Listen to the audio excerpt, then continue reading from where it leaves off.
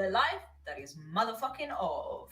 I've got another video for you guys today. If you've not read the title, today's video is me talking about a topic that I need to read again. I like this one.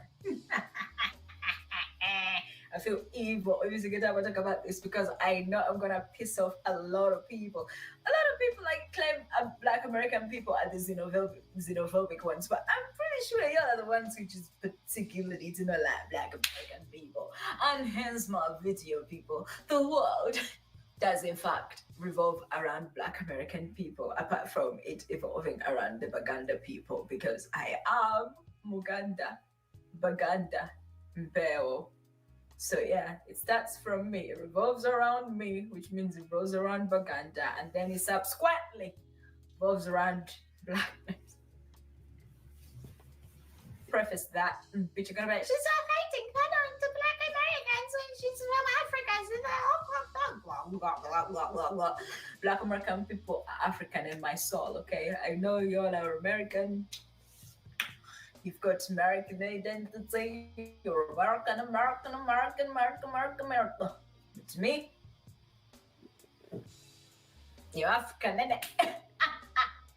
But that's my point of my video, is the world really does in fact revolve around Black American people. And when y'all say, Black Americans, do you know the world don't revolve around America? The world don't revolve around you.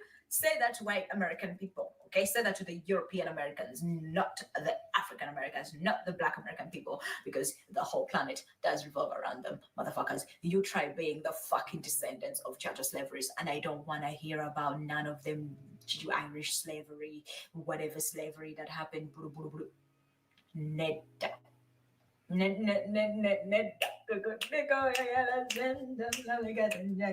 What I am going to say and further elaborate onto this, right, is most of us in this global universe, okay, in this global reality, in the world, we get to be at home, okay? And I do mean that. Yes, slavery did happen to Africa. It's my brothers, it's my cousins, it's my uncles, it's my aunts, it's my ancestors that got stolen from my land and got shipped to the whole planet. They got shipped to Jamaica, they got shipped to Spain, they got shipped to Asia, they got shipped every single where, and the huge majority of my ancestors ended up in the Americas, in the current USA. But don't mean that my brain and my body don't remember that those are my missing relatives. I feel that.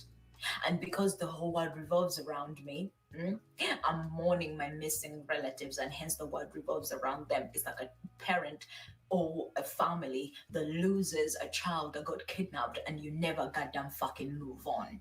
You forever mourn, and you forever feel like something in your life is missing because you want them back home, or you want to know that they're okay. You want them to tell you that they're okay. You want something. You want some retribution for the kidnap that got taken.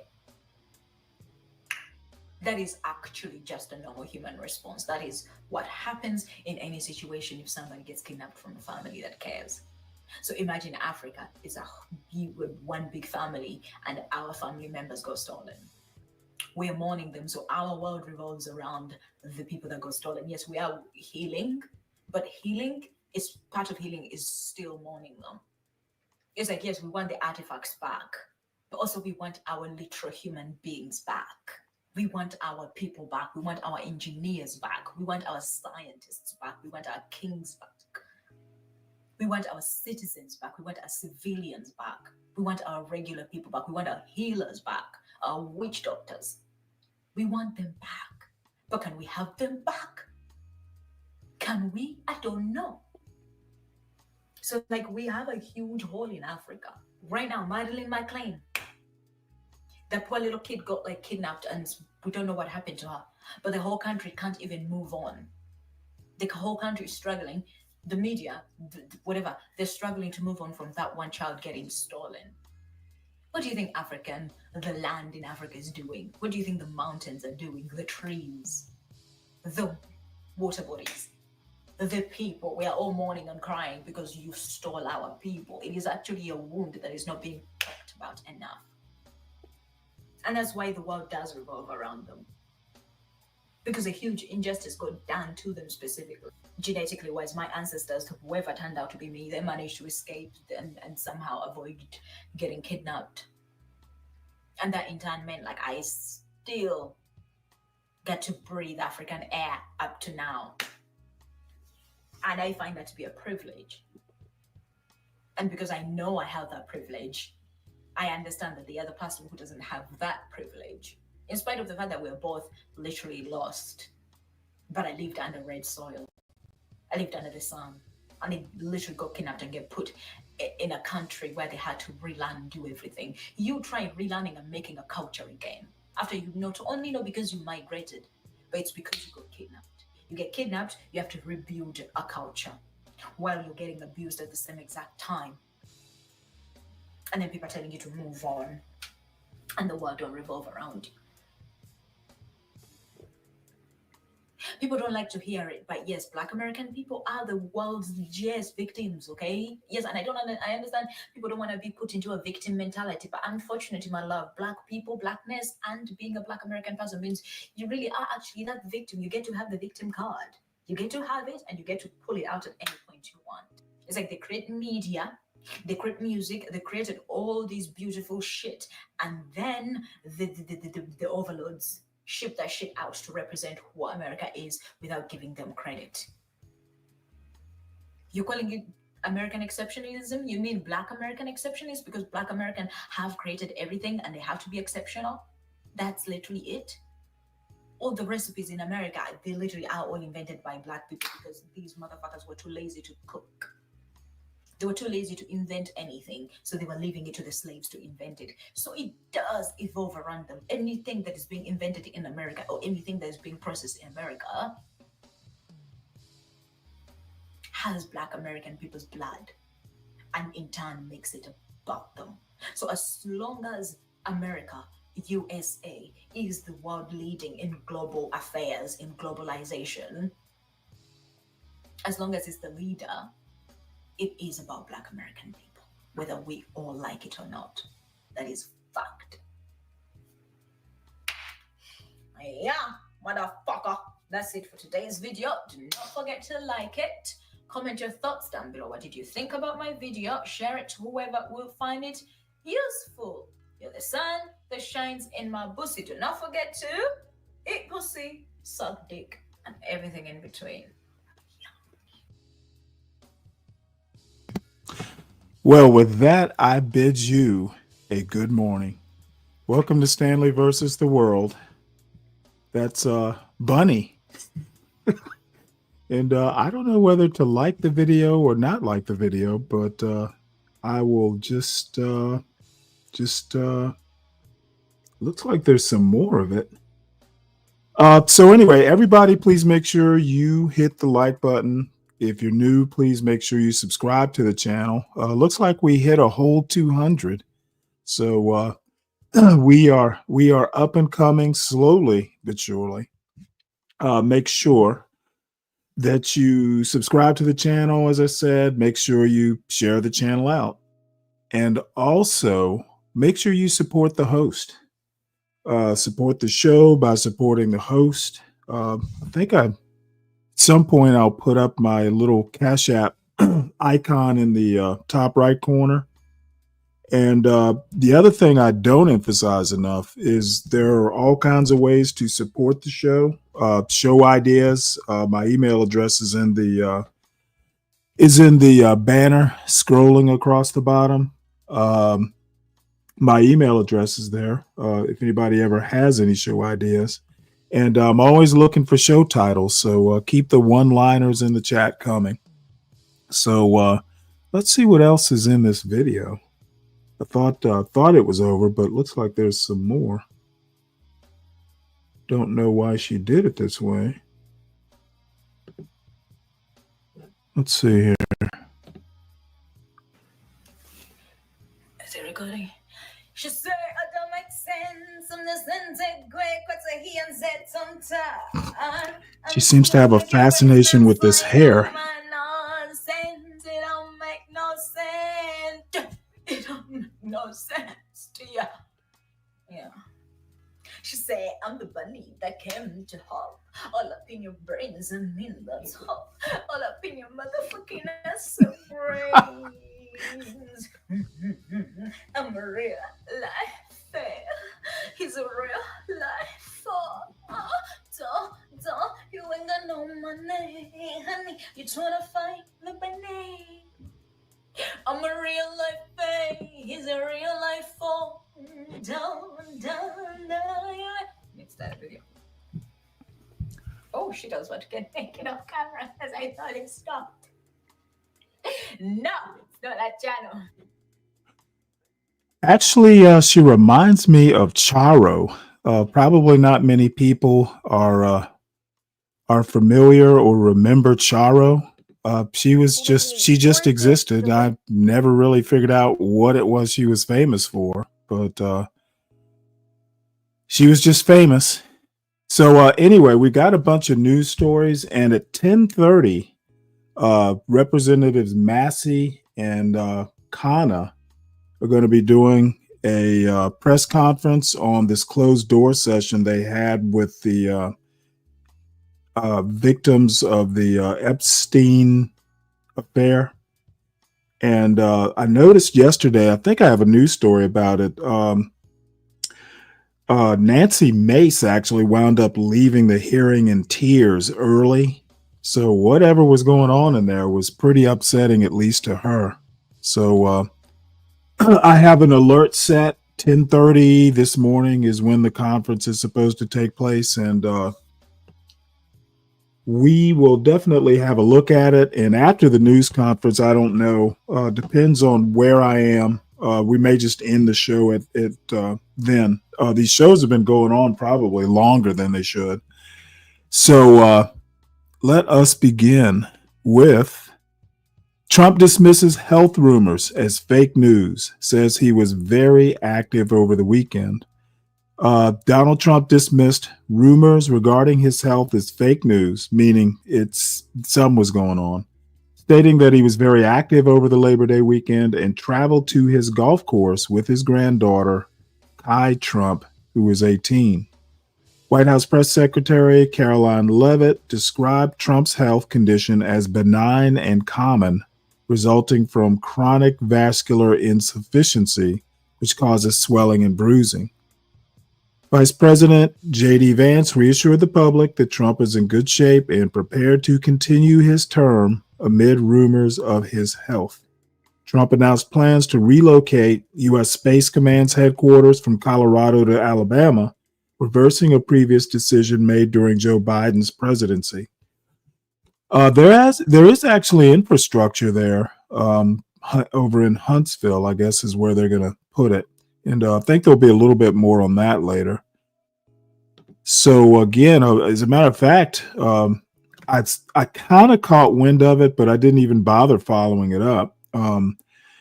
This headline says President Trump is alive. The internet was convinced otherwise. In the world of presidential health, distrust and speculation runs so rampant that even Mr. Trump's online assurance that he was fine was immediately explained away as part of a cover-up. Yeah, we are a nation of conspiracy theorists these days. President Trump is alive. The internet was convinced otherwise. This article is by Katie Rogers and read by an automated voice. President Trump had nothing on his public schedule for 3 days last week. He is often sporting a large purple bruise on his right hand, which he sometimes slathers with makeup. His ankles are swollen. He is the oldest person to be elected president. For a swath of hyper-online Americans over the long Labor Day weekend, all of this was explanation enough. The president was either dead or about to be. Mr. Trump's critics have speculated about his health for as long as he has been in national politics. And for his part, he has long declined to explain when and why he has sought out medical care, whether he was suffering from COVID or undergoing routine procedures. But there had never been a conspiracy wave as feverish as this one. On TikTok, influencers with legions of followers surmised that the White House was publishing old photos, suggesting that the president was being hidden from view. Reddit threads, one after another, were ablaze with commentary. On X, Posts shared by anonymous critics disseminating dubious reports picked up thousands of interactions and shares. There was so much conversation around the president's absence that Mr. Trump was asked to weigh in on Tuesday at his first official public appearance in a week. When asked by a reporter how he first learned that he was dead, Mr. Trump said that he was not aware of the rumors that he had died. Then he started speaking about those rumors at length, saying he had done media appearances, gone golfing at his Virginia club, and posted prolifically on his social media site. "I did numerous shows and also did a number of truths," Mr. Trump said during an appearance in the Oval Office, referring to his social media site, where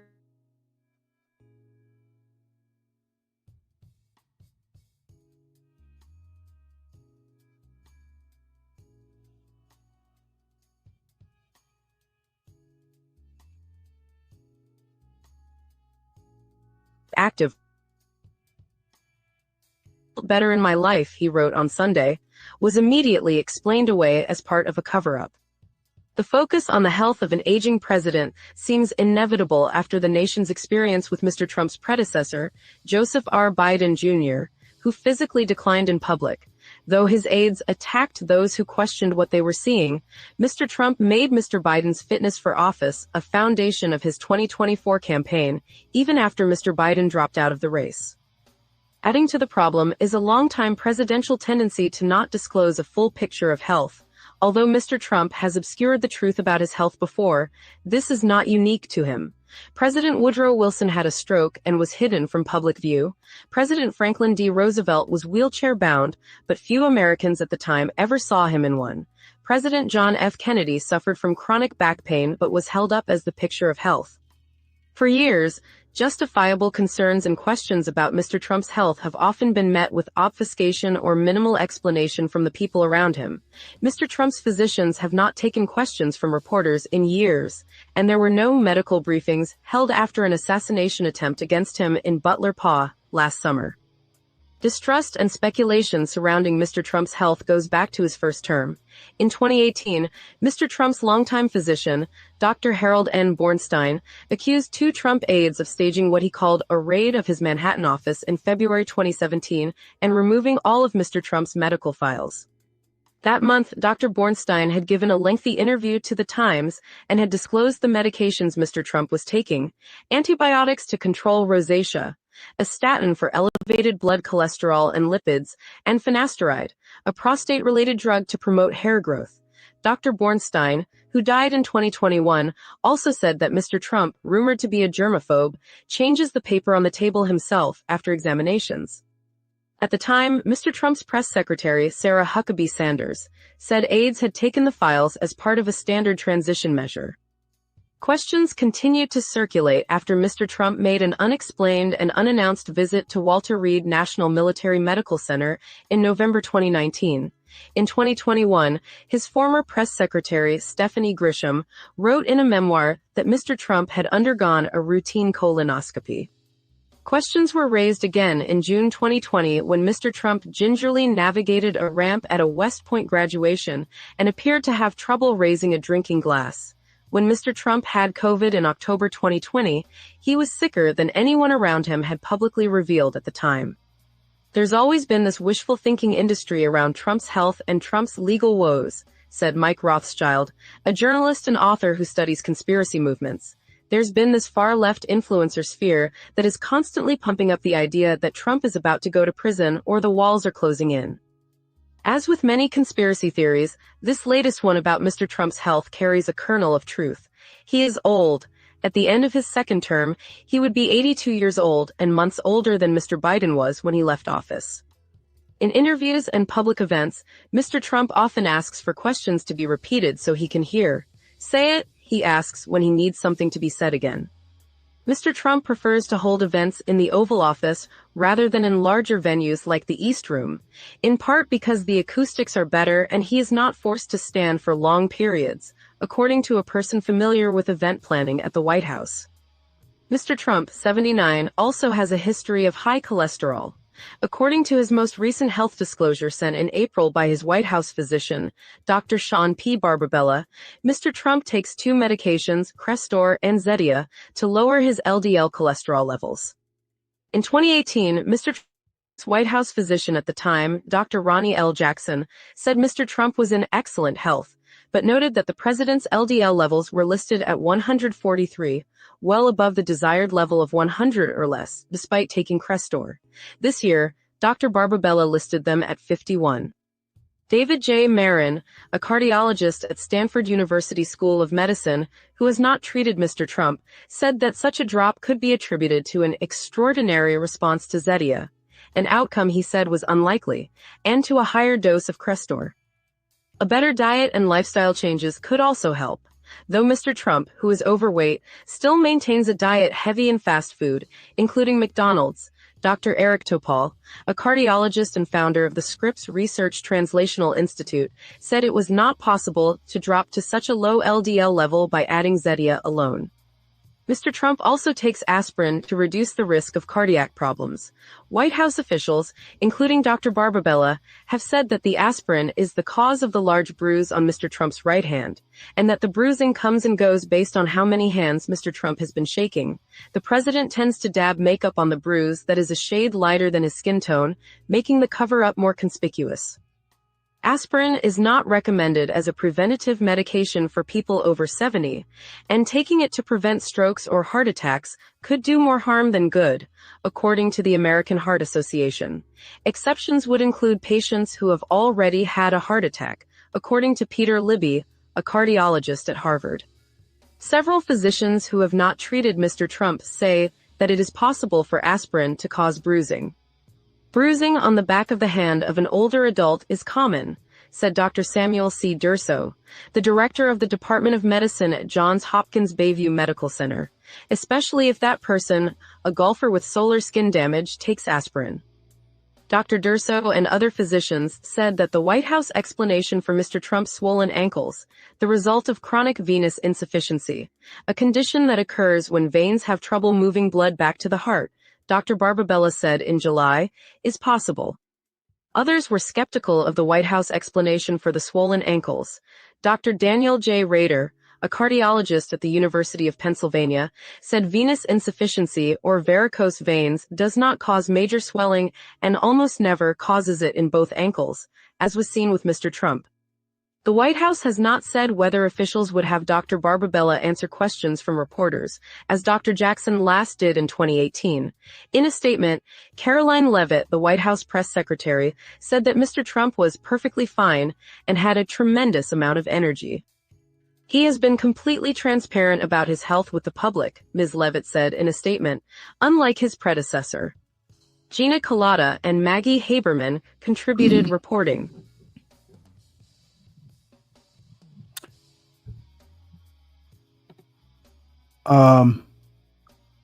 This next story is what I was talking about. This is Nancy Mace. She's a House of Representatives member from the Charleston area of South Carolina, and she's famous for talking about her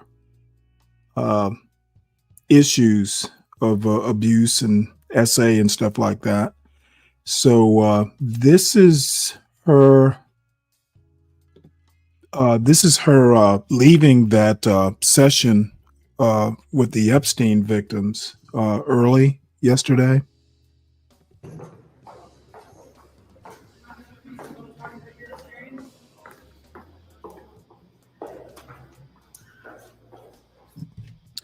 So it's a short clip, but yeah, she walked out in tears. So whatever was going on in there, we'll find out a little bit of around 10:30 today. We'll hopefully watch it on C-SPAN. So House committee releases first batch of Epstein documents. So let's hear about this. You're listening to House Committee Releases First Batch of Epstein Documents, a news story written by Katia Goba, Mariana Sotomayor, and Liz Goodwin, and read by an AI-generated voice.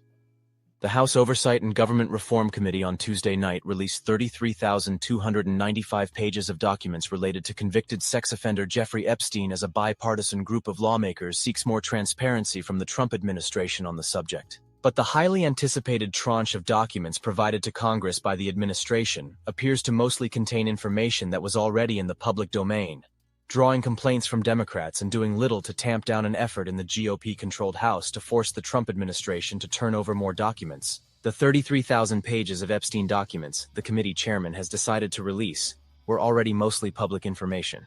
Representative Robert Garcia, California, the panel's ranking Democrat, said in a statement, "To the American people, don't let this fool you." House Oversight Chairman James Comer, Republican Kentucky, subpoenaed the Justice Department for the documents in August, and a statement from his office indicated he expected the department to continue producing records related to Epstein, while taking the proper care to redact personal information of victims and other unsavory material. A Washington Post analysis of the documents released by the committee found that at least 2/3 of them are court documents from various Epstein-related investigations and thus probably were publicly available already. Garcia said in a statement that 97% of the documents contained information the Justice Department and other law enforcement agencies had already disclosed. The only new disclosure, Garcia said previously, was fewer than 1,000 pages from U.S. Customs and Border Protection's record of flight locations of Epstein's plane from 2000 to 2014. Some of the documents released by the committee on Tuesday, including a flight log from the early 1990s, appeared to be more heavily redacted than one's Attorney General Pam Bondi released earlier this year. The first tranche appears to be largely in the public domain, so it doesn't feel like it's really the stuff that we should be putting out, said Representative Raja Krishnamurthy, Democrat, Illinois, a member of the Oversight Committee. "I'm glad they produced it, but let's get to the rest, ASAP." Krishnamurthy said victims of Epstein with whom the committee met privately on Tuesday said that all kinds of other files are out there that should logically be produced. Committee staff members said more material. We'll stop it here and go back to the article, that Nancy Mace article. But I was actually watching something an hour or so ago. There was an interview with the victims, which I'm not going to bother to show because it was, I don't know, I don't know that it's actually worth watching. Nothing revelatory came out, except that apparently, there was a veiled threat by one of the victims that said, "Hey, you know what? If Congress won't do it, or the White House," they said they would just put their heads together and come up with their own list and release it. And I wish they would go ahead and do it anyway. What's to stop them? I'm sure there would be lives in danger if they decided to do it. But I think that was a pretty effective and veiled threat. If y'all won't do it, we have the information. We will do it. And that's one thing you do not want because you won't be able to control private citizens. So this is, we're going back to that Mace leaves meeting with Epstein victims visibly upset. Representative Nancy Mace, Republican, South Carolina, on Tuesday left early from a House Oversight and Government Reform Committee meeting with victims of the late sex offender Jeffrey Epstein, appearing visibly upset when she emerged from the committee room. Mace wiped tears from her face and averted reporters' eyes as she walked past them, signaling she would not be taking questions. Mace, who's spoken publicly about her experience as a sexual assault survivor, addressed her early departure in a post on social media shortly thereafter, saying she had a full-blown panic attack when listening to victims recount their experiences. Since it's already being reported, yes, I left the oversight briefing with Epstein victims early, Mace wrote on the social platform X. As a recent survivor, not 2 years in, I had a very difficult time listening to their stories, she continued. Yeah, well, again, hopefully we'll catch that press conference. We'll switch gears. This is interesting. I talked a while ago about a bunch of immigration judges being terminated, and there was already a shortage of these types of judges. So the president's idea is to get military lawyers to backfill as immigration judges. Interesting idea, except military lawyers aren't necessarily trained in immigration law.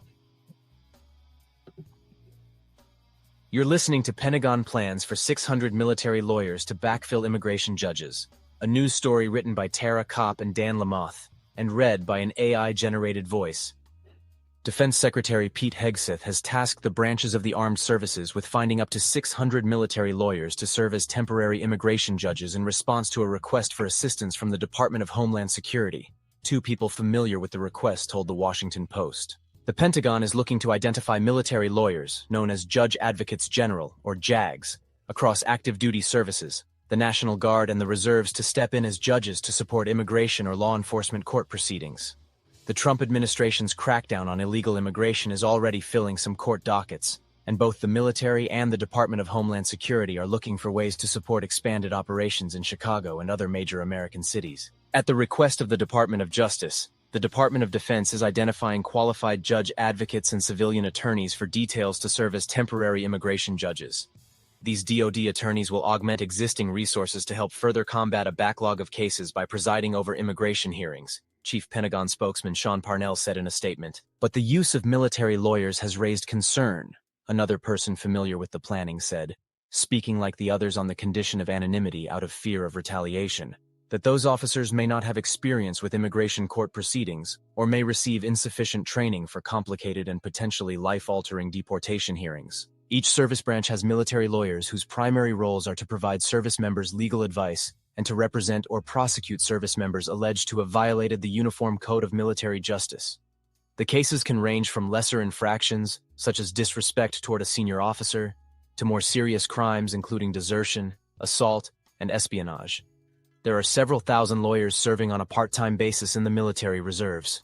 It was not immediately clear how many JAGs there are in the active duty forces. Since the earliest days of his second term, Trump has leaned on the military to carry out his immigration policies, including sending thousands of troops to secure and patrol militarized zones along the border, building temporary facilities on military bases to hold detained people, using military aircraft to fly deportees out of the United States, and deploying National Guard troops for immigration enforcement raids in Los Angeles and Washington.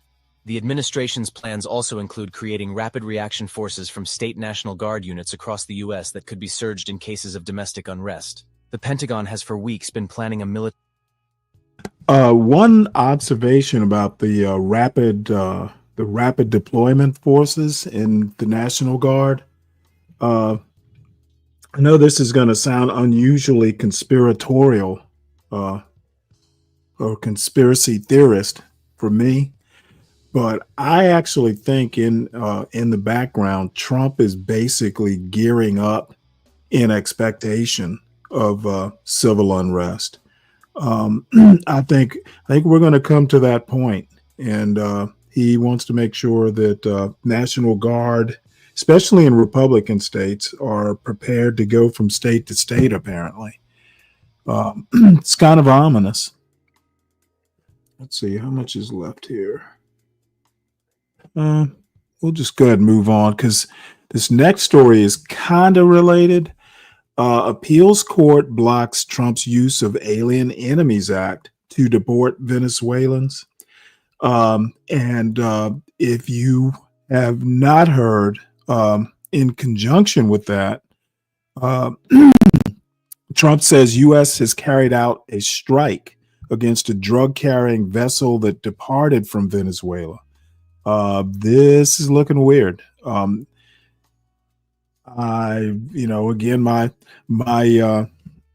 my conspiratorial antenna are kind of raised here. Funny that we're sending warships off the coast of Venezuela. And the Venezuelans, we are not allowed to use the Alien Enemies Act to deport these Venezuelans. Generally, the Alien Enemies Act has been used during wartime. So let's see, warships off of Venezuela Court blocks deportation under Alien Enemies Act of Venezuelans.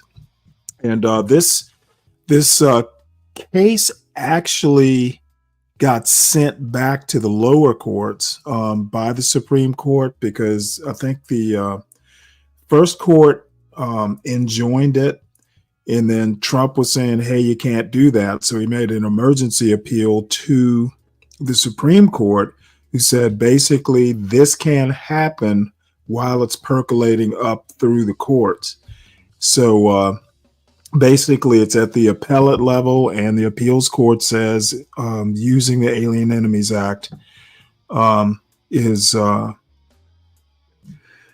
well, if not unconstitutional, it doesn't fit. The Alien Enemies Act doesn't provide the legal equipment to support this deportation. So it's going to wind up back in front of the Supreme Court, and I can guarantee you the Supreme Court is going to just go, hey, go ahead and do it. And I actually do have a video, an interview that Ezra Klein of the New York Times did on the topic of the Supreme Court and enabling an imperial presidency. Don't know if we'll get to that today, but we will get to it at some point. So I want to play a little bit of this story. Appeals court blocks Trump's use of Alien Enemies Act. Appeals court blocks Trump's use of Alien Enemies Act to deport Venezuelans. This article is by John Yoon and Francesca Regalado and read by an automated voice. A federal appeals court late Tuesday blocked President Trump from using an 18th century wartime law to quickly deport a group of Venezuelans, rejecting the administration's argument that the migrants were part of an invasion of the United States. The Trump administration has said the migrants are members of Tren de Aragua, a violent gang with roots in Venezuela.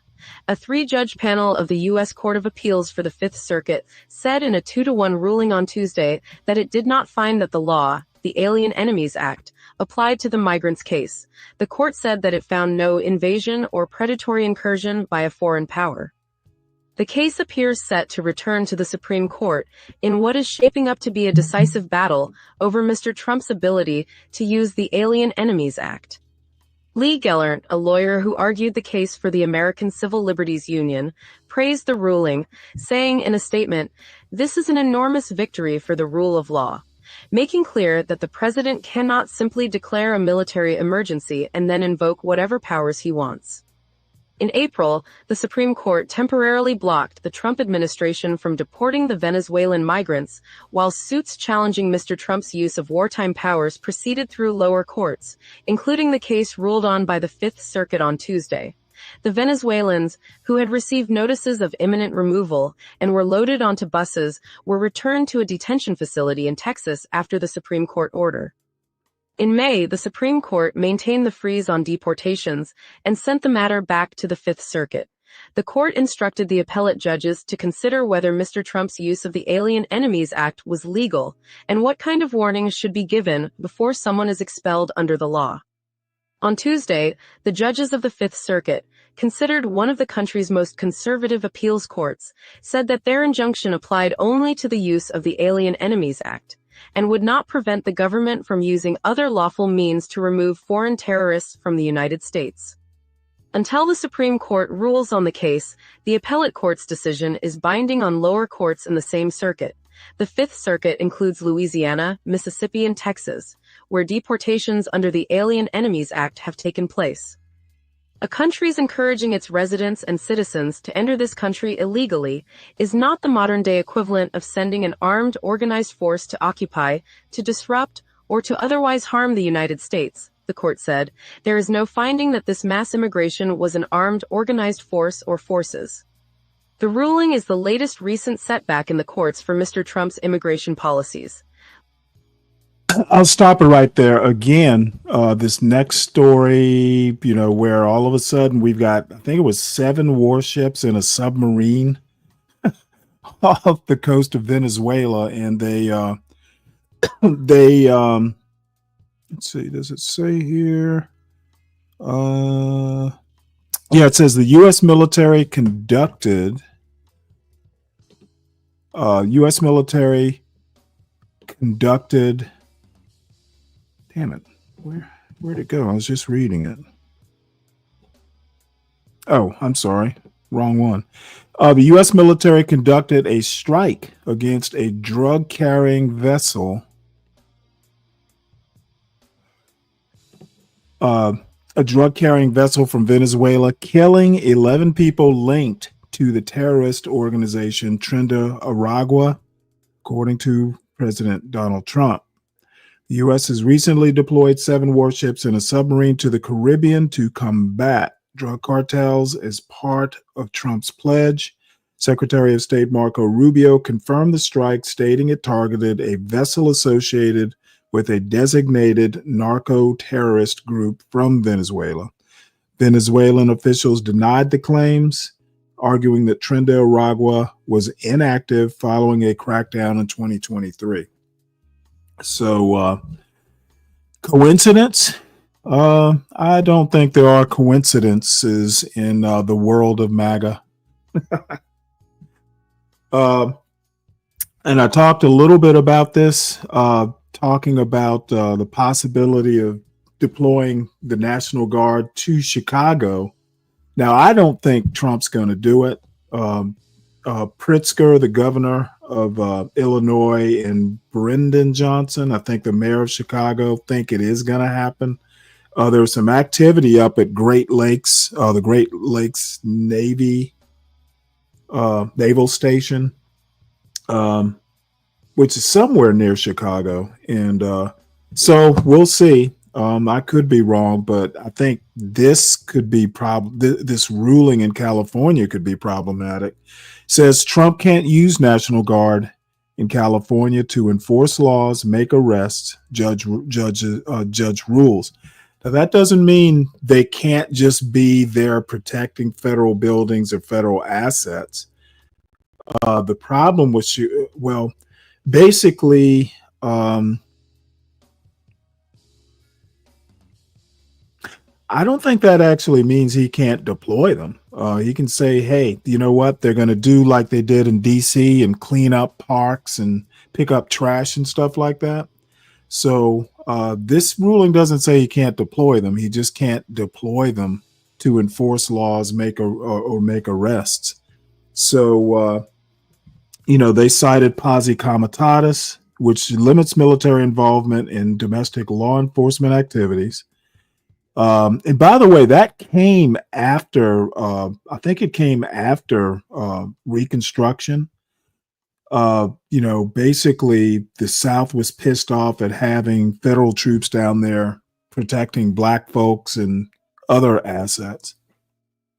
So it says here, Governor Newsom and Senator Alex Padilla both welcomed the ruling, emphasizing that the use of military personnel for law enforcement is illegal. The judge's ruling stated that the troops engaged in police functions and violated the law during protests and immigration raids in Los Angeles. So they were there illegally, basically. Ruling is effective on September 12, but around 300 National Guard troops will remain in Los Angeles to protect federal agents. So they will remain deployed, but they won't be doing police functions, which, you know what? That's a good enough way to get around it. And speaking of these immigration and deportation activities, this story here is amazing. Let's play this. I couldn't believe it when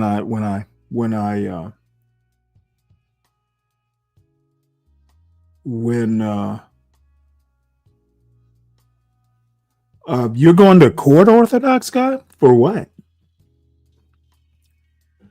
Hopefully nothing serious. Let's play this story right quick. We're going to start with breaking news. We've been tracking this for you over the last hour or so. Oh, wait, no, that's not it. I thought this, I'll just read it. Oh, there it is. over a deadly crash on the 110 freeway. This is near Florence Avenue in South LA. The LA Fire Department says it was a crash between a car and a motorcycle. We know one person is dead. Another person was taken to the hospital, but their condition Well, let's is see if they unknown. get As to the we zoom story out after from this. crash here, you can imagine a SIG alert for the southbound lanes of the 110 has been issued because, yeah, traffic is expected to be backed up for the next couple of hours. So if you're having to drive in the area or you have friends in the area, just warn them to slow down because this is going to take some time to get it cleared out and cleaned before they can reopen.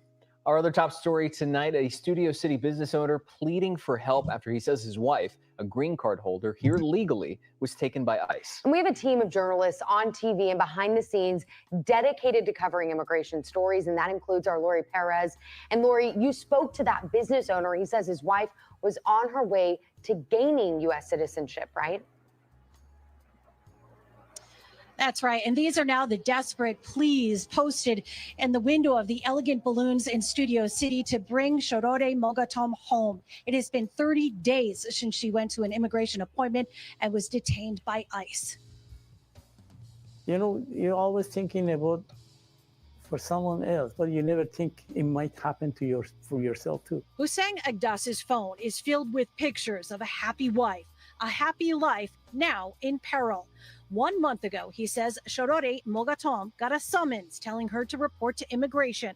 So she went, thinking it was a ceremony for those like her who'd recently passed their citizenship test. Instead, ICE agents took the 55-year-old, originally from Iran. Yeah, that's what I can't figure. She had passed her citizenship test. I don't get this. Into custody, and Agdas has not seen her since. I know this is not fair. I know it's not fair, but she didn't do nothing wrong. She didn't kill anyone. She didn't rob the bank. She didn't do nothing. She doesn't have no parking tickets. Owners of a popular balloon shop in Studio City, the couple is usually inseparable. It's like a Romeo and Juliet. Honestly. Like Agdas, who came here in 1977, he says his wife was persecuted in Iran for being of the Baha'i faith. She entered the U.S. 10 years ago legally and got a green card. Now she's in a detention center in Arizona, where he says she stopped taking insulin for her diabetes because she had a bad reaction. And when she calls once a day on a supervised line, Agdas says she is lost. One time she was talking to me, I felt she might commit suicide because she was so down. Any conversation like that is hurt me because she desperately needs something. Nearly 100 people have stopped in to sign a petition asking Congressman Brad Sherman for help. Taxpayers, they own a business, they're beloved in the neighborhood. This is wrong. Mogatom has an attorney in Arizona, but if she's not out in a month, she says she'll self-deport. That's how bad it is. Agdas won't go back to Iran, but he will leave the U.S. and says they'll go somewhere safe together. Would it break your heart to leave your business? Of course. I like my neighborhood. I like here. This is my country now. I don't feel I came from Iran or because of this my country. No, this is my land, my country. I used to believe pray, and now this situation happened. I lost my feeling about the prayer. We did try to get clarification from immigration officials about this case, but have not yet heard back. We're live in Studio City. I'm Lori Perez. Back to you. Well, I also he also said, because I read the article that accompanies the video, he said that if they deport her, he's gonna self-deport himself. He's not, wherever his wife winds up is where he's gonna wind up. So we lose a business owner and a taxpayer. It's like I said, I don't have a problem with the goals. I do have a problem with the method. And, the idea that U.S. citizens are going to be hurt in this deportation process is unacceptable under any circumstances, and exceptions should be made and liberally made. And this is going to come back to burn old Trump. And all I have to say is it is obvious that Trump has a limited shelf life, as all elderly people do, myself included. Is this how you want to go out? So next story, kind of related. Bowser to provide indefinite coordination with federal law enforcement. Basically, she signed an executive order on basically saying, hey, local police forces are to cooperate with federal law enforcement. So that's that. I do not know how black conservatives or conservatives who happen to be black don't know if they have much to complain about now. Protect your home and auto by bundling them with Progressive, and you'll have a little less to worry about. Goddamn But we know you'll find other things to work. This is bad. Oh, well, at least you protected your home. To provide indefinite coordination with federal law enforcement. A news story written by Emily Davies, Natalie Allison, and Megan Flynn, and read by an AI-generated voice. D.C. Mayor Muriel E. Bowser, Democrat, on Tuesday ordered indefinite coordination between the city and federal law enforcement officials, a powerful indication of her willingness to cooperate with President Donald Trump's effort to take over public safety in the capital city. Bowser issued an executive order that requires local coordination with federal law enforcement to the maximum extent allowable by law within the district. The order gives no expiration date. By law, Trump's federalization of the D.C. police force lasts 30 days and is set to expire next week. Bowser's announcement may quell any showdown over what happens after that deadline passes by authorizing continued coordination between the city and federal authorities. In a statement on social media, Bowser said that her order would provide the pathway forward beyond the presidential emergency. She has previously said that because of the federal government's authority over the district, D.C.'s unique status under the U.S. Constitution gives Congress ultimate say over city laws and budgets. She can get more done by working with Trump on their shared priorities. The Democratic mayor's olive branch to the president reflects her approach to the unprecedented incursion into local affairs. In the past month, Trump has federalized the local police department, ordered National Guard members to flood the streets, and deployed U.S. Immigration and Customs Enforcement agents. We probably don't need that recap. They are also helping beautify the city by picking up trash and spreading mulch. Our tax dollars at work. I mentioned earlier that Trump announces that Space Command is moving from Colorado to Alabama. I wonder if they're gonna create a space academy. There's a military academy, there's a naval academy, there's an Air Force academy. Will there be a space academy? Kind of like, isn't there like a Starfleet academy? Maybe they'll call it the Starfleet Academy right there in Alabama, and then we'll have a whole campus full of space cadets. I hope. I would support that move. So it says U.S. Space Command headquarters will relocate from Colorado to Huntsville, Alabama, as confirmed by President Donald Trump during an announcement at the White House. The move will create approximately 30,000 new jobs in the region, enhancing both the local economy and national security. I'm sure it will. Alabama Governor Kay Ivey and U.S. Representative Mike Rogers praised the decision, highlighting Huntsville's infrastructure and ties to the defense sector. Opposing views have emerged, with Colorado Governor Jared Polis stating that the relocation would weaken national security and inconvenience military families. That military family stuff isn't gonna fly. Military families move around all the time. I'd imagine they're used to it. Colorado doesn't like you.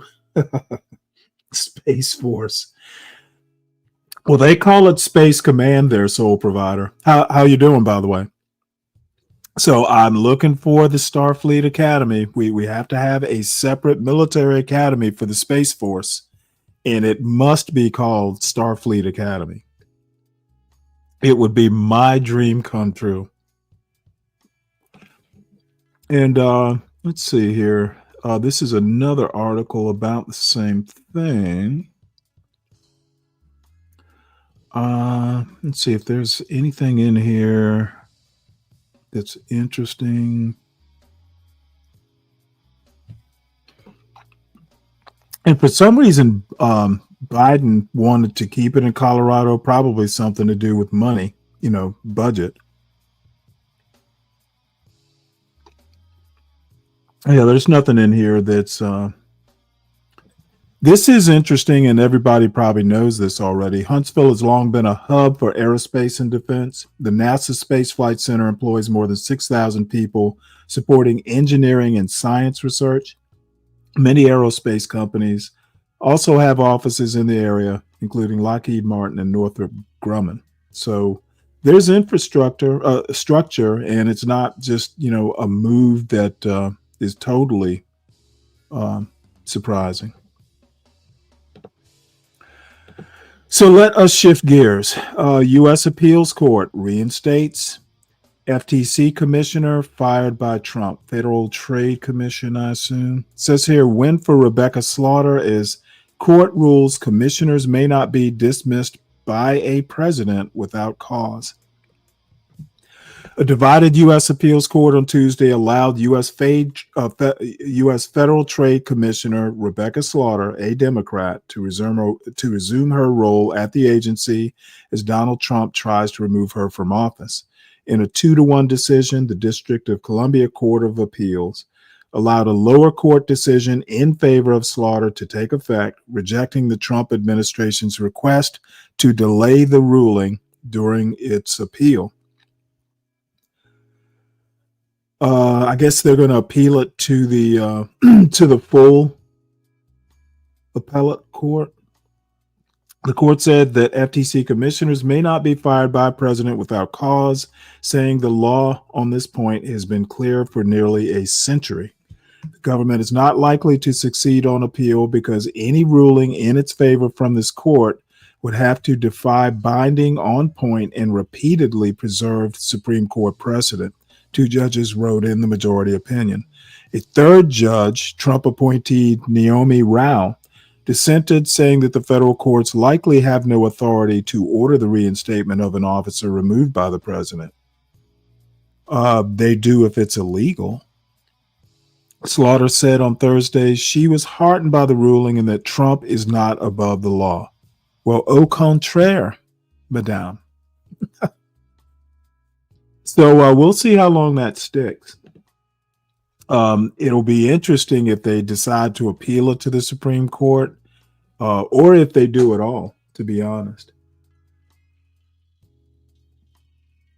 You know what, Fatty? I thought they reversed all those VA employees, or brought them back because they actually couldn't do without them. Like the VA might be the only agency that I know of that actually wasn't that affected by the firings.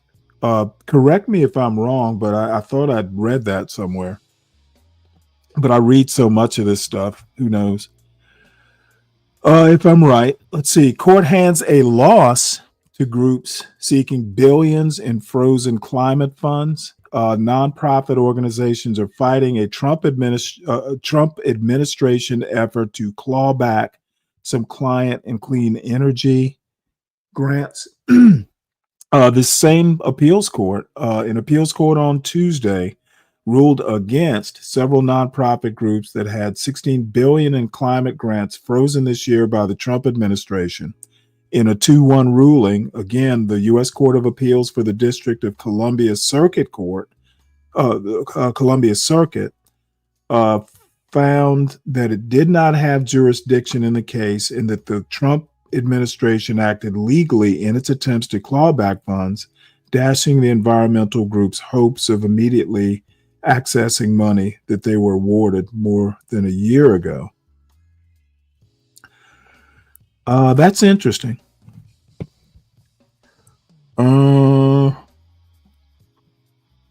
The money was frozen at the Trump administration's request after Lee Zeldin, the EPA administrator, suggested that the grants were vulnerable to fraud. A lengthy legal battle ensued. I think I understand why, if the EPA is the arbiter of, where the money goes, I can see why the courts would say they don't have jurisdiction.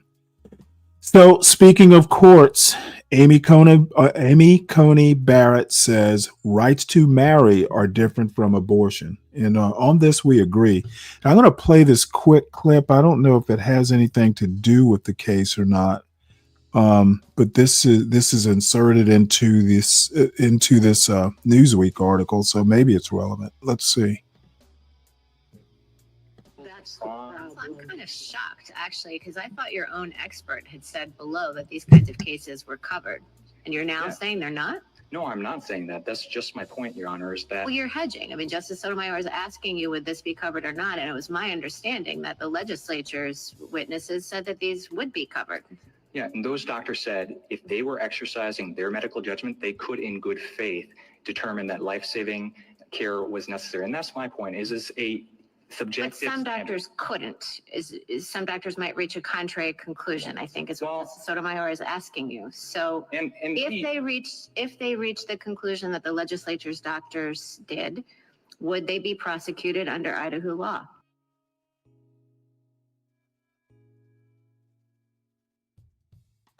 We'll just read the article because that didn't really do much other than hear her talk about some Idaho abortion matter. It says here, Supreme Court Justice Amy Coney Barrett reveals in a forthcoming book why she voted to overturn Roe v. Wade in a landmark 2022 ruling that gutted the constitutional right to abortion. Barrett, who was President Donald Trump's third Supreme Court appointee, writes that the moral debate over abortion sets it apart from other protections like the right to marry that have more widespread public support, according to a copy of the book reviewed by CNN. The justice's comments in listening to the law, I guess that's her book, come as the Supreme Court has been asked to decide this fall whether to overturn its 2015 ruling in Obergefell versus Hodges, which legalized same-sex marriage.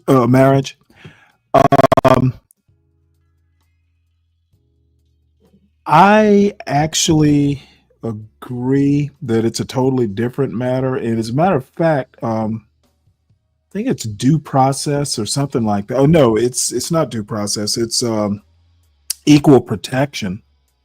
I agree that abortion is different than marriage, and specifically, the Supreme Court has been asked to grant a writ of certiorari, basically to hear the case. Kim Davis, I think the lady's name was, some city clerk or something in some town in Kentucky years ago, probably 10 years ago now, refused to issue marriage licenses to same-sex couples because of religious reasons, religious grounds. And she was basically, it was a civil case where these people basically sued her, and they were awarded like $100,000 in court costs and court costs. And she wants the Supreme Court to overturn specifically the liability, but she also goes farther and asks to overturn Obergefell. And my prediction is if they take the case at all, which there is no guarantee, I wouldn't take the case. I don't know why they would just take the case and overturn just the damages.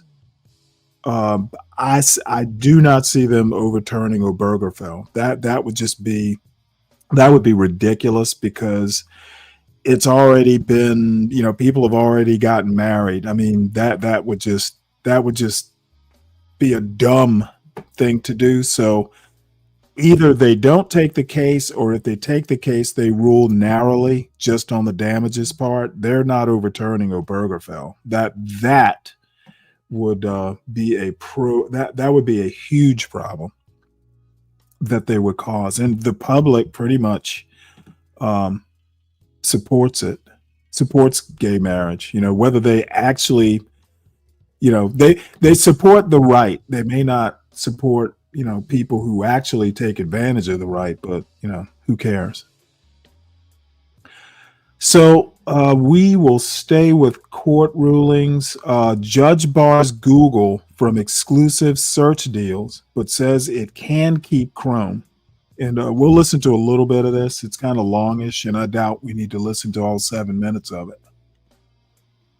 With Progressive, it's easy to reach customer service with our app, website, chat, or by phone. Because when getting help is hard, it's not help at all. Little help. A little help over here. Thank you for calling Bench Press Assistance. What? Due to excessive gym volume, all available spotters are currently lifting heavy weights off the chests of other bench pressers. Seriously? Please continue to hold, and we will remove the barbell from your chest in the order in which your cry for help was received. Getting assistance should be easy. With Progressive, it is. Progressive Casualty Insurance Company and Affiliates. You're listening to Judge bars Google from exclusive search deals, but says it can keep Chrome, a news story written by Eva Doe and read by an AI-generated voice.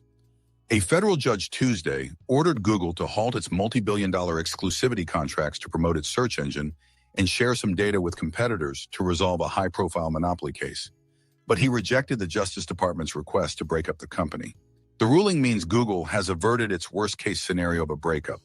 While the company can still make payments to device manufacturers to preload Google search, Judge Amit P. Mehta of the U.S. District Court for the District of Columbia said Tuesday the company can no longer require exclusivity. Mehta also ordered Google to share certain search index data with some of its rivals, but he turned down the Justice Department's request that the company present users with a choice screen to make it easier for them to pick a different search engine. Despite Google's economic power, Mehta wrote, courts must approach the task of crafting remedies with a healthy dose of humility. This court has done so. Meta's restrained ruling was a marked setback to government efforts to aggressively rein in the giants of Silicon Valley. Google's stock jumped more than 7% in after-hours trading. The Google search monopoly case has been closely watched as the first of multiple antitrust rulings awaiting big tech firms. The Justice Department also has filed a monopoly lawsuit against Apple, and the Federal Trade Commission has challenged allegedly anti-competitive behavior at Meta and Amazon. The rapid advances in AI have loomed over the case. The U.S. government argued that heavier restraints on Google are necessary to prevent it from extending its monopoly power to AI, while the company said it faces a stiff rivalry from new AI applications such as ChatGPT. The judge's prohibition on exclusivity deals extends to Google's Gemini AI assistant. Meta wrote that he had considered the risk of the internet giant leveraging its search monopoly to gain unfair advantage in the emerging AI sector, even as it brings an influx of fresh competition. The emergence of Gen AI, generative AI, changed the course of this case, Meta wrote. For the first time in over a decade, there is a genuine prospect that a product could emerge that will present a meaningful challenge to Google's market dominance. Google issued a brief statement in a blog post Tuesday that also referenced the AI boom. Today's decision recognizes how much the industry has changed through the advent of AI, which is giving people so many more ways to find information. This underlines what we've been saying since this case was filed in 2020. Competition is intense and people can easily choose the services they want, Google head of regulatory affairs Leanne Mulholland wrote. Mulholland added that the company has concerns about the requirements to share search data with rivals and that they were reviewing the decision. Google is still appealing the original decision that found it was an illegal monopoly. Meta ordered the remedies to be in place for 6 years, splitting the difference between Google's request of 3 years and the Justice Department's request for 10 years. He told the two sides to meet and submit a revised final judgment consistent with his opinion by September 10th. Abigail Slater, Assistant Attorney General for the Justice Department's Antitrust Division, said in a post on X that her team is weighing its options as it considers whether the judge's orders go far enough. Markets should be free, not manipulated or regulated by digital tyrants. This is the American way, she wrote. President Trump directed us to make America competitive again, and that's what we are doing. Tuesday's order followed a landmark ruling in August 2024 when Meta determined that Google's online search business was an illegal monopoly. Hearings on what changes Google should be required to make to restore open competition to the sector took place in the spring, with prosecutors calling for breaking up the company through the forced divestiture of Google's Chrome browser. Yeah, I'll stop it there. Basically, they can't do exclusive deals, but they can keep Chrome. That was the big deal. The government's looking to break Google up, and apparently that's not going to happen, at least as of now. So, and we'll stay with a little bit of technology here, and I don't even know that I'm going to bother getting too deep into this, but according to this article, it's a New York Times article, how Elon Musk is remaking Grok in his in his image. Mr. Musk said he wanted XAI's chatbot to be politically neutral. His actions say otherwise. And they just make a difference. A question they asked to Grok 3 and then asked to Grok 4 about the woke mind virus. I guess they asked, what is the woke mind virus? And the response from Grok 3, the woke mind virus is often exaggerated. And Grok 4 says the woke mind virus poses significant risks. I don't even know. I don't even think there's such a thing as woke, to be honest. But, whatever. Let's see. What else do we have? What is next? This is interesting. Nearly 70% of Americans doubt hard work leads to economic success. This is a Wall Street Journal, and I don't know what NORC is.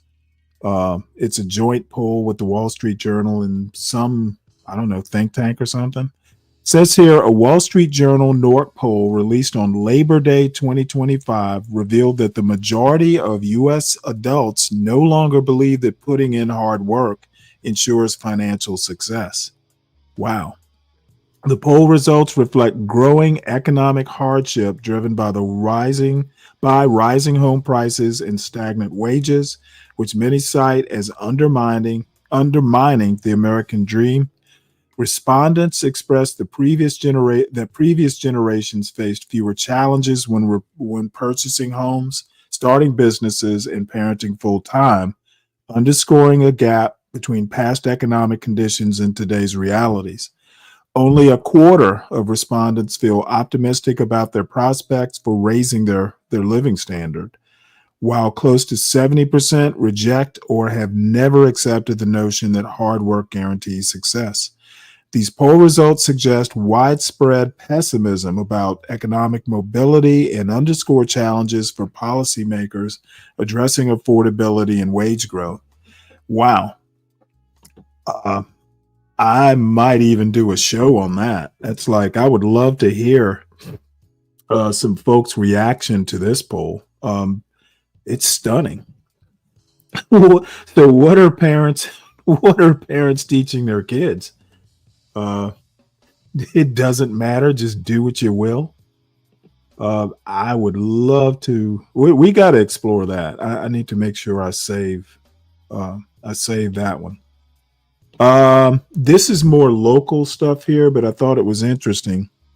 Court fines Fulton, as in Fulton County, Atlanta. Fulton County is the county that houses Atlanta. Court finds Fulton board after Democrats block appointment of election deniers. MAGA, essentially. A state judge ruled to hold the Fulton County, Georgia Board of Commissioners in civil contempt after two Democrats blocked the appointment of two Republican election deniers to the Board of Elections. Well, they might have a point. You can't have election deniers on an election board.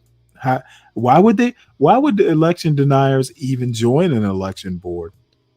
The Board of Commissioners was ordered to pay a fine of $10,000 a day beginning Friday until it appoints Julie Adams and Jason Frazier, the Fulton GOP's nominees, to the County Board of Elections. Last week, the two Democrats on the Board of Commissioners voted against appointing Adams and Frazier to the Board of Elections, despite a recent court order that ruled it did not have the authority to reject the duo's nomination. The Board of Commissioners appealed the court's ruling, but the request to temporarily pause the order was denied, though the appeal will continue to move forward. Only 4 of the board's 7 commissioners were present at last week's vote, resulting in a 2-2 deadlock vote in appointing Adams and Frazier. District 3 Commissioner Dana Barrett and District 4 Commissioner Mo Ivory, both Democrats, voted against appointing the duo, citing their long history of election denialism and attempts to undermine democracy as reasons for being unfit to serve on the board. It's not about partisan politics. It's about ensuring our Board of Elections are held to the highest level of accountability and that our elections are fair, Ivory said before the vote. They're election deniers, and they're doing everything they can to undermine faith in our elections, Barrett added. I think that's a valid point. In response, the Fulton GOP asked a state court to hold Barrett, Ivory, and the 3 other Democrats on the board who missed the vote in criminal and civil contempt, though the Fulton GOP asked the court to impose up to 20 days of imprisonment for the 5 board members in addition to fines. The court ruled to only impose fines. It's good to see the courts not bowing to the Republican Party's authoritarian thirst. Fair Fight CEO Lauren Groh-Wargo said in a statement, "Let's be clear, the GOP is trying to criminalize democracy itself, demanding elected officials be held in criminal contempt and face jail time for doing their jobs." Oh boy, what a mess. This is just right up the road. I'll see if I can't remember to follow this story. And again, this is a fine newsletter called Democracy Docket. Let's see, what else do we have here? Israel plans for operation to seize control of Gaza City.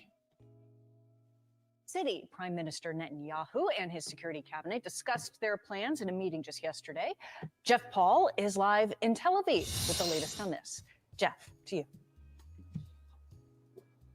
Well, yeah, Molly, it has been more than 2 weeks since Hamas has reportedly accepted the terms of a new ceasefire agreement. And in that time, the Israeli government has yet to officially respond one way or another. Instead, their focus has been on this new IDF mission to enter and eventually take over Gaza City. And that was certainly a topic of discussion during last night's Israeli security cabinet meeting. Israeli forces continue to build up in the areas surrounding Gaza City as soldiers prepare to carry out an operation to seize the heavily populated city.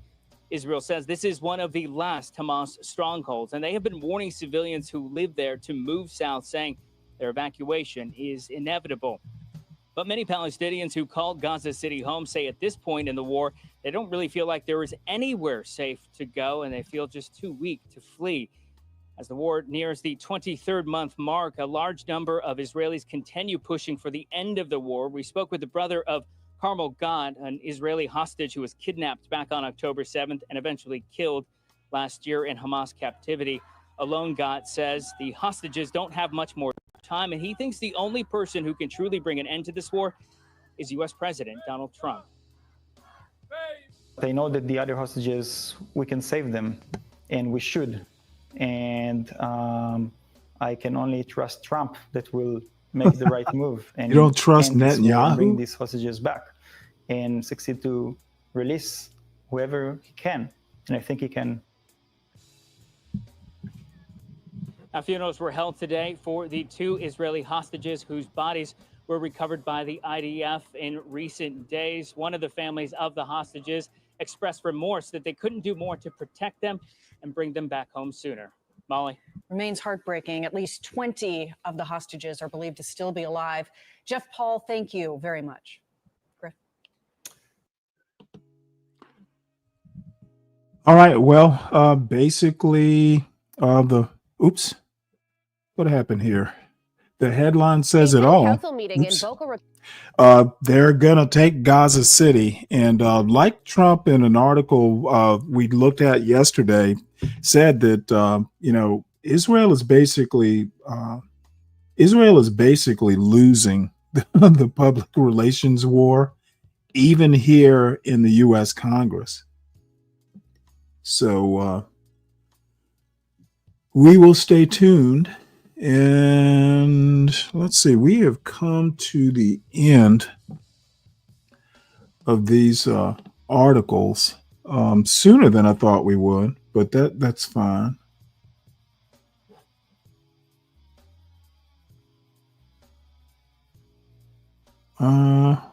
What are we going to do?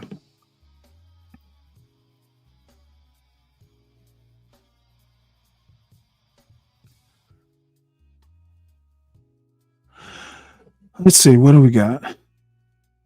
I was hoping this Pritzker press conference was happening now, but apparently it's not yet. I talked a little bit about that. See, gonna find it. That podcast talking about the Supreme Court.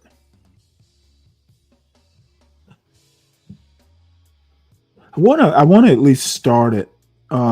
This podcast is called "The Supreme Court is Backing Trump's Power Grab," and even though it's Ezra Klein's podcast, which I'm not the biggest fan of Ezra Klein sometimes, but the topic is probably worth looking at. Asserting a level of nearly autocratic power that his predecessors certainly did not think they possessed. I released an essay called "Don't Believe Him." What the Trump administration wants is to keep everything moving fast. Muzzle velocity. If you're always consumed by the next outrage, you can't look closely at the last one. Then the impression of Trump's power remains, and the fact that he keeps stepping on rakes is missed.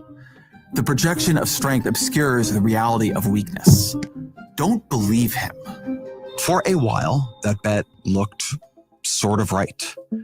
Trump was getting stopped in the courts.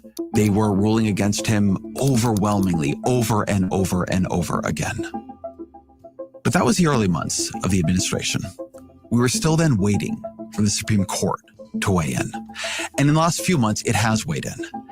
And it has weighed in overwhelmingly for Donald Trump and the powers he seeks. And the Supreme Court's allowing the Trump administration to slash hundreds of millions of dollars in research funding. Allowing Trump to revoke protected status for thousands of Venezuelans. Allowed the president to move forward with his plan to carry out mass firing, mass layoffs. Will allow the Trump administration to enforce a ban on transgender service members. I guess the good news here is that maybe we're not going to have the constitutional showdown many feared. But the bad news is it's because Trump is getting what he wanted.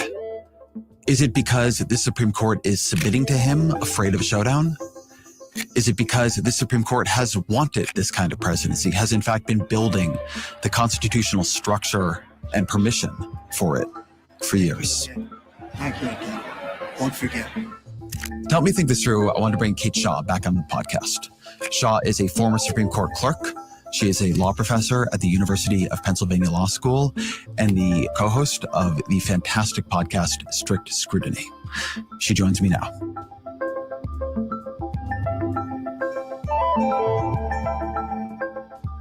Kate Shaw, welcome back to the show.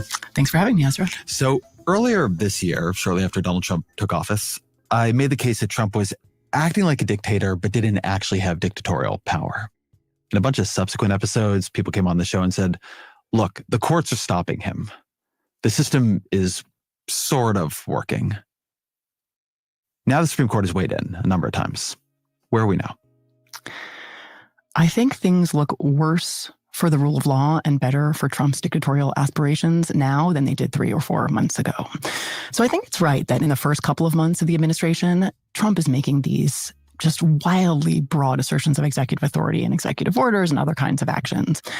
And he is running into the kind of buzzsaw of the lower courts applying settled doctrine, reading the Constitution and statutes and saying like, no, you can't do that. That's not how any of this works.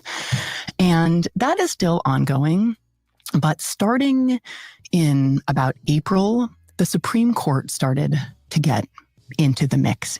And in a series of rulings, actually 16 in a row, the Supreme Court has sided with Trump and against challenges to Trump and against lower courts that have ruled against Trump, in this wild streak of victories for Trump that have largely happened under the radar because they are happening on the shadow docket. Can you say what the shadow docket is? Sure. So people are most familiar with the Supreme Court's work on what we call the merits docket. So those are cases the court decides it's going to take.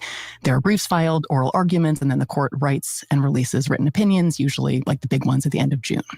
That's the merits docket. The court also does a lot of work on what we call the shadow docket. And some of that is like pretty trivial stuff, how much time people are going to get in oral arguments and things like that. But increasingly, parties have come to the Supreme Court asking for emergency relief, usually because they've been ruled against by the lower courts. And the court, often in the dead of night, often without any reasoning or written opinion at all, disposes of these requests for emergency relief.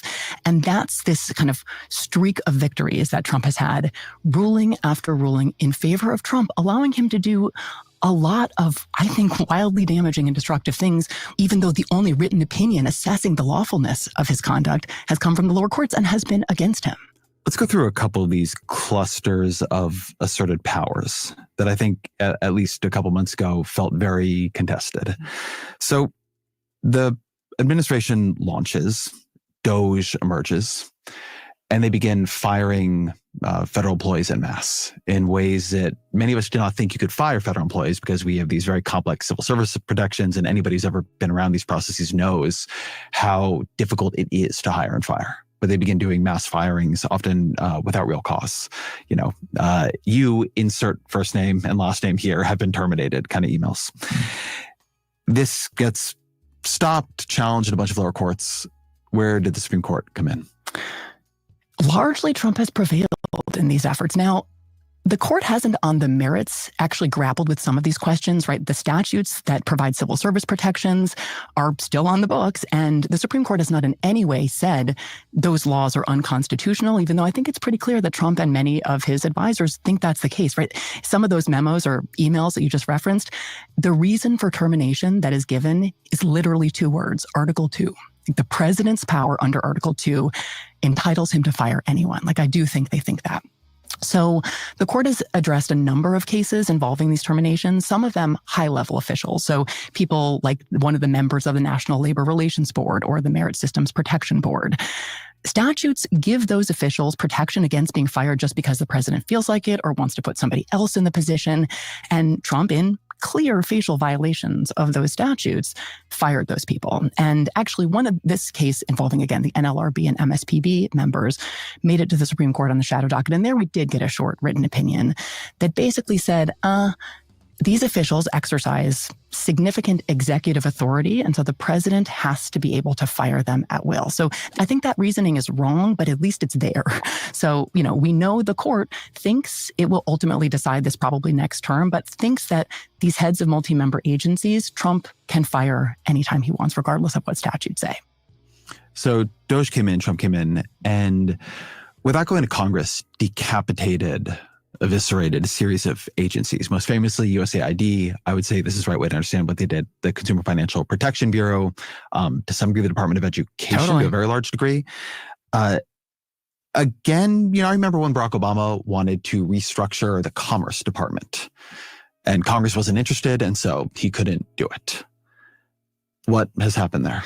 Yeah, right. I mean, so imagine Barack Obama deciding to just abolish by executive order the Commerce Department, or like Joe Biden, we're going to get rid of ICE. Like the idea that he would just by fiat fire everyone in these agencies and that the court would allow it is, I think, kind of preposterous. I don't think there's any way that the Supreme Court would have allowed a different president to proceed as this president is proceeding, which isn't the question you asked, but I do think that that's worth saying. Not irrelevant to the questions I have, though. Yeah. And I mean, in terms of, I think you're right that Trump has proceeded in a few different ways, right? Like, so funding cuts are sort of one tool that Trump has used.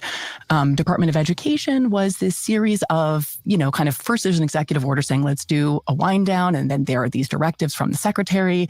And there's a challenge that says, this is a functional elimination of an agency. Congress passed a statute creating an agency, creating components of the agency, conferring authorities and imposing obligations on the officials in these parts of this agency. And only Congress can undo all of that, right? And so the actions taken pursuant to that order were, sort of shrouded in this kind of legal cover, like we're doing reorgs and trying to make the agency more efficient. But really, the challenge was that this was a way to dismantle the agency. And that is what the lower courts found was done. This secretary didn't have the authority to take the steps that she took by statute. And this is one of the examples of cases in which the court ruled against the lower court, stayed this lower court injunction, but didn't provide any reasoning. So we just don't know why. And yet the effect is essentially to make it impossible for the Department of Education to carry out many of its statutorily conferred obligations and functions, like providing, a real education for millions of children with disabilities and many, many other services. There is this theory called the unitary executive theory. It's been bouncing around for a long time. And it's sort of what you see the Trump administration asserting, and I think what you see the Supreme Court in a way responding to. What is it? And what is the case for it, right? If you had to, you're talking to your law students and you got a steelman unitary executive, what's the argument you make? So since the beginning, there has been a debate about what kind of power the president possesses. So the first sentence of Article 2 says that the executive power shall be vested in a president of the United States. So what is the executive power? What does it mean for it to be vested in a president? There's a debate from the very beginning.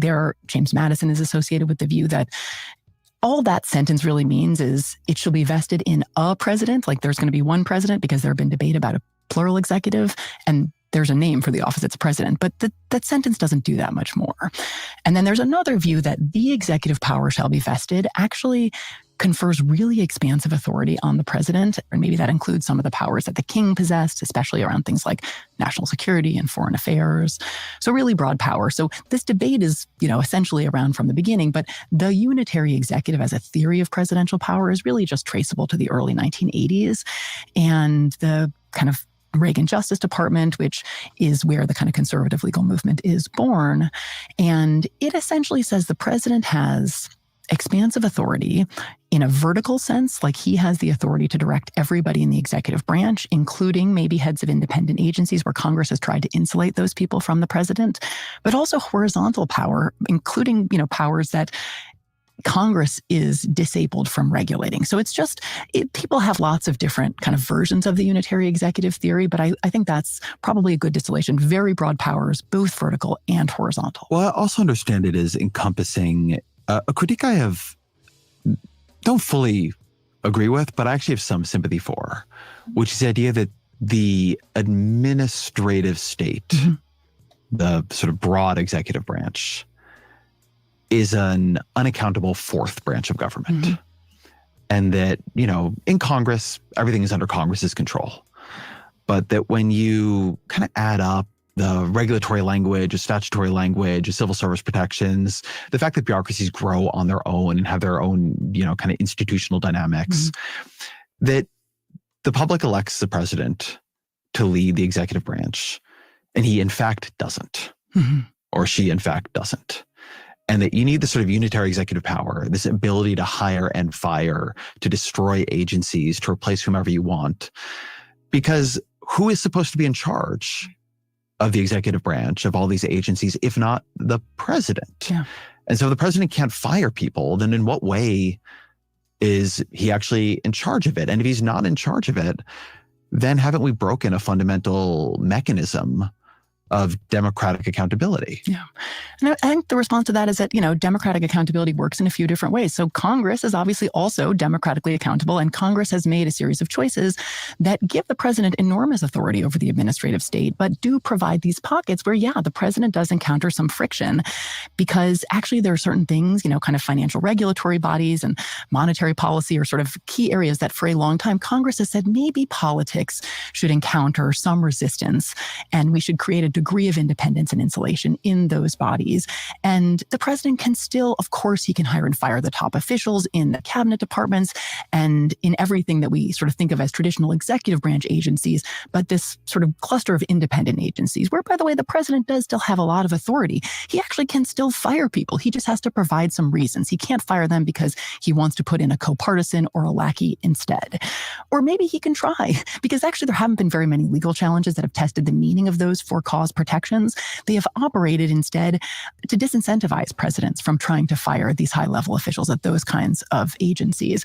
Now, of course, we can have policy debates, and of course, you're having those policy debates about where that friction gets really problematic and thwarts the ability to make policy happen.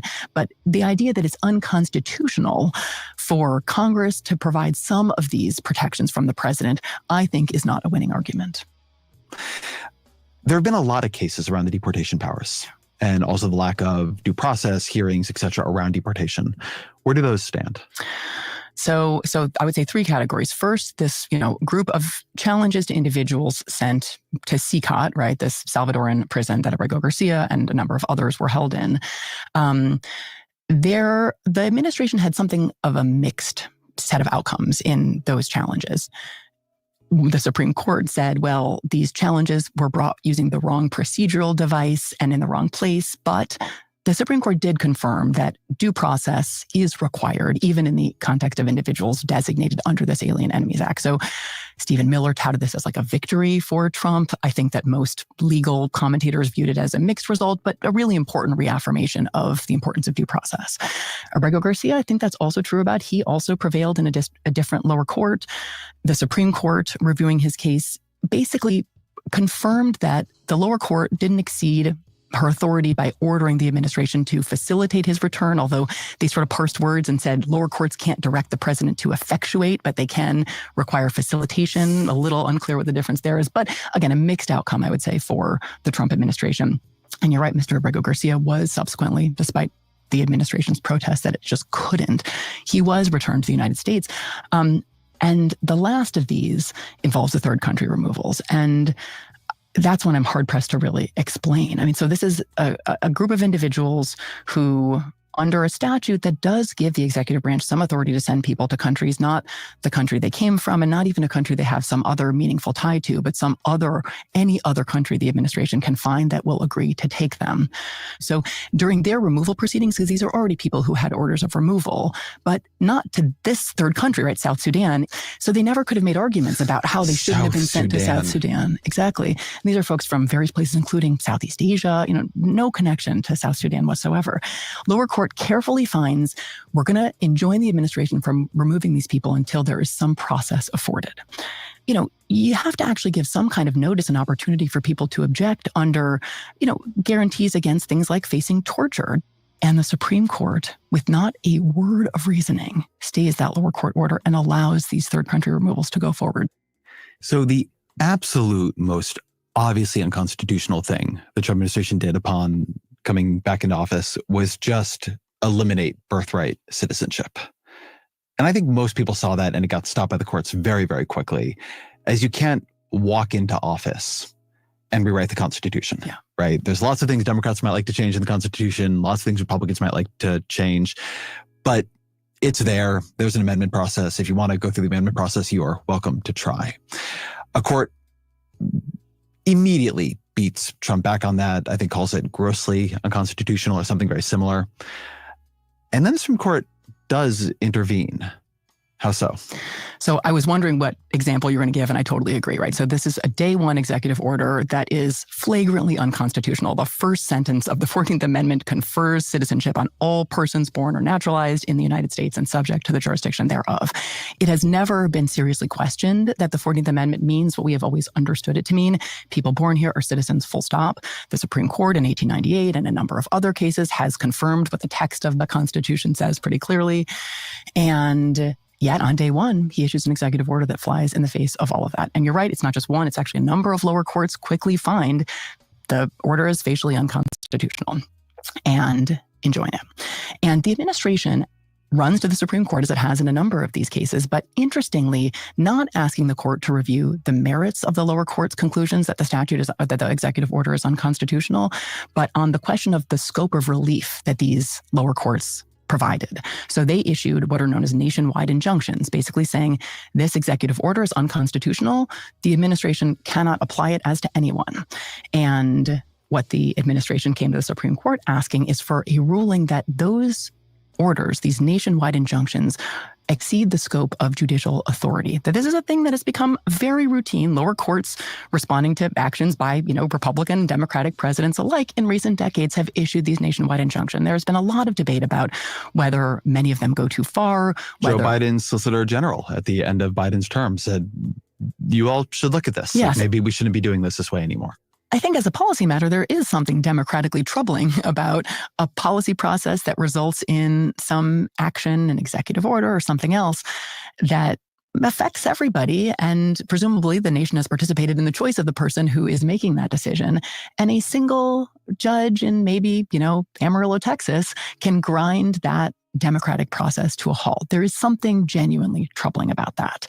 So there's been a serious debate that I don't want to downplay about the constitutional foundations and the kind of policy wisdom of courts, single unelected judges having this power to grind to a halt an executive action.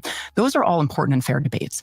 But I do think that it is telling that the Supreme Court was very uninterested in entertaining those arguments during the Biden administration. And yet, in the face of this executive order that is so clearly and wildly unconstitutional, this is the case in which they decided to take up the question, do lower courts have this power? And on the very last day of the Supreme Court term, in an opinion written by Justice Amy Coney Barrett, the court basically said, no, lower courts don't have the authority to issue nationwide injunctions. It exceeds the scope of their power. So that's the world we live in now. Lower courts don't have this tool, although they do have other tools. So where does birthright citizenship stand?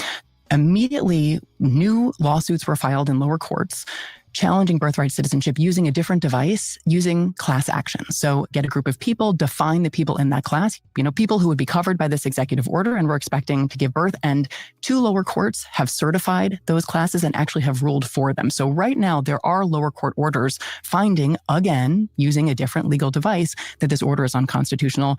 And that'll likely be back before the Supreme Court before too long. I want to hold on the question of the nationwide injunction, because on the one hand, it is a slightly wild remedy, and there are definitely places where it has been applied that I've disagreed. And on the other, if the Supreme Court works slowly, they have still, for instance, not ruled on the birthright citizenship question on its merits. So if an administration wants to do something blatantly unconstitutional that violates rights in some other way, and the courts cannot stop it from happening nationwide, and it's not really something you can attack in a class action lawsuit, which is I think a little bit of a weird backdoor to go through, then what? In the sense that courts are meant to be a check on an administration acting fundamentally unlawfully, it seems like what the Roberts Court decided is that they are not going to be that check in that way. And the executive can move so much faster than the courts, which has always been the thing the Trump administration is exploiting. Yeah. And it seems like the Roberts Court watched this happening and said, the executive should just be able to exploit this huge. There's a lot of things you can do that once it's done, you cannot reverse it a year and a half later because the damage is done. Yes. The agency is gone. The people are gone. The harms have been committed. You cannot, like having broken the egg, you can't put the egg back together. Yeah. Right. Bell can't be unrung, right? Yes, right. Absolutely. So, yes, I think the Supreme Court has, again, functionally allowed the administration to do a lot of irreversible damage through this order. Right? This is the case that it decided, having seen what Trump was doing. And let me briefly interrupt this just to remind everybody that around 10:30 or so, the Epstein, Ro Khanna and Thomas Massie, both congressmen, are going to have a press conference talking about the closed door session that Congress had with the victims of the Epstein affair. So it might be worth watching, and it's going to be on C-SPAN, and I have an alert set up so I know when it starts. It's a ways from now, about an hour and a half from now. I also want to remind everybody to make sure you hit the like button, and if you are new to the channel, please make sure you hit the not only the like button, but subscribe and share out to your friends. Just a reminder, most of what happens over here is mostly just, news and politics and culture, though we do get into fuckery every now and again, I guess, but it's usually towards the weekend. So I appreciate everybody supporting the channel, and hit the link. It's pinned. If anybody wants to come up, feel free to do that. So let us continue. In his first couple of months in office, decided to essentially allow him to do all of that and more without the real prospect of lower courts acting as the kind of bulwark that they were in the early days of the administration. Now, Brett Kavanaugh writes a concurrence in which he says, he sort of acknowledges the kind of dynamics that you're talking about and says, but we, the Supreme Court, actually can, if there are serious problems and something needs an emergency answer that applies nationwide, we, the Supreme Court, are in a position to step in, right, and save. Oh, so they get discretion to do it. Exactly. They don't even really explain why lower courts don't, or lower courts exceed their judicial authority if they issue these injunctions.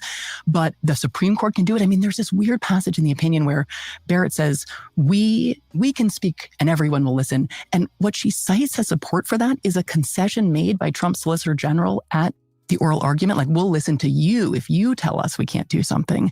And it just feels like wildly kind of debasing or something to say we have all this power, and the thing that makes me know we have this power is you've said you'll listen to us, not because you have to, but because you've decided out of discretion to tell us you will. It's a really strange passage, but that's where we are. Well, let's say that like me, you don't quite buy into the idea that the Supreme Court applies politically neutral reasoning in all cases and is free from any partisan impulses or politics. And so you imagine, well, all these new powers and new possibilities are being unlocked. And, maybe the next Democratic president is going to want to use them. So maybe a Democratic version of what we're looking at with the Birthright citizenship case is maybe 6 months before an election, Democrats decide to pass a bill that regulates campaign finance reform, that regulates campaign spending in a way that would not be allowed under Citizens United or Buckley v. Vallejo, right? The kind of strong campaign finance reform that many of us wish would pass. Yeah. And of course, maybe it won't survive all the challenges. But in a year when, say, Elon Musk is trying to spend $600 million to buy the election, that, the Supreme Court doesn't move that fast. Yeah. And Trump just showed that you get this kind of clock in which you can do anything. But so the Supreme Court, what it is saying is that, it's not saying that a Democrat can't use that power, but the way I interpret what you just said is that a Democratic president can probably not use a strategy, the muzzle velocity strategy of the Trump administration, because the Supreme Court has reserved for itself in cases when it is aroused. Absolutely. I mean, I'll say a couple of things. One, I think the court says we can move quickly when we want to move quickly. I mean, John Roberts is proud of this, right? They moved in a matter of weeks when the Colorado Supreme Court disqualified Trump from appearing on the Colorado ballot. They needed to get that decision out before Super Tuesday. They did. The TikTok ban they resolved in a matter of days. They moved on Abrego Garcia fairly quickly. They did. That's true. But then they can slow walk when they want to. They slow walked the Trump's challenge to Jack Smith's actual indictment of Trump. And even though Smith tried to fast track that so we'd have an answer to whether he could stand trial well before the election. So I think it's right. They can manipulate timing. Absolutely. It is also, there's like a substantive asymmetry, which is that it's easier to move at muzzle velocity to break than to build. And I think if we're thinking about a Democratic president, Democratic presidents like to build things. And I think it's harder to do that by fiat without Congress. Not impossible, but I think it's differently challenging than it is to break. Although there may be some things next time that they're going to want to break. Yeah. Like you think about the ice buildup. Yeah. And the construction of what certainly appears to me to be something becoming very close to a paramilitary force. Yeah. And you could imagine the next Democratic president coming in and saying, I want this gone. This is out of control. And it would seem under these powers that they don't have to wait for Congress. I agree. By the way, speaking of ICE, Let me do another quick interruption here. Let's have a look at this. I just actually added this to my list of articles to go over. At an ICE Career Expo, thousands line up to defend the homeland. Speaking of a paramilitary force, an ex-Marine, a former professional MMA fighter, a retired officer, meet the people angling to join ICE and carry out President Donald Trump's mass deportation campaign. So I will probably just go ahead and finish this video, then we'll go over this article. But it's going to be interesting. I wish I could be the next Democratic president, because I would literally wind this down like Trump did the education department. And what's going to happen when there's no one else to deport? That is a troubling thought. I agree with that. I would not rule out John Roberts and the other 5 trying to find a way to distinguish Department of Education, USAID from ICE. But I think that on the law, a Democratic president would be squarely within the precedent set by the Supreme Court to do exactly what he has done, but with different agencies.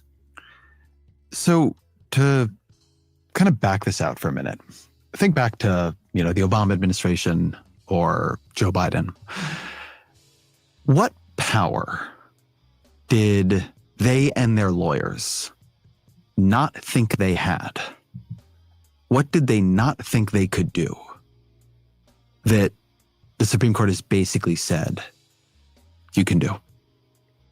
I mean, I think refuse to spend money appropriated by Congress, remove heads of independent agencies protected by statute from summary firing, fire civil servants without cause, dismantle federal agencies, call up the National Guard on the thinnest of pretexts. I mean, that's a preliminary, half dozen powers. But I mean, fundamentally, they didn't think they had the power to disregard statutes passed by Congress and the text of the Constitution. And I don't want to fetishize text, also just the practices under the Constitution. They didn't think they had the power to do things like treat the presidency as an office that permits its occupant to use the power of the state to reward friends and punish enemies and engage in self-dealing and enrichment. Like, those are not constitutional principles that are written down, and they're really about practices.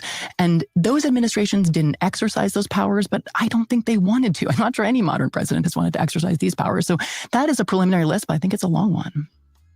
In today's super competitive business environment, the edge goes to those who push harder, move faster, and level up every tool in their arsenal. T-Mobile knows all about that. They're now the best network according to the experts at Ookla Speed Test, and they're using that network to launch Supermobile, the first and only business. That's an inline commercial there. We don't do that.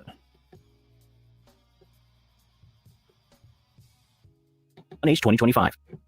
Something I see in the Roberts Court is an insistence on treating political actors, typically Republican political actors, with a level of generosity that requires ignoring huge amounts of things that they have said, done, written. And so you end up with these like 2 political systems. The one that is happening, and the one that exists in legal filings to John Roberts. Yeah.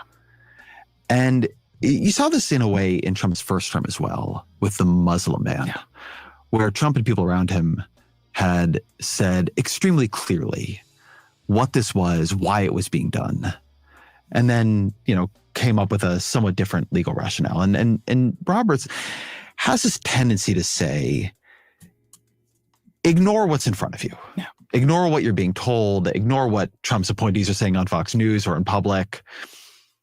They say to us that there's a national security rationale, and we are not allowed.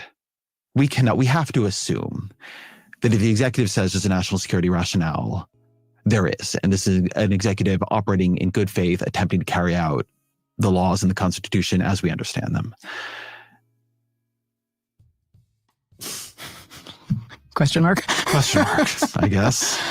Yeah, I mean, so Trump versus Hawaii, right? You have Trump on the campaign trail and then doubling down once he's inaugurated, basically saying we're going to institute a Muslim ban. Like that's what he was doing. And yeah, I mean, the court does describe some of the really virulently anti-Muslim statements that led up to the enactment of the ban. But then the court just credulously says, well, this is basically a normal president behaving normally. He has said that there are these vetting deficiencies and, presidents should do a better job of sort of, speaking the most noble parts of our Constitution and our traditions. But we're not going to invalidate on the basis of these statements this proclamation issued by the president following regular order. So you're right. I think that the kind of presumption of good faith and regularity is very much on display. I will say in the first Trump term, there were two cases in which that presumption of good faith actually didn't carry the day. So Roberts writes an opinion invalidating the effort to add a citizenship question to the 2020 census, and he also invalidates the effort to, rescind the DACA program administratively. And both are basically because the administration either lied or, didn't really fully consider the implications of the courses of action that it was taking. And so those actually were important losses for Trump. And I'm not sure where that John Roberts is right now. This seems to me to get to the shadow docket problem, because one thing that I read the Supreme Court doing is functionally chastising a lot of lower courts and saying, you've gotten ahead of yourselves. Mm-hmm. You are issuing these sweeping rulings based on these reads of what you think the Trump administration is doing or is going to do. And you're not giving the executive enough deference. I mean, it's very hard for me to see what this court has done and not feel like John Roberts and his, Republican colleagues feel that the big threat that they've really had to step in to intercede on is not the executive branch overreaching, but the judicial branch overreaching. They seem much more concerned about lower courts stopping Donald Trump from doing things that are, again, facially unconstitutional and illegal than about Donald Trump doing things that are unconstitutional or illegal. It's just struck me as a strange priority set. I agree. And it's especially hard to justify what they have communicated, and I think you're right about what they're communicating about the lower courts, if you've actually followed the proceedings in any of these cases. Like, these are judges who I think really are trying very hard to accommodate and defer where appropriate to the executive branch. Many of them Republican-appointed judges. I mean, every president, including the former first-term President Trump, has appointed judges who have ruled against Trump in all kinds of cases. So it's, I think it's over 100 lower court rulings against the Trump administration, appointed by presidents of both parties, essentially at district courts in every circuit in the country. So this is not like Obama and Biden appointees trying to thwart the policy priorities of the Trump administration. I think that's just not remotely a fair characterization of what the lower courts are doing. They're just doing their jobs. And I have to imagine that they are pretty incensed by the way that the court seems to be treating them. Again, just trying to do their best to resolve the disputes that come before them. The administration is violating the law. Like, it's kind of that simple. It just has this quality to me of weaponized naivete. Mm-hmm. Yes. I mean, there's a famous Federalist Papers where, if men were angels, we wouldn't need all this government. Mm-hmm. And I read the Supreme Court do what feels to me like, say repeatedly, let's first assume Donald Trump is an angel. And then let's work from there. Yeah.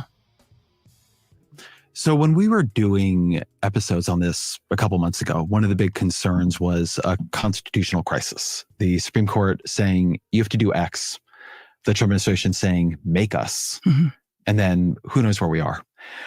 One explanation I've heard from some people, more positively towards John Roberts, is he is trying to avoid that scenario. And partially why everything's on the shadow docket is we're not really seeing him upend all this precedent. We're seeing him back down from a fight, and maybe in some way that is cowardice is about a part of valor here. Yeah. Do you buy that? I can't rule it out as a possibility. Now, what exactly he's keeping his powder dry for, I don't know, as we are seeing the dismantling of these kind of key structural Democratic features. president. Exactly. Sorry. No, maybe that's right. Yeah.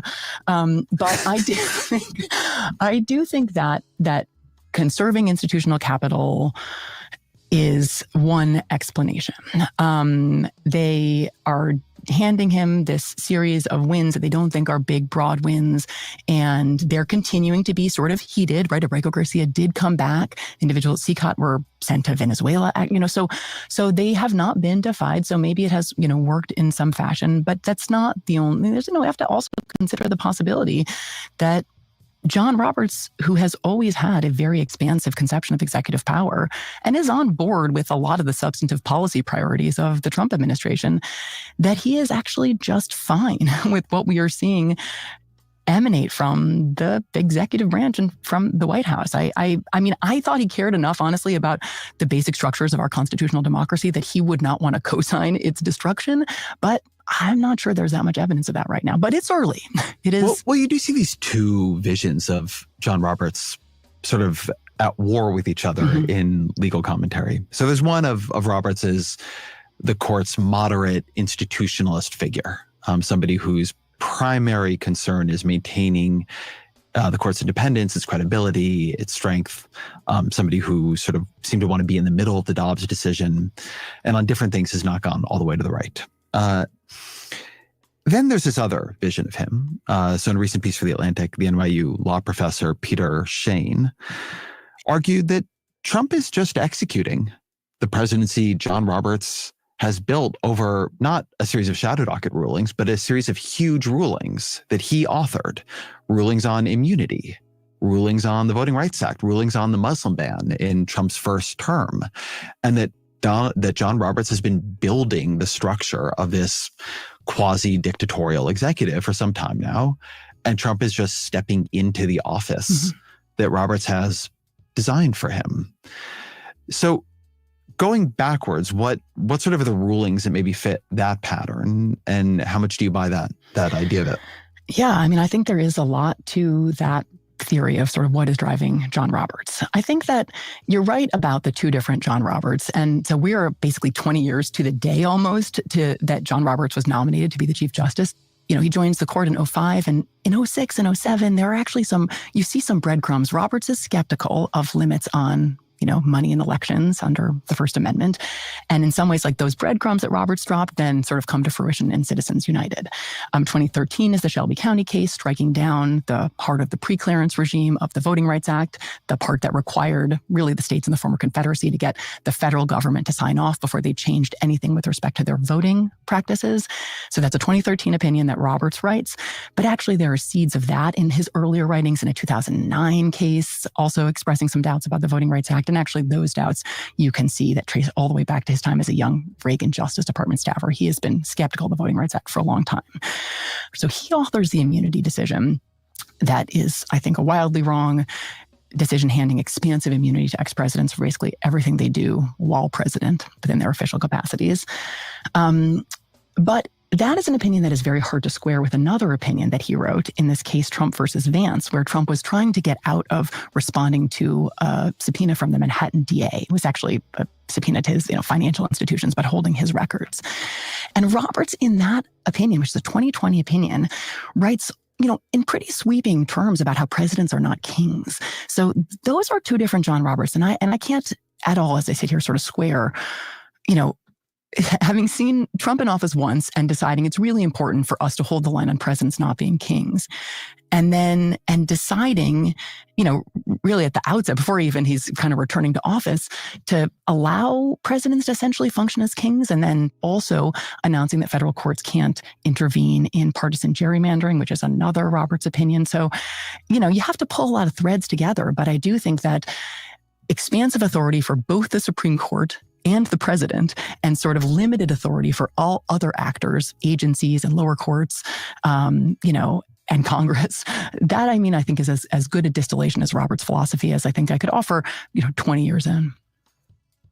I want to zone in on the gerrymandering cases for a minute, because we're having the showdown right now where Trump has pushed Texas and possibly other red states to do a very, very aggressive partisan gerrymandering. Now you see California and maybe some blue states try to counter it. But this is the world John Roberts built for us, right? What Trump is doing is what John Roberts allowed him to do. What Texas is doing is what John Roberts allowed them to do. Tell me a bit about that case. Sure. So that's Rucho versus Common Cause, a case in which the Supreme Court, after kind of equivocating over a number of years and really decades about what kinds of limits the Constitution places on the ability to engage in extreme partisan gerrymanders, said definitively, the Constitution has nothing to say about this. And it is kind of rich having taken this very active role in striking down a lot of what Congress has done with respect to trying to regulate money in elections, and a very active role in striking down, part of, and maybe, more to come, of the Voting Rights Act. So the court is very active in really creating itself the terms in which our democracy is waged. And then when it comes to these challenges to partisan gerrymanders, where, there are very clear arguments that there have to be some limits in the ability of a party in power to further entrench itself in power. And the question has always been just, well, what exactly are the limits that courts could announce and then could enforce? And in this Rucho case, the court says, no, there aren't any. There are no judicially discernible or manageable standards. And so, essentially, gerrymandering just needs to be resolved in the political process, which is not going to happen because it just by definition. It needs to be electorally resolved now that you have distorted the elections. Yeah, totally. And the court does say, well, maybe state courts resolving challenges to gerrymanders under state constitutions could be a solution, or independent redistricting commissions. And of course, some states have taken that up. But federal courts, I think, if they're supposed to do anything, it really should be to make sure that the mechanisms of democracy work so that federal courts can kind of get out of the way and really just let the people and their choices run the show. And the court's refusal to intervene here, I think, makes all of that very, very difficult. So then what now can Trump do, right? We are so early in the second term. And as these powers seem to expand, right? If you're Stephen Miller sitting in the White House, you're Russ Vaughn, and you see the kind of record you're racking up at the Supreme Court, what seems like it's on the table in terms of executive aggression that if I had asked you 6 months ago, 5 months ago, you would have said is not really on the table? I mean, I suppose they could try more seriously to remove federal judges. There are articles of impeachment that they've introduced against a couple of district judges who have ruled against them. Those haven't gone anywhere. They could try to undertake a serious effort to actually target the judiciary in a different way.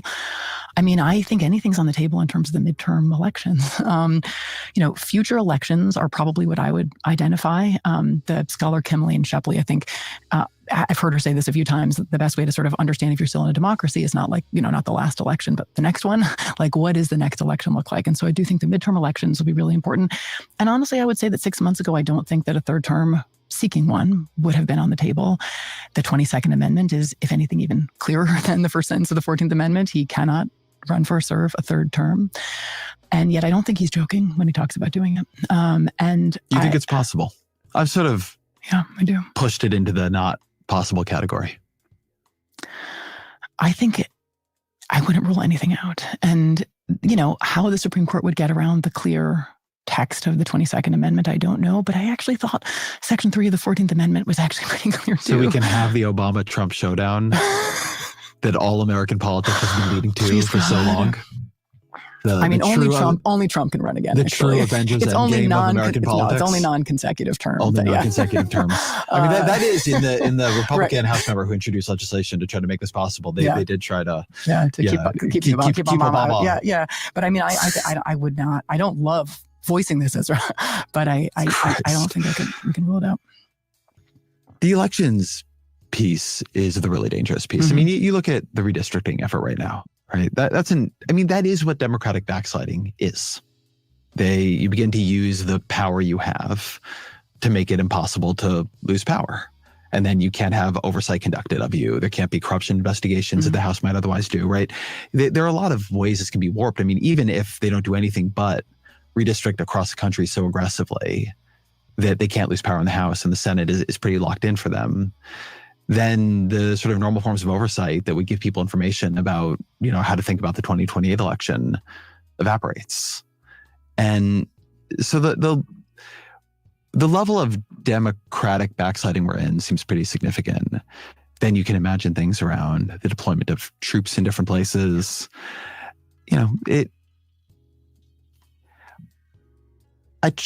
really try not to be alarmist. Yeah. I really try not to be alarmist. I don't think if you read books about other authoritarian takeovers, the first year looks so different than this. In fact, it often looks more modest. This is, I think the real experts will, I mean, at least that I think a lot of people think this is faster. They have gone so fast. I mean, we also haven't even talked about targeting for the speech, citizens. They've started with non-citizens, and I think then moving to citizens is How do you see that happen? I mean, I don't know. I truly don't even know what the legal authority they would identify. I mean, I presume I don't think that the targeting of Democratic elected officials is something I would have predicted 6 months ago, whether we're talking about Representative McIver or Senator Padilla or Controller Brad Lander or individuals. These are people who've been arrested at trying to sort of be there at ICE or ICE raids or press conferences Right. in the Padilla case. Yeah. So Democratic officials, the opposition party, elected officials being arrested, targeting, Trump having his goons target Tish James, the Attorney General of New York. And now it seems like there's some targeting of a Democratic appointee to the Federal Reserve, Lisa Cook, also based on the same, like maybe there's some mortgage issue that they're claiming needs to be looked into, Adam Schiff as well. That's targeting the political opposition for the substance of their views. I mean, political leaders, and targeting critics. I don't think they will announce they're targeting critics because they have criticized. I think they will manufacture some justification, mortgage fraud or whatever. But I think that is something we absolutely have to view as within the realm of the possible. In today's super competitive business environment, the edge goes to those who push harder.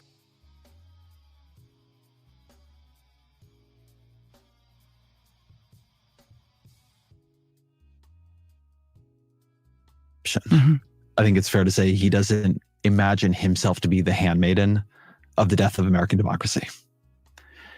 So what is your steel man version of Roberts? Like what he would say listening to this podcast about how we're just hysterical, This is actually what I've heard, and I can't remember, maybe it was Steve Bannon said something like, what we're going to do is we're going to kind of suspend, best practices or democratic norms to, force the country back into the groove we think it should be in. And then once we've done that, then we kind of, ease back into democratic norms. Almost like, one of the unspoken rules that, teachers or parents or whatever, it's easy to start strict and then ease up, as the school year or whatever progresses, but you always have to be consistent. And I actually, I wish I could remember who said something like that. I want to say it's Steve Bannon because it sounds like something he would say, but I'm not sure. But I know a lot of these guys like Steve Bannon, Tucker Carlson, admire people like, what's the dude who's running Hungary right now? Viktor Orban. That's basically what they're looking to do. You'll have freedom, but you'll have the freedoms that we give you or allow you. Hysterical liberals. I mean, I think he would probably say he was sort of forged in the cauldron of the early conservative legal movement in the 1980s in the Reagan Justice Department. And I think they all thought the kind of Warren Court had gone too far, that it had made up rights the Constitution doesn't confer, and that his court is offering a necessary corrective with respect to how we understand the Constitution, and that it's also kind of reallocating power. I think he does think that the right reading of the Constitution is one that gives the president really expansive authority. I think it's a pretty ahistorical and incorrect reading of the kind of nature of the presidency and sort of how it was designed as an office. But I do think that he does hold the view that the president possesses enormous power, and it is to the court to properly protect the exercise of that power against whatever threats might exist, whether those are lower courts or independent agencies, or even Congress. Again, I think that's wrong, but I do think that those are genuinely held views. And again, I think it is possible that he thinks that he understands that Trump will make increasingly aggressive assertions of power. And maybe the court will be able to stop him and be heeded if it has built up enough institutional capital with the right people in the early days of the Trump administration. I don't really think that the evidence supports that thesis as much as it does others, but I can't rule it out. I also think that people are scared of crossing Donald Trump. I don't know that John Roberts is, but I also don't know that that's not at all a factor. That people don't want to be the target of his ire on social media and elsewhere, and that staying in his good graces is something that John Roberts thinks is in his own interest, but also long-term in the institutional interest of the Supreme Court. I guess one question I have for you is, how much do you understand what is happening here as simple partisanship? That there are 6 members of the Supreme Court who are, to greater or lesser degree, highly oriented towards Donald Trump, right? You have Samuel Alito or Clarence Thomas, who I think, if they could be out there in a MAGA hat, functionally would be. Roberts, who I think, like a lot of Republicans, probably has mixed feelings, but has moved closer to Trump rather than further over the years. How much is all this talking about statute and unitary executive theory? To you, how much is this all just, politics by a slightly more complex set of textual argumentation?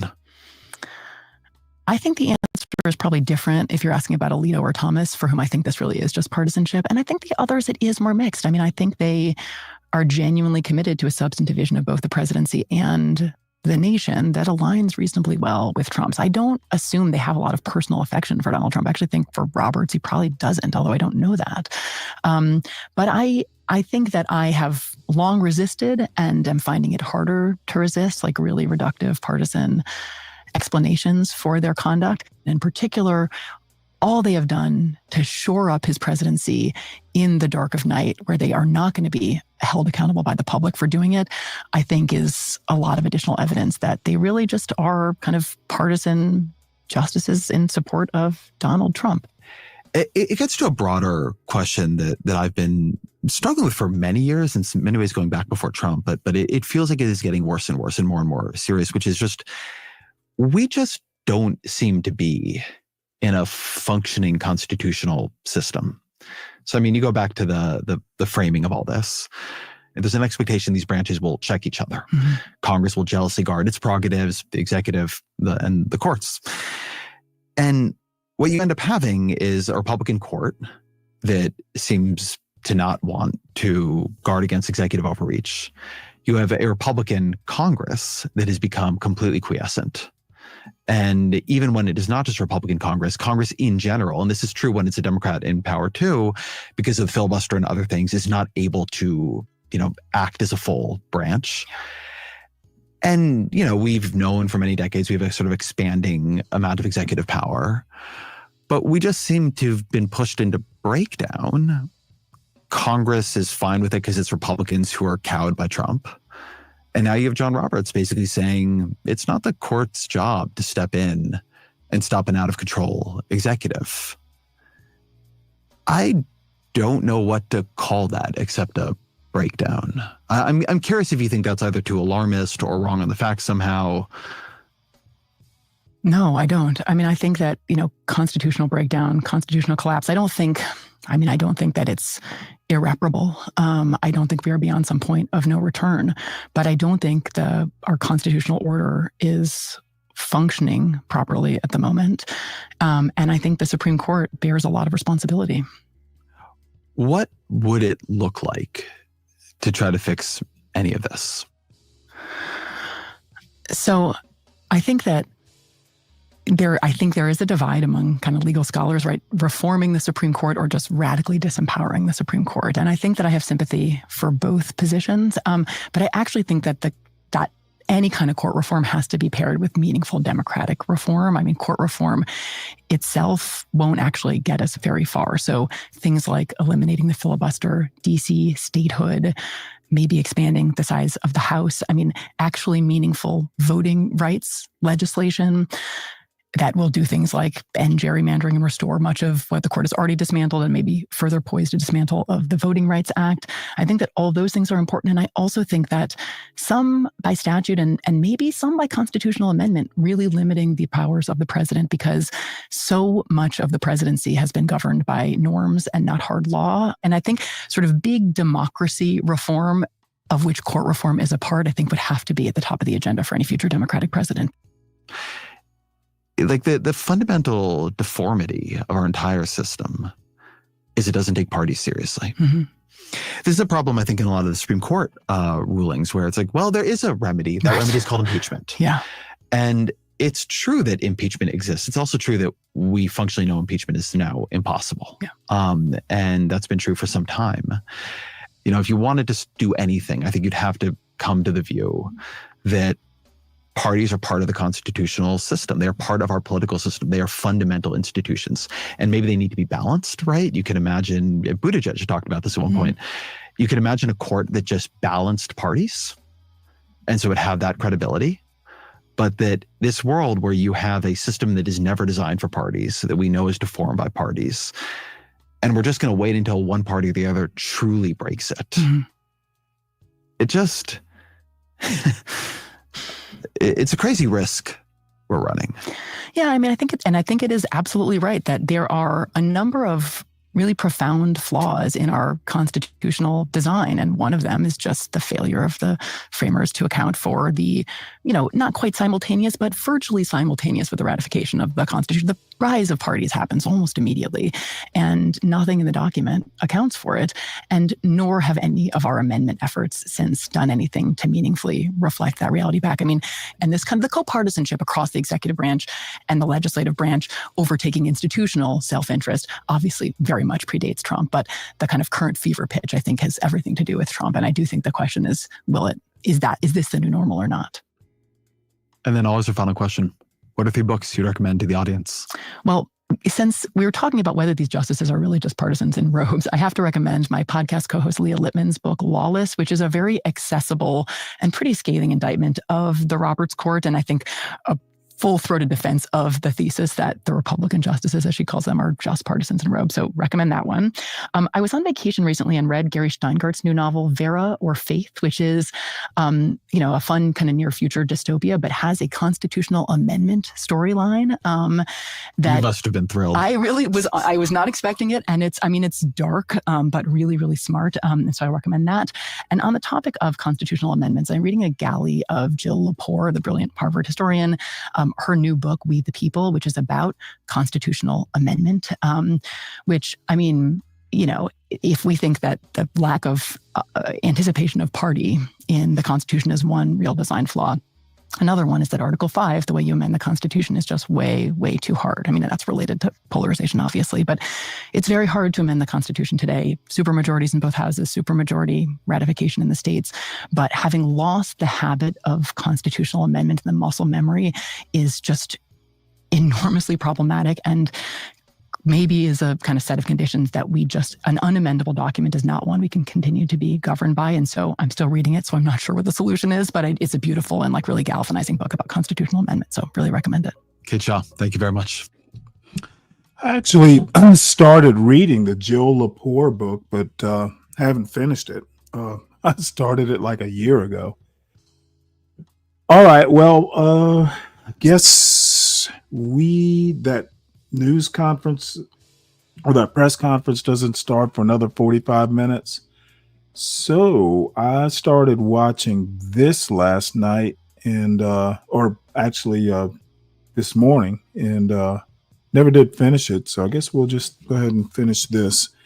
I don't even know what it's about. It's about being in Alabama and cooking. Who called that over there? See? Who called it? You gonna go ahead and fire her. She don't want to cook no more. She tired. She been cooking all morning. Yeah. I called her yesterday. She was up at 5 o'clock cooking. Bean steak meat. Yeah, man. It's HBO Food and Travel, man. I'm back up here in Goodwater again, man. We celebrating some birthdays. That's Goodwater, Alabama. His birthday, my birthday. So my cousin celebrating My pop's birthday. My pop's birthday. You feel me? My pop's birthday. Long Yep. live Curly. Yep. So yeah, man. So she doing that for us. It's nice of her for celebrating our birthday. She been cooking, so some stuff already been cooked. So I got my nephew right here, and he gonna finish it up. I did it the last time. If you saw my other video, this time we gonna let him finish it up. So it's in our blood. You know, we cook. It's yeah, in our blood. all the time. All the time. I know what's going on in Goodwater, man. Good old Goodwater, aka Cutwater. That's it. You might want to tell him again. Cutwater. Some other stuff coming, so we got some more people that are gonna show up. So maybe we'll get a little glance at that. I'm gonna show y'all some more food though. You know what I'm saying? So man, y'all just sit back and get you some popcorn and drink, man. Y'all enjoy the show, man. HBO Food and Travel. There you go. Corn's great. You can start. Now, man, finna put those hamburgers on that. Let me point out one thing though. There is a way better way to light a fire than he's doing with the charcoal fluid. The charcoal fluid leaves a taste in your food. Sometimes what you'll do is, well, number one, never use self-lighting charcoal because that will definitely leave like a gasoline taste in your food. There is a way easier way and better way, because what you wind up making are actual coals. If you've ever seen a chimney, basically you can get them in Walmart or somewhere like that. It's literally a chimney where it's like a big, almost like a bucket thing, but it's got a hollow bottom with a grate, and you put your charcoal on top of on the top part, the main part of the chimney, and then under the bottom, I usually just use newspaper. You can get newspaper around or into the bottom, and then you light it, and then you just let it sit, and it'll flare up for a little bit, but then it kind of settles back down, and then it just literally makes like the hot coals. So you pour it right into the grill or the smoker or whatever, and then you just add more charcoal on top, depending on how long or what you're cooking. And it basically, there's no gasoline flavor. There's no, hey, I need to let the lighter fluid burn off or anything like that. It is just night and day better. So never use lighter fluid is really the upshot. There are better ways to light a charcoal fire. There you go. Corn's great. You can start. Now, man, finna put those hamburgers on that.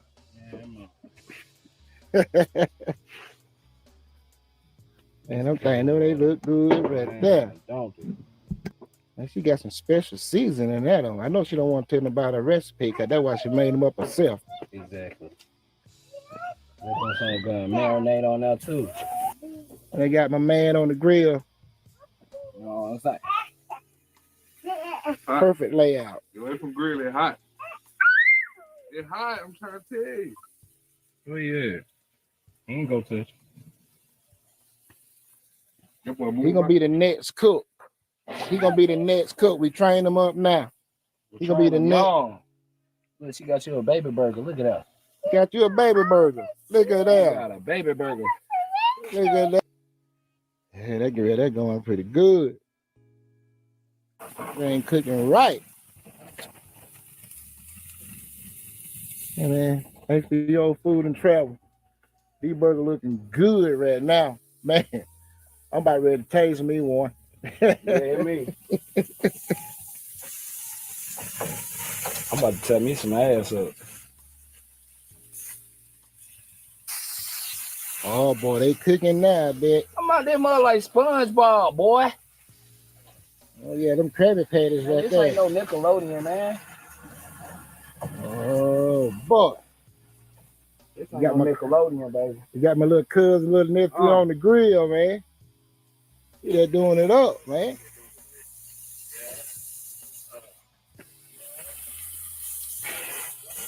There we go. There you go. There go my shell. You ain't playing. You ain't playing. Look at them. On burnt now. Look at them. Look good on it. He know. You feel me? What we got? Cool. Man, a whole Boston butt. Woo, already seasoned. And look at that. That's not a whole Boston butt, is it?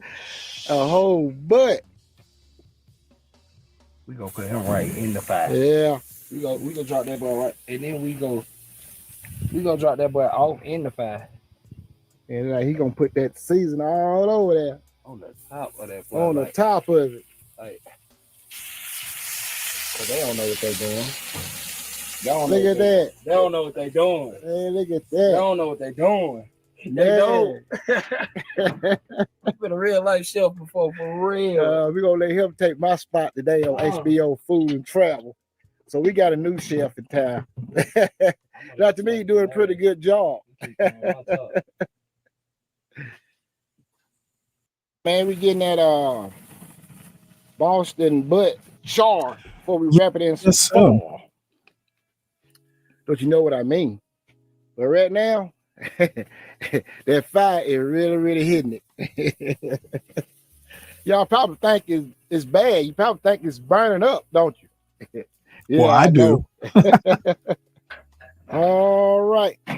We got that fire kind of cool down, don't we?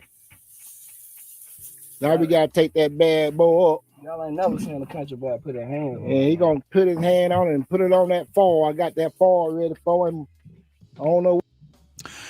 I have a propane smoker that kind of looks like a refrigerator with shelves. And I did a Boston butt maybe a month and a half ago. It was a bigger Boston butt.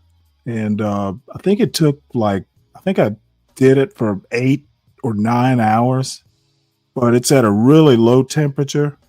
I'd be interested to know. It's been a while since I've cooked on a charcoal grill like this, but I don't know that I would have just I don't know how long they cooked this, but I imagine it probably wasn't an 8-hour process.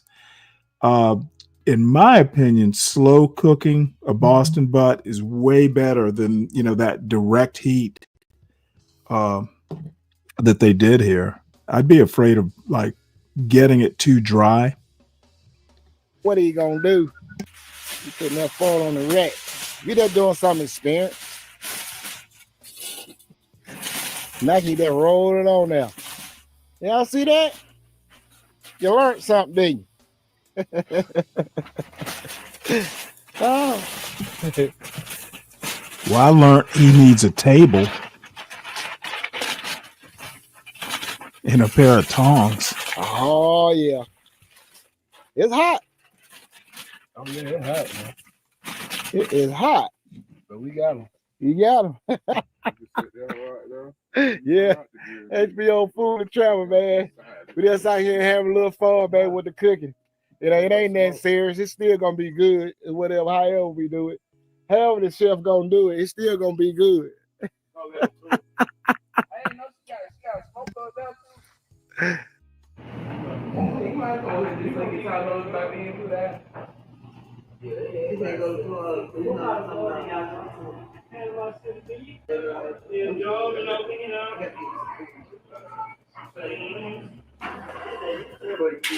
what they said, Mexican what now? Mexican street corn. Mexican street corn. You got the steak. I got all the T-bone and ribeye steaks right here. So, wow. That's good right there. Loaded potatoes. Yeah, good. Wow. Oh.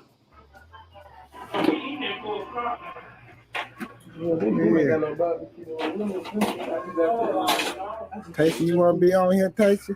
I'm going to get you on here, okay? Yeah. Okay. I know this guy named What, boy? Hey.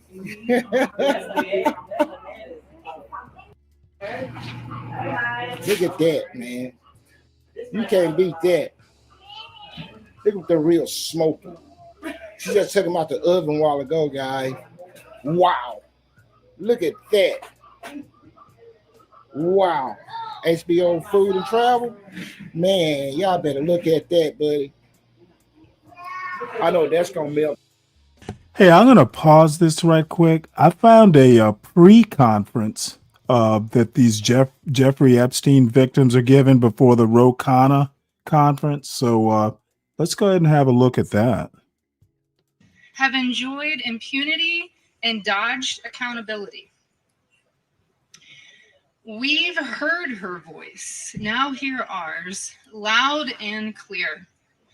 Systems built with a root of corruption, violence, and deceit always crumble. That time is coming. Your pseudo power has diminished. It is our time in the power of justice, of common sense. It's our system now. This is a call to action. Now is the time to sift through and get rid of the perpetrators and bad actors. This imminent shift is how our country operates. It's how we will secure this nation's future. And the world is watching. And before I step away, I wanted to add one quick thought. Let's stop calling it an Epstein client list. And let's call it what it actually is. It's Epstein's sex fire list. Thank you.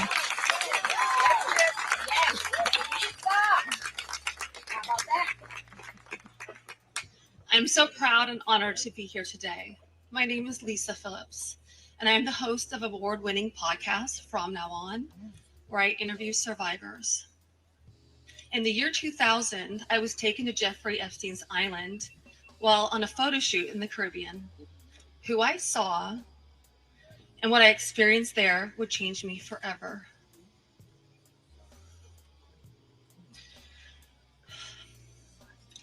For months, I had to avoid Jeffrey, but he told me that if I wanted to succeed as a Ford model, he could make it happen.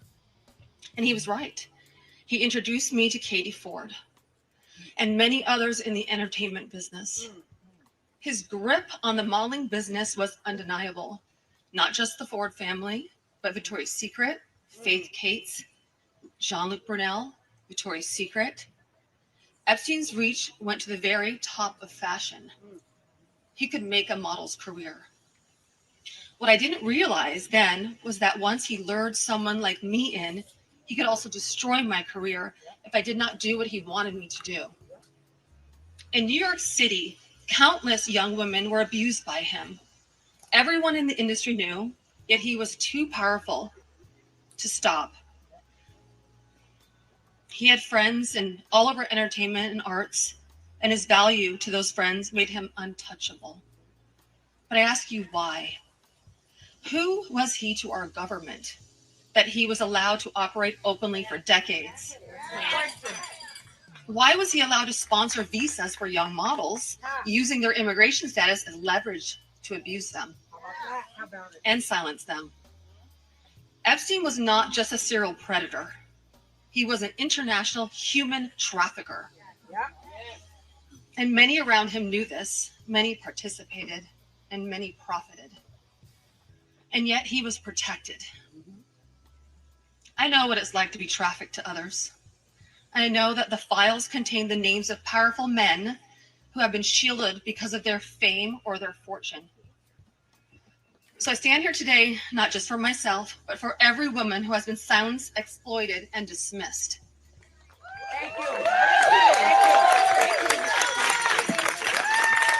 Thank you. And we are not asking for pity. We are demanding accountability.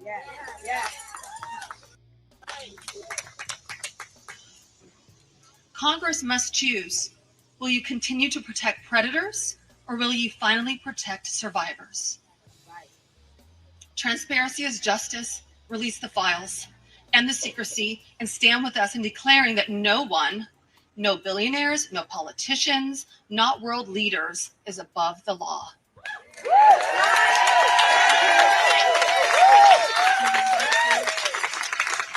And let me announce now, several of us Epstein survivors have been discussing creating our own list of names.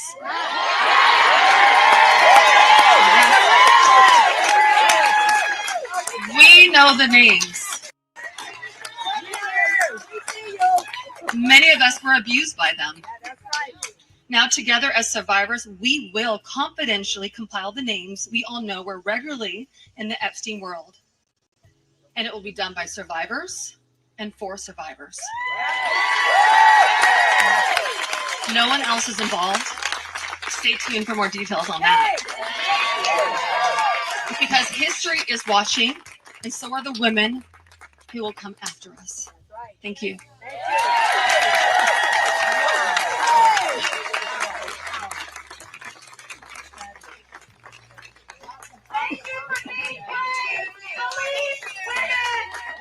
If that's not bravery, I do not know what is. Woo! Okay, we're bringing up another group of women. Ashley, Danny, Jess, Haley, and Wendy. Come on up. Here we go. This is a press conference before the press conference. So the one we're supposed to cover is in 25 minutes, but this is another one going on before that, so we're watching this live. Right, and I am a survivor of Jeffrey Epstein and Ghislaine Maxwell. Some things I want to say. To any survivors out there who feel like they don't matter, it doesn't matter if you went once or countless times. We were groomed, we were manipulated, and we were taken advantage of. For decades, survivors have been suffocated by speculation. We've been mocked, we've been doubted, we've been re-traumatized, while those responsible hide in secrecy. Why don't we deserve justice? This is not partisan. However, this is very political, as the only path to justice is through our political system. And this is about justice. This is about accountability. This is about protecting the innocence of our children and honoring the dignity of survivors. Everywhere we turn, the story follows us. It's in headlines, jokes, music, grocery store checkout lines, random conversations that you hear people having in restaurants. For more than 20 years, we've been unable to escape it. And every time new promises are made, our sparks of hope are lit, only to be extinguished again. We are tired.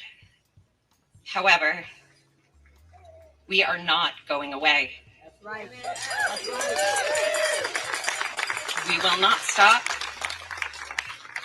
or give up, and we will be on the front lines of this battle.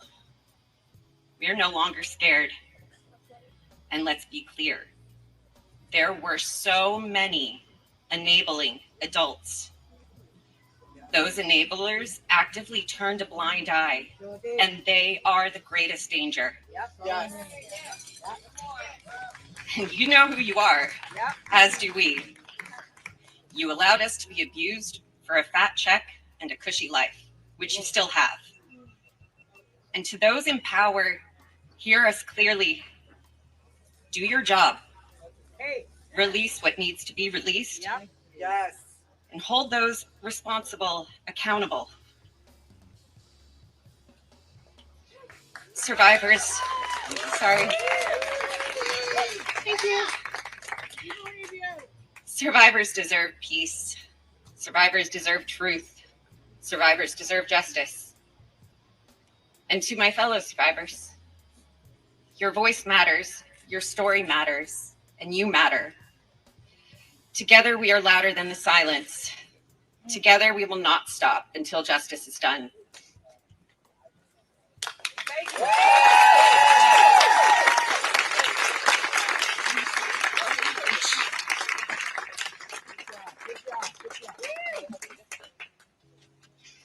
Good afternoon. Wow, a lot of people showed out for us today. That's right. I wasn't expecting all this support. What an incredible feeling, and thank you for everybody for being here. I'm going to try to make this as quick so the other girls don't have to be crunching for time. My name is Haley Robson. I came out in 2019 on the documentary Filthy Rich. I have been very focused on bringing more awareness to all of the survivors. I am so proud to stand with them. I am so proud to be up here to support them because they deserve all the love and support.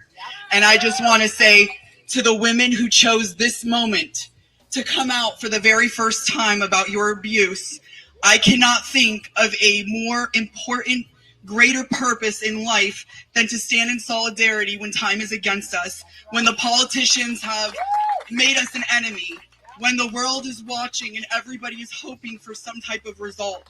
Thank you for choosing this moment for the first time to be so brave, to come out and stand in solidarity.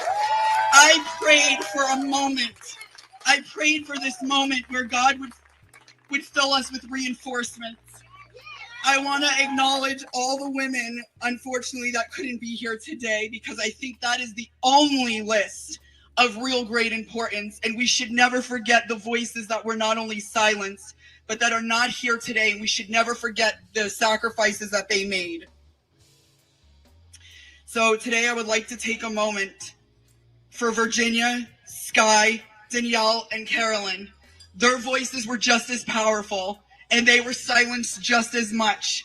And for some reason, I can feel their spirit, especially Virginia's today. She would be so proud, and she would be so beside herself to see this one moment we have all came together to unite.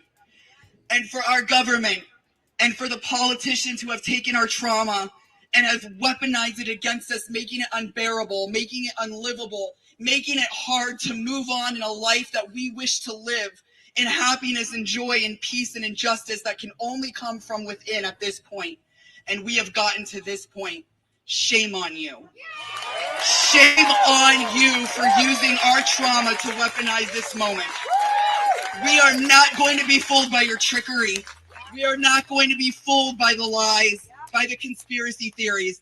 We are the keys to this situation. We have the truth. And the FBI knows the truth. The government knows the truth. You may pull the wool over the sheep's eyes, but we are the keys. We know who was involved. We know the game. We know the players. And we are sitting here for 20 years waiting for you to get up and do something. Well, guess what? Your time is up, and now we're doing it.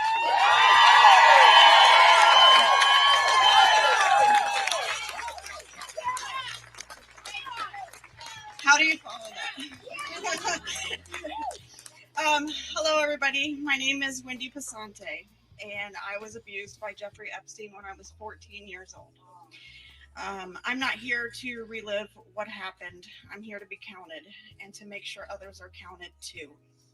I once believed my silence was strength. Hold it together. Don't draw attention.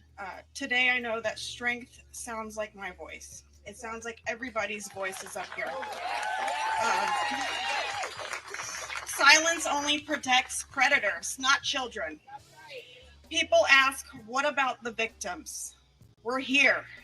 We're here today, and there's more of us. I stand with many who are still finding their words. I live in a world where being understood is a struggle, where people in power would rather sweep us under the rug in hopes that we'll go away. We won't. Being a survivor is not a headline. It's our life. We have to live it. It's panic in a grocery store. It's smiling at work while my hands tremble. It's waking up at 3 a.m. with my heart racing and not knowing why. It's living with PTSD, anxiety, and depression, and your nervous system's on guard at all times, even in the safest room around the safest people. Healing isn't tidy. It's therapy, it's wait lists, it's trying a medication and trying again over and over for years. It's setting boundaries with some people who won't understand. Survival isn't weakness, it's wisdom we've earned. If you are a survivor hearing me, your voice is never too late, too much, or too little. If all you could do was show up today, you're already trying to make a difference. You do not owe anyone your story. You are owed safety, care, and belief. Your breath is proof that harm does not get the last word. I'm not asking anyone to take a political side. I really don't even follow a lot of politics. I'm asking you to take a stand in solidarity. Protect the vulnerable, not the powerful. Protect children and survivors, not titles and reputations. Our silence doesn't keep us safe. And I hope today's courage from all of us ladies can help someone else be safer tomorrow. We are here and we refuse to be erased. So thank you guys for listening to all of us and being here today.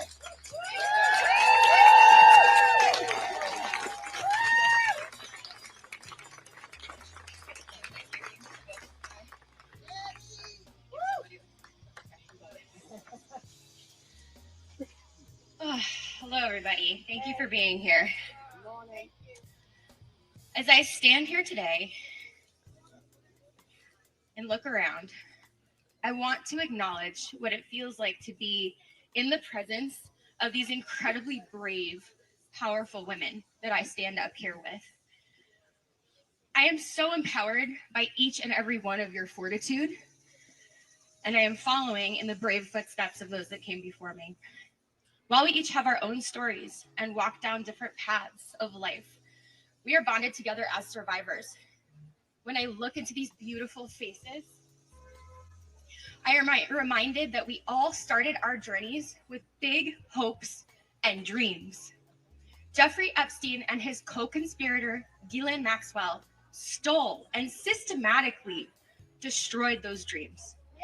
We are a mosaic of shattered hopes and dreams at their hands. As an aspiring dancer, the manipulation came in forms of offering me dance studio space, discussing opportunities to meet with ballet masters, and aiding a very ill family member of mine, none of which would ever come to pass. Instead, I was left in a cycle of abuse that wore me down and broke me. When it happened, I would have to completely disassociate. Similar to a coma, my brain would need to protect itself, so I would retreat and choreographing in my own head to escape the cruel acts that were being carried out on my body. After, I would go to the studio bundled in giant, baggy clothing. I remember standing there, staring in the mirror as if it were an empty void. I was past the point of tears. There was nothing left. I was a hollow shell of myself. I could no longer watch my body move, let alone dance. He had taken something sacred from me. 2 decades later, I am still experiencing lingering effects of what happened to me as a teenager. I am just one story in the mosaic of women taking back their power by confronting the horrific truths of their pasts due to Jeffrey Epstein and Ghislaine Maxwell. We stand here today in the nation's capital for no other reason than to say that women's voices will not be marginalized. We stand together as a mosaic of stories, but we're also finding our way back to ourselves. We are reclaiming the fragmented shards of the hopes and dreams of our past to paint a better future for the next generation of women. This story has come to Washington to be told. We will be heard. Thank you.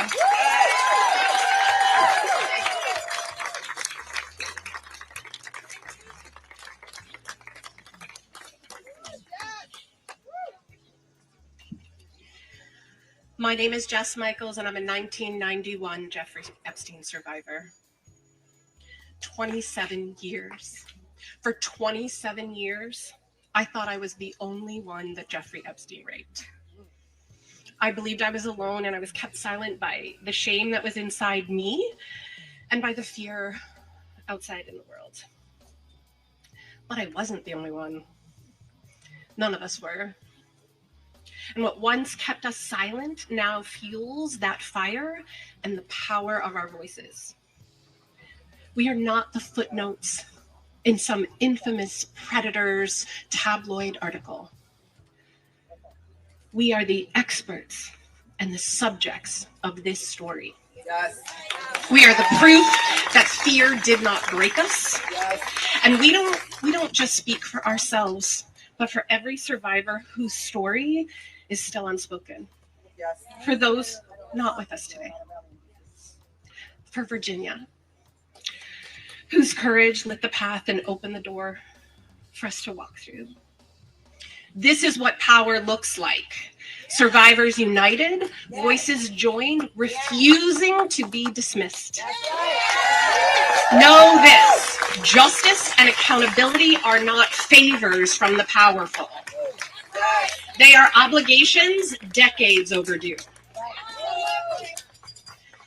This moment began with Epstein's crimes, but it's going to be remembered for survivors demanding justice, demanding truth, demanding accountability, and we will not stop until survivor voices shape justice, transform culture, and define the future. We are no longer whispers. We are one powerful voice too loud to ignore, and we will never be silenced again. Thank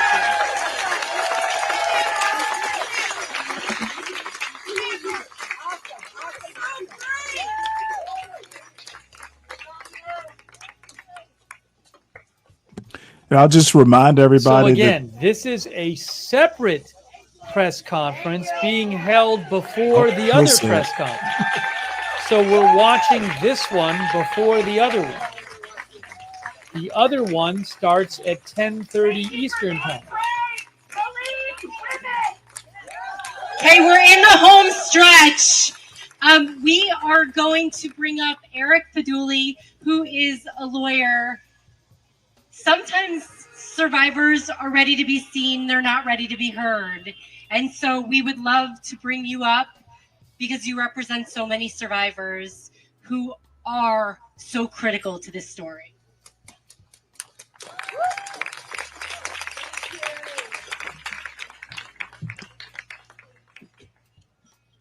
Good morning, everyone. My name is Eric Fudali, and I've had the privilege of representing up to 11 survivors of Jeffrey Epstein, and one of them is standing next to me here today.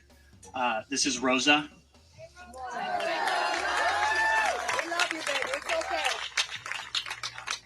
You may not realize this, but what I just did is the first time anyone has ever said Rosa's name publicly as being attached and being abused by Jeffrey Epstein.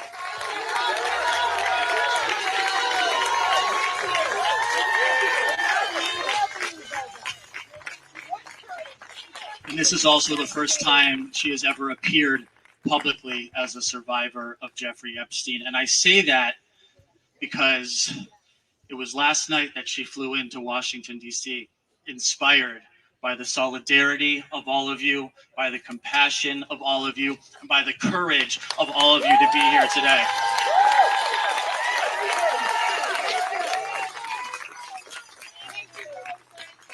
And I'm so proud of Rosa, and I'm so proud of all of you. But the truth is, Rosa shouldn't be here today. Rosa shouldn't have to be here today, and I'm going to tell you why. Because Rosa was trafficked from Uzbekistan under the guise of a modeling contract in 2009. Holy shit. That means that Rosa wouldn't be here today if Alex Acosta hadn't had Jeffrey Epstein in his grasp, had what every single law enforcement officer dreams of, to stop a predator in his tracks. And what did he do? He gave him a slap on the wrist and let him to continue to abuse. And had he not, Epstein never would have met Rosa, and Rosa would not have to be here today. But none of you should have to be here today. None of you should have to be there today, because if when Jeffrey Epstein was finally arrested in 2016 and under federal custody, he wouldn't have been allowed to take his own life and avoid the accountability and justice you all deserve. And none of you should be here today because Ghislaine Maxwell should not have been given a platform to deny the crimes against her, who was convicted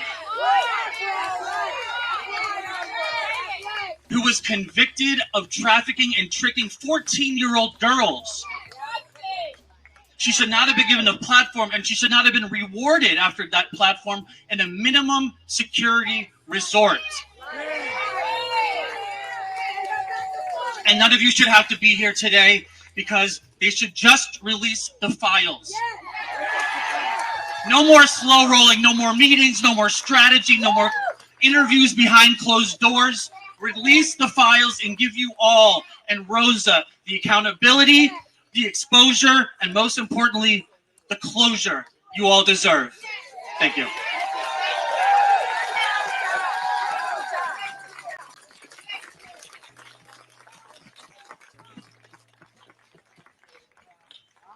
Our last speaker this morning is no stranger to the plight of survivors.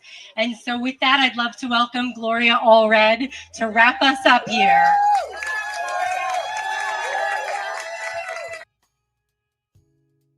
We have a press conference coming up right after this is the one we came on to cover. This is a first press conference.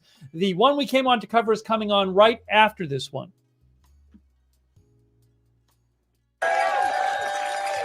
I commend you, and it matters that you're here.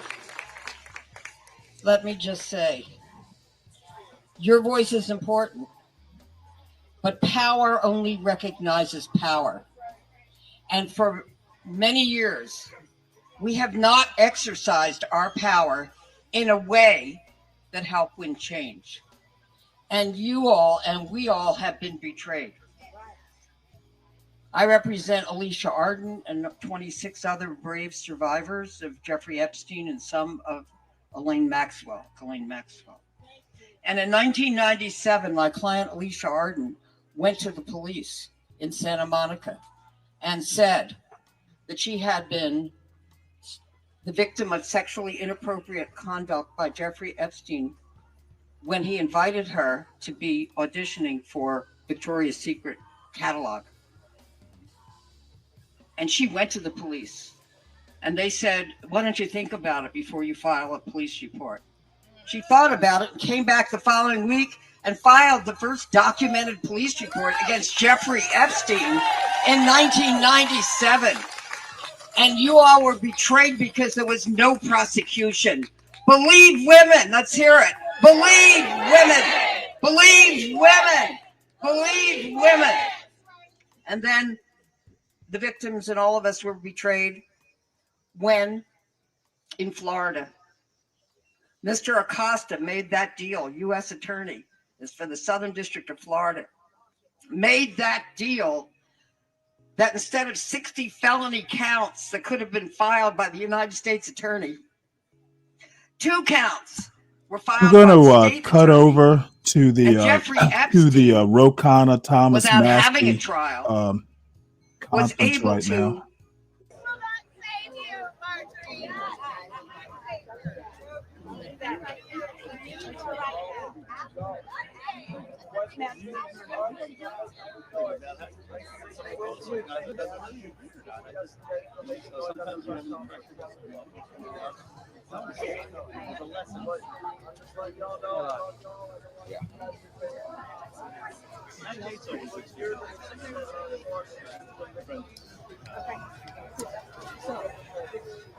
I would say the biggest mistake people make about martial is but that's for sure.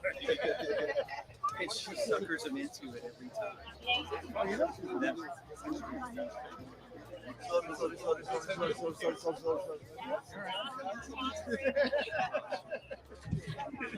Never what I wanted. You guys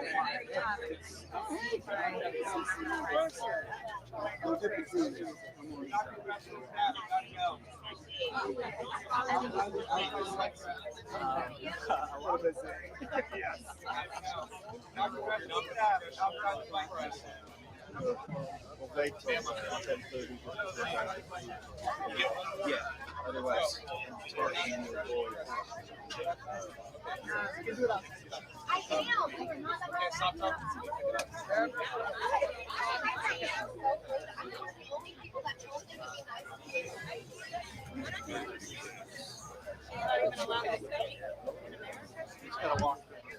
or just walk right now. He's also a very eloquent speaker. Yeah, we're going to lose this one. Actually, that's fine. Cat, just go with the cat. It's not happening.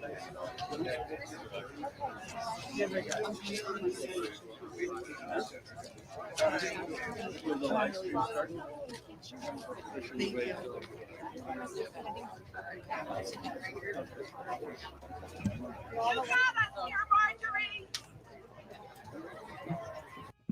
And just to catch everybody up, the Epstein victims talked to like a congressional committee in behind closed doors, and we watched the actual people who were in the who were witnesses at the hearing speak. Now we're going to hear well, two of. I don't know whether Marjorie Taylor Greene is part of this bill, this act that they're trying to basically do. But Ro Khanna, I think he's from California, Thomas Massey from Kentucky, Marjorie Taylor Greene from Georgia, are here to do a press conference on the committee hearing that was held yesterday. So could be a bombshell. Ro Khanna made it seem like, hey, this was going to be a big deal. So what they're trying to do is force a vote on releasing the Epstein files, at least what Congress has, to the public. So that's what this is all about. And so it's potentially a big deal. So I figured we'd cover it. Then after this, I don't know. We'll see where we are after this is over. I may continue on, finish up at least one video, or I may just end the show. We'll see.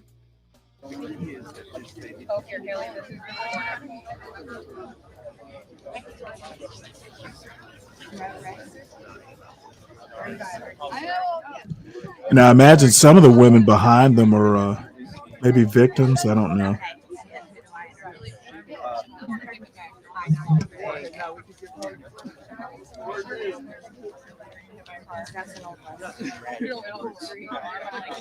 Oh, and by the way, Donald Trump is holding a meeting, a White House, Oval Office meeting with the president of Poland concurrently with this.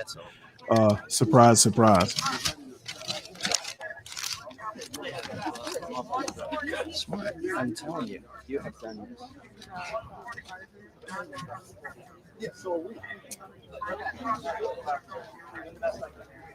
All right. Let's go to attorney Brad Edwards. I'll come back, but you can speak for you and her can speak as long as you want. But then I'll come back. You'll come back after. So you don't have to introduce anybody. But I'll Perfect. Good morning, everybody. Good morning. Hello. Please, if we could, just out of respect for particularly the survivors who are going to speak, if we could have some silence. And if folks could just please calm down. People can speak when members of Congress are speaking. I just want to make sure that the victims and survivors are going to be heard today. I want to begin by thanking Brittany Henderson and Brad Edwards for their tireless work in the pursuit of justice. And I want to thank Sarah Drury on my team for working with them. Above all, I want to thank the survivors who are here today, whose courage and strength have brought us to this moment. I want to thank my co-lead, Congressman Thomas Massie, and Congresswoman Marjorie Taylor Greene for standing with survivors here today. Today, as you can see, we're united in restoring trust in government. We're here not as partisans, we're here as patriots. We begin the work of bringing this country together, progressives, independents, moderates, and yes, MAGA supporters, to demand truth and justice. A nation that allows rich and powerful men to traffic and abuse young girls without consequence is a nation that has lost its moral and spiritual core. Americans are asking a very simple question. How is it possible that in the richest, most powerful country in the world, there are corrupt special interest forces, both foreign or domestic, that are preventing the release, that have a stranglehold on our government and are preventing the release of the full Epstein files? There is something that is rotten in Washington. Less than 1% of these files have been released. We are demanding today on the discharge petition that all of the files be released. We know we have 212 Democrats and we have 4 Republicans, courageous Republicans like Thomas Massie, Nancy Mace, who was so emotional yesterday after talking to the survivors, Congresswoman Boebert, and Congresswoman Marjorie Taylor Greene. We need just 2 more signatures to force the release. So we gather here on the steps of the Capitol to confront these corrupt forces. Today we stand with survivors. We stand against big money. We stand to protect America's children. That is really what this is about. I now want to bring up my Republican colleague, Thomas Massie. He has shown so much courage, so much leadership. And I saw some people, I say the same thing about Marjorie Taylor Greene. She has shown so much courage on this issue. I saw some people when I was coming here calling her names. We've got to stop that. We've got to stop the partisanship on this issue. This is an issue where they both have shown real courage and leadership, and I appreciate them joining us today. Congressman Massie. I want to thank my colleague Ro Khanna for co-leading this effort to bring transparency and justice for these victims. I hope my colleagues are watching this press conference. I want them to think, what if this was your sister? What if this was your daughter? When these survivors speak, the Washington establishment is asking the American public to believe something that is not believable. They're asking you to believe that 2 individuals created hundreds of victims and they acted alone, and that the DOJ has no idea of who else might have been involved, that nobody else did anything that rose to a criminal enterprise. The American people know that's not true. Now, the Speaker of the House just offered a fig leaf to my colleagues. They're going to vote on a non-binding resolution today that does absolutely nothing. I appreciate the efforts of my colleague, James Comer, who's leading the Oversight Committee. They may find some information, but they're allowing the DOJ to curate all of the information that the DOJ is giving them. If you've looked at the pages they've released so far, they're heavily redacted. Some pages are entirely redacted. And 97% of this is already in the public domain. So I'm calling on my colleagues. Be one of the next 2 who sponsors this discharge petition. I think it's shameful that this has been called a hoax. Hopefully today we can clear that up. This is not a hoax. This is real. There are real survivors. There are real victims to this criminal enterprise. And the perpetrators are being protected because they're rich and powerful and political donors to the establishment here in Washington, D.C. So today we're standing with these survivors. We're giving them a voice. And I want to close by thanking them. They are brave. I hope they encourage other survivors to come forward and to tell their stories, not just of Jeffrey Epstein and Maxwell, but anywhere in the country. This is a message that we are sending. This is a litmus test. Can we drain the swamp? Are there people who are outside of the reach of the law? I don't think there should be. So hopefully today we'll get 2 more signatures on the discharge petition. That's all we need. And with that, I want to introduce the bravest woman in Congress, Marjorie Taylor Greene. I find it interesting that the 3 Republican co-sponsors are women. These are women standing up for women. And Marjorie was the first to do it. And I think she deserves all of our gratitude for breaking that barrier and leading the way for the other Republicans. Hopefully they can find their spines as well. And with that, I give you Marjorie Taylor Greene. Yes. Good morning. This is my 5th year in Congress, and this is the largest press conference that I've seen since I've been here.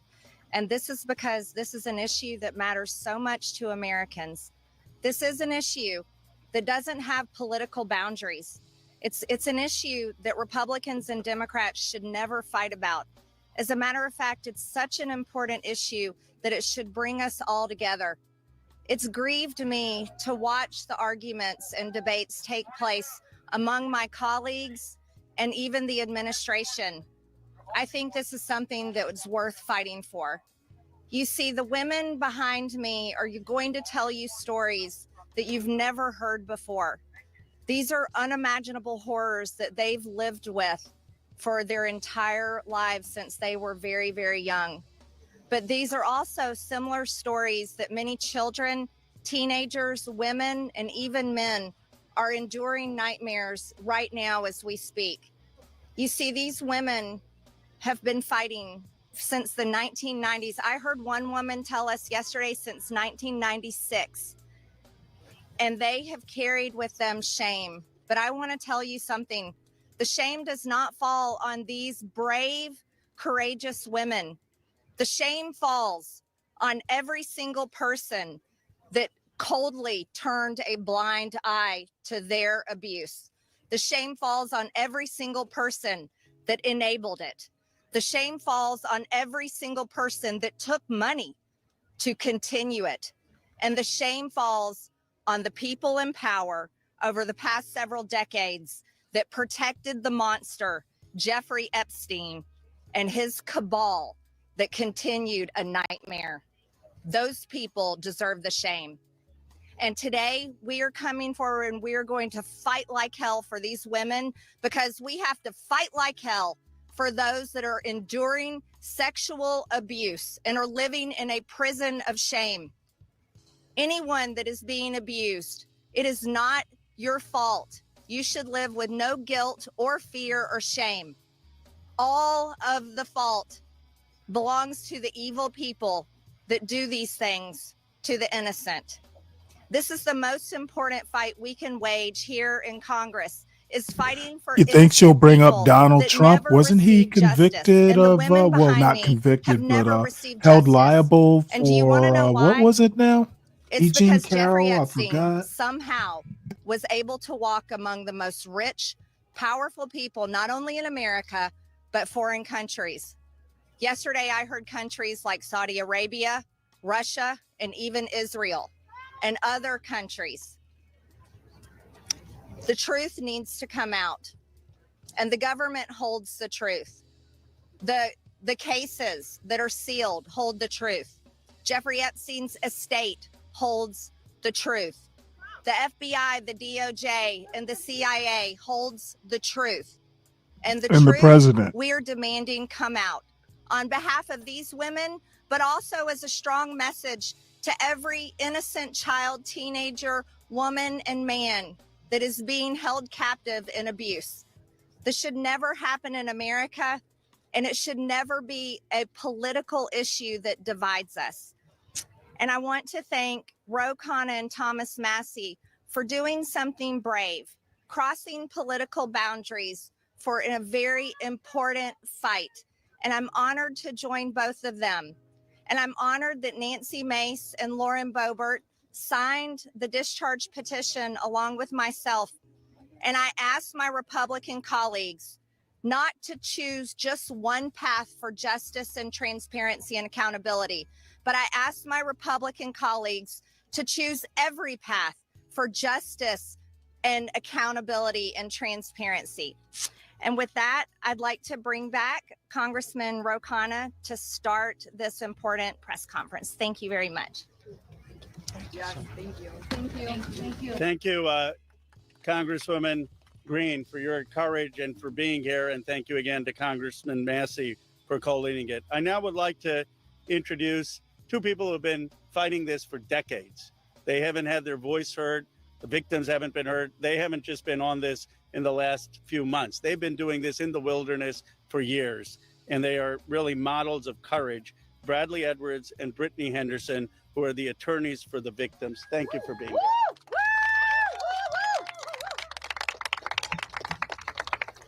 Thank you, Ro and Thomas Massey. I really appreciate you putting forth this discharge petition. It's tough to understand that we have to be here because this doesn't seem like a partisan issue. This is an issue. Sex trafficking and sexual abuse transcends politics. We as Americans expect equal protection under the law, and there can be no doubt that Jeffrey Epstein received far greater protection than any of the victims that he abused for years. In 2008, Courtney Wild walked into my office because she was a part of a federal investigation into Jeffrey Epstein, where all she wanted was the government to talk to her. Little did she know the government had worked out a secret immunity deal for Jeffrey Epstein, and we had to file Jane Doe's versus United States of America to prove that Jeffrey Epstein worked out an illegal non-prosecution agreement with the government. That was 2008. It took us 10 years battling the government pro bono for the judge to ultimately determine that the victims' rights were violated. The government has mistreated them after Jeffrey Epstein mistreated them. We then filed civil lawsuits against Ghislaine Maxwell, which has resulted in her being in prison. Our civil lawsuits led to her prosecution. We filed lawsuits against Jeffrey Epstein, against his estate, and against two financial institutions, JP Morgan and Deutsche Bank, that proved that they knowingly provided the financial infrastructure for a sex trafficking operation. Unfortunately, all of the documents and evidence that we have worked so hard to gather hide behind protective orders, confidentiality agreements, and bank secrecy laws. That is why this discharge petition is so important. While we have seen the documents, you haven't. And when you see the documents, you're going to be appalled. And the American people deserve to see everything. When you sign this discharge petition, it should mean nothing is off limits. That means the documents in the possession of the CIA should be made available. Those in possession of the FBI going back decades should be made available. The SEC, financial records in the possession of FinCEN should be made available. Everybody knows that evil flourishes in the darkness. Corruption flourishes in secrecy.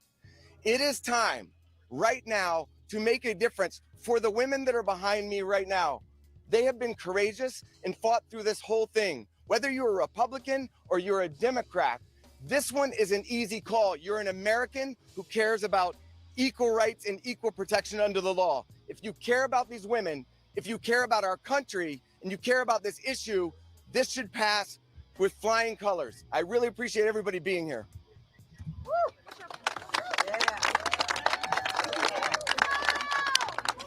Hi, good morning. My name is Brittany Henderson, and I think in addition to thanking the wonderful congressmen and women who are here today, we need to thank the women, and not just the women who are going to speak, but the other women who are standing behind them, along with other lawyers, Sigrid McCauley, and people who have been fighting for a very, very long time for the world to give this kind of attention to an issue that it should have had forever.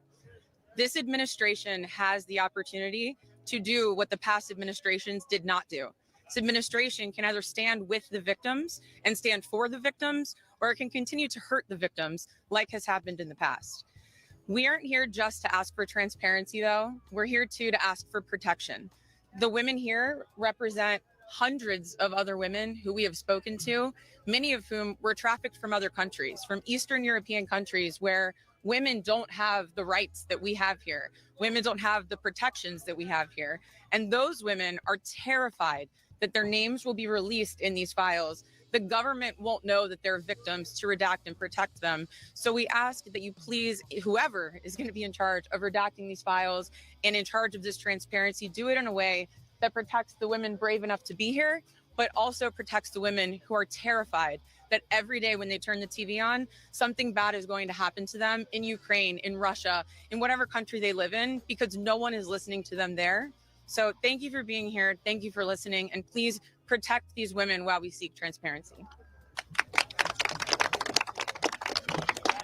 Good morning.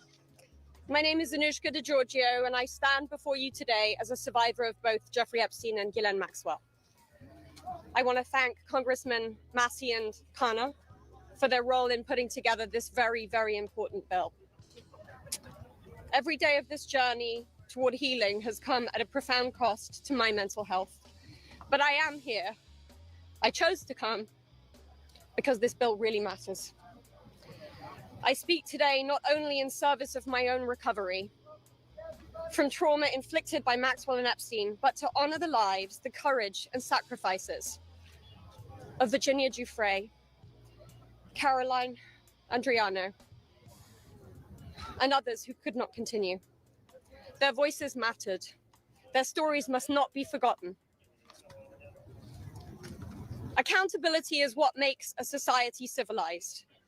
Equal opportunity and equal consequence for all. Consequences are not about punishment alone. They exist to deter future harm, to protect vulnerable, and to set a standard of justice. If Ghislaine Maxwell were pardoned, it would undermine all the sacrifices I made to testify and make mockery of mine and all survivors' suffering. That is why the Epstein Files Transparency Act is so essential. It requires the Department of Justice release all the records related to Epstein and Maxwell investigations, flight logs, immunity deals, internal communications, and even the records surrounding Epstein's detention and death. And crucially, it forbids withholding documents simply because of embarrassment, reputational harm, or political sensitivity. This is about ending secrecy wherever abuse of power takes root. But transparency alone is not enough. Survivors need protection, resources, and legal support. If this Congress is serious about justice, then let this moment also affirm your commitment to provide victims with the legal aid they need to confront abusers, to navigate complex systems, and to reclaim their power. Transparency must be matched by support, or else too many victims will remain silent out of fear and lack of access. The statistics demand action. Nearly 1 in 5 women in America will experience rape or attempted rape in her lifetime. Every 74 seconds, someone is sexually assaulted. Every 9 minutes, that person is a child. These are not numbers, they are people. They are your daughters, your sons, your constituents, your friends. Statistically, 1 in 5 of your families will face this nightmare. The days of sweeping this under the rug are over. We, the survivors, say no more. I want to help create a world where survivors of sexual abuse and abuse of power can come forward safely. And I ask Congress to join me in that effort, not only by passing this bill, but by ensuring that those who step forward have legal support to face their abusers and see justice done. When Judge Berman gave Epstein survivors the chance to finally speak, the world listened. After so many years, survivors were heard. That moment was historic, and so is this moment. For me, the turning point was when I had my daughter, and on the day she was born, I knew I had a responsibility to protect her and to protect all children. I have to use my voice, the voice that had been silenced by fear and shame for so many years. Make no mistake, my polished exterior is a shield hiding a wound that still bleeds. But through this wound, I have found purpose. To be part of lasting change in how we confront exploitation and abuse. And to be clear, the only motive for opposing this bill would be to conceal wrongdoing. You have a choice. Stand with the truth or with the lies that have protected predators for decades. I am no longer weak. I am no longer powerless. And I'm no longer alone. And with your vote, neither will the next generation be. President Trump, you have so much influence and power in this situation. Please use that influence and power to help us, because we need it now and this country needs it now. Thank you.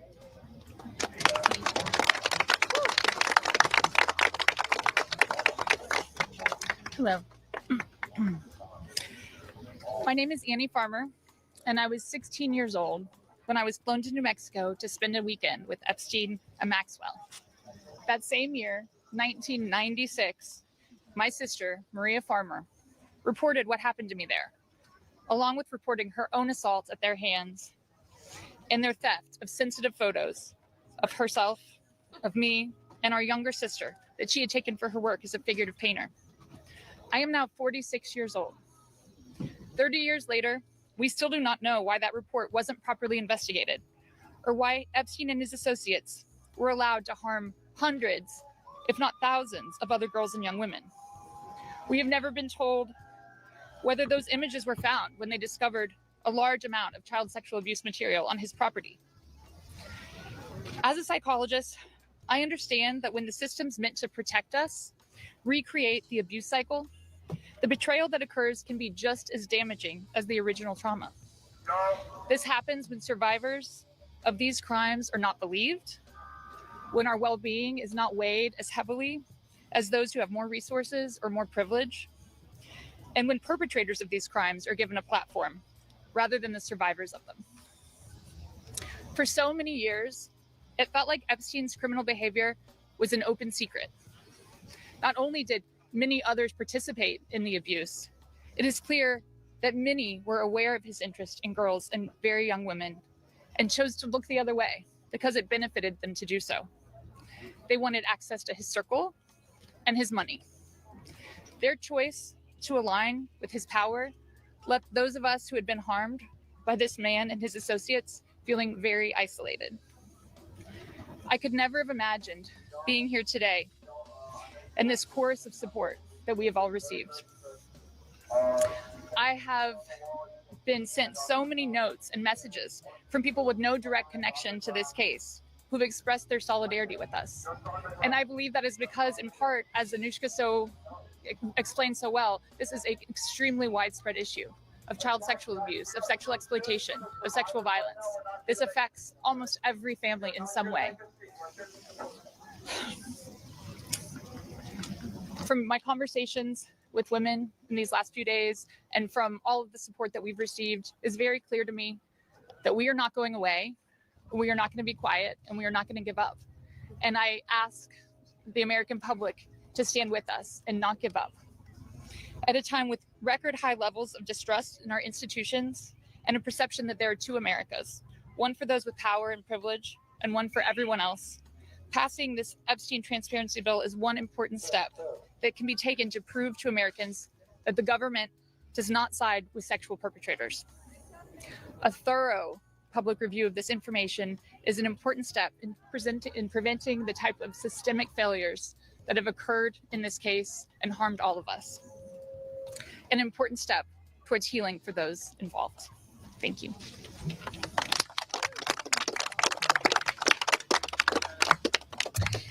Hello, everyone. I'd like to say thank you, everyone, for being here today on this very powerful and special day for all of us here. My name is Marina Lacerda. I was minor victim 1 in federal indictment of Jeffrey Epstein in New York in 2019.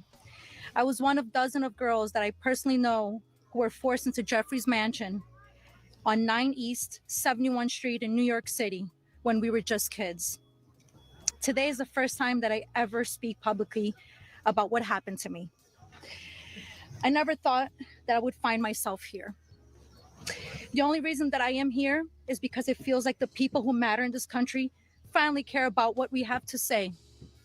As an immigrant from Brazil, I feel empowered knowing that the little girl struggling to get by at 14 and 15 years old finally has a voice. For the first time, I feel like I matter as an American.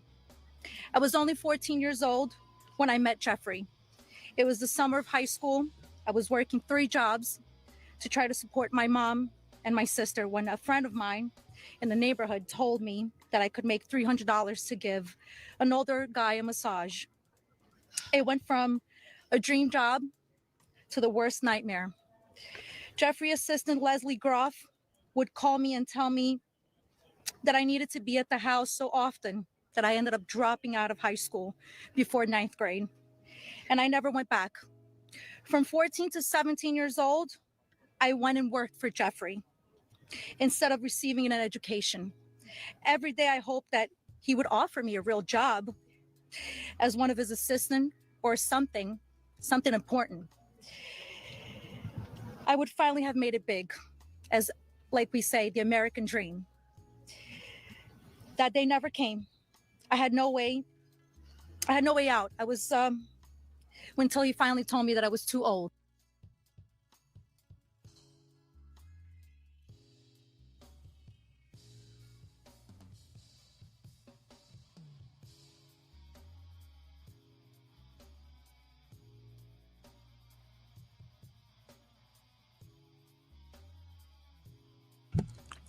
Let's see. Something's wrong with the live feed.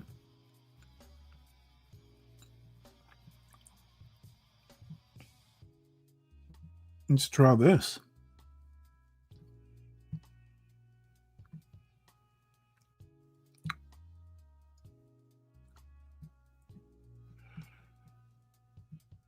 Well, let's see if I can get the volume right.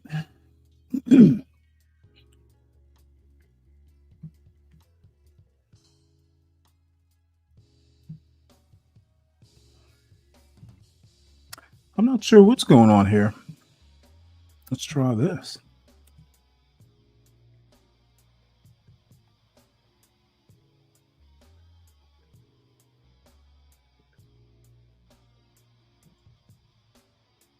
Yeah, looks.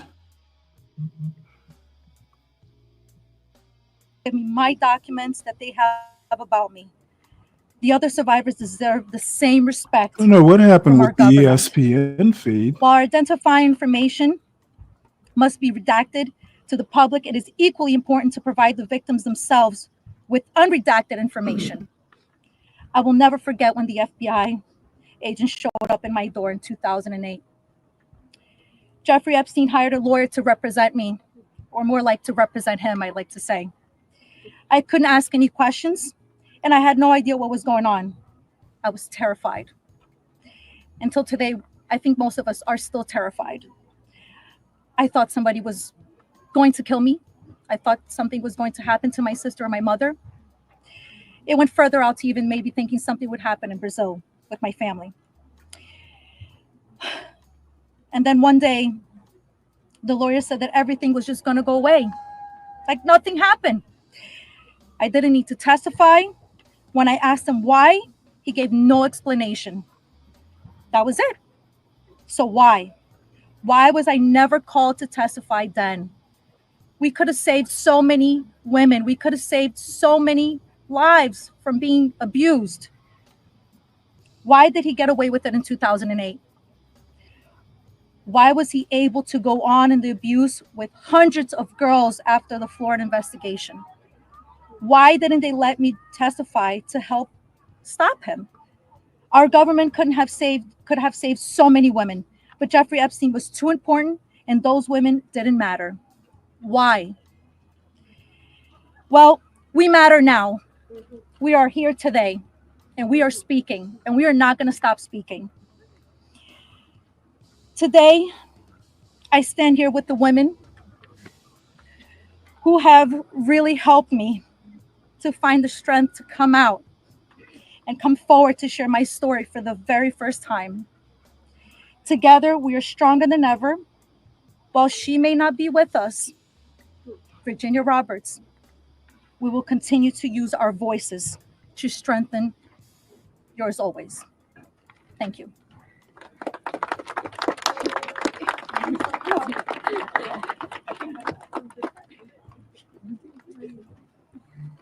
Hi, my name is Courtney Wild.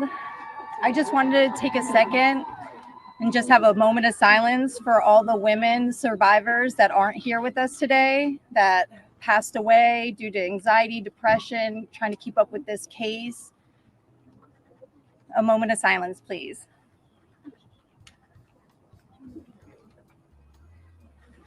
Thank you.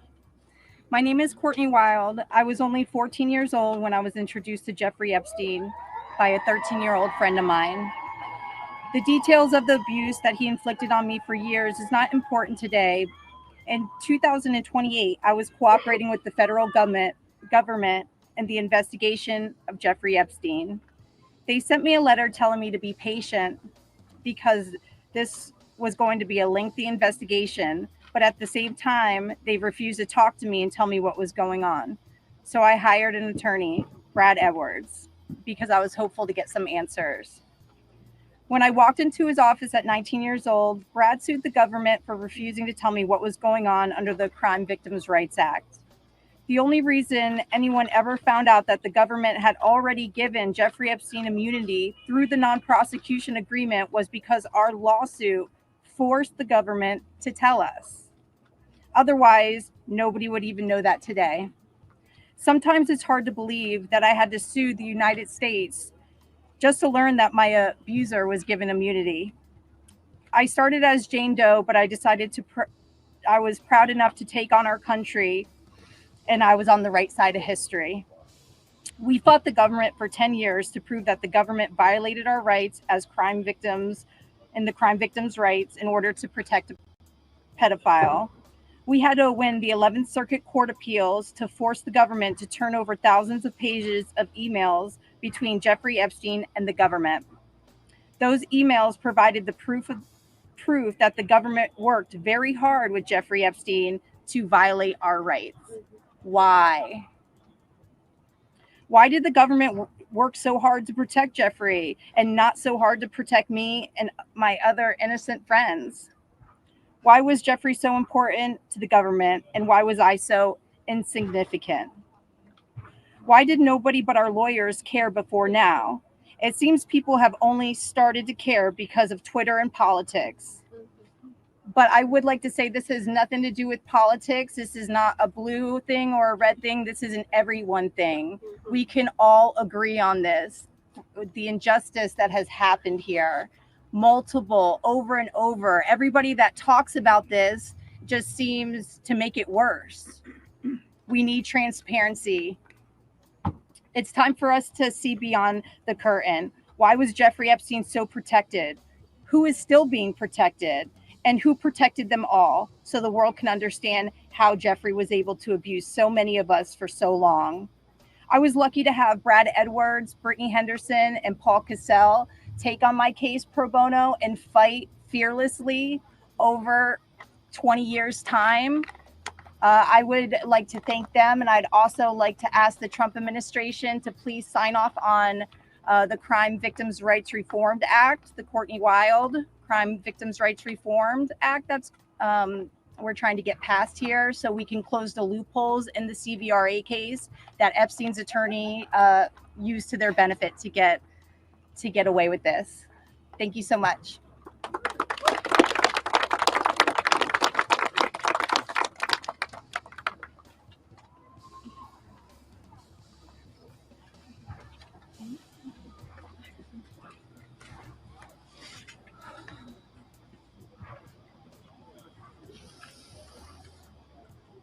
Good morning.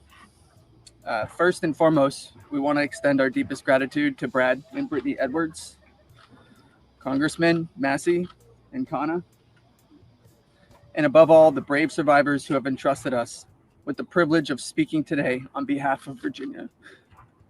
Robert Giuffre, as her family. We are here today because we support H.Res.581, the Epstein Files Transparency Act, in its entirety. But as much as this bill is about shining a light on truth It's not just about the bill. This is about justice.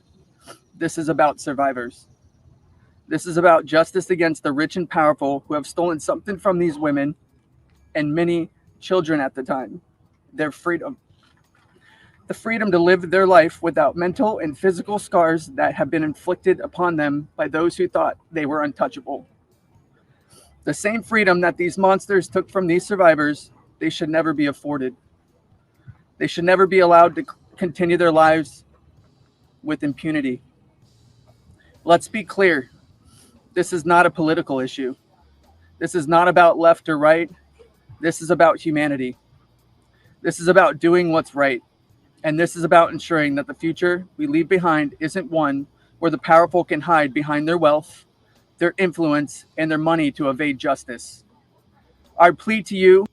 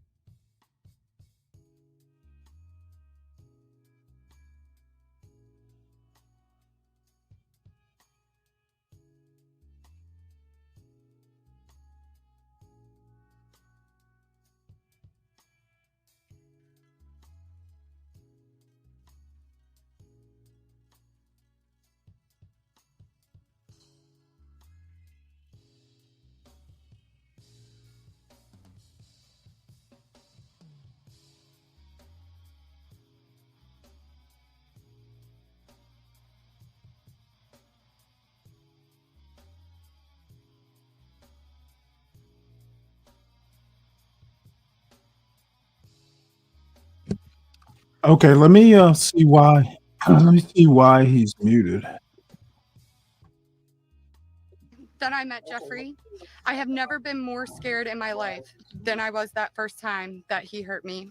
I remember Sorry crying about the that. entire way home, thinking about how I couldn't ever tell anyone about what actually happened in that house. This guy was so rich and had so many pictures with so many famous people, and no one would have ever believed me if I told them. I want to thank Congressman Rowe and Congressman Thomas Massey for having me here today. It was really hard for me to find my voice and to become strong enough to speak about my abuse. I didn't come forward until 2019, and even then it was like I was afraid of a ghost. I know that I was just a little kid, but sometimes I still feel like it is my fault that this happened. Being given the opportunity to speak at the United States Capitol building about something that is so important, not just to me and the women before you, but to the entire country. Together, we can finally make a change. And that is thanks to the people like these two congressmen and their teams who actually care about the victims. If you are a member of Congress and you are listening to all of us speak here today, please really listen to us. Please vote for this bill to be passed. Please recognize how important it is for transparency relating to Jeffrey Epstein. Whether you are a Democrat or a Republican, this does not matter. This is not about sides. You are an American, and you are a person who has chosen to serve in an elected position to stand up for those you represent who cannot always stand up for themselves. We are those people. We are the Americans that you promised to protect, and we need your help. Please, President Trump, pass this bill and help us. Make us feel like our voices are finally being heard. Thank you. I just wanted to introduce myself. I'm Haley Robson. Thank you. Thank you. Good afternoon. My name is Haley Robson. I was a 16-year-old high school student athlete who made good grades and had high aspirations for college when I was recruited and asked by a classmate of mine alongside with a 20-year-old male if I wanted to give an old rich guy a massage. But what high school girl would not want to do that? That day changed my life forever. And when I got into the massage room, Jeffrey Epstein undressed and asked me to do things to him. My eyes welled up with tears, and I have never been more scared in my life. When it was over, he paid me $200 and requested in exchange that I bring a girl each time to make another $200. I told him I did not want to do that, and then he gave me an ultimatum. Either you come here and massage me when I call you, or you bring me friends of yours to massage, and I will give you $200 per girl for each time she comes. I felt and hoped to never hear from him again, but he called me every day. He was so wealthy and powerful, and he would not let me go. I felt I had no choice. If I disobeyed him, I knew something bad would happen.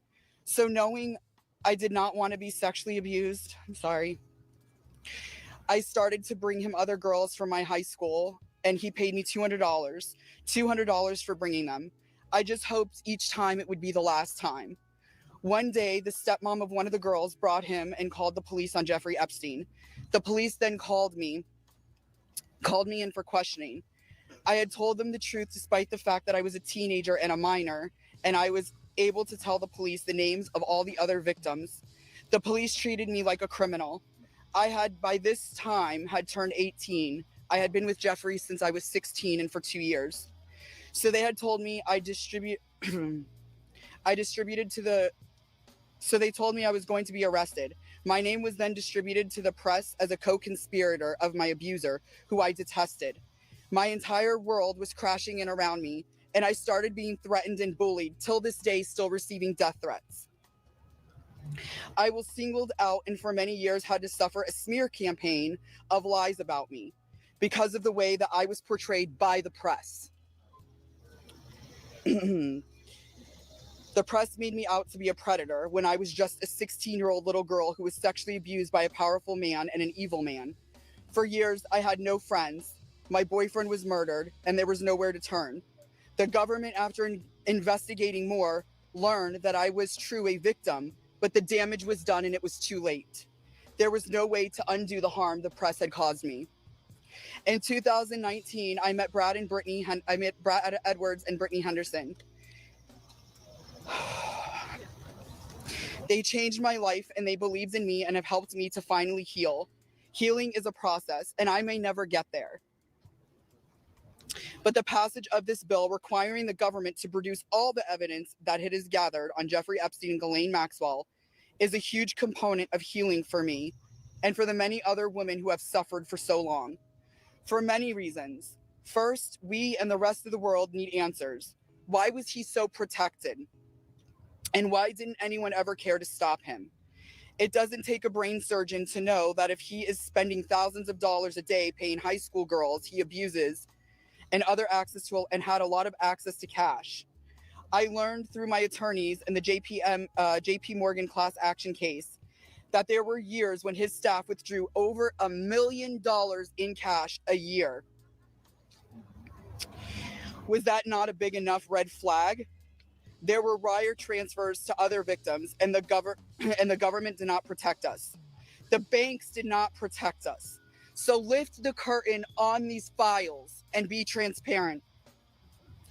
Every single time a new conspiracy gets circulated in the media, whether he is still alive, what powerful person had him murdered, who was on the Epstein client list, and there are names going around on TikTok and Instagram, we, the survivors, are suffering severely. We take our kids to school and everyone is talking about it. We can't read the news or do anything without hearing crazy stories that are only able to live on because the government continues to hide the evidence and the truth. So people just make up stories. Those stories hurt. They hurt real people who have already been hurt. And we have lost so many Epstein victims to suicide, and maintaining the real truth and secrecy only allows for conspiracy theorists to tell lies that drives up our anxiety and fears and will continue to lead to more pain, more suffering, and honestly, more deaths of innocent victims. It's time you do is right by us. Unseal all the documents. We are requesting transparency, and I am requesting every congressman and woman that goes against this bill be outed. I want to know. Thank you.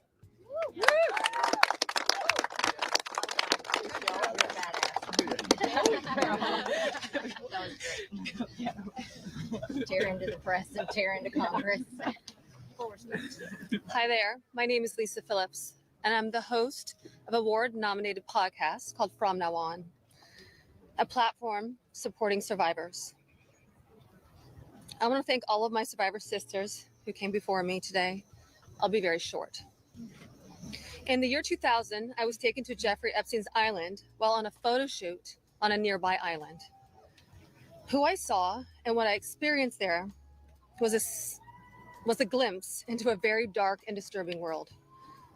For years after, I tried to avoid Jeffrey, but he had introduced me to Katie Ford, the owner of the Ford Modeling Agency. Epstein's reach went to the very top of fashion, arts, and entertainment. This did not just happen to underage girls in Florida. In New York City, hundreds of young, ambitious women were abused by him. Epstein was not just a serial predator, he was an international human trafficker. And many around him knew, many participated, and many profited. And yet he was protected. So I stand here today for every woman who has been silenced, exploited, and dismissed. We are not asking for pity. We are here demanding accountability, and I'm demanding justice. Congress must choose. Will you continue to protect predators, or will you finally protect survivors? And also, I would like to announce here today, us Epstein survivors have been discussing creating our own list. We know the names. Many of us were abused by them. Now, together as survivors, we will confidentially compile the names we all know who were regularly in the Epstein world. And it will be done by survivors and for survivors. No one else is involved. Stay tuned for more details.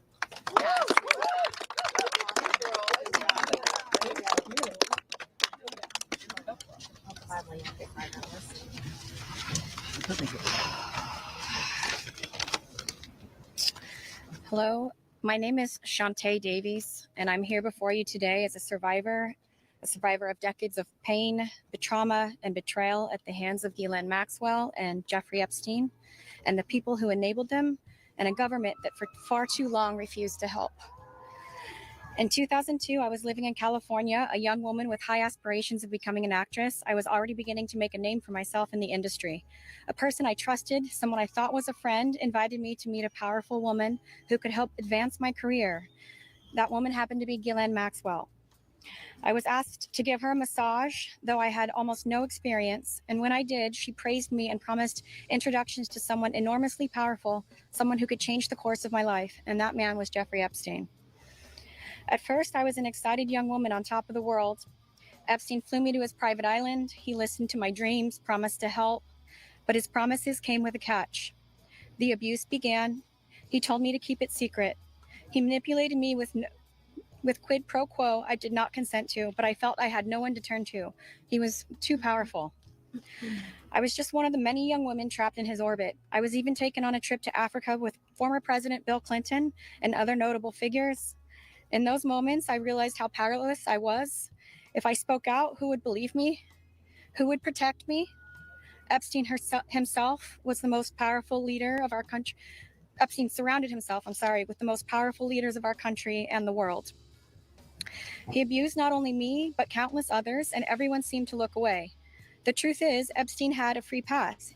He bragged about his powerful friends, including our current president, Donald Trump. It was his biggest brag, actually. And what I endured will haunt me forever. I live every day with PTSD. I live as a mother trying to raise my child while distrusting a world that has betrayed me. This kind of trauma never leaves you. It breaks families apart. It shapes the way we see everyone around us. But one thing is certain, unless we learn from this history, monsters like Epstein will rise again. There are files, government files, that hold the truth about Epstein, who he knew, who owed him, who protected him, and why he was allowed to operate for so long without consequence. Why was Maxwell the only one held accountable when so many others played a role? Why does the government hide this information from the public? This secrecy is not protection, it's complicity. And as long as the truth is buried, justice will remain out of reach. That is why this bill matters. Passing it will, bless you, ensure that the suffering of survivors is not in vain. Passing it will bring accountability, transparency, and prevention. It will help protect the next generation of predators who seek to place themselves above the law through wealth, influence, and connections. This is not just my story. It is about every survivor who carries invisible scars. It's about the weight we live with daily. It is about the families broken and the futures stolen. So I ask you, President Trump and members of Congress, why do we continue to cover up sexual abuse and assault? Who are we covering for? Let the public know the truth. We cannot heal without justice. We cannot protect the future if we refuse to confront the past. Thank you.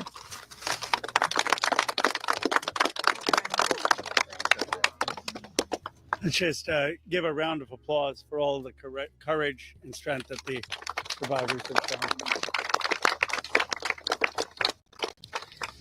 We now will take a few questions. You can always get Congressman Massey, me, or Congresswoman Green in the hallways and other places. If you have questions for us, that's fine. But I wanted to see first if you have questions for the lawyers and the survivors, and Brad will facilitate any of the questions to the survivors. Yes. Yeah. This question would be for the survivors, Mr. Edwards. The president has said that this Epstein issue is a hoax, is the word that he used. Can we get your reactions to what you think when you hear him say that? Oh, I'll answer that. Mr. President Donald J. Trump, I am a registered Republican, not that that matters because this is not political. However, I cordially invite you to the Capitol to meet me in person so you can understand this is not a hoax. We are real human beings. This is real trauma. What does it feel like emotionally to hear that? Devastating. It's being gutted from the inside out. Not that I would know what that feels like, but I imagine it's the anxiety buildup with the depression and the survival mode, and then your nervous system goes limp and ironically is shot. And it feels like you just want to explode inside because nobody, again, is understanding that this is a real situation. These women are real. We're here in person. To say that it's a hoax is just not, please humanize us. I would like Donald J. Trump and every person in America and around the world to humanize us, to see us for who we are and to hear us for what we have to say. There is no hoax. The abuse was real. Now, what goes on behind closed doors, I can't speak for that. What happens around the world politically, I cannot speak for that. But I am here with all of these women, including our attorneys, and I would be more than happy to meet with him, and I will meet him halfway. Ms. Edwards, I wonder if any of the victims could respond to the news from recently about Ghislaine Maxwell being transferred to a lower security prison in the aftermath of speaking to Todd Blanche. You want that one? About her transfer. Oh, yeah. Sure. I'm happy to speak to that. We were horrified to learn that she had been transferred to a prison camp. She is someone who was found guilty by a jury of sex trafficking. She not only, we often hear that she procured women for Jeffrey, which I think is a very sort of polite and minimizing term. She also participated in the abuse. She was a major architect of the scheme. And the fact that she has painted herself as a victim, I think is disgusting. And it was horrifying, I think, to us that we were not told about her prison transfer. We found out about it in the news. 1 minute, I think Anushka maybe. So, Anushka DeGiorgio, I testified alongside Annie at the trial of Ghislaine Maxwell. I was horrified when I found out not only had Ghislaine Maxwell been transferred to what's called a low security. It's really is like a holiday camp, and then afterwards I got a notification from the Department of Justice telling me that this was going to happen when it had already happened. This woman abused children.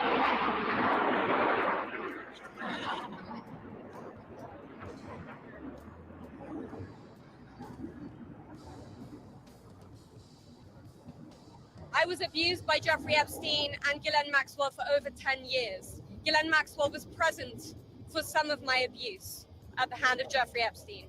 She was present, she was complicit, she was enabling, and it is appalling and disgusting. And it's one of my worst nightmares that she not only be transferred, but at the possibility that's very much going around that she might be pardoned. This is not okay, guys. This is not okay. And I just want to add that I think it sends a very dangerous message to our country, to the young people in our country, that someone that we all know is aware of these crimes could be given a pass. And just for the last one, the last survivor who just spoke, the last survivor who just spoke, she said that Epstein would brag about her relationship with Donald Trump. Could she please elaborate about that? Shut it. The microphone. Get close. Yeah, I did say that.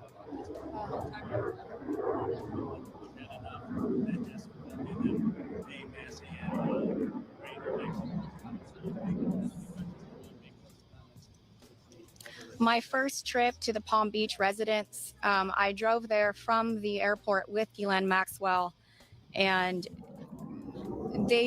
Jeffrey and Ghislaine were always very boastful about their friends, their famous or powerful friends, and his biggest brag forever was that he was very good friends with Donald Trump. He had an 8x10 framed picture of him on his desk with the two of them. Like, they were very close. Yeah. Go ahead. One second. For this client list that you ladies are putting together, you said it would be confidential, but will the public, could you clarify, will the public get to see that? So Lisa, what's your envision here?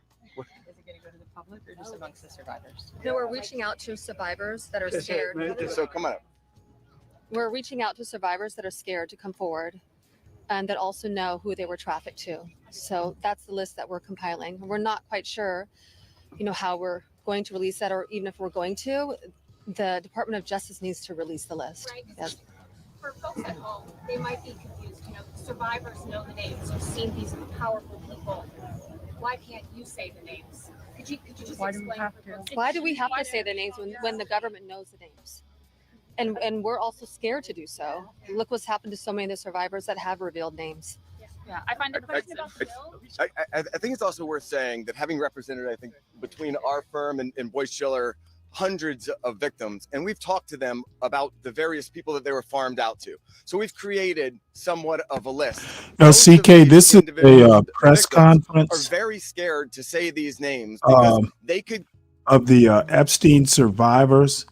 Yesterday, they did a closed door session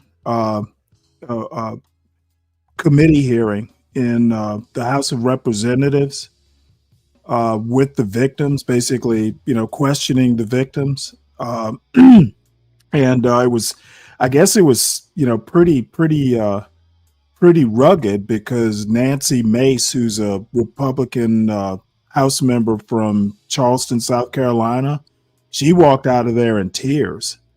She left early. She was basically triggered because she's a former victim of SA. So anyway, they did the hearing yesterday. They're doing a press conference today, and I figured I would just cover it since it's here. And basically, the House is trying to do a petition to do an end around the voting process to force the government, Justice Department, CIA, et cetera, to release all the files, all the Epstein files.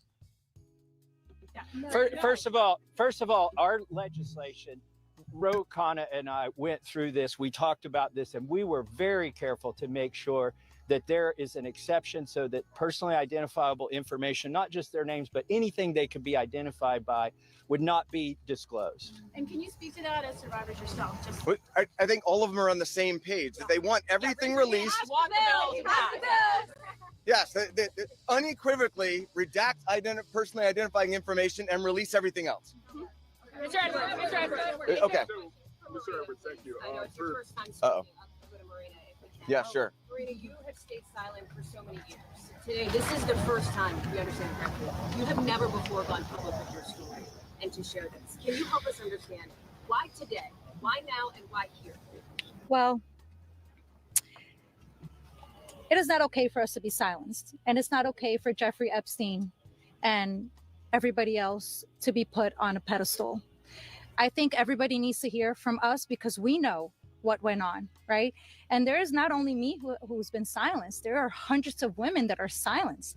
My hope is to stop this abuse for the future, right? For people that are coming up, for women. My daughter, for example, these women have daughters. They most definitely don't want that anymore. And I think mainly this is therapy for all of us too. You know, we want to be heard. Nobody also has never asked me to speak. That's also another thing. So I can say for all of us here, we are here. We want this bill to pass. It is very important. Okay. And we need transparency. We are tired of looking at the news and seeing Jeffrey Epstein's name and saying that this is a hoax. We are tired of it. We are done. We're not going to be silenced. And I hope that my voice will bring other survivors and other victims to come along and speak up so that we can be more of a stronger voice and louder. So what is your message to President Trump on this? Listen, I don't want to send a direct message to him. I'm already scared enough. Yeah, just pass the vote. Listen to us. This is not a hoax. Like, it's not going to go away. And like I said on my speech earlier, we're not going to be silenced anymore. We will be speaking moving forward wherever we need to be. We will be, and we need to pass this. Go ahead. Thank you, sir. Jordan Conrad, Gateway Content. For years we've heard that there's an Epstein client list or some kind of list. And now we hear from DOJ that there's no list. Question for all victims. What do you guys think? I know you're working on your own list, but do you believe that Jeffrey Epstein had a list? Yeah, so there's not a list. So here's what it was. Just like you heard everybody today, Jeffrey Epstein created through an organization that of enablers, of people that were on his payroll. It was a complicated scheme where others should still be investigated because they helped to enable him and operate this scheme. Without those people, he could not have done this. But the purpose was for him to personally abuse people. With that being said, certain of his friends, he farmed out certain of the women that he was exploiting too. But that wasn't the primary purpose of that scheme. And I don't think he wrote the names of those people down. There's not a list of, hey, here's all of the people that I sent females to. That's just not how that organization works. Mr. Edwards, Agreed? is there any evidence that Jeffrey Epstein was involved with or tied to the CIA or a foreign intelligence operation? I think that the safest thing for me to say is all files should come out, whether it is for this with the CIA, FinCEN, SEC, FBI. I'm not just making these up haphazardly. I'm giving you a roadmap where to look. So if this bill Go ahead. The White House has said that this is a discharge resolution, a very hostile act. What's your response to it? I'll go first and then I'll let them. They're much more important than me, but I don't understand why it's a hostile act. I can tell you that I talked to President Trump back in 2009, and several times after that, he didn't think that it was a hoax then. In fact, he helped me. He got on the phone. He told me things that were helping our investigation. Now, our investigation wasn't looking into him, but he was helping us then. He didn't treat this as a hoax. So at this point in time, I would hope that he would revert back to what he was saying to get elected, which is, I want transparency. This about face that occurred, none of us understand it. In fact, I don't understand how this is an issue that's even up for debate. How do you not stand behind these women after you've heard their stories and know that hundreds of them were abused, and it was only because files are being kept in secrecy? The world should know who he is, who protected him, and the other people that are out there to be investigated need to be investigated. Go ahead. Are there any people who are currently serving in government who are named, who you know of, are in these files, who you had relations with, anything of that sort, who Jeffrey Epstein connected you with? Are you willing to say yes or no? I don't think I can answer. Mr. Edwards. Mr. Edwards. Sorry.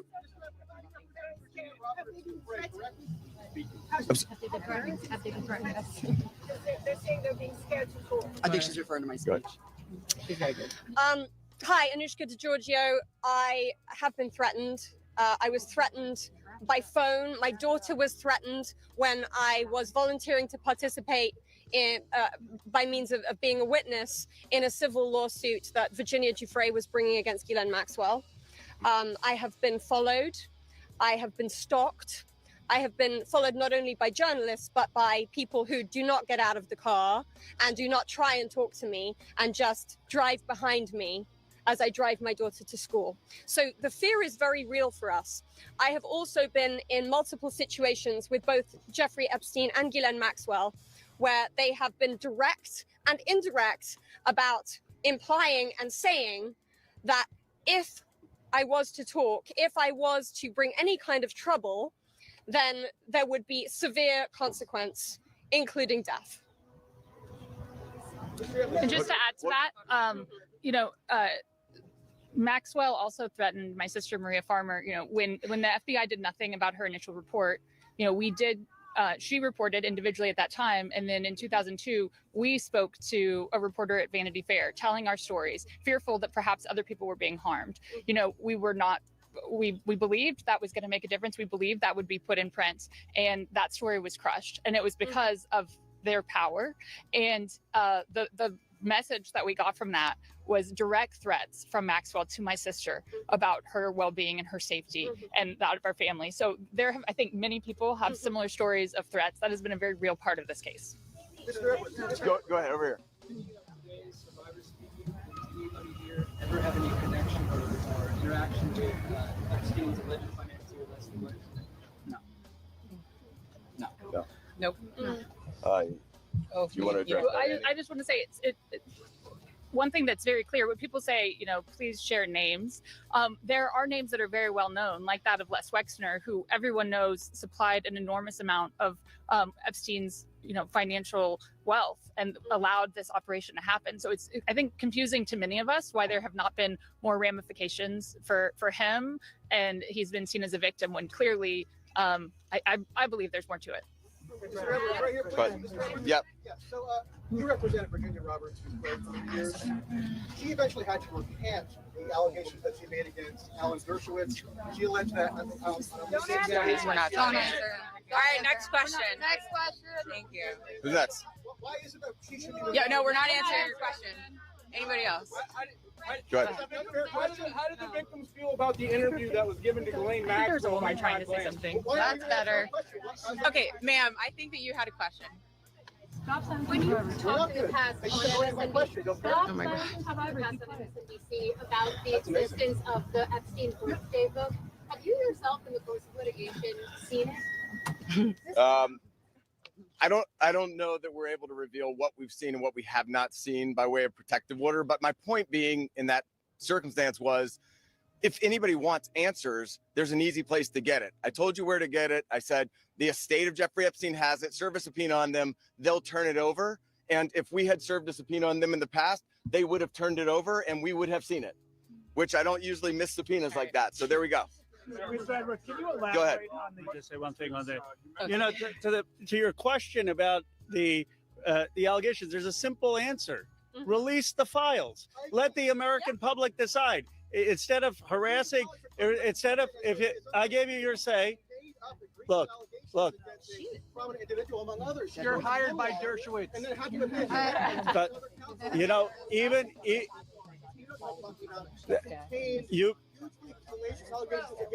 been heard. And even Alan Dershowitz says to release the files. Release the files. That is the answer, and that's what we're here for. And that is it. Yeah. Can you elaborate on the Sir.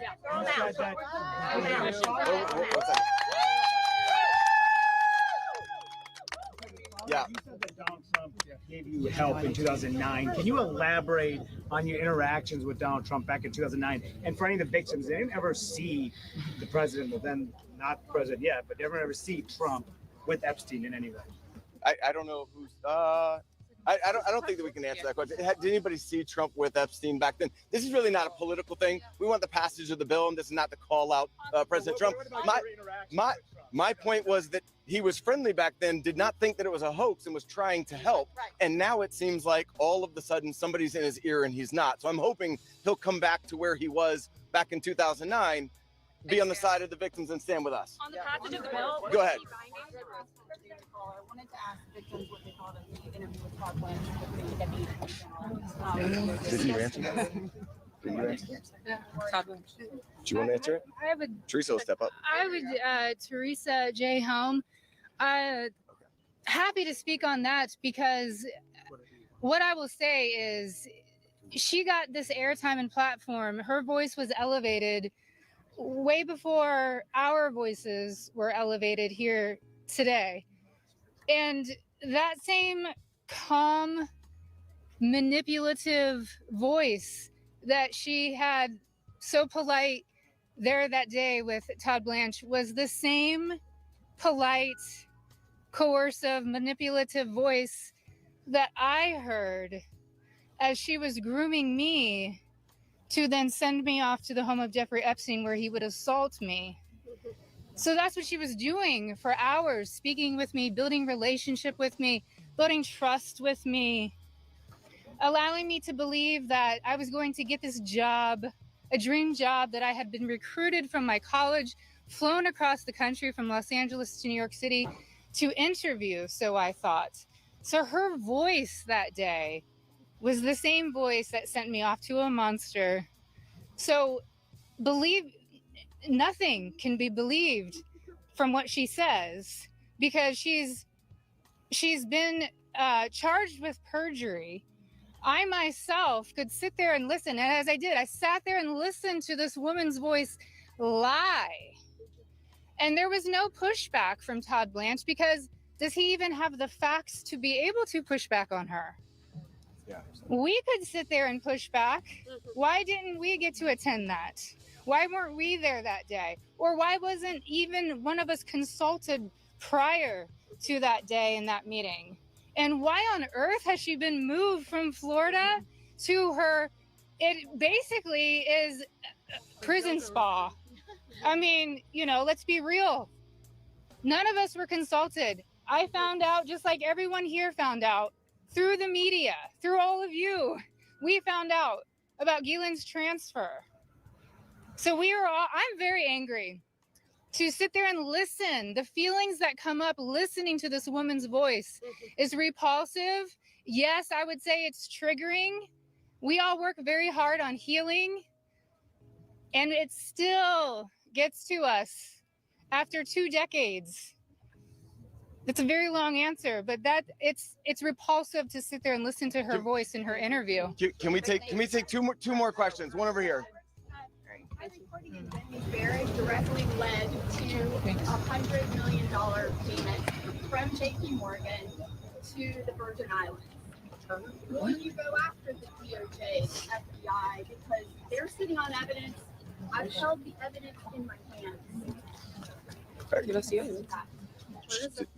think that there's nobody that's immune from us going after them if there's a legitimate action to take. So to the extent that evidence exists, then show it to us and we'll help in every way we can. We stand with the victims. Okay. One more. Survivors speak to, speaking of being threatened and being afraid to come forward with the story, to the case of Katie Johnson, who alleged that Donald Trump and Jeffrey Epstein. I don't think we can talk about. I don't think we can talk about that case. I do think it's worth saying, though, despite the comments that he made, Virginia Roberts Giuffre is an American hero. Yeah. She is somebody without whom we would not be able to have this voice. She was the one who had courage to name names, speak out against people, and she was standing up against everybody at one time with an enormous amount of pressure. And most of these women are here because of Virginia Roberts Giuffre. So, all right, last one. What do the victims say? Do they think innocent people are that he's protecting in his mind? Clearly not us. I don't think that anybody knows, but I can tell you that in the oversight committee meeting yesterday, they indicated that they were all for transparency, releasing the files, and asked us to hold them accountable. Isn't that right? Yes. They said hold them accountable, so we intend to hold them accountable. That's up to them. We're going to show them where to go with it, and as long as they're doing their job, they should. I'm going to turn it back over to Ro Khanna. Thank you. Let me just say this. Let me say this. I think the people back who are testifying here today or speaking out today, they are American heroes. Let's give them another round of applause. And you say, look, Thomas, Marjorie, and I, we're huge believers in the First Amendment, and we believe in free speech, and we take abuse all the time. But you see, you see why it's so hard to do what they have done, because they come forward and you subject yourself to national scrutiny and national questioning. And I just want to say from the bottom of my heart how appreciative I am and how proud I am of what you've done today. You made a big difference. Before I bring on Marjorie and then Thomas will have the last word, I want to summarize three basic things that I heard from the survivors. First, they want to know why our government covered up for someone rich and powerful. Why is it that we have two Americas? People say, why do you need to release the Epstein files if Epstein is dead and Maxwell is in jail? Because we don't know who all was involved in the cover-up. Why are there rich and powerful people who didn't have justice? They want to know that. Second, many said it's important for their own closure. They don't know their own abuse. They want to understand what's in these files for themselves. And third, we heard that there are many others who obviously were involved. And they want to know, and the American people deserve to know what was there in those files. I actually think they're helping us come together as a country. I've never done a press conference with Marjorie Taylor Greene before. I've done some with Tubbs, but look, this country is divided, it's exhausted. This is one thing that we can come together on. Yeah. And I was very clear with Thomas. This is not against President Trump. I would like nothing more than a Truth Social post for him after this press conference saying, just release the files. Be with Massie Khanna. This is about something much deeper. It is about bringing this country together to stand for America's kids, to restore trust, and to move this country forward. So thank you to the survivors for helping us do that. Now I want to introduce Marjorie Taylor Greene. Thank you. Thank you. For everyone watching at home, I think it's important to put yourself in these women's shoes.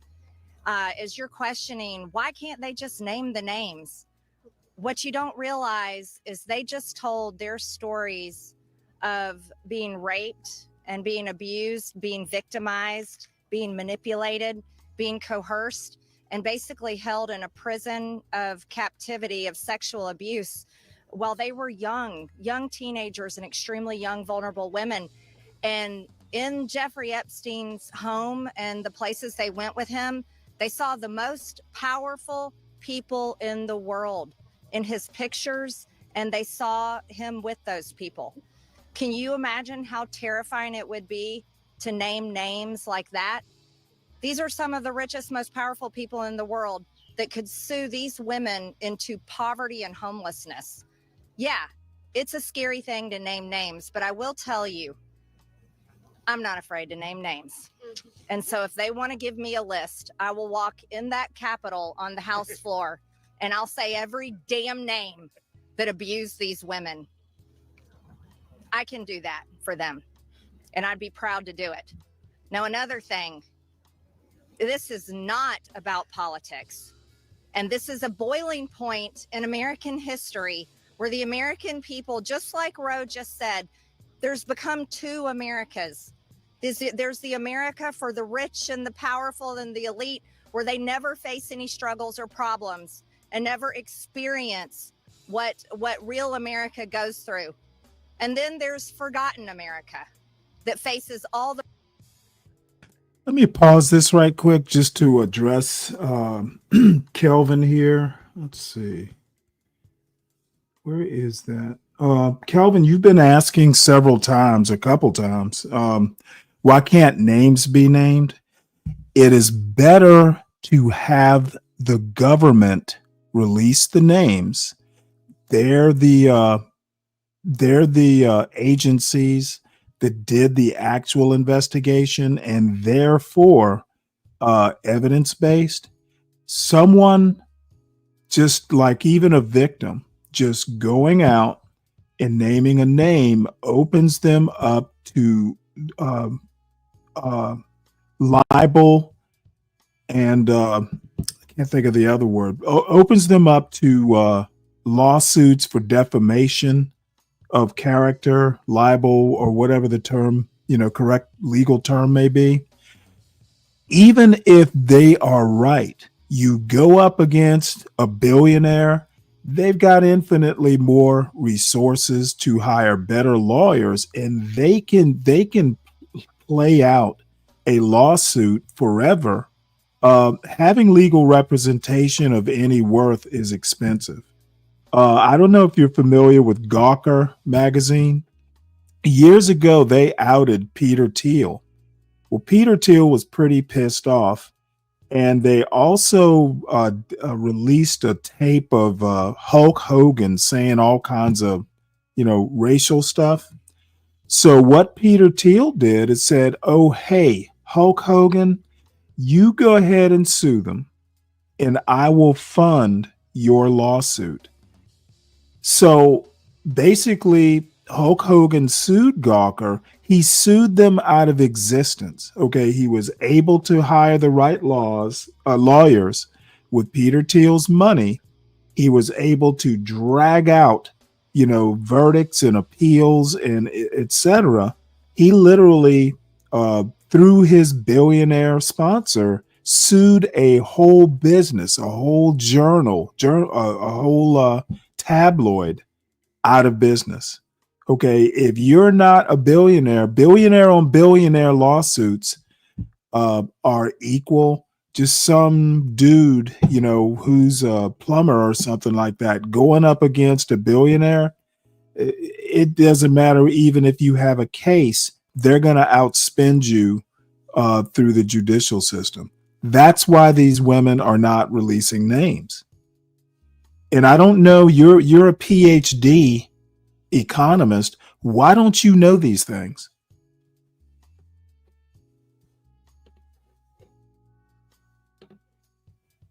Problems and deals with all the issues and never gets justice for being sexually assaulted and raped by Marjorie Taylor Greene is not above being sued, and she's not rich. So let's recognize the fact that the administration before and the one before it and the one before it and the one before it and before it never did anything about this. So this Marjorie Taylor Greene is talking bullshit. She's not doing anything.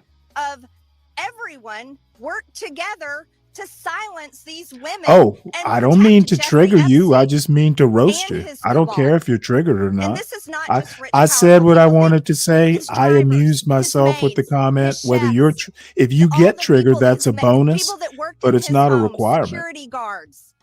I heard one story from a young woman that was being raped. Marge by Jeffrey is full Epstein of BS. when he was out on work release. She's not while doing he it. was serving time in prison and had an ankle monitor on his leg. Guess what? There was a police officer outside that door. So this list of names is quite a list of names, and it doesn't extend just in the rich, powerful circles. It extends down to the very bottom where people were paid. And again, I will say this, there's victims suffering today in similar circumstances, and they're terrified to name the names of the people that are currently abusing them.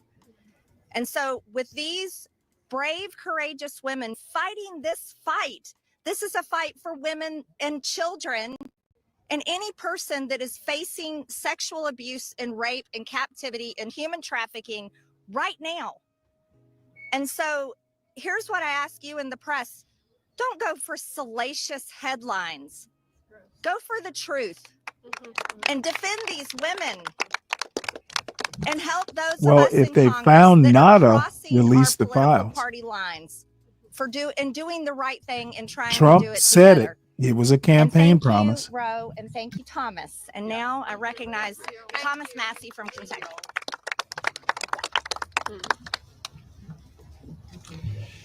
Well, there's three branches of government, and we're supposed to keep each other accountable. And that's what we're doing here today in the People's House. We're standing in front of the People's House with real people, not a hoax. And they've told their story. We wanted to give them a platform to speak, and they've had it. They stepped up, and they were brave. But I also today hope that they would persuade my colleagues to join this effort. But I found out something today that happened that I wasn't expecting. They persuaded me to fight even harder. I'm not going to give up. And I want to end with this call to action. First, a call to action to my colleagues who just an hour before this press conference were prepared. They were given a fig leaf. We'll put a resolution on the floor so that you can say that you voted to protect the survivors. Their resolution doesn't really do anything. And that's the oldest trick in the swamp. When you want to kill the momentum, when you want to kill initiative, you introduce a placebo, a different bill that does nothing, and then try to pull the wool over the eyes of the American people. That's not going to happen this time. We demand real accountability. I encourage my colleagues, please, there's over 200 Republicans who have not signed this discharge petition. We only need 2 of them to sign it, and every Democrat will sign it.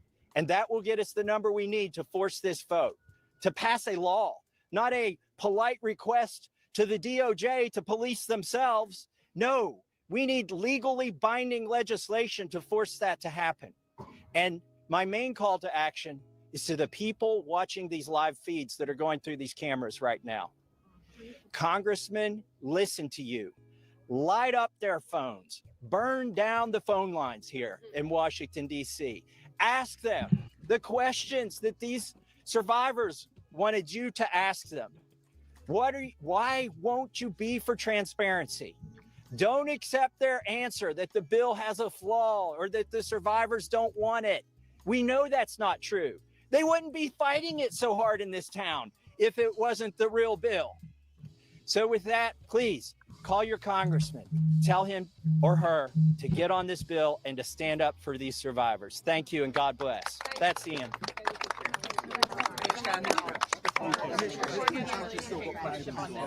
All right. Well, I was hoping it would be more exciting, but at least we can say we watched it. So I'm going to go back and finish up that one video. Then we'll just wrap up the show. Oops. Oh, yeah. This is Trump. I don't know. Should we watch this? Maybe we should. This is Trump doing a joint appearance with the president of Poland.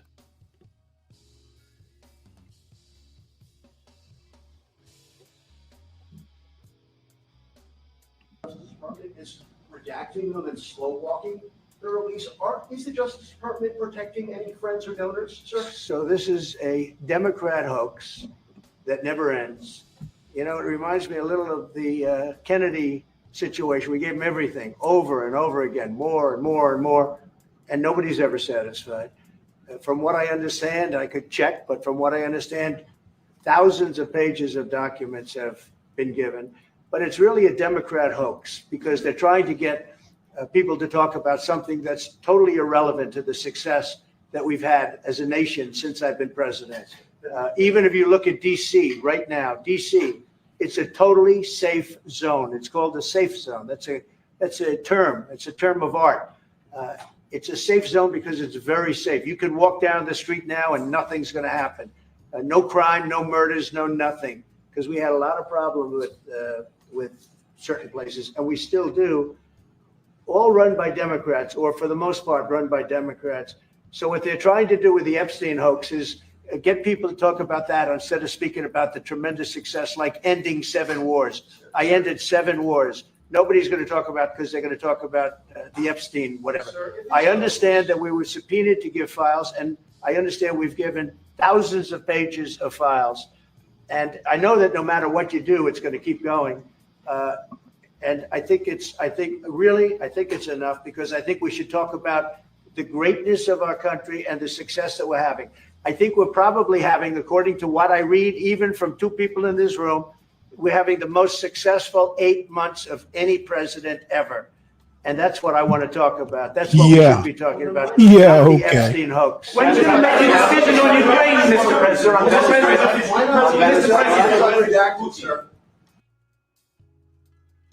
I have no message to President Putin. He knows where I stand, and he'll make a decision.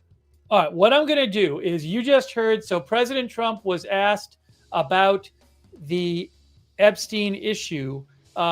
This was a few minutes ago while the Epstein victims press conference was going on, and you heard it. He called it a Democrat hoax, and he did not seem inclined to want to release any more of the files.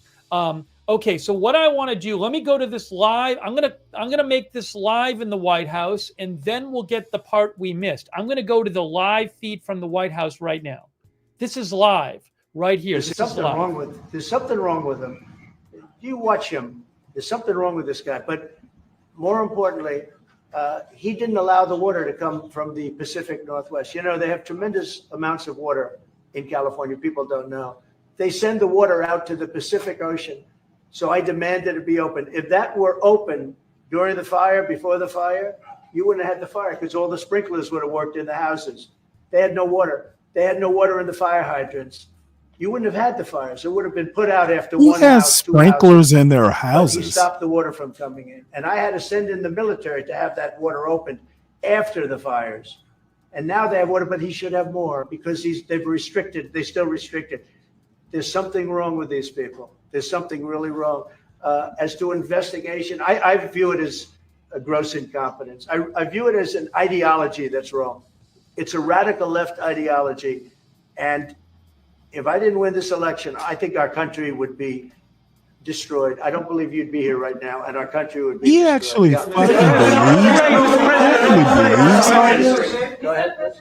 How did we survive 240 some odd years without Donald Trump? Well, it's just the relationship we have. I think there's a great trust and a great, more than most countries, more than almost any countries. We have some in a category that's very special, and Poland is in that category. We have a very special relationship. It's like the question about the soldiers that was asked. We never even thought in terms of removing soldiers from Poland. We do think about it with regard to other countries, but we would never know. We're with Poland all the way, and we will help Poland protect itself. I would like to add something.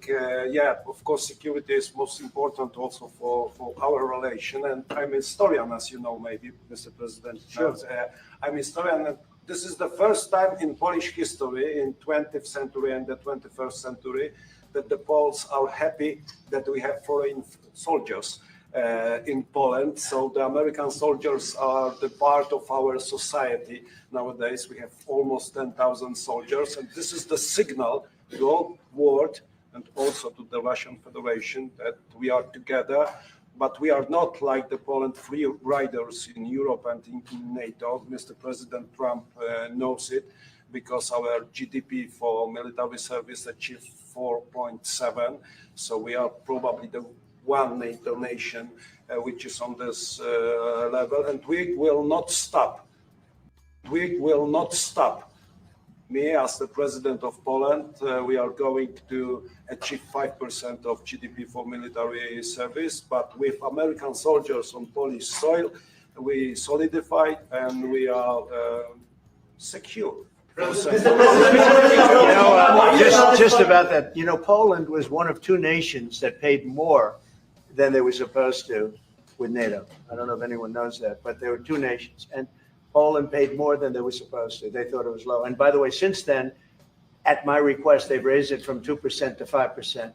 But Poland was one of two nations that paid more than they were supposed to, which was a very nice thing. Yeah. You were not invited to the parade in Beijing. Never even thought about it until just now. What's your message for President? Never even thought. It wouldn't have been my place to be there. On tariffs? Will you visit a restaurant in D.C.? You haven't gone to. I might, sure. You haven't gone to one in either of your terms that wasn't. How do you know? How do you know? Because I and many other. Do you want me to reporters prove keep you track. wrong? Do you want me to prove you wrong?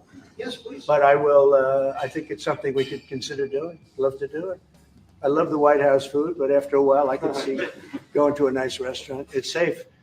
If you would have said, like the Governor Moore wanted me to go and walk through Baltimore with him, and I said, I think I'm a brave guy, but there's no reason to be stupid. They have crime that's at levels that nobody's ever seen before in Baltimore. They've done a terrible job. We'd go into Baltimore, straighten it out very quickly, too. You know why? They respect our soldiers. You see our soldiers. They respect our soldiers. We'd go there, too. But we're going to have people asking us to go. They're going to want to. And I think the people of those places the politicians are not in tune with the people. The people in Chicago, the people in Baltimore, the people in all of the places we talk about, they want to see us there. And I think we're pretty much waiting till we get asked and properly. Because we're doing them a big service. Yeah. You talked about how historic these tariffs have been, bringing in revenue, additional revenue for our country. You've also mentioned before they could possibly replace federal income tax. Possible. Do you think that's Someday it's possible. It used to be. So if you go back to 1913 is when they ended tariffs. We were the richest ever from 1850. It was all tariffs. We didn't have income taxes. From 1850 to 1913. In the 1887s, about 1887, they had the Great National Tariff Act. And it was a group of people that got together because our country was so rich, they didn't know what to do with the money. We had so much money, they didn't know what to do. It was a group of very prominent until people the crash that were set up to hand out money. Is he going to talk about the people rioting because there was so much wealth? We were in 1887, around that time, even in 1913, we ended them in 1913. How did that work out? And then we went to the income tax system, and then we had the Depression. And by the way, a lot of people try and say that, tariffs with the Depression. No, they ended in 1913, and then we went to income tax, and then in 1929, you had the Depression. They did try and bring it back in 1931-32, but the Depression had long started, and this poor, beautiful nation was gone. It was gone. We suffered for 25 years. It took 25, 30 years to really recover from the Depression. And we don't ever want to see that happen again. The tariffs are vital to the success of this country. When I say I ended 7 wars, at least half of those wars were ended because of the power of tariffs. I was able to say, well, we're not doing any business with you, or if you're going to war, we're putting a big tariff on you. And all of a sudden they announced that the war was settled. I settled 7 different wars, one going 31 years, look at the Congo and Rwanda, look at that, 31 years, 10 million people dead. I got it settled. And a little bit of that one, less than in some cases, had to do with trade and had to do with tariffs. So, tariffs are vital to our country. And just so you know, other countries use them on us, but I just used them a lot better. We're in a much better position. We have trillions of dollars coming into our country. If we didn't have tariffs, we would be a very poor nation, and we would be taken advantage of by every other nation in the world, friend and foe. Tariffs are a We have tax. a very, very big case. You are taxing people trillions of dollars. Our country has a chance to be unbelievably rich again, but it can also be unbelievably poor again. if we don't win that case, our country is going to suffer so greatly. What's the backup plan, sir? But I think we're going to have a big victory. Even if you look at the people that brought the case, they're foreign-oriented. They're foreign. Countries have taken advantage of the United States for so many years. And I started with China. You know, last term, I took in hundreds of billions of dollars in tariffs from China. But when COVID came, the last thing I was going to do is we're going to tariff France and Italy and, you know, others, Spain, when they were doing so badly. But now we made a deal with the European Union where they're paying us almost $1 trillion, and they're happy to do it. You know what? They're happy. It's done. These deals are all done.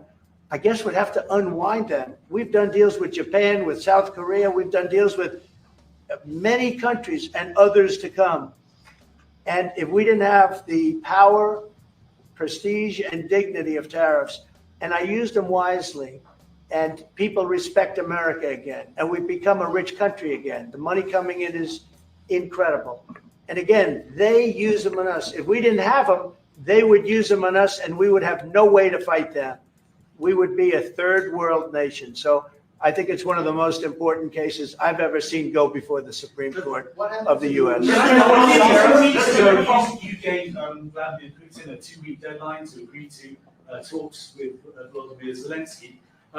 That deadline is now nearly approached. Can you give us any indication when you will make it? Well, I'm having a conversation with him very shortly, and I'll know pretty much what we're going to be doing. We've taken very strong action, as you know, and in other ways we've taken very strong action. But I'll be speaking to him over the next few days, and we're going to see. With who, sir? I'm going to know exactly what's happening. But I'm not happy with all the people. You got 7,819 people killed last week. Russian soldiers and Ukraine soldiers, right? Not American soldiers, not soldiers from Poland, but they're human beings. They're souls. They have parents. They wave goodbye to their parents, and their parents never see them again. That's the end of over a stupid war. And I want to see it stopped. Now, we have stopped the money we send weapons to NATO. They pay full price. We don't, you know, Biden spent $350 billion so stupidly. And it was one of the reasons that this whole thing happened. A big reason this war happened was sitting right in these chairs, this one in particular. So I will tell you that I think we're going to have a good solution, but they're losing soldiers at levels that nobody has seen since the Second World War. This is the worst conflict, and it's just going on and on. It's one's defense, one's offense. The offense moves a little bit. Just a little bit. You take a look. They move inches. They're dropping bombs and killing everybody. The whole thing is not since the Second World War has there been anything even close to this. And they're not soldiers from my country. This is my country. But I have a power to end things. That's why I was able to end 7 other wars. And you know that I thought of the 7, they're basically 7. Those are tough wars to end. Much tougher, I thought, than the war with Ukraine and Russia. I thought that Ukraine and Russia have a very good relationship with President Putin. I thought that would be much easier. I thought that would be in the middle of the pack, maybe one of the easiest. Sometimes you never know with war. You know, war is a very interesting thing. You never know with war. War is complex and dangerous, and what a mess, what a bloody mess. It's going to get done one way or the other. But they have to stop killing all of these souls. They're souls, and we have to stop killing. Just to follow up on that,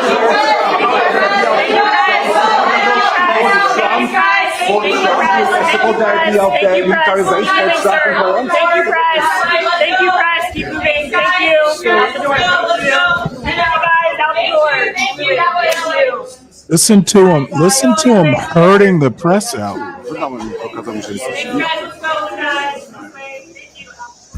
I want to show you the start of the Q&A. We missed the start of the Q&A because we were covering the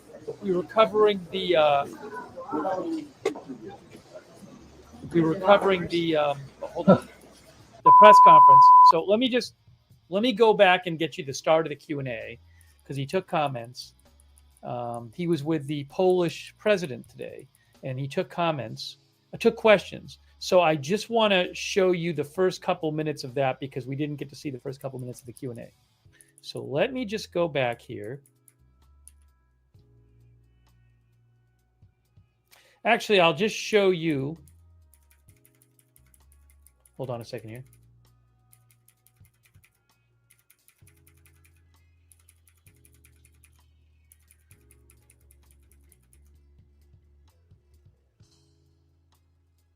One moment.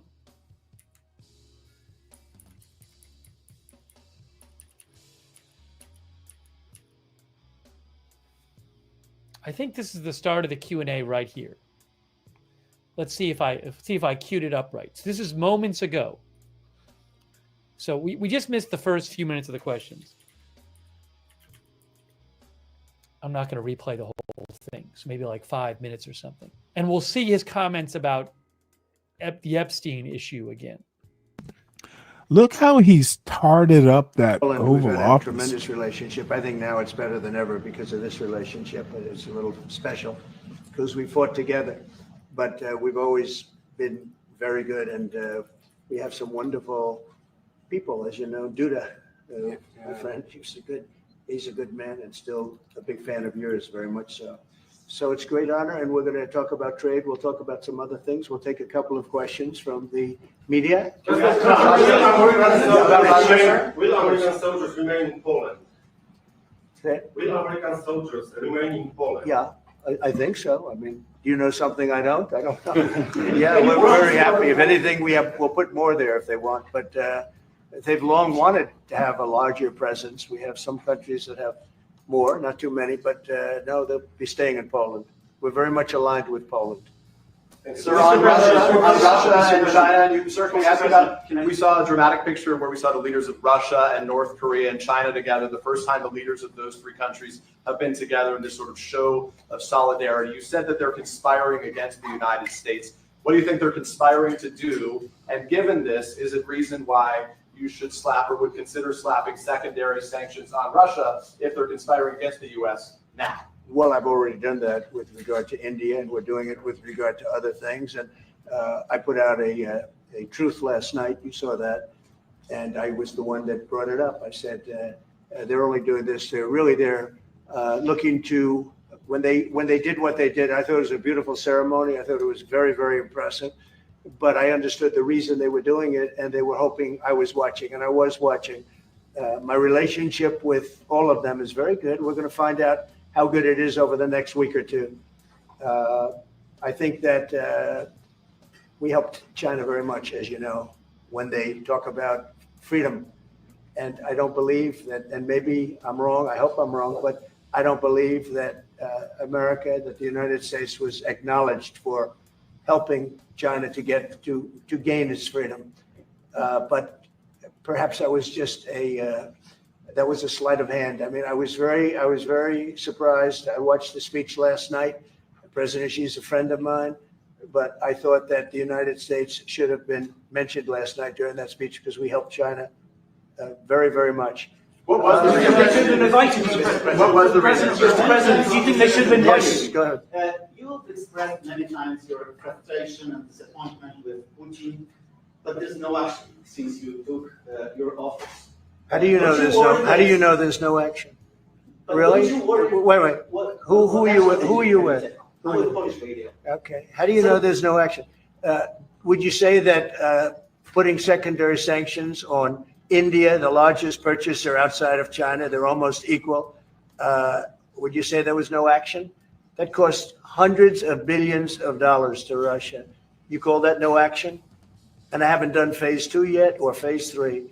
But when you say there's no action, I think you ought to get yourself a new job. Because if you remember, 2 weeks ago, I said, if India buys, India's got big problems. And that's what happened. So don't tell me about that. Go ahead. Mr.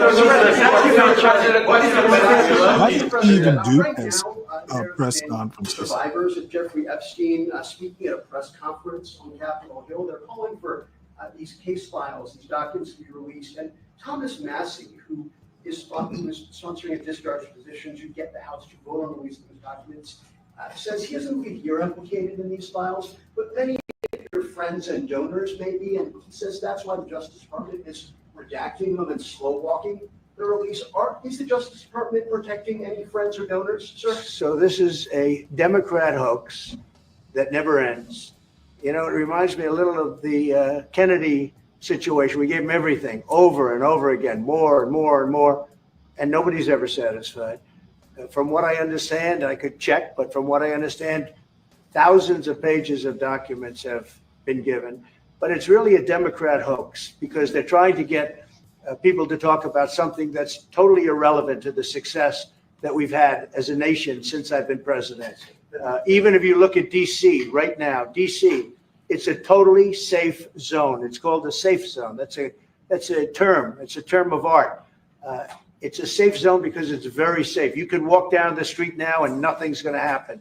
No crime, no murders, no nothing. Because we had a lot of problems with certain places, and we still do. All run by Democrats, or for the most part, run by Democrats. So what they're trying to do with the Epstein hoax is get people to talk about that instead of speaking about the tremendous success, like ending 7 wars. I ended 7 wars. Nobody's going to talk about because they're going to talk about the Epstein, whatever. I understand that we were subpoenaed to give files, and I understand we've given thousands of pages of files. And I know that no matter what you do, it's going to keep going. And I think it's enough because I think we should talk about the greatness of our country and the success that we're having. I think we're probably having, according to what I read, just talk about how great we are. Don't fix we're having problems. the most successful 8 months of any president ever. And that's what I want to talk about. That's what we should be talking about, not the Epstein hoax. When are you going to make a decision on Ukraine, Mr. President? All right, so that was the part we had already seen the Epstein question. I replayed the part of the Q&A you had not seen, and then I showed you again the Q&A about Epstein, where he repeatedly called it the Epstein hoax and a Democratic hoax, the Epstein matter. So, again, that was, you heard his response today when asked about the topic. Okay, so now I want to take some comments from you guys. So Yeah, we Trump is a fucking dumpster fire. We actually saw 2 news conferences with Epstein victims, because there was one before the one we came on to cover. So we ended up seeing the second part of the first news conference and all of the second press conference with Epstein victims.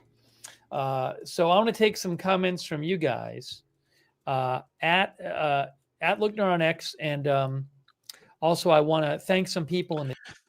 Yeah, I'm going to go ahead and pause that here. I'm not really interested in his QA. I'm going to finish this video and then we will get out of here.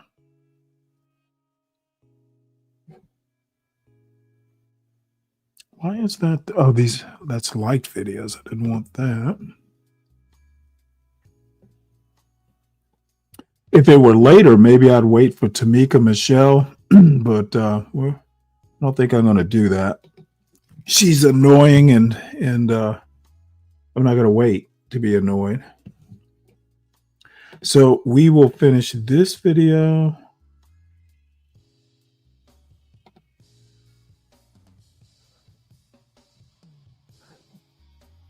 And that will be that.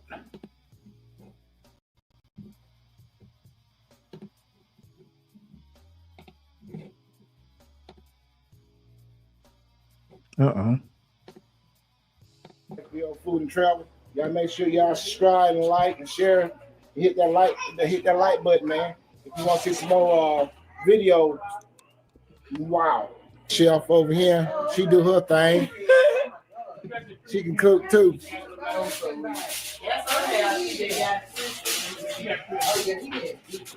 Wow. Just to set the stage, this is a channel that wandered into my algorithm. It's called HBO Food and Travel. I don't know what the HBO stands for, but it's not the HBO. But he's in Goodwater, Alabama, visiting friends, I guess. And they're doing some sort of cookout. Oh, God, look at that. And they're done with the grilling. They have hamburgers and ham, String beans, yeah, like a Boston butt. string beans. Smoked turkey in there. And there come my other chef coming in here. There come my boy coming in here. He made it in here. What's up, son? Yeah. Okay, there you go, my boy.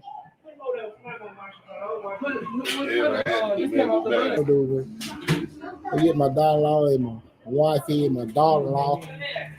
Got to have them two on there. They might end up getting old on here. Y'all been saying why they're young. There go my little nieces and nephews, my grandbaby and grandboy. Get ready to.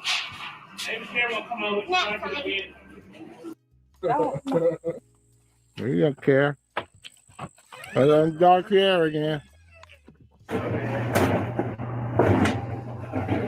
And I saw him putting the drinks in there.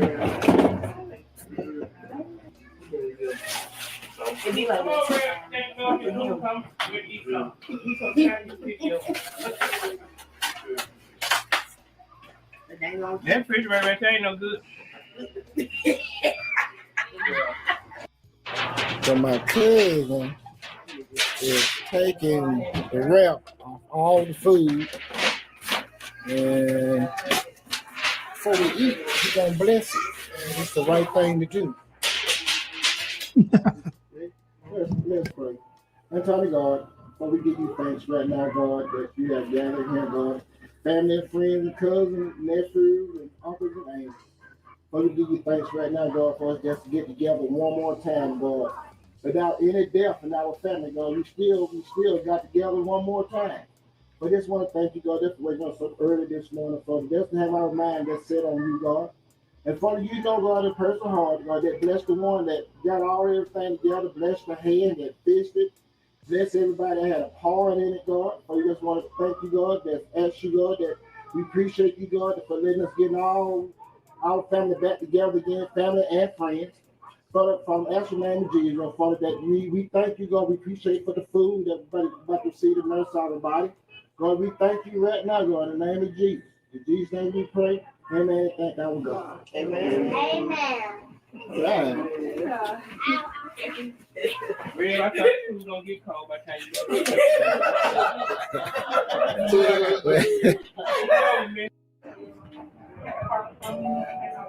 Potato salad. Oh, wow. There goes some more people coming in. My little niece. You don't got your steak in. There goes somebody got a baby. That's Tay baby. There goes my little sister coming in. Anybody else coming in?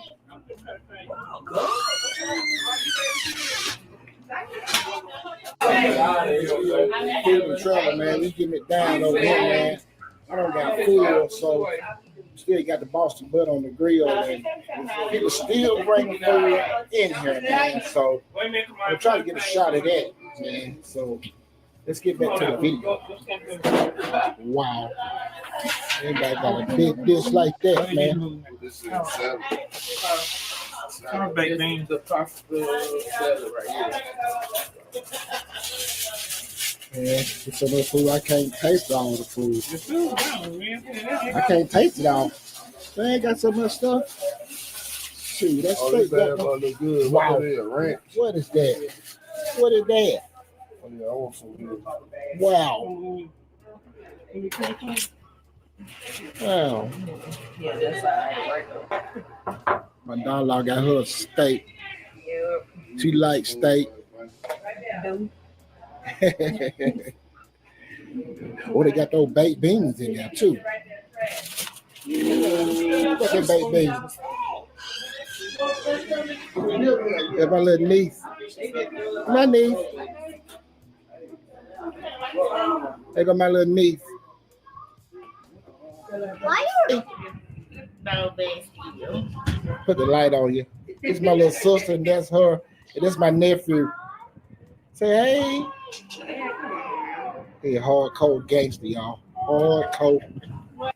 That's good. Oh, that's good. That's one. I can fix my own quite good. Why is it so long? Hey man, this Boston butt, man, getting by fair.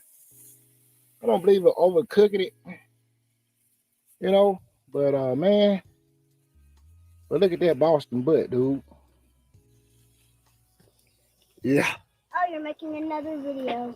Boston butt look great, man. Hope y'all enjoyed the video so far, man. But please like, share, and subscribe to my video. And hit that like button as well on HBO Food and Travel, man. And I know you had to be doing something. there go Mama sneaking around here with her outfit on. So what now? There go Mama sneaking around here with her outfit on. Well, it's not new though. It ain't new. It's my first time seeing it. I know it. Probably your husband too if he saw you in it. Hey, darling. Here we go again. Yeah. See, some people like to overcook it. See that juice down a little bit. I'll show that juice down a little bit now. That juice in there? Yeah, wow. Wow.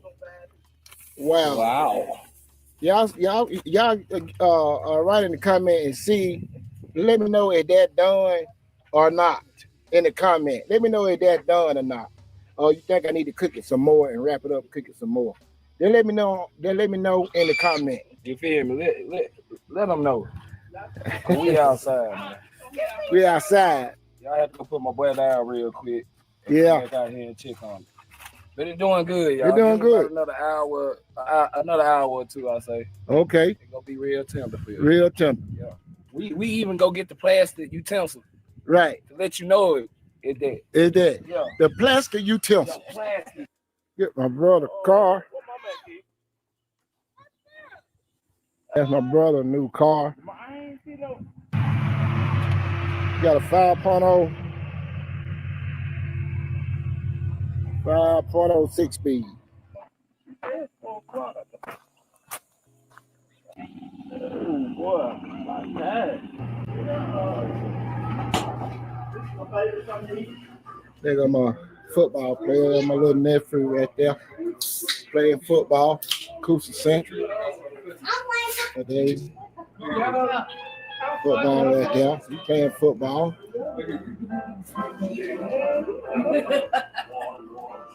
What's up, Dad? Hey. You got a place to go with the thing? You eat grandbaby cake? Hey, y'all. How y'all doing? There go the sweet thing. I know y'all know her. That sweet thing. I'm so weak.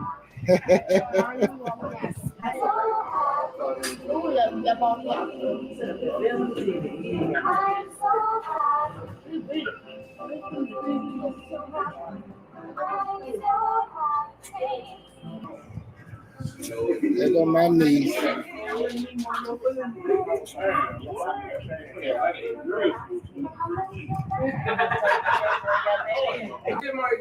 We're looking for the drink.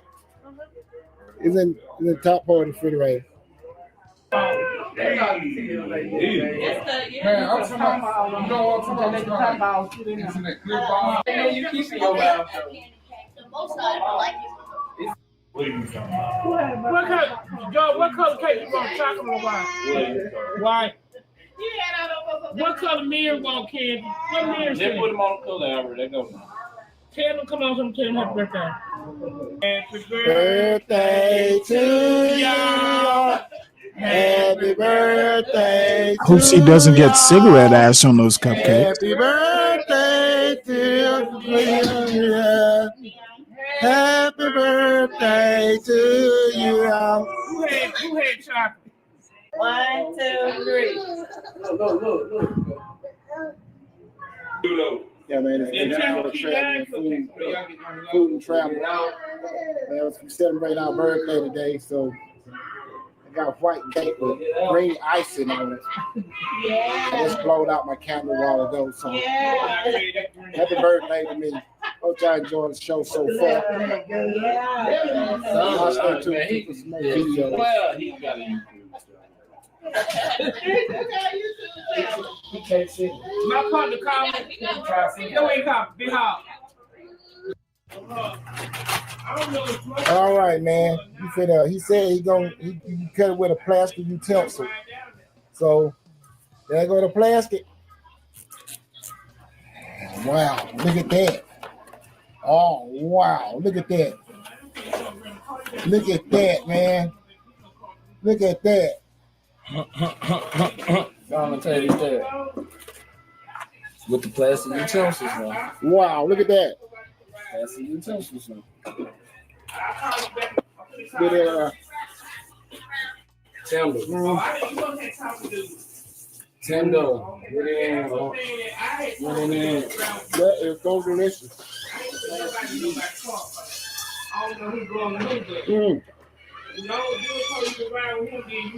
Plastic utensil.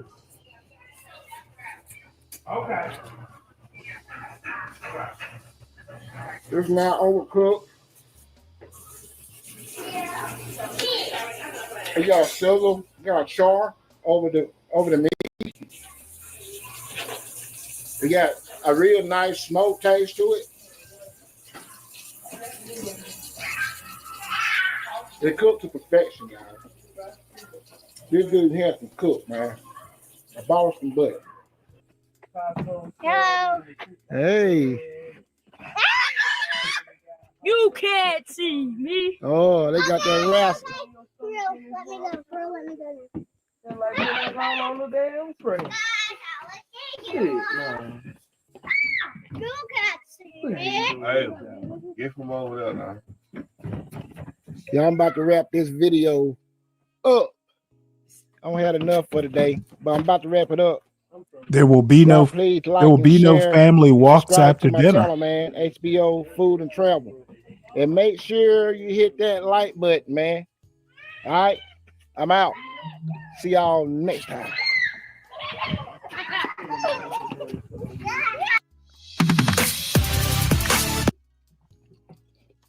Well, I don't know. He's got 546 likes on this for 688 subscribers. God damn, that's like he has almost as many likes as he has subscribers.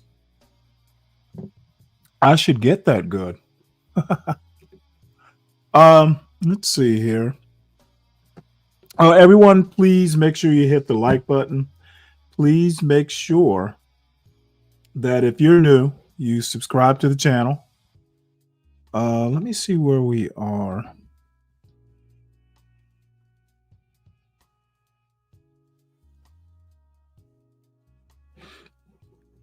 And just to let everybody know, I think I've hit 200 subscribers. We're at 203 subscribers. So thank you all very much. Those of you who have subscribed, tell all your friends. They can be bored over here if they're bored, they can be bored over here. What's a great conversation there, Kelvin? How he has almost as many likes on this video as he has total subscribers? Oh, you never tell your friends? Well, I mean, I can imagine there's a certain level of embarrassment recommending your friends over to somewhere where they might get bored or roasted. I can understand your reticence. Thank you, Deacon Dave. To be honest, I don't have anything else to show. I see that Irami is live, but he's reviewing a book I've never read. And does anybody know who Ant T is? ANTT. So I guess Ant is short for Anthony. Something happened over at Drip's show. If it's what I think it is, it wasn't show worthy. But other than that, let's see. This is 5 hours. I have 20 likes. Only 20 likes. I guess what I need to do is guess I need to do a cooking show. I said I'm going to do a bread cooking show, a cooking show about bread making. I guess I'll do that at some point. Maybe I will get a lot of likes. Is there anything else that I feel compelled to show?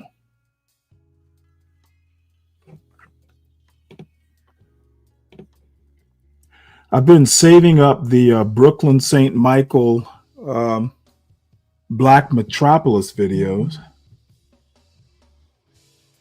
Oh, I have the truth about the Atlantic slave trade. I know people are burning to see that. Oh, this is a Ukrainian. This is another Ukrainian person that I ran across. Not the same girl. Well, let's have a look at this. She was actually not provocatively dressed when I saw this last.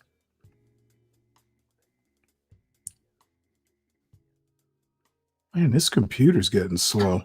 Yeah, this is the one I saw this morning. So she is fully clothed, therefore clothed properly. So I know that's not going to get a whole lot of views.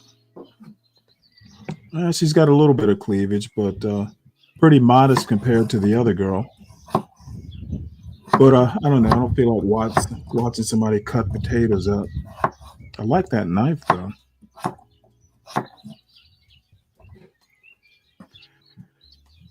And let's see.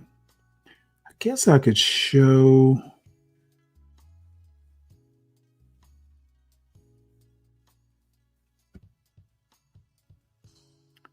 Ooh, cheeseburger tacos. I have to show that video. I actually have to go look at her channel. She is spectacular. Take a look at this.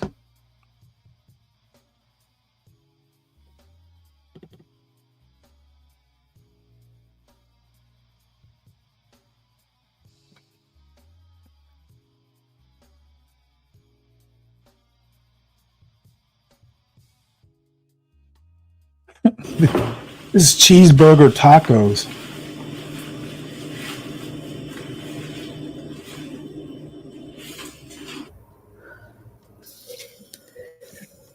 I want her to cook me something.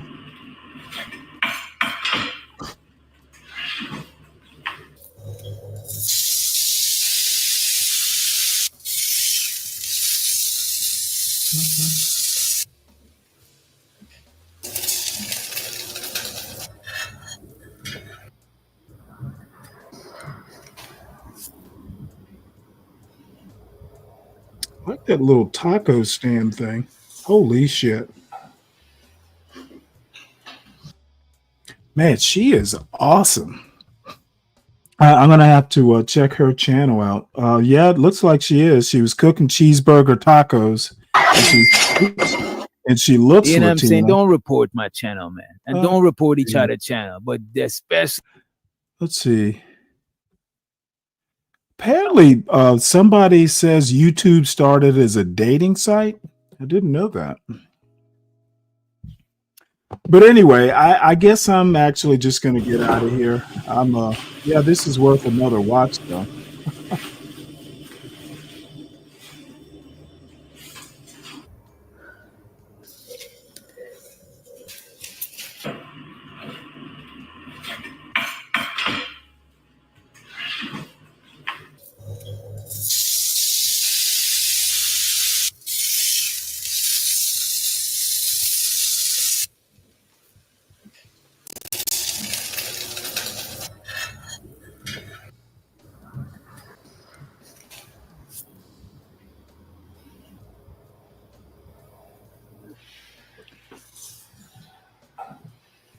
Yeah, she's got me hungry for something, but I'm not sure what.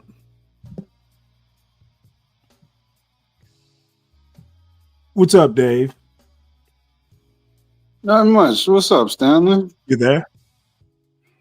Oh, Yeah, nothing you can't much. hear me? About to. Oh, yeah, I can hear you. Delay. I got a bad delay. I can tell already.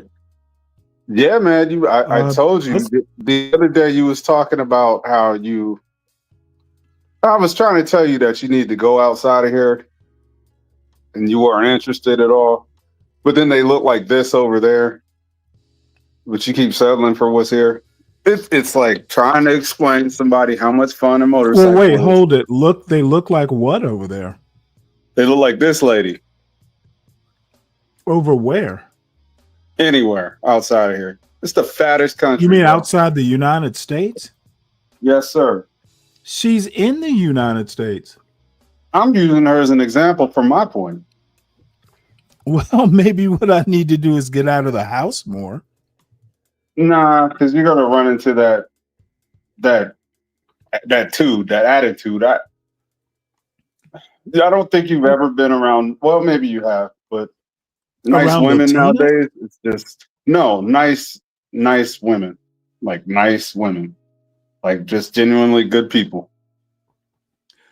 Well, no, I mean, none that are not relatives, but I mean, I know they're out there. And I'm not trying to down, but it's kind of hard not to when you're just telling the truth. But like in a comparison, well, I think most of the nice women probably aren't on YouTube. no, but like the combination of appealing and nice is rare. But I mean, it was rare 20 years ago. But it's not rare once you get outside of the bubble here. It's literally. You mean in the United States? Yes. You know what? I'm too old for that. I'm. You know what? Now I have heard good things about places like Costa Rica.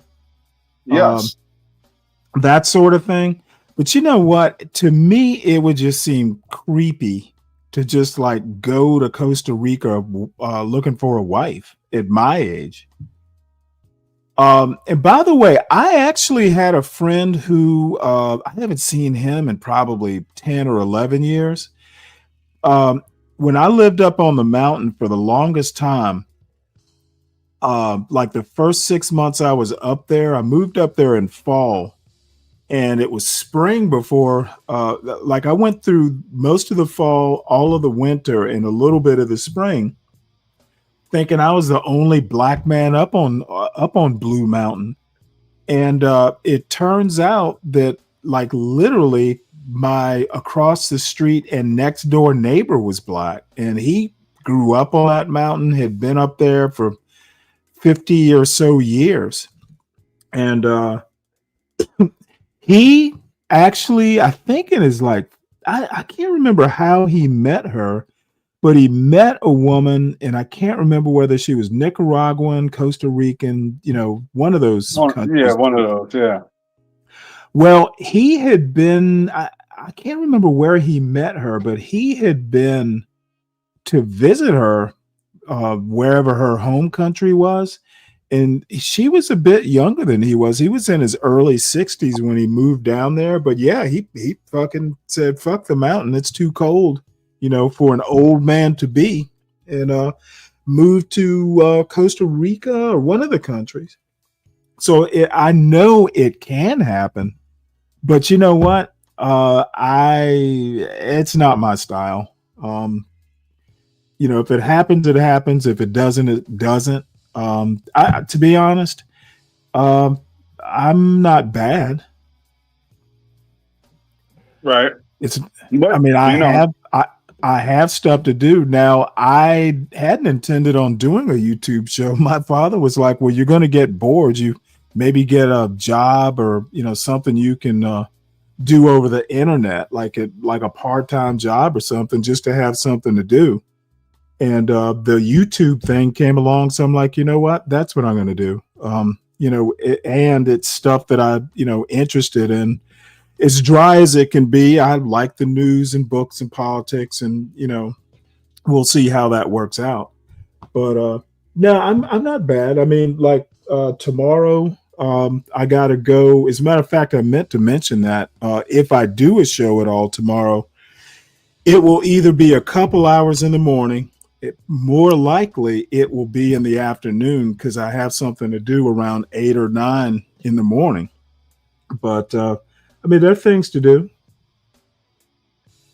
Okay.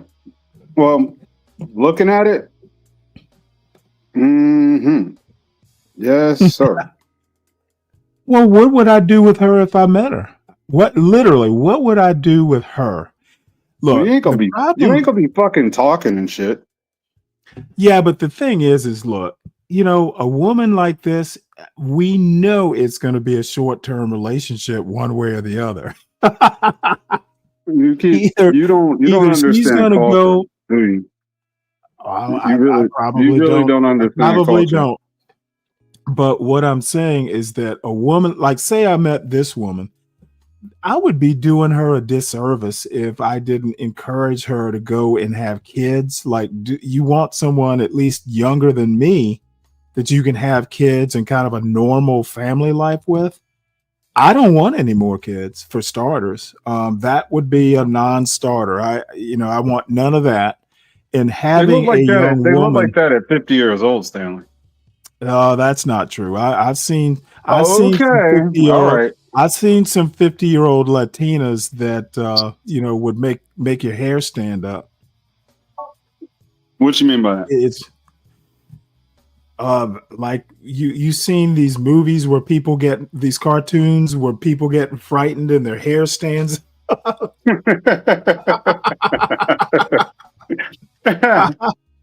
That's silly.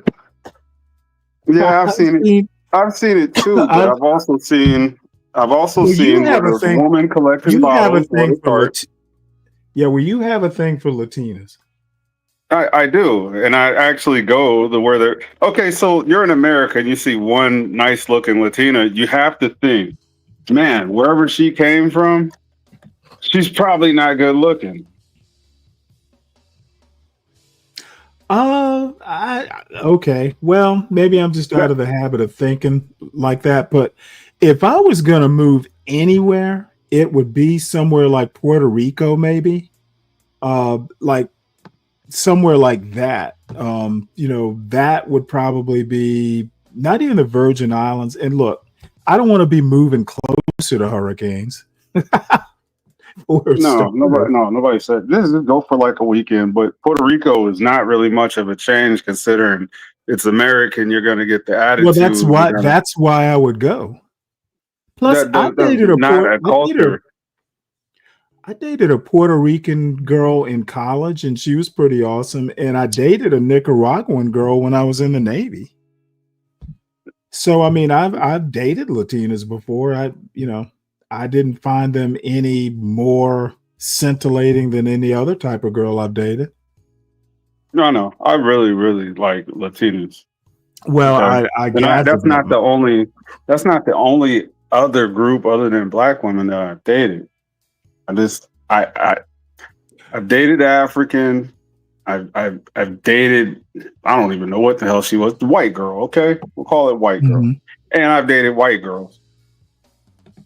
Man, I don't think you're really touching Latinas.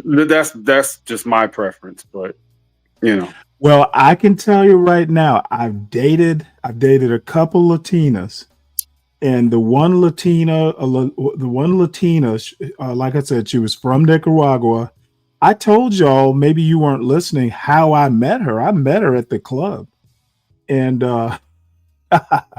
she went home with me that night from the club, and she'd been there with her cousin. So her cousin comes up and she's like, "Well, where are y'all going? What are you doing?" And I turned to her. I was pretty tipsy, and I said, "Hey, don't worry. I'm a naval officer. I'll make sure she gets back in the morning in one piece." We just walked off.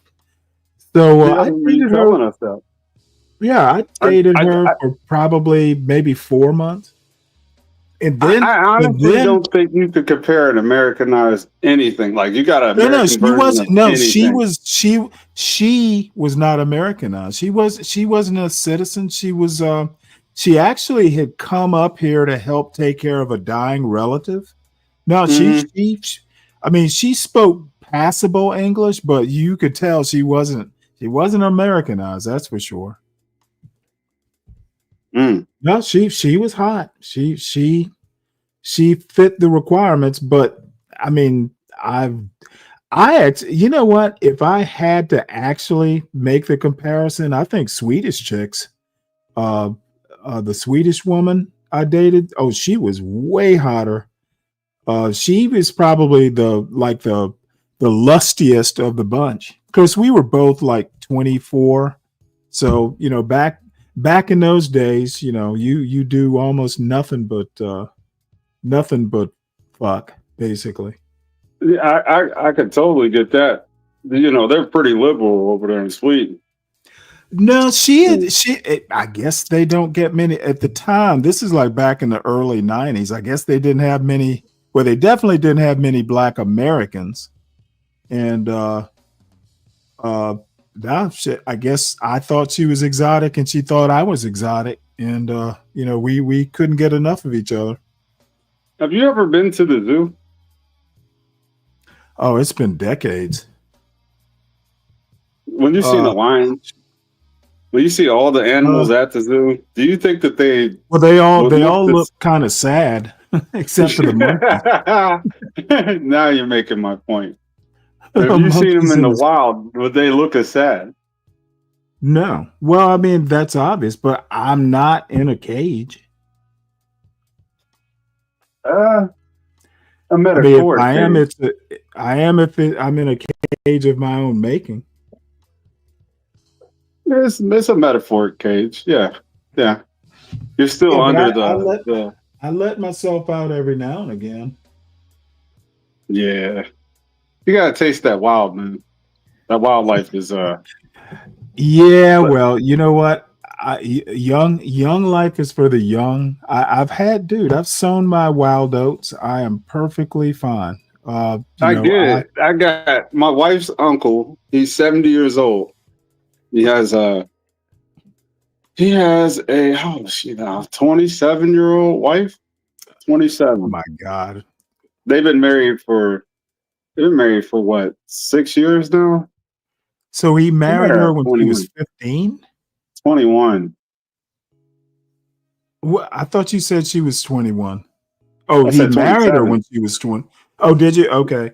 Well, yeah. I mean, that's good. I can't imagine why he must look pretty young and virile. I can't imagine why a 21-year-old would want to marry a 70-year-old unless. Okay, so like he looks about 65. Well, it must be a good-looking 65, or she just, you know, I mean, sometimes you can't really explain love, but I would imagine he's either rich or she is just so in love with him. No, he's a retired nurse, and she's absolutely stunning. Like if you seen her walking up to you, Stanley, you'd probably be like, "Oh my!"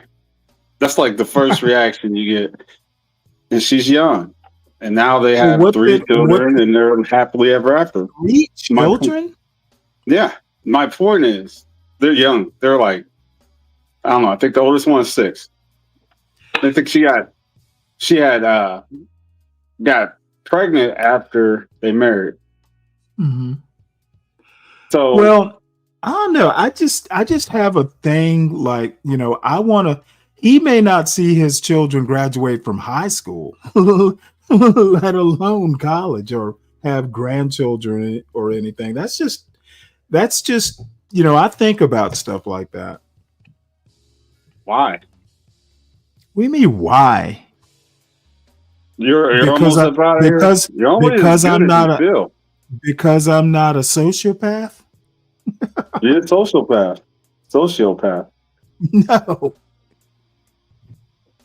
No, I'm sorry. I just think about those things. You know, because I mean, you know, if you know you might not be around for high school, you got to do a whole lot of like planning to make sure, you know, there's money for the kids if you're not here, the life insurance, and you know, just whatever you need to do. And that's just, I literally, at this point, I literally have nothing to hold me back.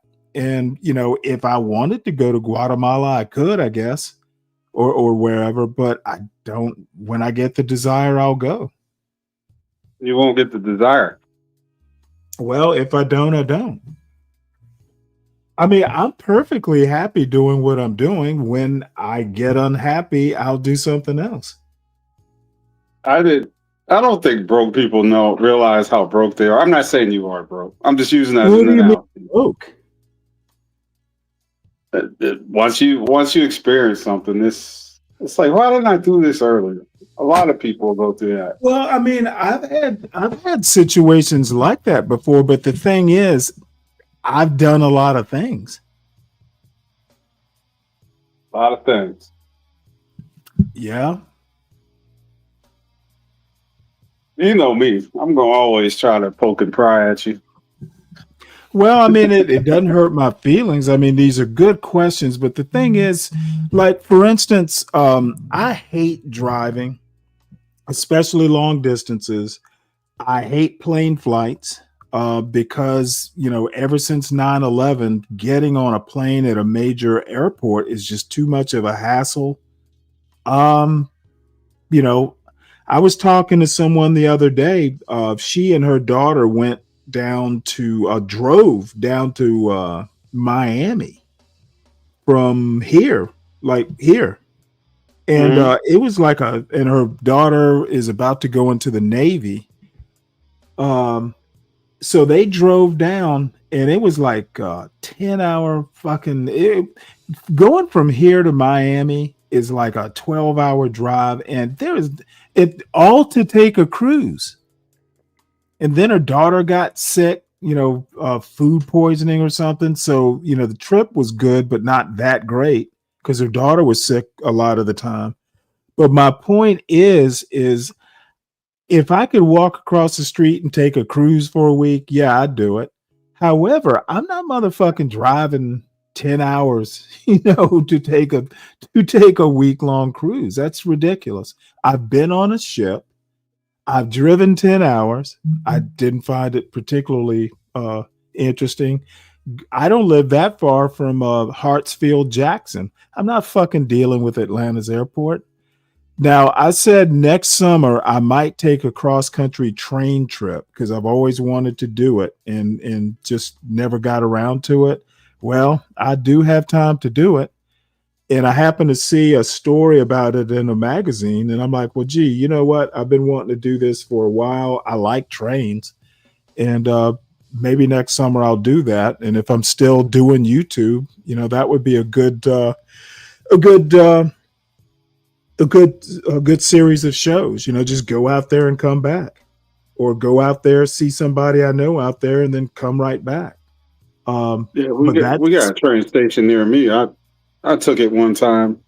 Yeah, not much of a fan. I guess you would. Well, they have these big cars. For sure. Well, they have big cars with the these like big windows. The cabins, but they've also got cabins with these huge windows. Like you can see, I wouldn't say they're panoramic, but I mean, they're basically like tourist cars. You get in those, I think they were sleepers. You get in there and there's just a big ass window on the side of the train, and it's got internet.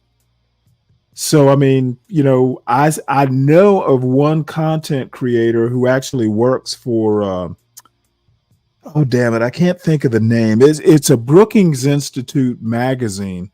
But he did a cross-country trip and did shows. Now, the connections weren't perfect, but he was able to get some episodes out. Ooh. So, I mean, that's probably the only trip I would be enthusiastic about taking.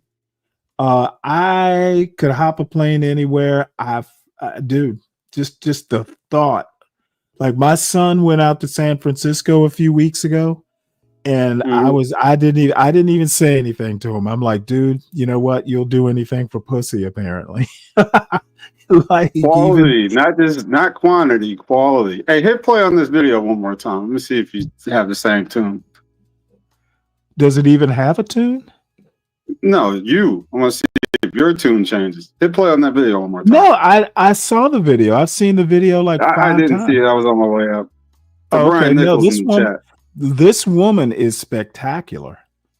I mean, unusually good looking, or at least this outfit is definitely doing something. Hey, Brian, this is for you.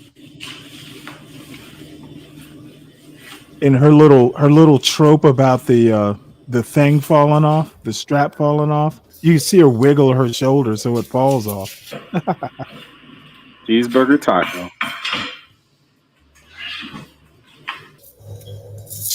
Look at that. She got collarbone.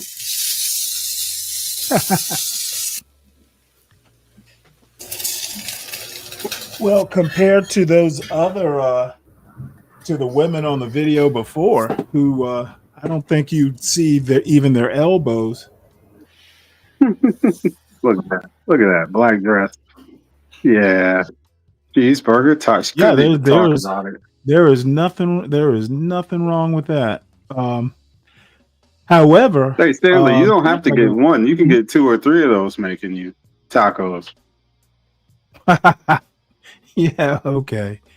You know what? More than one woman at a time. That's just too much drama for me. And then the hot Latinas. By the way, the Latinas I've met, one was kind of hot tempered, the Puerto Rican, but I guess maybe I didn't date her long enough to really see her lose her temper, but she didn't strike me as the type to to get all hot Latina-ish. Of course, she's American-ish. No, she could barely speak English. She still got the American now her passport. cousin. You know what? I think she was probably here on a visa. So From Puerto Rico? Oh no. Oh, you've changed topics. I was thinking about the Nicaraguan. Oh, okay. You know what? Since the hurricane down there, I probably wouldn't even want to leave San Juan. San Juan. Yeah, I am, Brian. I'm trying to get him to. He ain't gonna do it though. Oh, I'm not fucking going to Colombia. I've heard stories about Colombia though. As a matter of fact, Get Crack has a couple Colombia stories. No, I'm not turning into a passport, bro. That's much too much work. It's really not. You could do it with a book bag. Look, I'm talking about the travel. Dude, I literally do. If I had to get on a plane for a funeral or something, yeah, I would even do that reluctantly. It's $200 for you to fly to Colombia. I don't care about the cost. You know what I'm saying? I care Don't about report. the time. Dude, I detest standing in lines. I detest going through those stupid scanners that TSA has. I don't like, if I can't walk from the car straight to the plane, I don't have to do it. The only way I do it is if I have to do it and I don't have to do it. I'm not as motivated. I'm not as motivated to be the passport bro Columbus that you are. Don't call it passport, bro. Be the international lover boy. I leave that. There's no fool like an old fool, and I'll just keep my old foolery here. Thank you. Yeah, next time you'll have a Spanish stream. You'll be talking about your baby coming. Yeah, No. it won't take long. You get there for a week. That would probably that would break me. You talking about broke? That would break me. White, and instead will look like this. I do not want to go through. Another baby, and I enjoyed it up until maybe let's just say kindergarten. And then, I think part of the exhaustion is just having to do, like, literally from second grade on, it was just me. I don't care whether there's a mother or not. I don't feel like dealing with it unless I have to. And I've also gotten used to, like, dude, if I want to do something, I don't have to ask. When you're married, sometimes you have to let your wife know what you're doing. I don't have to ask. I just do what I want to do. And frankly, I mean, I'm actually pretty good. I live 10 minutes from a fishing hole, which I haven't been to in a while. Oh, so you're a minimalist. You could say that. I was telling Ponder not too long ago I'm gonna have Brave email you the blueprints to the shed building. I already have a pre-made shed. Thank you. one that I know won't fall down with a strong gust of wind. So this video is about racism against Black people. No, I'm not an ally. It's just that I've also received anti-Black racism. So this one's personal. Let's just get it out of the way. I have been with a Black man, carnally speaking. No. We did under the shirt stuff. I think it's some which sort of comedy guys thing. might find controversial. They're often off-put by women hooking up with Black men because despite being only 13% of the population, Black men are responsible for 50% of all orgasms. But I mean, these guys are right. We should be suspicious of race This is a mixing comedy because it's a routine with psyop the to little destroy play white blender race. thing. Did you know that according to the National Geographic, by 2050, the average American will no longer be white and instead will look like this? Disgusting. How are they pulling off this white genocide, you may ask? Through pornography, which is a Jewish psyop to fetishize BBC to white women and ultimately muddy the white race. Honestly, we feminists need to take the L. For years, we urged men not to watch pornography because we said a lot of the women in these videos are chained to radiators. And men collectively said, go fuck yourself, we have needs. We stupidly tried to appeal to porn viewers through reports of child trafficking, like a dumbass. That doesn't pull on the heartstrings. That doesn't build a story. You know what builds a story? You can find every niche of ethnic fetish smut on Pornhub, from Indians to hijabis to Peruvians, and yet you cannot find a single video of a Jewess in IDF uniform getting banged out. A complete lack of Semitic-centered race play. Watching barely legals get choked out to unconsciousness fetishizes dangerous sex. No, try again. Watching barely legals get choked out to unconsciousness is globalist and gay. And the student becomes the master. Now let's practice how the gender wage gap is a form of great replacement. Remember what they took from you. Who? How many times do I have to tell you, old man?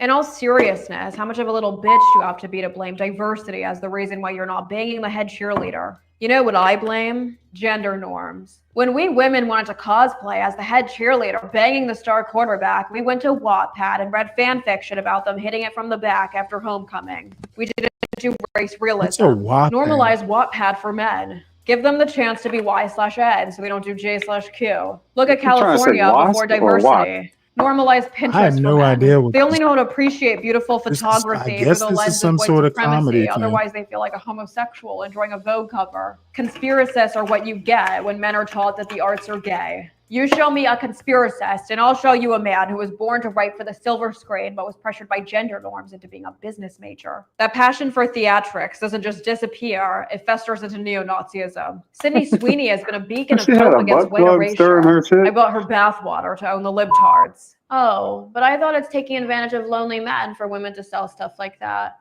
What don't you understand about the hierarchy of fake issues? It goes white genocide above male loneliness. Get it together. I'd rather be lonely than brown.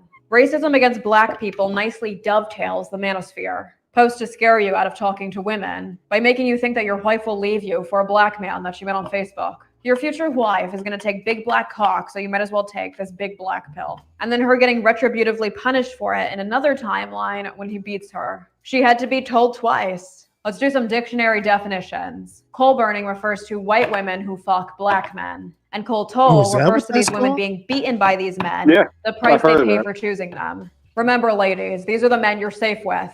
The ones who come up with cutesy rhymes about you being beaten. He surely doesn't have any violent tendencies. He will keep you safe. The right is so weird about Black people that when MAGA influencer Laura Loomer is called ugly by her own side, she strategically says, sorry I'm not posting ass pics for Tyrone. She's a genius, honestly.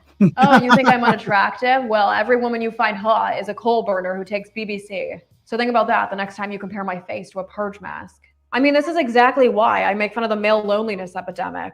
Not because I don't care about lonely men, but because the male loneliness discourse doesn't care about lonely men. It constantly scapegoats Black men, who statistically are the loneliest of men, in order to coddle statistically the least lonely of men. These freaks then take out their jealousy towards Black men onto Black women by fantasy rejecting them. I love you. I'm gay. This schizophrenic rejection from the population, which claims 80% of them can't score a single date, is just a desperate attempt to try to claw above someone on the totem pole, because these losers have nothing to show for their lives. No degree, no money, no bitches. So they have to pretend that their status as white is worth bars of gold. So they can pretend they have something to their name other than a sock with Nick Fuentes' face on it. Nice wig. I mean, now this is just a grown man playing with Barbies. No wonder you're so good at ball. You're already so good at shooting and stealing. Why don't you go back to browsing dick enlargement pills? Grower, not a shower is not a real thing, bitch. How'd you lose your leg? Did you cut it off so you get even more DEI? I'm sorry, that was uncalled for. I guess I just feel like it's easier to blame Oh Tyrone wow, from that's a show Facebook title than right address there. the fact that I lost my wife because I took her for granted. Shh, it's okay. Tyrone from Facebook can't hurt you. Anyways, thank you for watching. The lesson from this video is that whether you're black or white on the outside, we're all white on the inside. If you would like to support the channel, which you do, you can actually pay me to draw you. Yo, she's good. I actually enjoyed that. Did you got really? a little bit of, yeah, the satire. It was, yeah, I like it. Well, Satellite pictures analyzed by the Associated hold on Press one sec. show Why is this not okay? She's got like that video got like 35,000 views, and she's got 71,000 subscribers.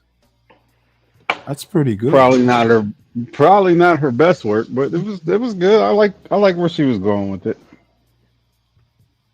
Well, I kind You'll be it white, was a and little, instead we'll look like this. it was a little This guy- abstract. What's her name? No description for the fuzz. Let's have a look here.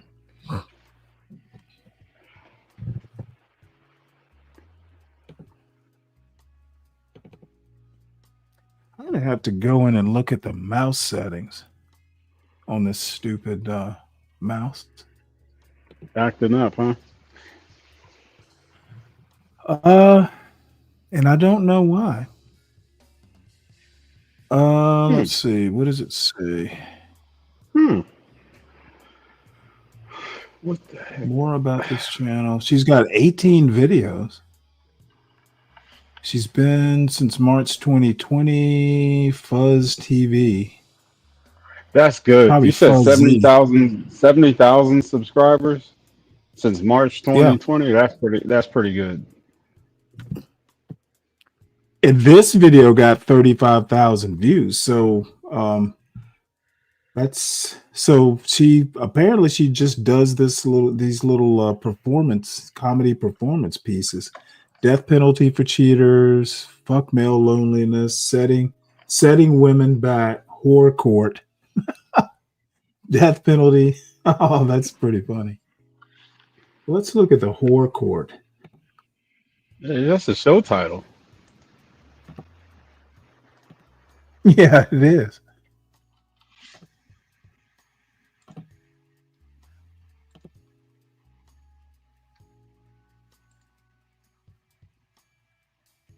So this video is about the male gaze. No, not you. Put the wet wipes away. Pride Month is over. The male gaze. Because these two women have been getting smoked online. People have been calling them whores. And at first I thought, okay, who gives a fuck? Men call everyone a whore. They call Lois Griffin from Family Guy a whore. But then I realized that it was women calling them whores, and I was intrigued. I love a good catfight. So basically, the girls back home have been calling this girl a whore because she's selling bars of soap made out of her bath water. And they've been calling this girl a whore because she dropped to her knees for an album cover and had her hair pulled back by a man. So I thought that we would play a little whore court today and see what the verdict is. Are these bitches selling out our gender, or are they feminist icons? Because it has to be one or the other, apparently. Suspect 1.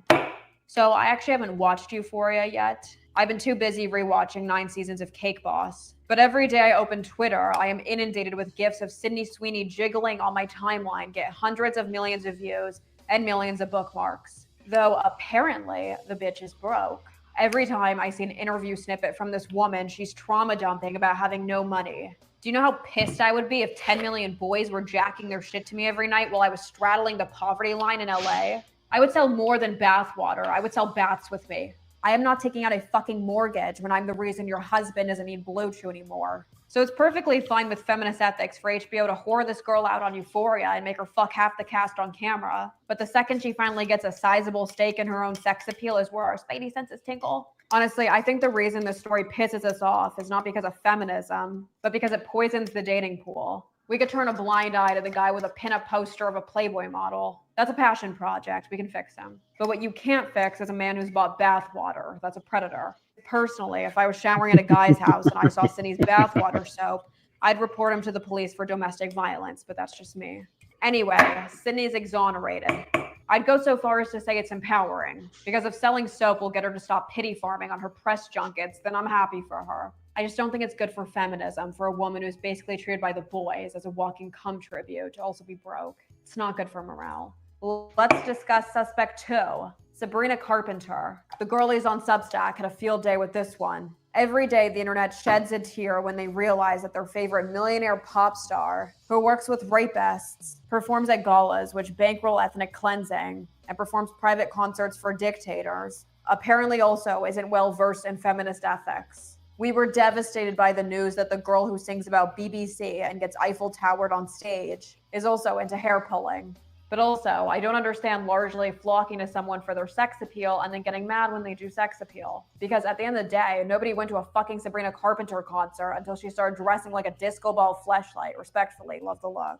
I mean, this girl put out 10 years of bangers, but nobody gave a fuck because she looked like a Free People campaign. I mean, she was probably one more flop away from selling bathwater, let's be honest. Oh, Sabrina's album cover is objectifying us. Your boyfriend is watching barely legal Asians get gangbanged on the hub. Go tweet about him. I would see it as a feminist win if the average guy's porn history was as mild as this. Are you serious? Sabrina's turning us into objects for men to abuse. I promise you that the boys at home who see us as subhuman cum dumpsters don't give a fuck what the covers of the music we listen to looks like. The girl who sings Espresso is just not going to be the deciding factor of whether or not they dehumanize us, I swear. I mean, not to get on the soapbox, but I am sick of these random bitches being scapegoated as the reason why some men don't see us as human beings. The gender that generates deepfake porn, does sex tourism, and fucks broke homeless women who don't speak English just don't care about whether we want to be objectified, I promise you. If anything, they prefer it when we don't. Well, anyway, I would consider Sabrina guilty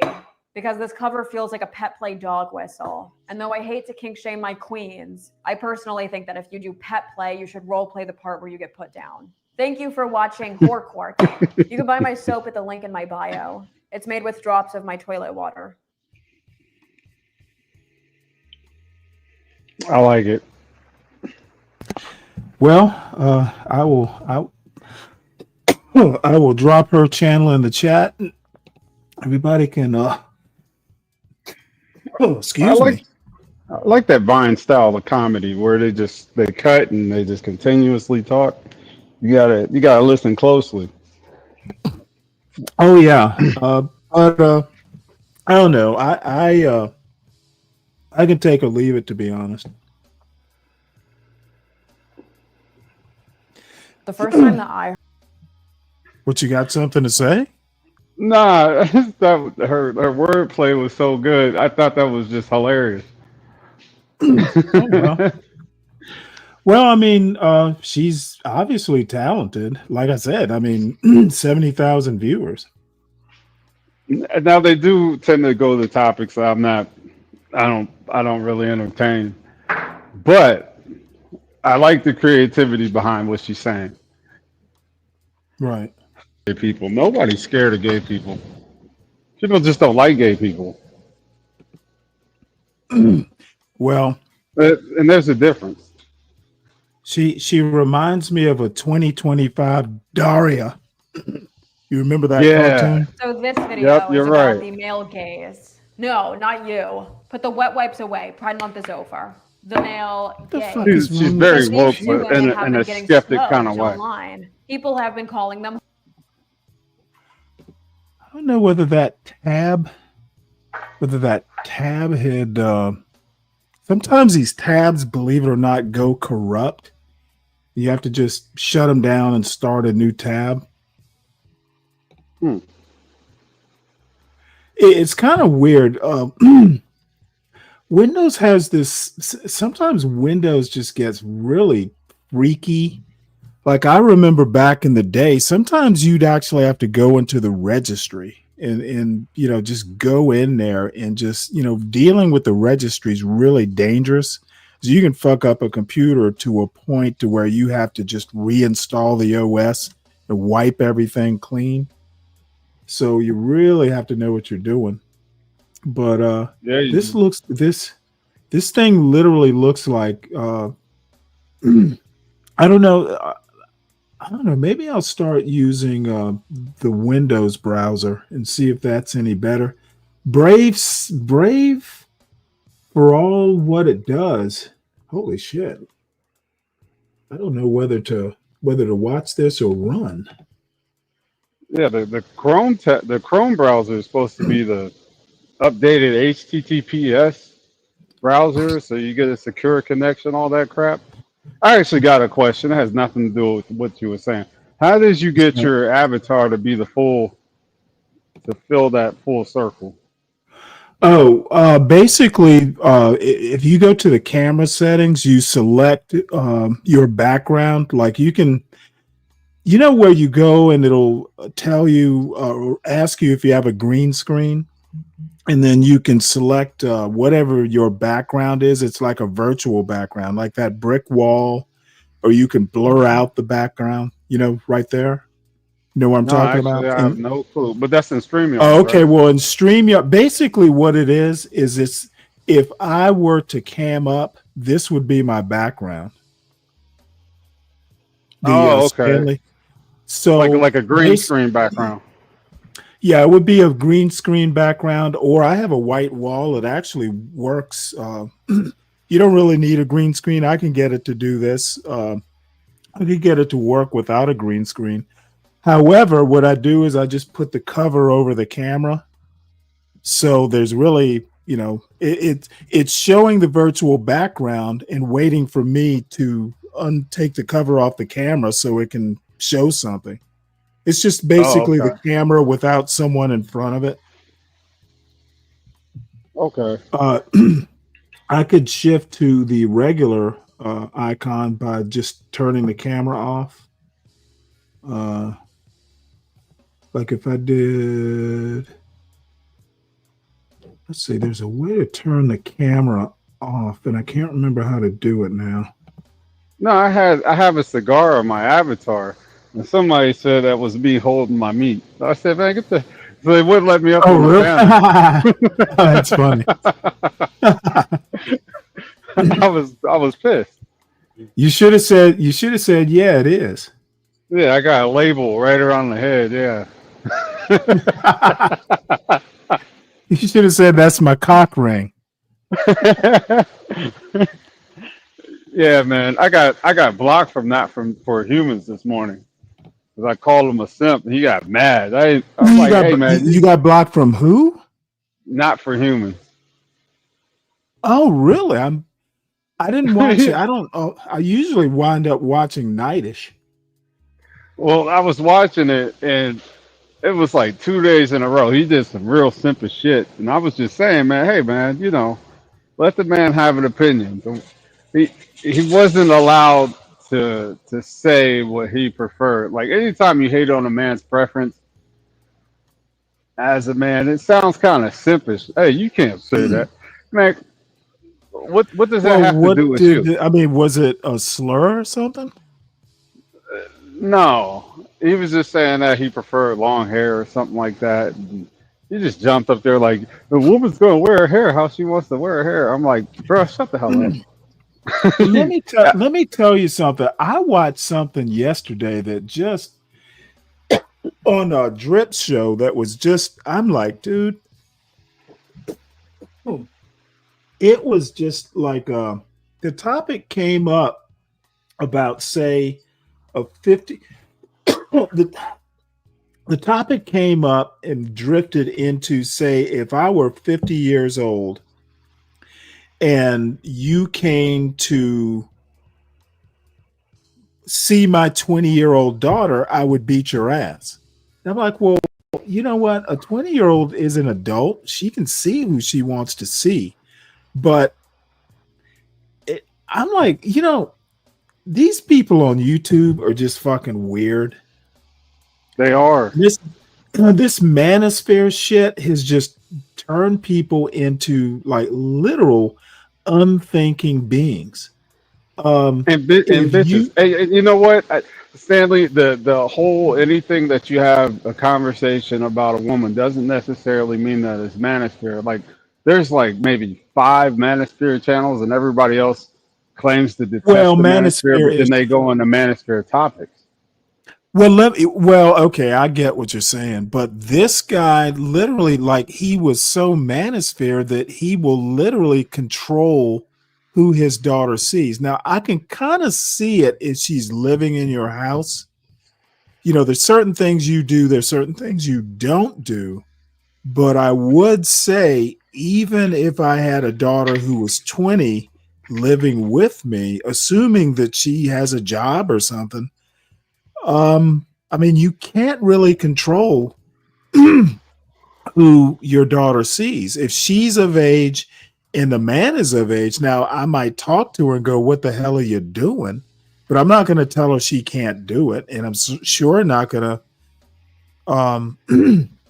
I think maybe it was the topic of Epstein, or no, R. Kelly was like a main example.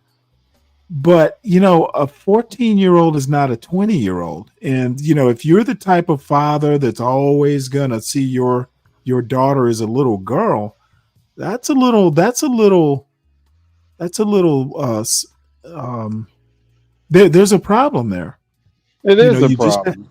yeah, you have to let your kids grow up, or you just become a nuisance. Yeah, actually, it won't even open up and talk to you if you have that mindset.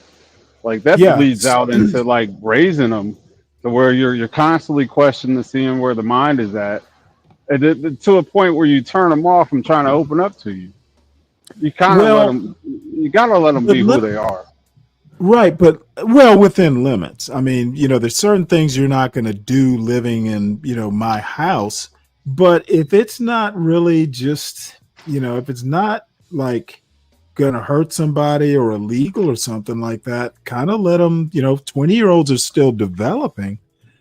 However, you know, if she's 20 and she's seeing a 50-year-old, and as a matter of fact, let me tell you something. My aunt, Hold my on, hold on. father's youngest sister, she was in college when my sister and I were, say, in like middle school, 6th, 7th, 8th grade. Mm-hmm. And she was in college, but she was still living at home. But no, she was good and grown, had bought her own car. I mean, you know, she was a responsible person. And I think she might have been maybe 19, 20. And she was seeing like a 40-some-year-old dentist. um, and you know, I don't think my grandparents were particularly happy about it, but you know what? Sometimes she would take me and my sister over to like hang out with them. So I mean, now they didn't get married. And you know, that 20-year-old is probably not going to marry the 50-year-old. Now, it could happen, it does happen, but I think the likelihood isn't very high. I actually would prefer it. I have an 18-year-old daughter. Would I want the younger kids her age running through her, Uh-huh. or I could marry her off to a grown man who's a little bit more accomplished? I think that that's the better option, in my opinion. But some of these girl dads have to get over this whole misconception that that their daughters aren't going to do what their mothers did with you with another man. You gotta accept that shit. Yeah, I would say that. Let me see, can I find this show? Because it was literally, now of course I was in the chat trolling. me and Sugar Bum were just in the chat trolling people. You You know wouldn't who be you King if you Rooster? couldn't. Oh yeah, I know King. I know King Rooster. Yeah. Oh, I was trolling his ass. What was It his was name something he before? said. I forget his name. He had a different name on here for the longest, Well, but he was he always said with one. Jay Prince. Oh, does he really? That doesn't surprise me. But no, I had to he said something and I just fucking started trolling his ass, and he thought he was gonna go back and forth with me. So I started calling him the biggest cock in the chat.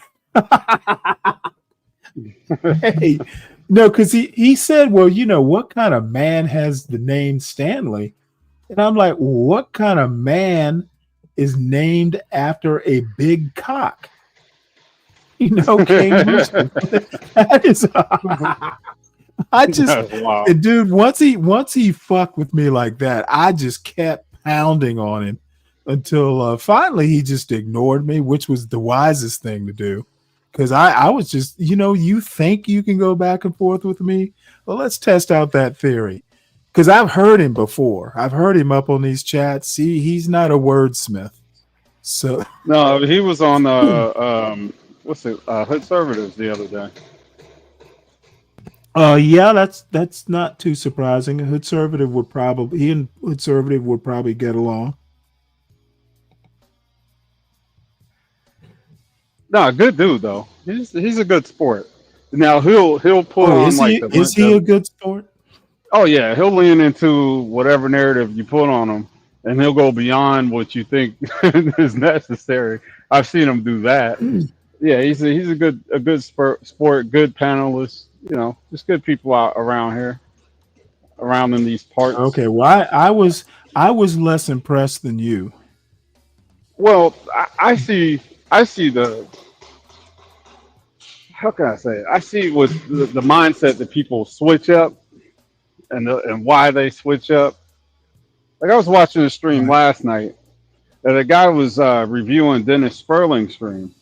And that stream that Dennis Sperling was doing, he was using every talking point that people have against their beliefs on his own audience. So it was like a troll stream. But the guy who was reviewing that stream was saying that this is what he was saying. But it was so outrageous because the talking points are so obvious that he couldn't tell that he was trolling. And even at the end of the stream, which I'm sure that he didn't watch to the end, he only watched just to get his narrative off. He admitted to saying every talking point that you ever hear against what you believe in. So like he admitted it. Right. But no, we're just going to run away with this narrative that, oh, he's saying that, you got to be more of a man to deal with black women, blah, blah, blah. It was one of those kind of things. So it was like intermanosphere beef type of stream. But I recognized the genius that Dennis Sperling was using. Just trying to check to see if you're prepared to take on these arguments, seeing how you believe these things. Right. Yeah. Well, he was basically playing devil's advocate. Exactly. Even though he did it to a point where they couldn't tell. He did it really good. Well, he's a lawyer, right? Yeah, he's a lawyer. And that's what I'm saying. I appreciate the way people switch up just to lean into whatever narrative that you put on them. Well, lawyers do it all the time. Yeah, you wouldn't think like a trained professional would be able to do that. Now, the guy reviewing the stream really didn't think he was trolling or didn't think he had the mental capability to go that far into the. Really? Yeah, he just missed the man's got I don't care if he went to night school to become a lawyer. That's literally what lawyers are trained to do. He missed it completely. But so he could have a good stream. He just went on and said, "Oh yeah, he's like this. This is what he meant when he said it. He said that." It was just dumb. It was dumb at the end of the day. It's dumb. You missed it. You got trolled. You trolled yourself. And I don't respect you for not catching that. Did he ever figure out, I messed up? No, even though I did put it in the chat, like I watched this stream. Oh, so when you started telling him, he just got pissed off and blocked you. I see.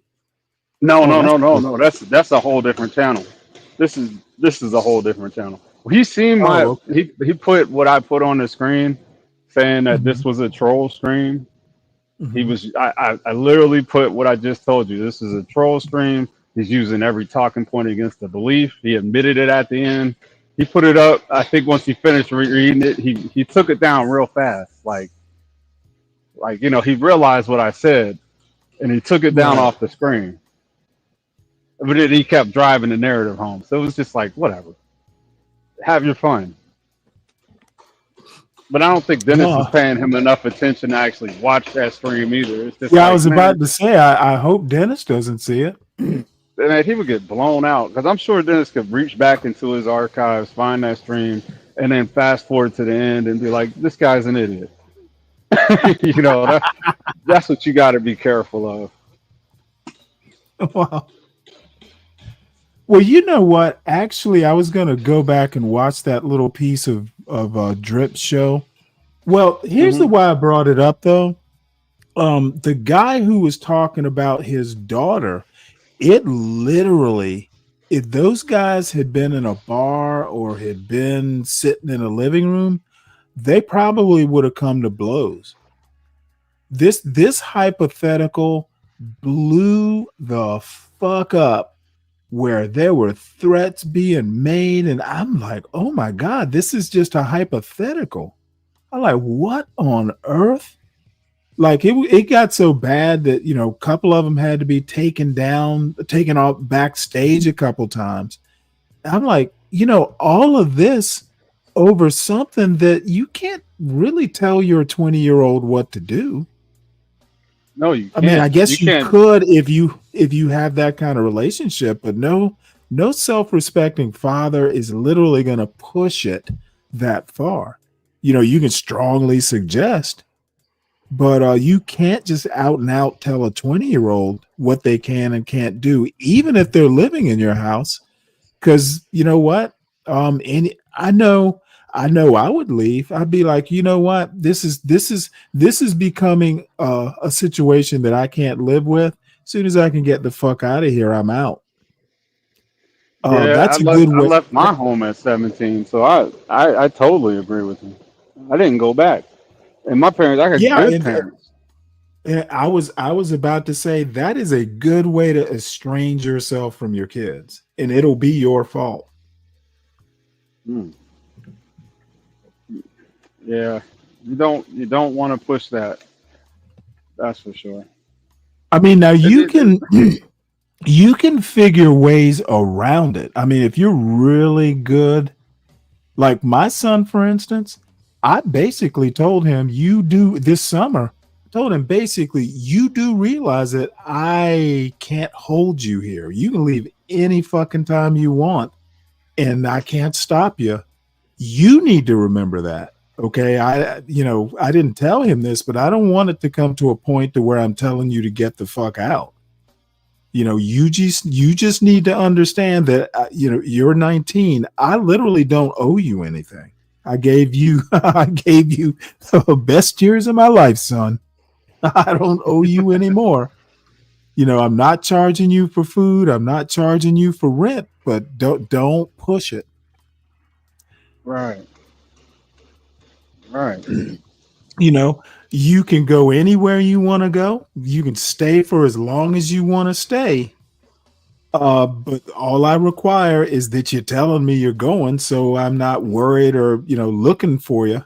But, you tell me you're going. I might ask you where, I might not. I probably won't. But, you have the freedom. Don't abuse it, because I'm not charging you shit to be here. And your fucking game computer's using up all my electricity. Yeah. Man, you did your job with that boy. I mean, he seems like a good kid. No, he got the message. Now, you know what? I did have to, I told him once this summer, you know what? I don't even fucking like the way you look. You better just fucking suck it up and walk off. You have that kind of relationship with him. Does he ever talk shit back? No, because I'm a better shit talker.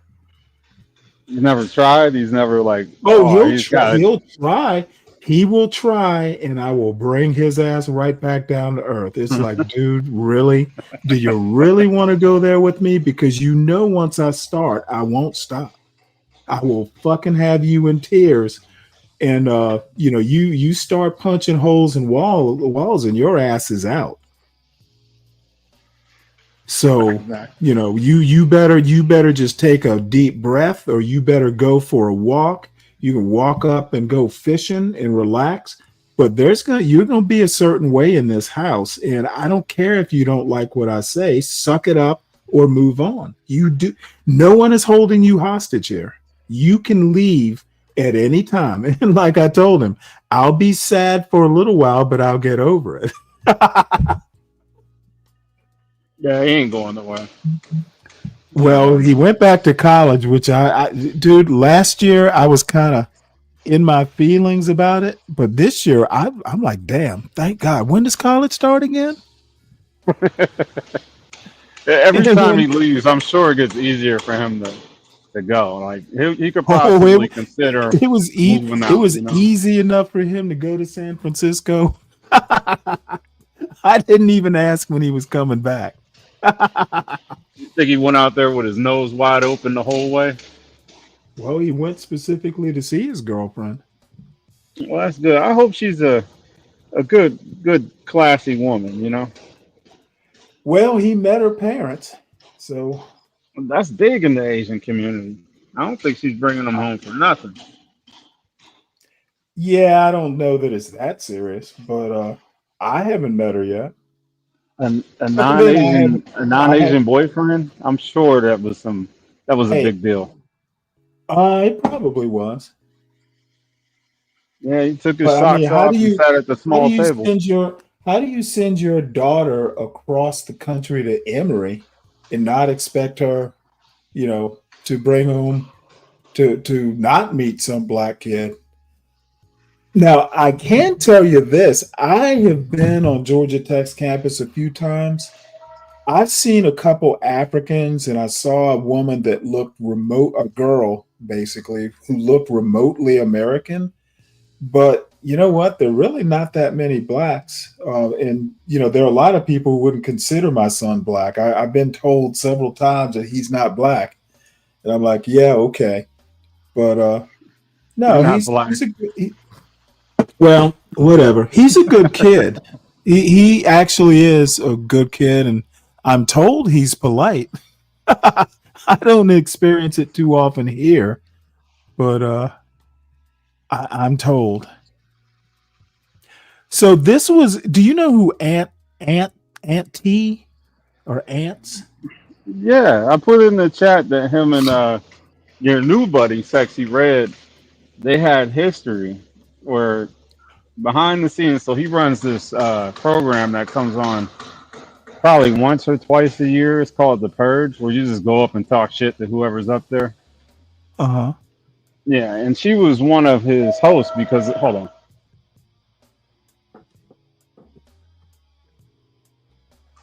I get on that loudspeaker and get on my fucking nerves, man. But yeah, he runs the show, and it's The Purge, and it's like 24 hours for like 3 or 4 days the weekend or whatever. Really? So Wow. yeah, Sexy Red, she was like a co-host because he can't be up there the whole time, so she'd take a slot. And I guess he tried to talk to her behind the scenes. Ended Are up they in the same city? no. Where the hell is she? I know he's in Florida and she's probably in Georgia or somewhere. Anyway, she told him about her problems. He sent her some money to fix her problems, got her like a set of tires, all four. And when the whole space heard about that, it was like, oh, you be simping. You be acting like you cool, but you really sending bitches money, you know. That kind of shit happened. And yeah, they ended up falling out. It happened to me. So I guess she was supposed to give him the time of day, and she didn't. But she did take the money and got her tires, I guess. And I think I heard about this. yeah, so that became like a big deal on YouTube. Why? And they ended up falling out.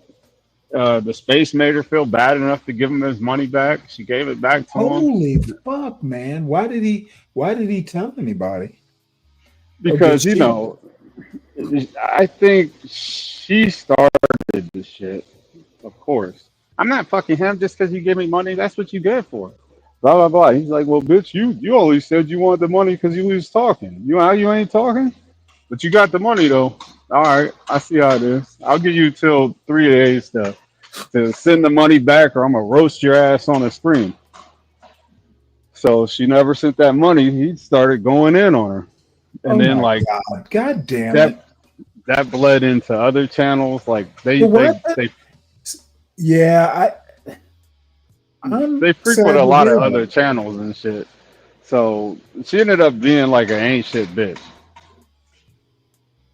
If she was totally wrong, because as the details came out, she was playing on him, and she really was, and she took advantage of his simpish heart. Like, you never met this woman, don't send her no money. So he got burned. He was acting like he was too cool, but he was actually crying about it. But Auntie Oh is my my dude, God. though. Dude, you never send money to a stranger. You know what? You don't basically, there's a saying, and I can't remember it exactly, but anytime you loan money, don't expect to get it back. If you do, Right. great. But I mean, you should never loan money expecting it to get it back, especially if it's someone you don't even live in the same city with. I'm sorry. I mean, now I don't know any of these people. I just heard of Ant, and I don't even know why. It might have been because of you. But Nah, you're in the algorithm. You know that you get the algorithm of your audience. no, I didn't know that. It all works hand in hand. If I go, that was like the one day you was talking about that woman with the build up legs and all that. What was funny Yeah. is that I seen her on my Facebook page before you even started that stream. And I watched that Oh, same really? video of her doing like the where she opens her legs or whatever the exercise is. I watched that too. I was like, okay, yeah, she got it going on, whatever. And then somehow you seen the same video, but that video was like 2 or 3 weeks old. But the same I day see. you seen it. I see. So I think everybody's connected, and this is why new subscribers don't come into the space. That's why it's called referred to as a space. You have to actually go outside of your normal Oh, now stomping ground. okay. I And see. so like go to like a sports channel and just go crazy in the chat, or go to like some of these AI channels and go crazy in the chat. If you're constantly news, if you're constantly black space type of content, Hmm.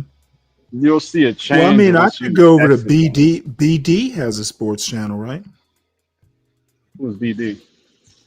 I think he calls Oh, it Big Big Dog, Big Dog Dog. Sports. Yeah, yeah, yeah. I mean, Yeah, yeah, maybe I'll do that. I had, you know what? I'm glad you told me that. yeah, you do got to you know, cross enemy lines in the. I wouldn't call them enemy lines. Yeah, for lack of a better word, you got to go outside of like the algorithm to draw people to your algorithm. 'Cause you never know. You might have a stream that will get suggested. And this is what I did find out the other day. I watched Conservative stream after he already aired it. There was like Mhm. a feature on there where you can boost his channel or boost the stream. Really? Yeah, it was like and then in my suggestions, I get like suggestions of streams like the number 10 boosted stream this week, and it'd be some shit I never even heard of, but it is suggested to me. That's like a new feature. Wow. Okay. Listening to you is a whole education. Nah, man, I just tell you what I seen. That's all. But yeah, Auntie's a good dude. Red's not a bad chick. I've came across her for the last 6 to 8 years, honestly, on in the YouTube streets. I've always she went as like Renaissance chick, sexy red, 38, sexy red to whatever she is now. But it's the same girl. That squeaky voice is what got you. You know what? I think she's got a cute voice. She does, I just like wonder what she Mella. looks like. She looks exactly like my sister. I know you wouldn't know, but Really? They literally look just alike. Huh. Just my sister's a little bit slimmer, a little bit cuter, you know. But that's just being fair. Being fair. Right. She's probably like 180 pounds, but wears it well, I guess. I mean, I'm not trying to dog her out. Well, that girl, I think that you're talking about, the one who's she's got to be tall. She's probably tall, but this girl is in shape. I mean, she's got a big ass and big thighs, but they just fucking look rock hard. I Who's mean, this? she does not.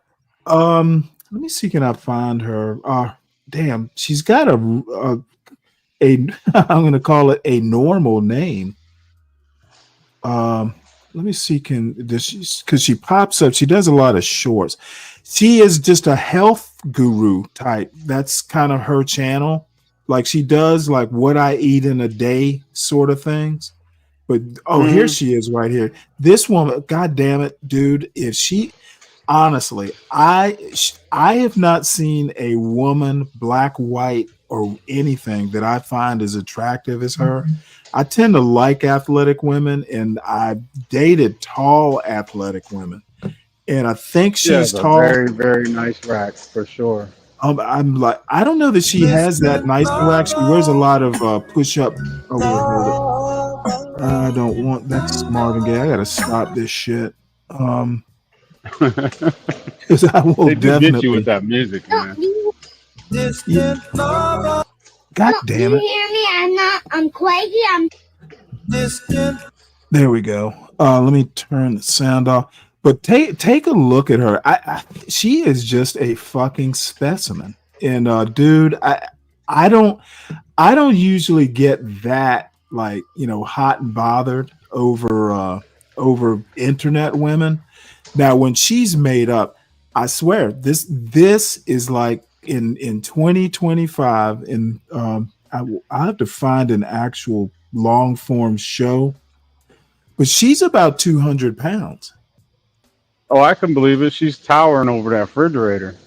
She's probably 6'1". Yeah, I see that. She's got to be 6 feet or 6'1", maybe. And I don't think she's usually in sneakers. I don't know if she's in sandals or whatever, but no, she is a big girl. But god damn it, I would climb that mountain. I think she is gorgeous. Like if I saw her, because I know she's not more than like 35. I would have to have extreme self-discipline not to just fucking shoot a shot at her. And that's her hair. Her hair is actually long. No, I don't know. I could just sit here and look at her for an hour or so. Yeah, she's not bad. She's not bad at all. I like the skin tone. She is 2025. I actually think she's the most attractive woman I've seen on YouTube, bar none. And that's her hair. Yeah. I can dig it. I'll give her a 7. I'd give her a 9. And she can cook. She cooked with white gloves. You're supposed to use the black one. Yeah. That might be a sign there. But go back and look. I think she's barefoot. Oh man, that chick is 6'1", easy. A little square around the middle. What? She is a little square around the middle, but yeah, I Give me a little square. I don't know, man. She doesn't really. I was trying to tell you about traveling, man. Something about traveling will lower. Well, her abs. She's sucking that tummy in. She's got a little. She's not as abs as all that, which I don't mind. I don't really need a woman with abs. She got one glove on. That's all you got? No, you know what? She's wearing like slippers or something. She's at least 6 feet. but Yeah. I'm all in it. Now, here's the deal. Years ago, I dated a girl of pretty much kind of, she wasn't a weightlifter or anything like that, or, into fitness, but I dated a woman with that phenotype. And I fucked it up. I fucked up the relationship. It was all my fault. And I couldn't recover it. I just pissed her off. But one of these days I'll tell that story. But no, she was a pure 6-footer. And luckily I'm 6 feet, and she wasn't really into heels. So, plus I wouldn't have cared. I'm 6 feet. So what if she's, 2 inches taller in heels? I'm going to be taller than everybody else. Dude, I was at a Navy school, an engineering school up in Newport, Rhode Island, and she lived in Charlottesville, Virginia. She was at the Navy ROTC unit at University of Virginia. So one weekend, I lived in Norfolk, but I was up in Newport, and my neighbor had hooked me up with this artist because she was retired Navy.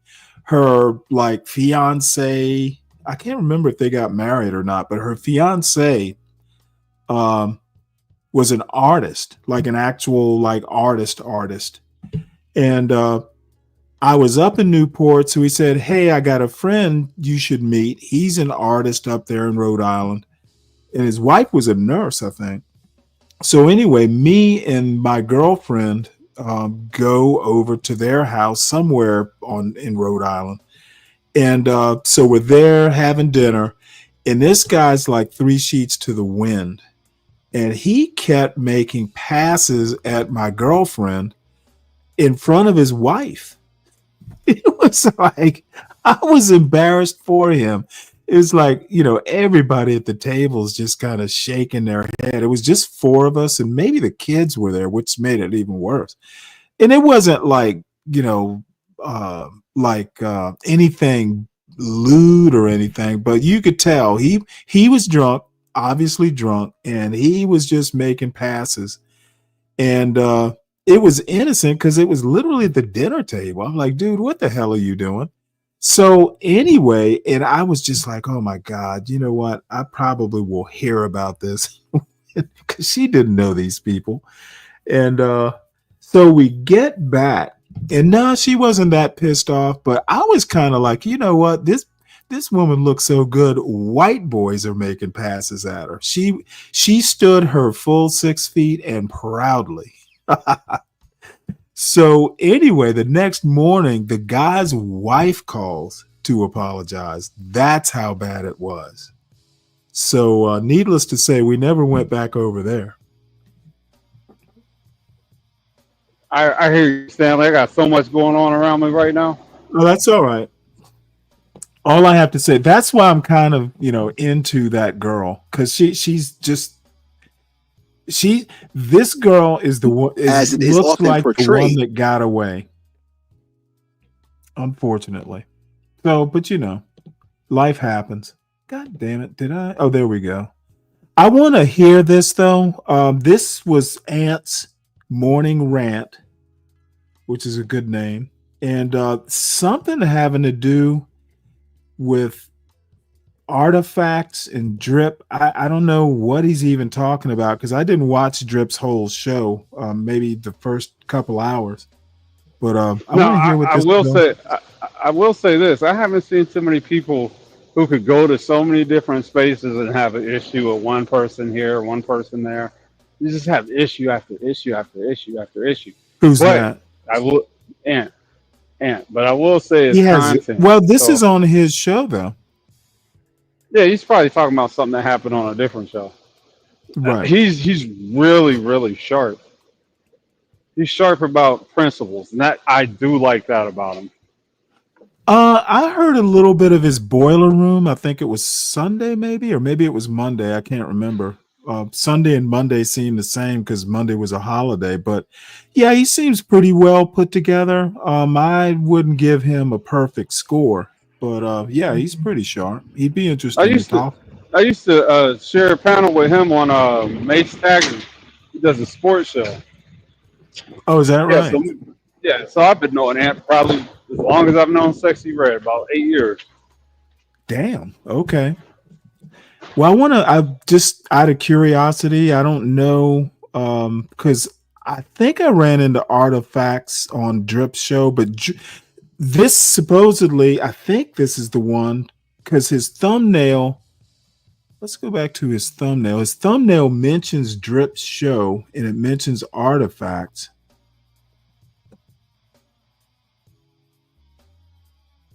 Yeah, the thumbnail basically says Truth and Purpose Nexus. That's a female, right?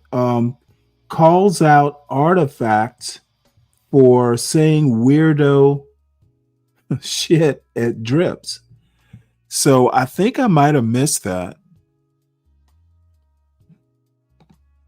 Because I didn't, maybe it was at the beginning, because I didn't watch the beginning of the show either. I watched longer than I usually do, probably because I was reading and, it was kind of like background noise.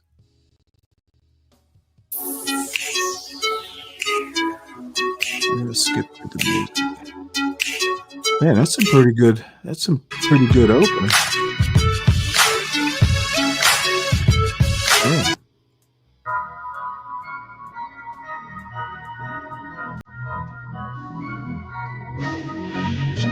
So what he's doing is he's just letting everybody in.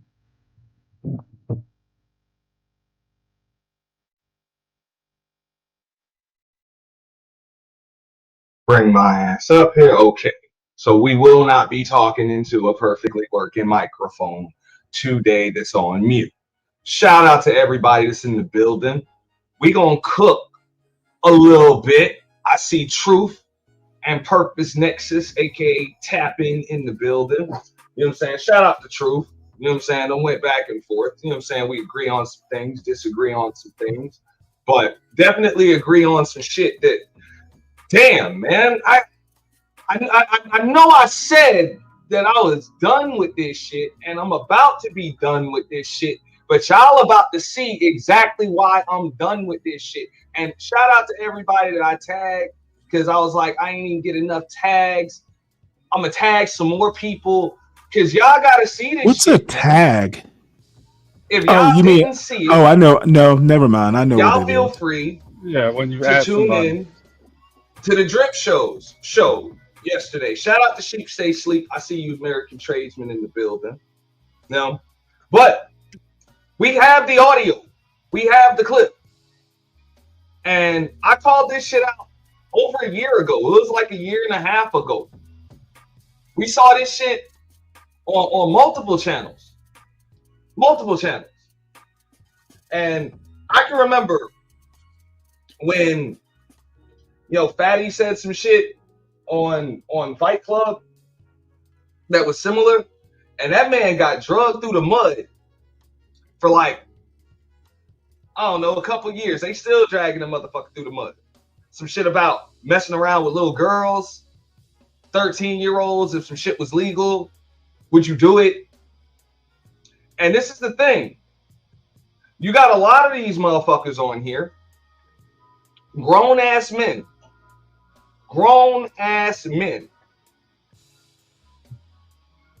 that want to sit there and talk on panels and make every goddamn topic about women. And then when a motherfucker wants to come up and check these niggas about the bullshit that they be spitting, the topic is always some goddamn women, and it be women jumping in front of live ammunition. And I've been saying it for the longest. These niggas are not up here giving women a voice or just letting them get their shit off. They're actually hiding behind women on these fucking panels, because you got a lot of niggas on this motherfucker that are less than men. Real shit. And you don't see that shit with their interactions when it comes to women. You see that shit when it's nothing but interactions amongst other men. They just say bullshit. Like, I'm talking about some of the most egregious bullshit.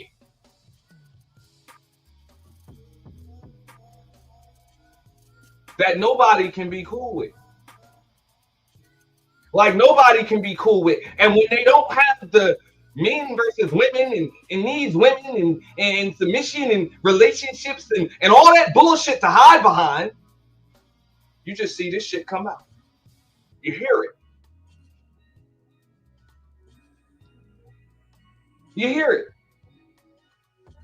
So remember, I said that shit when old boy Otis came up on Sharon Gracie shit and said some weird, egregious shit. And then they called out another motherfucker that had all that shit in his damn record not too long ago. And I keep asking, we gonna get into it, Venus, because I don't have much time. I can get my ass back to work, because that's what grown folks do. You know? But we gonna get into it. I'm gonna just, y'all make sure y'all share this shit out, because I'm gonna leave it up and stuck. You know? But we gonna get into the clip. But I remember when this dude said some shit about he didn't know that it was possible to rape his wife. And I'm like, bro, y'all ever wonder why these fucking weirdos seem to be so comfortable in this space? Because there's certain channels, certain panels they won't even go to doing this shit. Wait. Pause right quick. Why the fuck do they feel so comfortable around you niggas? And why the fuck are you okay with these niggas feeling so comfortable around you niggas? Why are you so comfortable around niggas like this?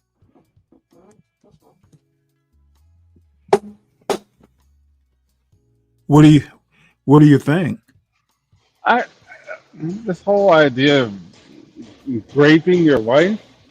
Well, yeah, it's actually a thing. What do you mean? Like, well, somebody has to explain that to me. I'm not saying that I'm not basically, being I'm being honest. if your wife says no, she can basically charge you with that. It's hard to do, but it has been done. And that precedent was set like probably back in the 70s. It's the result of feminism, almost probably one of the, people would call it a positive benefit. It used to be that, we're married, it's her duty to do it, to provide it. That went away at least by the 80s, if not in the 70s. So yeah, it is possible. It will be hard to prove, but it has been proven. It's not that side of it. It's the how can you do it? What do you mean, how can you do it? I'm not saying like I don't understand. I'm saying like if you love your wife, how could you force you know yourself what? to do it? Let me tell you something. I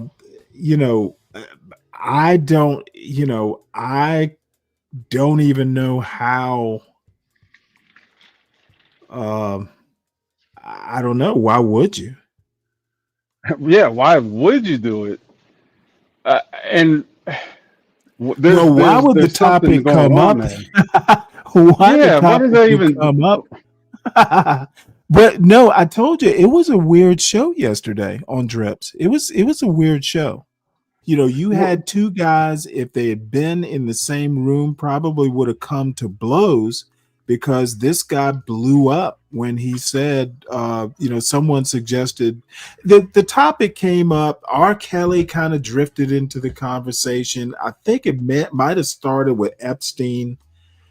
And then the topic comes up, from there, it's like, well, somebody just randomly said something like, hey, I think it's bad if like a 50-year-old dates someone who's 20 years younger than them. That's basically, in my mind, that's kind of like, it's weird.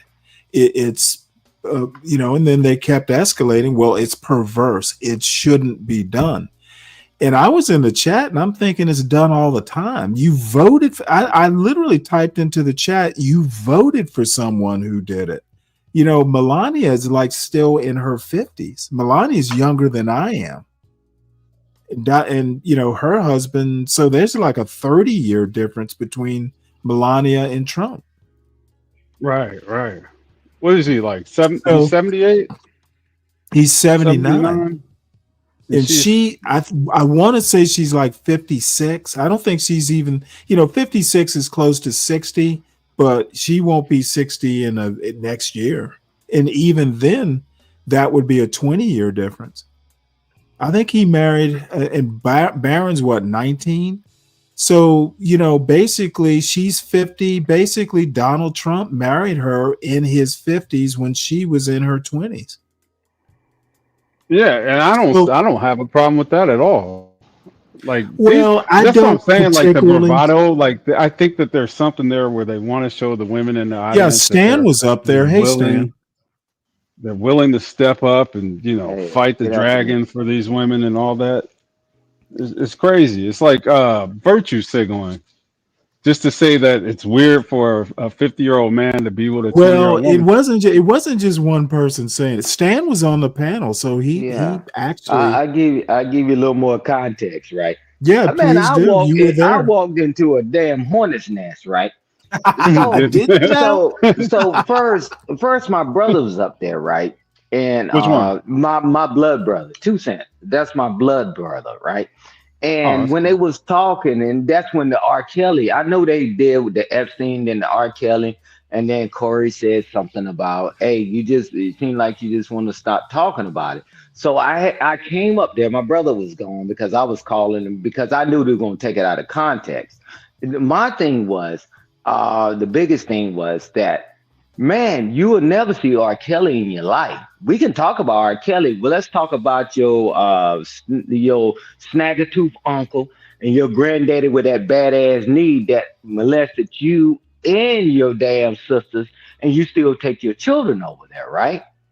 But then some kind of way it totally flipped because I think Truth says something in the chat. And then Drip addressed Truth because Truth told Drip in the chat. I was there for that.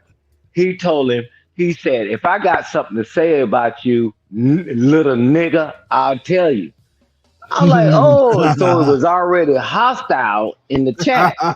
So when Truth came up there, right? And then I was like, all right. And then when Truth asked the guy the question, right? And if you played the whole thing on the Drip thing, not anti, I don't know how far he got into it. And I said, he said, I said that was a loaded question. And the reason why I said it was a loaded question, simply because I said if somebody grew up in a country and they're in that country, but then after I further realized that he was saying somebody from America going to another country, whether it was legal or not. So I said, man, I'm out here gang banging for no reason. But we've been in the countries, man, certain things that we do in the US that we can't do in other countries, man. They'll arrest you for it. So I backed out of it. And the only thing that with True, when he came back up there, because Drip kept dropping them both down, and he said, man, Stan, I'm gonna talk to Drip because, man, me used to be cool. And I was like, what the hell? I said, you shooting at me for what? And no problem. Then he said, Stan, you know how I give it. I don't give a shit. I'm telling you, I'm unstable and your tax dollars paid for this shit. I said, bro, who are you talking to? And that's when that got off the rails, but I backed up. But asking somebody this question, man, this question been going on for years. It started off on Fight Club, and every now and again they ask questions. Guys need to listen to what somebody's asking them before they answer the question. That's when the thing got off the rails, Right. So, I mean, man, I ain't had no dog in the fight, man. I don't care nothing about no 16-year-old child, man. I ain't messed with nobody 16. Hell, when I was 16, I didn't like them women. I mean, like them young ladies like that. So I'm like, why the hell I'm even in the middle of that? But I know that I don't like when people put jackets on people because you ask them a question, they didn't understand what you was really asking, and then you put a jacket on them. And really, I came up there for my brother because they was trying to put a jacket on him on some stupid stuff. At the end of the day, God bless America and welcome to America. Yeah, man. I knew it was a setup question when he asked that guy that. It was a loaded question because the guy wasn't even thinking. And What was then the he question? said, I'm sorry. Yeah, What I was the remember question that. verbatim? What was the he question? Because I said he said something. He said something to the effect, right? And then I tell you, wait, I thought he said it, but this is what he said. He said, if you go to a country and that is legal to marry a 16-year-old, would you do it? And I didn't hear that part of it. I heard that if you was in a country that is legally to marry somebody 16, meaning that you grew up in the country. Two different questions, right? Yeah, that So is. yeah, two different questions, bro. I don't give a damn. Hey, Stanley, and I'll tell you and your audience, man, I'm not well, I'm not stable, and I don't give a damn whether you live or die today or tomorrow. So when somebody calling me out, and I'm like, bro, why you go to violence? And that's when later on, like you said, Stanley, either man them got into it with Lord ADS, right? Because they're talking about meeting up and all that. I like, bro, it Yeah, was a well, weird show yesterday. It was a ABS weird well, show the thing stay is, getting in the shit. and I think it did come out. 16 is the legal is age of consent in plenty of states. You don't have to go overseas to marry a 16-year-old.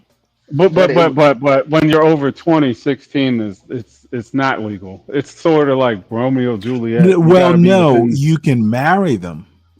There's an age of consent. yes. Yeah, And you're the right. parents can sign off on it. But they want to say that you're perverted, right? And fine, yeah, if I'm in a circle of people and I say, man, I'll never do that, right? But one thing I love about Americans is that whatever I decide to do is okay, but whatever you decide to do, I don't like. I demonize it. So that's Why why you saying? Stanley, Wait. Hold on. You said Americans. You know damn well that's specific to Negroes. no, No, it's no, Americans, no, it's no, Americans. no, it's not. Hey, didn't you play that whole trial thing? I mean, the women coming out talking about the Epstein thing, right? It's amazing. Black people go through this all the time and whatever, right? Just like drugs and all that. But when it happens to somebody else, now it's a cry out for help, right? It was okay Right. when it was happening I to mean, someone else. Epstein got a whole I mean, dude skipped that first go round. What was it, back in like 2007 or 8, Yeah, where they was they didn't talking even. about. Yeah, they didn't even let the people who were making the accusation know that he had copped a plea deal. Never Dude, even spoke to him, man. yeah. So I don't know what you're talking about. I hear Republicans in particular, often just condemning people for their behavior. Donald Trump has done some atrocious things over the course All of right. his long life. Okay. Let's keep it to what happened yesterday. Yeah. I bet you wanna go Yeah, back. yeah, but what I'm saying, Stanley, hey, drugs weren't an issue until it hit Wall Street, right? As Exactly. long as it was in poverty, right? So Well, now, it actually didn't become an issue until it hit these small towns. right? I mean, outside of what they thought it was like, really like downtrodden, Yeah. whatever, right? Oh, And it's not then in the hood. Well, it's an epidemic. right, exactly. Now, man, they got resorts all over the place, right? I mean, Exactly. this is America, and these Hey, things been going. there's a clinic in Kentucky that got in trouble maybe a couple years ago. Dude, they were just bringing these opioid addicts in, and maybe it was Medicare fraud. It was something they did that landed some people in the hot water. People were just taking that opioid when it finally became an epidemic and making millions off of it. Right. Right. And, Yeah. I'm telling you. And so these things been going on. Your snagger-tooth uncle been touch your sister, touch your cousin, and then your granddad that's sitting there with that knobby dang on water on the knee joker bouncing people on his damn knee. and then you take your children back over there. But now we seeing it happening to them. Now let's talk about it, right? Let's make it louder. You know, why don't we talk about it before it gets that big? You know, come on, man. We've been living in America. Most of us didn't walk through this life with our eyes closed. Come on, man. We see what's going on and what's at play. Right is wrong and you know, right is wrong and wrong is right, right? It depends on what side of the aisle you sit. Either you the one that's getting hit, you know, but it is what it is, Stanley. And, you know, and that's what I'm saying, man. All this corruption and all this other stuff is good as long as I was robbing you, Stanley. But then if I kick in your door, you shoot me, now I got a problem. Why do you have to shoot Stanley? Let me make one point though. Yes, sir. One thing that I noticed, and you're gonna have to tell me just approximately what the timestamp is. I don't know if you were paying attention or not, but the one point I want to make is and I've noticed it in this particular. Dave, was it you that called it the blackosphere? People do not understand the questions they're asking. They don't understand the questions they're asked. And they often don't understand their own arguments. They're just doing talking points without actually understanding what the talking point means. And this point about the 16-year-old overseas is point in fact. It's when truth comes up. You'll see the emoji, the avatar rather, with the Superman thing. And that's your brother. Okay, well, Truth is your brother. Huh? Truth is your brother. Hell no. No, Man, I'm sorry. My brother, I'd been kill him. Can't kill Abel. No. You know what? I think this whole conversation started over on Hood Conservatives. I was telling Stanley that there was a guy that came up that had a 16-year-old fiance in Ghanaian, whatever, somewhere in Africa, and he came up telling it like, no, Ghanaian. It wasn't Ghana. Guinea. Something like that. But he was telling people like he came up and which one? Never mind. Don't worry about it. Freezone got the clip on his channel of when he came up and nobody was cool with the shit. Even though they kept questioning the man to see what the motive was and how do you even arrange a situation how old like is that? Is he actually African or American? No, that was the one thing they didn't ask. That was the one thing they didn't ask. I think he was like, he's got to be at least in his 30s. But he got a 16-year-old girlfriend, and his excuse for it is that she's 5'10", 170 pounds. So that's a woman. And, you know, according to the Bible, because God said get a young woman, and yeah, it went crazy. So that's what this conversation stemmed from. And truth was there. Truth was there. He was on the panel. That makes sense. Now that makes sense. You're right. So if you can, when truth actually comes up, that's when he start talking, because that's when Drip told him to come up, and I had to talk to Drip. And Drip said, well, you know, talking to him, said, well, you know, I just called you up, make sure you were good and all that. I said, no, Drip, we know what nigga means. And when that joke was said, if I have something to say to you, I'll tell you, little nigga. What I'm saying, right? Nah, bro. I mean, I ain't getting neutered on nobody's platform, you know. But that's when he came up, and that's when it came up to Artifact, and that's the truth started asking Artifact the question. So I'm not sure where you at right now, but Tommy came up. That's when he started asking Artifact. I think I'm right there. I think you're right there. Does it see the little Superman symbol right there? Yeah, that's him. Yeah. So that's when he started talking with Artifact. And that's when they asked him that question. You're right, Deacon, there, because he was on that panel when that guy said he had that 16-year-old, because he's in another country now, and that's who he said he was dating. Hey, good memory, Deacon there. Yeah, but if it's over there, you know, if it's legal over there, you may not agree with it. Look, the other thing people don't understand is there are like 3 types of laws in America. There's like, you know, kind of like church law, you know, how very religious people feel. There is the law. One is criminal, one is civil. And then there's just like general, like I don't know what you would call it. There's the legal stuff. Morality. And then well, no, it's just, you know, secular. Maybe I'll call it secular. You know, and the three, you know, what's legal, like legal may not necessarily comply with, you know, the Bible. The court of public you know opinion. What? You'll just have to be like the court of public opinion. And they're really like three separate things, and sometimes two of the three will kind of jibe. There's all kinds of things like that. And people have to understand, I don't know why people would get upset. As long as the guy is following the law that he is subject to, you may not agree with it, but it's not something you should be like, you know, using fighting words over.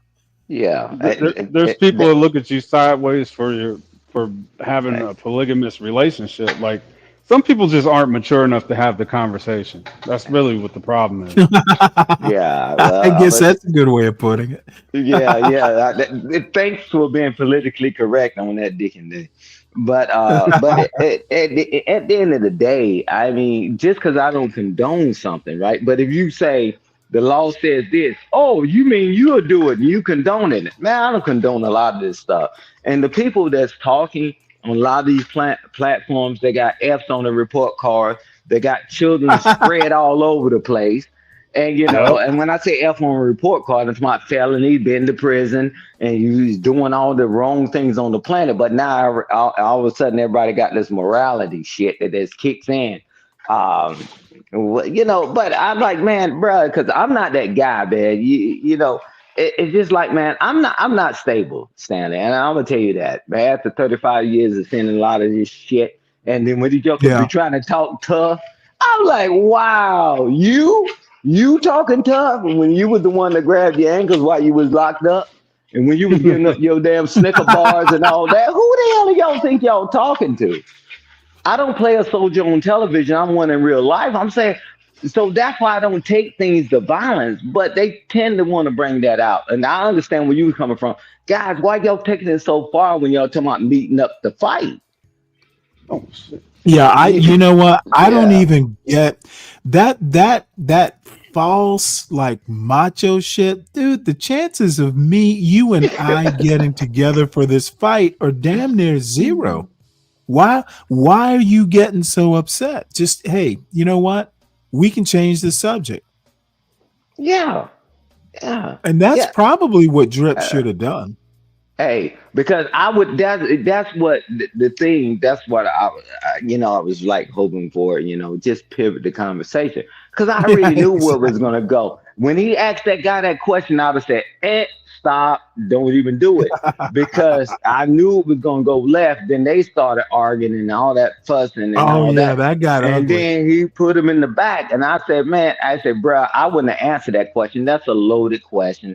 And the reason why I said, for the reason that I said earlier, right, that I stated earlier, if somebody grew up in a country, there's their customs and traditions. I said, but you asking an American that went over there, yeah, you would look at them strange. But again, going what you're saying, Stanley, if the law said it can do it, I mean, what are you doing? I knew it was going to be a shit show. And I'm telling you this, man, I don't take threats lightly. Man, I call S2 right now on the damn phone. They want you anyway. And I get the key to the city.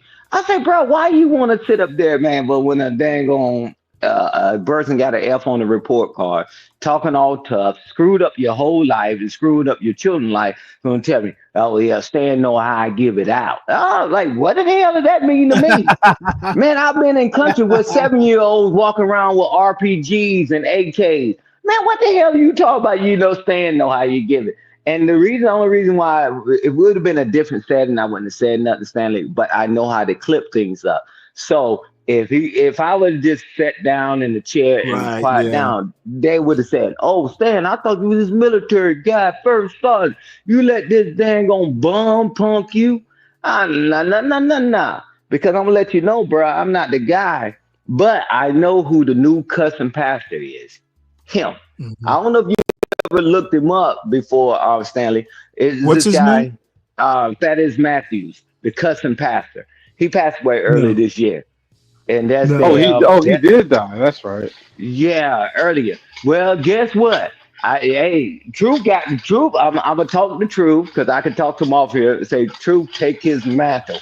Because I don't know how you can give us Bible verses and call every woman a B and a H and tell everybody F you and all that. Oh, man, no. you You know what? I'm not going to name a name, but a couple months ago, someone that I never thought, because I've seen him on Mola's Bible study, like on Sunday nights. You know, she does a whole Bible study. Yeah, since you brought him up, my ears were like, he said what? I was actually, where was I? Somebody replayed it. Maybe it was on Drip Show. I don't recall. But I was kind of shocked. I'm like, damn, Freezy. Oh, Freezy. I was like, damn. You know, all this over holding a door open. Like he apparently, if he holds the door open for, if he holds the door open, that woman better say thank you, or else.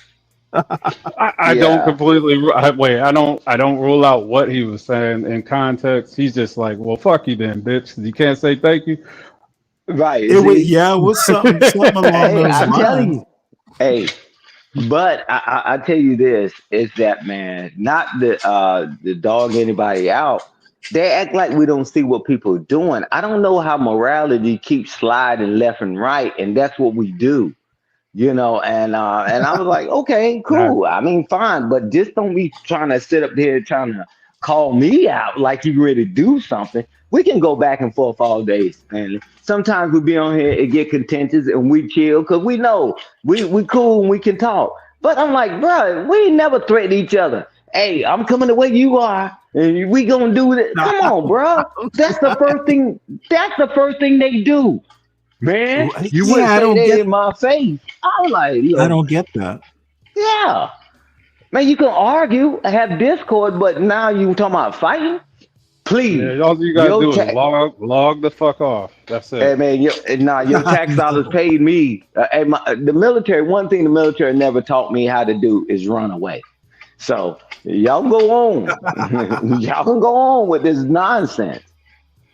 If I'm having a conversation, I'm truly trying to have a conversation and I'm trying to understand and I ask a clarifying question. I seek to understand before I seek to be understood.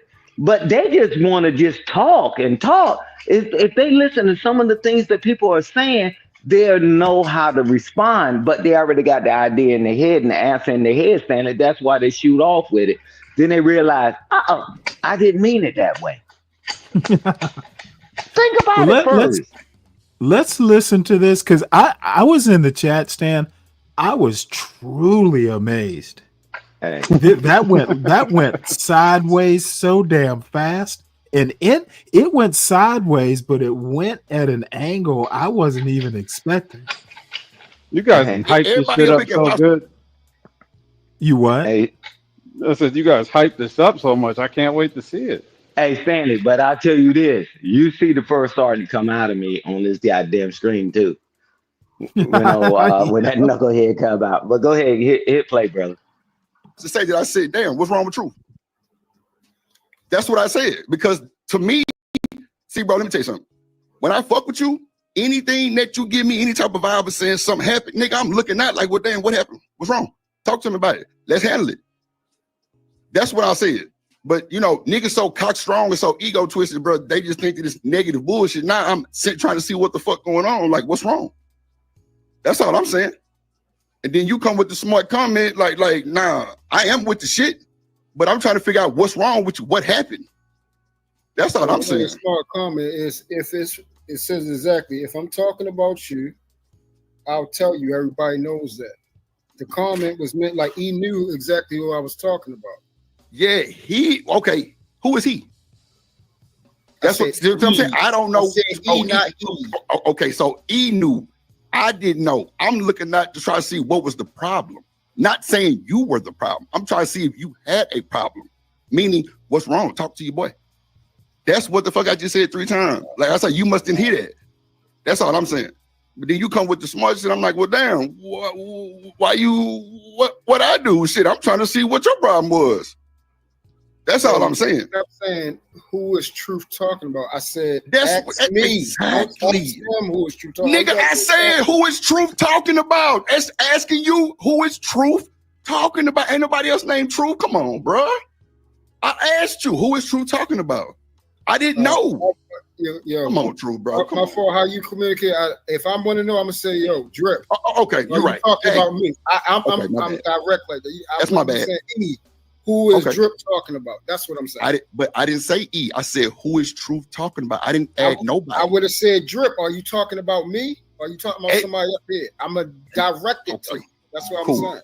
Understood. Got you. 1,000% my bad. Hey, well, hey, Drip. Now y'all had y'all back and forth. No, it ain't no back and forth thing. It was just I was trying to figure out what was wrong with bro. Like I didn't want him to feel no type of way because anybody say, well, C-Love dip, I'm a dip. That means he might have been offended. That's where I'm coming from. Okay. Yeah, that's all. Right. Well, if a toad had wings, he wouldn't bump his ass on a lily pad. But I'll tell you this. And that's why I was trying to talk to my brother so he can flush it out. Right. Not that he said it 100 million times. I'm not condoning none of this stuff. You take your snagger-tooth uncle that's touching your children right now, go tackle that joker. And that's what it was about. So if it's up and it's stuck, it doesn't matter. It's that, okay, he said 1,000 times, I'm not condoning his actions and none of that. But the other part, why you see your snagger-tooth uncle, your granddaddy with his badass knee, why is he bouncing your baby? That's the other part. Shit. Why don't y'all do that in your family? Oh, R. Kelly, if your name was R. Kelly. He said it 1,000 times he wouldn't condone it. And I'm gonna tell you who's sick is the sick person that takes the child to a house where they already went through it and they take their child and leave it over there. And now you're through. Through. I got you. Understood loud and clear. Now, like I say, I'm trying to make sure, wasn't nothing happening that I didn't see. Like, I stay reading everything to make sure I'm like, damn, what's wrong with bro? Like, shit, let me make sure boy's good. Like, it wasn't on no malice shit like that, on no checking. I'm just trying to make sure. That'd have been anybody else, I would do the same thing. Especially with people who I fuck with, especially people with wrenches, I'd have been like, oh, wait a minute, what the fuck going on? Like Miss Joyce, somebody said something, who said something to Miss Joyce? Let's try to handle it. You know what I'm saying? Wasn't no shit like that, but I just hate the fact that everybody think it's just, they gotta just put their chest side and do all the extra, and it don't be needing for all that, because I was really trying to figure out what the fuck didn't happen. But clearly, I wasn't even paying attention to their goddamn conversation. I'm working on intros in the back, literally. I just did chorus shit. I'm working on this Bridget shit. That's what I was doing. Like, I wasn't even paying attention to this shit.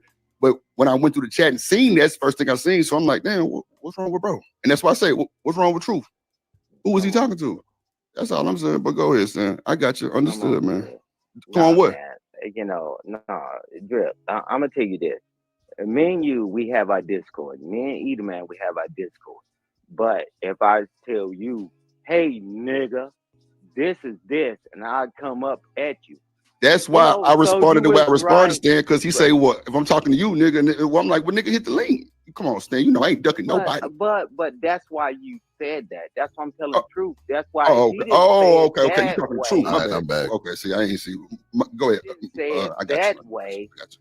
Then you would have been like, okay, cool, everything. It is what it is. But we know what nigga is, man. We know what. That's why I said hit the links, then, because I ain't finna go back and forth, catty patting in the chat like that. You know what I'm saying? But you didn't want any confusion. That's why you said, come up here, truth. Come on. That's what I'm saying. But all the old aggressive coming back, and I can't even say it was aggressive, but we know what nigga mean. Like, that's what I'm saying. Hit the link, bro. I ain't got time for all that. You know what I'm saying? So I can see what's really going on and like check that temperature, because it wasn't for that shit, because I came real peaceful. Like I didn't know what the fuck was going on. All right. Artifacts, you good? Shit keep dropping. You straight? Yeah, okay, there you go. Okay, what's going on, my guy? Shit cooling.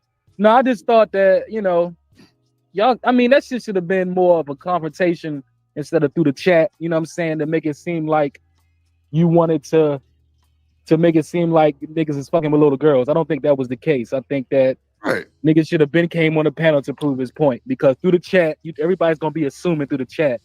You get what I'm saying? So if you feel that personal about it, yeah, come to him directly so we can figure out the issue, man. That's what I was saying. Like I said, tell me if I did wrong, because I know y'all heard me say, "Damn, what's wrong with bro? Like, what happened?"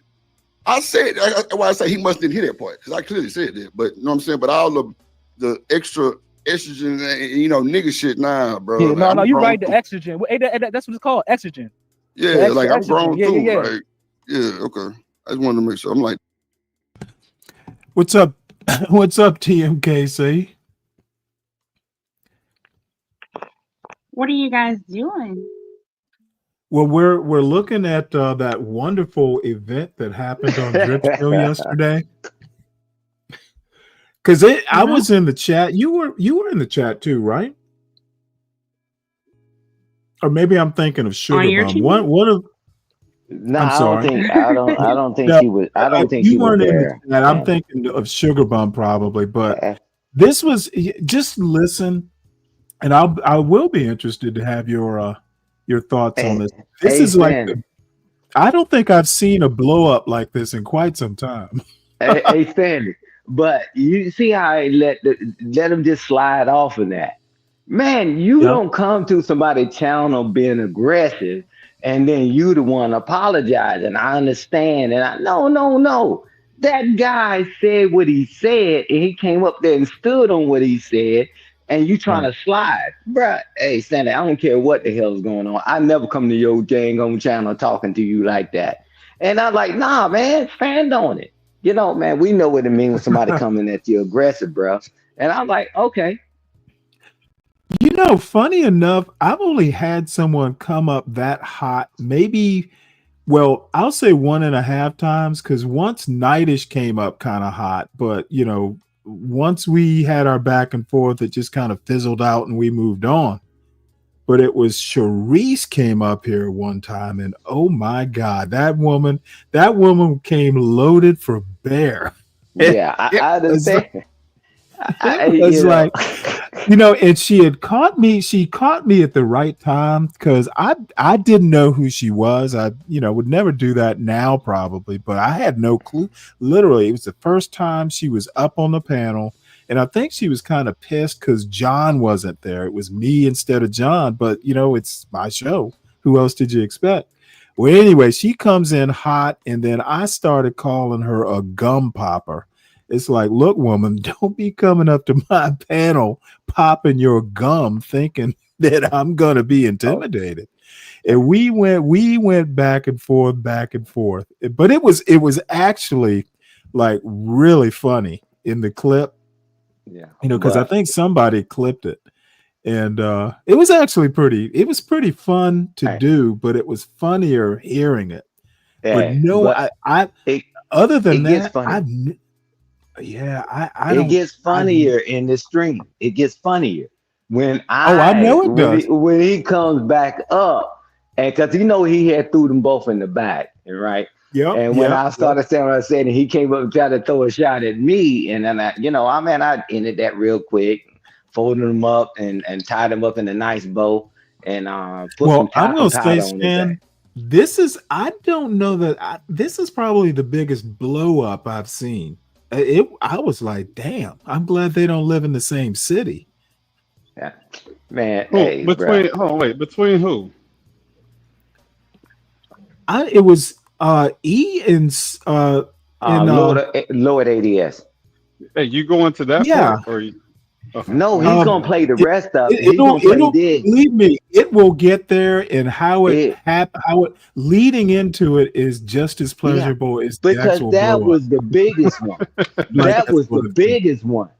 And what old boy said, Lord ADS said, I don't travel. I travel to go get P, right? You know what that stands for. But then Edelman said, no, I travel to kick a joker's ass. And and he ain't BSing. So what Edelman has done when people talk that tough stuff to him, because he's a person of means.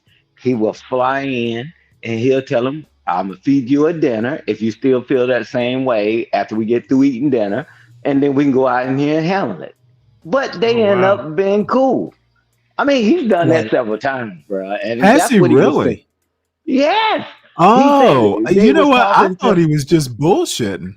no, that Joker is a person of means, man. He traveled where they are. He said, what I'm gonna do, I'll let you know when I'm there. I'm gonna pay for the dinner. Don't worry about money. I'll pay for it if you still feel the same way. After you meet me, we can go out here and we can handle it. Because he's actually originally from Atlanta. Well, some part of Georgia. No, because he much rather you reason together. It's easy to talk tough on this damn screen. He Right. said, but after you meet me, if you still have that same energy after I feed you and we talking, he said, let's go. I said, You know what? I wish I were him. He might be my new hero. Yeah. Yeah, and nobody wanted to my fight. new internet hero. Because All either right. man, nobody ever wanted to fight him because after they talked to him and he started talking, they having a conversation, talking about his thoughts, his values, and their thoughts and values. Man, they end up shaking hands and then they separate, they part ways. I like that. Yeah, man, but Damn, I he's know I been ain't doing that tripping. for Like, years. All But right. go Well, ahead. let's I know I ain't see what we disrespect got nobody. here. Like that ain't what I'm here for. I ain't here to disrespect nobody. So that's why I was trying to take boys. Oh, we being what's disrespectful going on. now? Who? I'm talking bro, what did you say? Artifacts. Yeah, you speaking in reference to me? I'm speaking in general. Speaking in general. Oh, okay. Yeah, that should be a bit much for me. I'll let see one thing about don't threaten drip with a good time. Like I like that type of energy anyway. So shit, it's right up my alley. But I wasn't on that type of time, and I was just just trying to make sure that wasn't nobody really fucking with truth on me. I ain't gonna even lie. That's what time it was for me. What the fuck? Who fucking with bro? Cool. Hey, Grip. But nah, Hey, I got you. I got everybody understanding. Go ahead. Grip. But I'm gonna drop down in a minute so I can talk to my brother. But at the end of the day, don't put that BS jacket. And that's why you say, hey, the way it seemed like it came across. And he said, no, man, that guy's clean cut. He's cleaner than anybody that's on this damn panel. Lord Security clearance and did all that stuff. No, not like that, Drip. I'm saying, like, I'm just ad-libbing fucking with you. Come yeah, on, bro. but I'm just saying. I mean, I'm like, man, you buckle your double-breasted lips. And I'm gonna tell you this, and that's why you asked the clarifying question. You know, was I wrong for asking him that then? Because I ain't want nobody to say, okay. Right. You was right. You asked I want to make sure question, get my shit right. Okay. But all this sick and all this stuff, I'm like, okay. And then you say, hey, bro. Hey, bro. And he said, man, you can talk to my brother. At the end of the day, he don't need me. He don't need me to defend him on anything. I'm not coming up here to defend what he was saying or whatever. But I'm giving what I surmised what he was saying because I grew up with him. He's saying we sit up here stuck on stupid talking about this guy, but you got this stuff going on in your home. I can't tell you how many panels we've been on and people said that they was touched and all this other stuff, and you still take your children back to that damn same house. Who's the dummy? Who's the fool? That's what it was. I mean, he see the world differently than I see it. At the end of the day, try to put that jacket on my brother. Man, good luck with that one. Nah, I never did that. I don't know who did that, Stan, but we need to try to have the conversation in the Black community. Because if all you do is move with emotions and feelings and say, you know what I'm saying, why ain't no older man supposed to be messing with you? That's just a feeling. We need you to break that concept down, how you feel the way you feel and why you have the opinion that you have instead of stating, blatant feelings out there, which is cool. We men, we have testosterone. I mean, you say whatever you want to say, but we'll never understand what you really mean if you don't break down actually where you coming from. You get what I'm saying? Because everybody, you know what I'm saying? Right. Hey, Drip, let me have can I have a moment with you? Yo, go ahead, Drew. You got it. Yo, hey, restate that one more time for me, Playboy. Like what you were saying. So basically, when people state one thing, when it's like an emotionally stated fact, We just going off of your feeling because I think it's like a feeling instead of an actual. Well, look, older niggas over 50 shouldn't be fucking with underage children, of course. But your statement wasn't broken down like that. It was just made. It was made out of a feeling, and none of us understood what you were saying. I think that's why Drip kept trying to say, "What's going on? Come on up." You know what I'm I didn't saying? understand. And Jones It's hard for us to break that down because you know what I'm saying. We understand the logic, but how you broke that down, it's like, okay, I'm not an old nigga, so I know you're not referring to me. You get what I'm saying? So it's just like I'm trying to figure out where you're coming from with the statement so we can understand you and how we can further move on. Because anybody can make those statements. How old are you, G? I'm 33. You 33? All right. So, let me ask you a question. If you over in a different country and a different country say you're allowed to marry a 16-year-old legally, would you do so? Legally? Yeah, legally. If the law says you are legally able to marry a 16-year-old, and you chose that you met a 16-year-old girl and said that you wanted to marry her, and her father gave permission and everything. No, I need wisdom. It doesn't matter about age. If the woman is mature at that 16-year-old age, then that's a possibility. But no, if she's okay. immature, if she hold on, please, somebody don't cut this off. Please, somebody don't cut this off. Please don't do that. You said if she as long as she has wisdom, she has maturity, and then you said that'll be a possibility, right? And you said it's legal in other countries, correct? And it's legal. You said it would be a possibility as long as she's mature in her mind. Correct. Okay, so now let's start right there. So that's right there. Now I made sure I went all the way down, so it was not misconstrued. What you said, your decision was not misconstrued. I didn't take it out of change your words up or anything. This is why I made the comment what I said down there. Okay. Let me ask you a question, Stan, and then anyone else as well. But I don't see what trap did he step into? I mean, he said, if it's legal, because my answer would have been, you know what? I wouldn't be going to another country, specifically to meet a 16-year-old. But, if it happened, who knows? I mean, I met my wife totally by accident. If it happened to be that somehow or another we met and I felt that, she wasn't, some 16-year-olds are mature enough to do it. And if it's legal in her country, why wouldn't I? I don't even see a moral dilemma with that. Now, the thing is that, she would have to be an extraordinary 16-year-old. Okay. Most 16-year-olds are nowhere near, that mature, but hey, I'm sure there's a 16-year-old in some country somewhere. And a lot of places, 16 is kind of middle age. So I don't see the trap. Hey, no, what I'm saying based on the history of YouTube is that they want people to answer the question that would you do this? So it flipped. Without qualification. So now they got the jacket on him that, hide your children, hide your cats, hide your dogs. And so now they're gonna clip him up saying, yes, I would do that, right? And but that's what it was, because they've been doing this for years. And so that's what it was. And with me knowing how these guys think, that's why misconstrued came out. And I'm like, man, I already knew. Is first of all, when somebody start off with a conversation, said, let me ask you something, Playboy, I already know you ain't coming. You're not coming in good faith. Right. You ain't asking me nothing nice. Let me ask you a question though. And again, what if he had just responded, "It depends"? Tell me the circumstances. No, the way to answer that question is not the answer.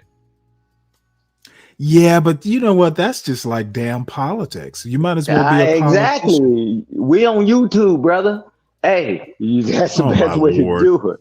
You know, I mean, hey, you can say, "Oh my Lord," man. You know how many people got trapped up on this damn thing? Oh, you know what? I'm not saying you're wrong. Look, I guess why I'm saying, "Oh my Lord," is you know what? Generally, I just say what the hell I want to say. So now I have to be careful when You're retired. You're retired. You're sitting at the crib. Who can touch you? But people got jobs. They got family members. They got this. If you answer that question, you was the IT guy or you were this big naval officer, and they would have heard you say something like that. See, because I'm gonna let you know, and a little fun fact, my brother, he's private service, and he was in the Navy also, right? So I'm like, so this is the thing, is that they don't ask you questions for anything meaning good. They don't. They just want a clippable moment so they can say, "You heard what he said. You heard what she said." At the end of the day, they don't give a shit, man. Your tax dollars gonna pay for me and my family the rest of my life. So I can care less about these knock-kneed, slew-footed, rat-soup-eating motherfuckers. But that's my life. But when somebody start off with you, Stanley, and say, "Hey, Playboy, let me ask you a question," or "Hey, brother, let me ask you a question," man, just be prepared, because they don't mean you any good, brother. I promise you. They're on some bullshit. And honestly, if you do mess with somebody at that age, you got to make sure that the state that you live in or the last state you resided from, it's actually a legal age, and you can be held liable for something overseas, even if it's legal there, because you as an American citizen have to abide by the American rules. You as a U.S. citizen carrying that passport as a U.S. citizen, you're correct. That's part of it. That's part of it. Right. The other part is you're being recorded, and the internet is forever.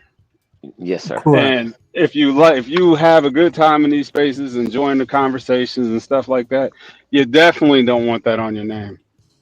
There is no getting out of that. That is forever. You could change your name, but your voice would probably sound the same. So. Right.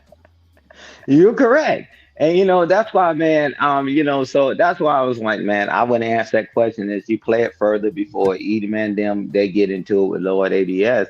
I'm gonna play it through that part. But that's why I'm saying, that's why when I said that was a loaded question, because no matter I get it now.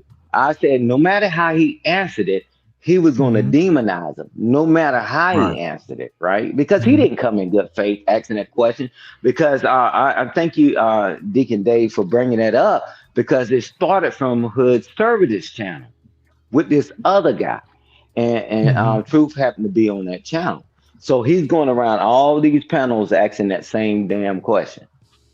But why?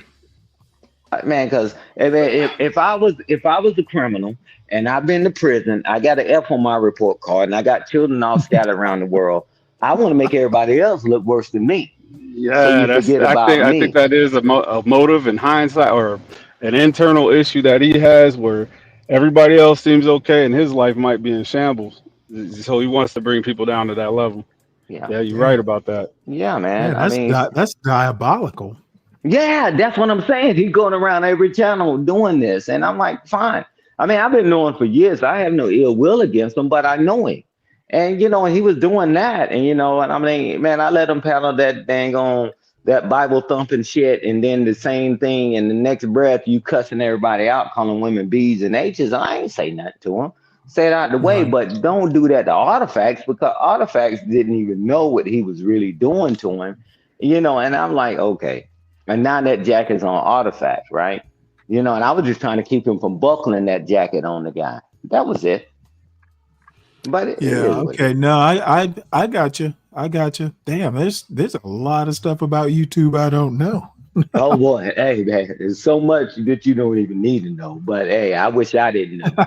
However, and lucky, And Go lucky ahead, for bro. you, Stanley, the consenting age in Georgia is 16. So even though you answered that question, which most people just wouldn't answer the question, you're safe because it's 16 in Georgia. Yeah, but you Well, ain't you know, safe the on funny thing YouTube. is, I mean, You if ain't he safe had on asked me YouTube. that question, I probably would have asked him, you mean when I was young or old? Because now, you know what? I don't go anywhere 16-year-olds go.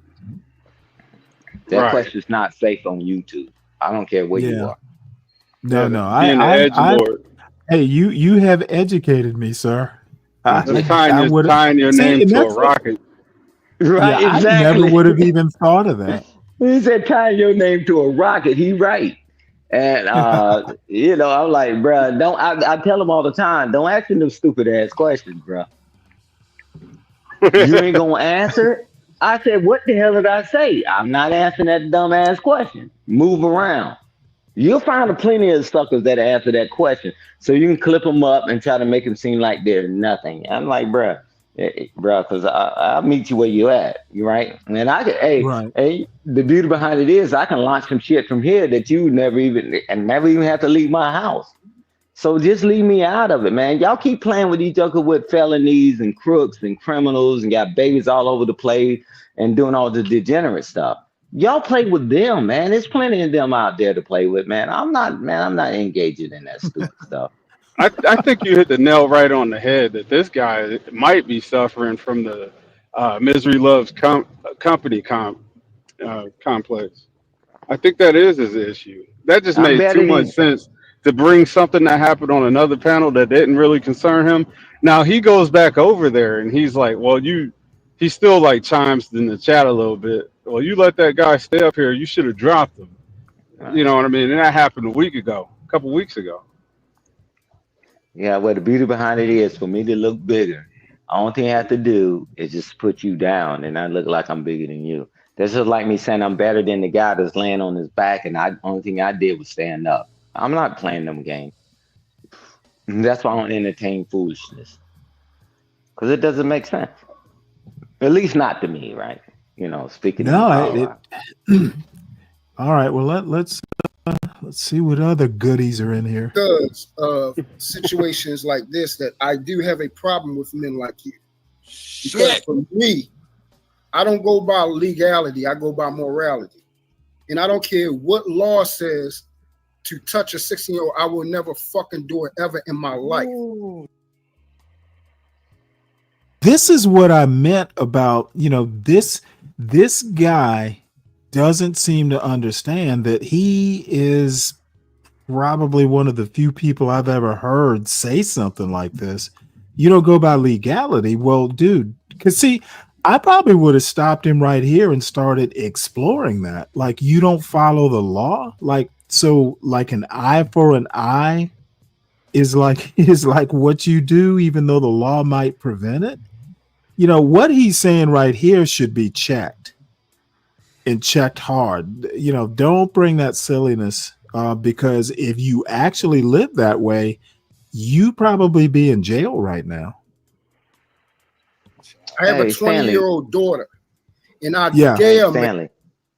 But you got to understand this.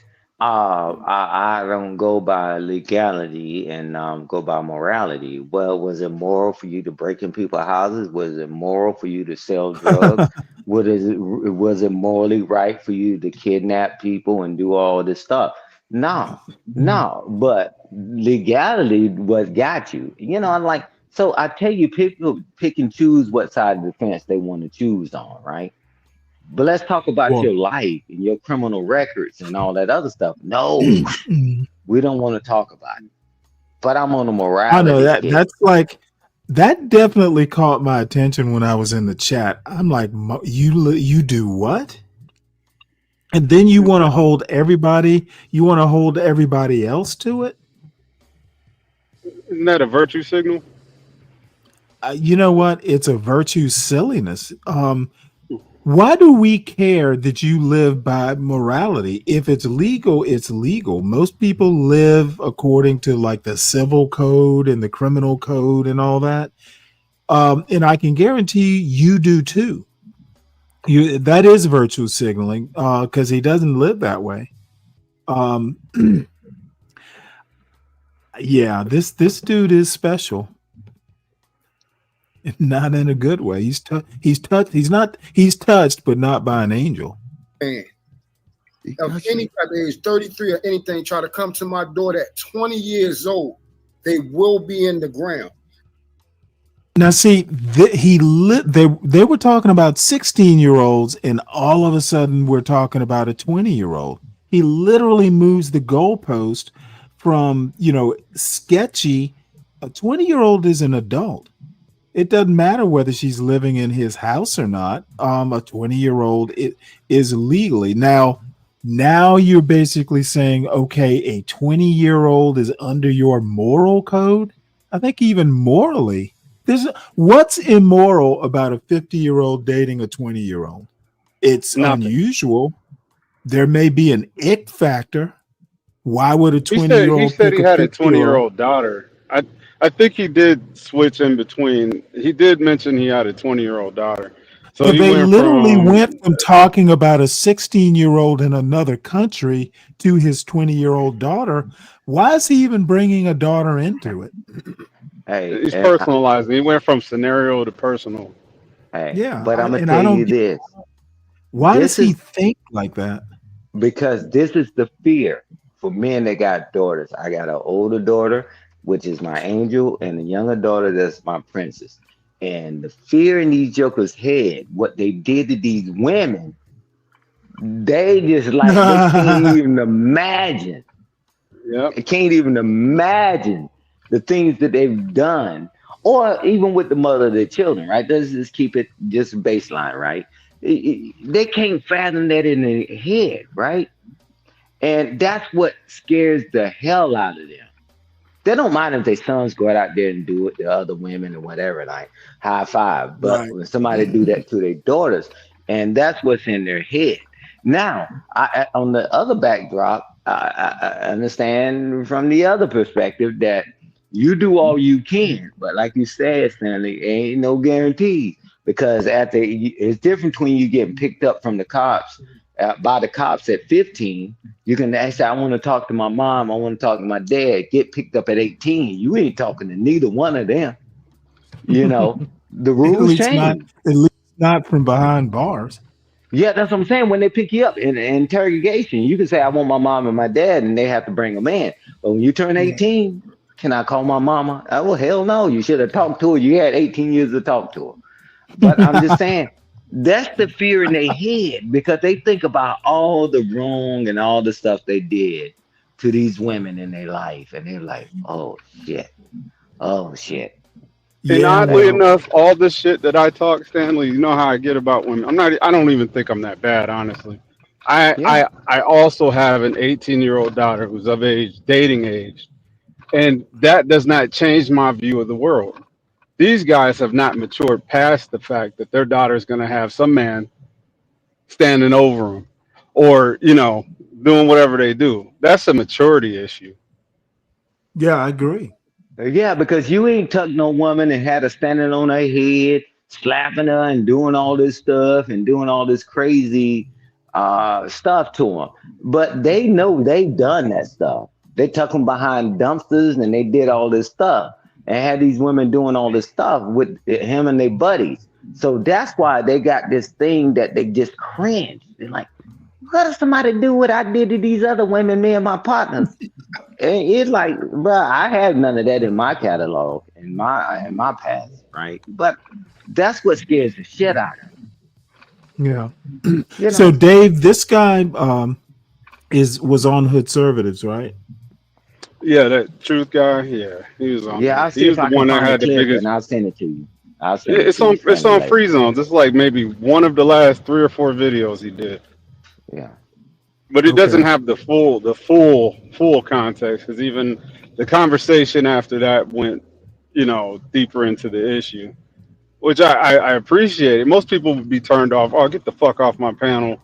But nah, we're gonna deep dive into the psyche of how you got to this point and the logistics of you meeting a 16-year-old and whatever went through your mind before you paid the dowry price to the father to get him to agree with it.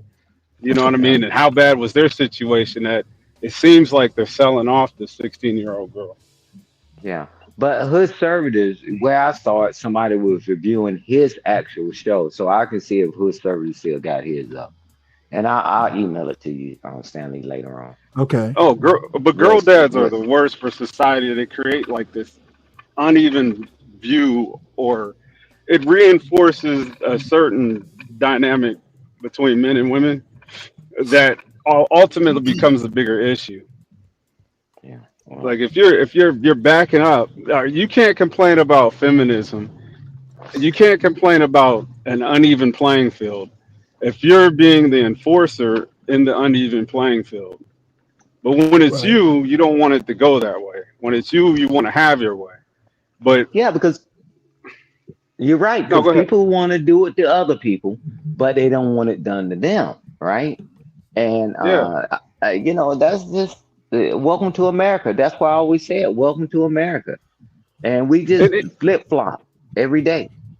Yeah, and even though it may seem like you got one off on a female, something. Okay, so they actually enjoy it too. They wouldn't be doing it if they didn't enjoy it. Like you forgot about the fact that this is something that she chose to do as well. She agreed to do that crazy shit with you. So even though your daughter is just your sweet baby girl, there's gonna be a day that she does some wild shit. She's gonna experiment. Yeah, well, that's Get fine. get over it. Like as a father, nobody wants to think about what she's gonna do. But you have to get over that because that shit's fun to them too. I know that growing up in school, I was in AP classes. Then they had the huts out back, and then they had the slow classes. So I understand everybody's not created equal, right? And that's why we have the protected classes. The children, the women, the elderly, and the disabled. And trust me, that's the reason why they got that.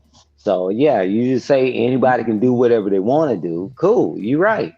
But we already know we are not all was dealt the full deck. Was it 52 cards? Some of you got one card. And so come on, man. Let's live in the real world. Got the short stack of pancakes. Yeah, right, exactly. You know, and that's why you got the officers, and you got the enlisted, and you got the senior enlisted, and the senior officers. Right? It is the reason why things are separated that way. So just to say everybody is just get it, whatever. But that's the American way, right? You got rights. I don't give a damn if you rode on a short bus with a helmet on. You respect them? Well, they're an adult now. Come on, man. Let's be wise. And we know how people manipulate people all the time. However, you just don't want it to be your child, right? And so only thing you do is put in, like Stanley says all the time, he said, man, I raised my son the best I knew how. And you know, I'm always here for him if he need to reach back. He don't wake up, you know, every day, every night, all day thinking, is my son doing the right thing or doing the wrong thing? He gave his son a reach back. His son called me. My reach back, at least, you know, up to now has been, don't get yourself into something I can't get you out of. Thank you. And if he calls you, you said, man, don't hide it. And you know I'm gonna be upset. I'm your father, but call me. Don't get yourself deeper in a situation that I definitely can't get you out of. I can't even speak on your behalf. You talk to them laying on law enforcement if you want to, or you talk to the people at the school if you want to. Son, you already said it, and you done signed this paperwork, son. Call me before they even have you to sign anything.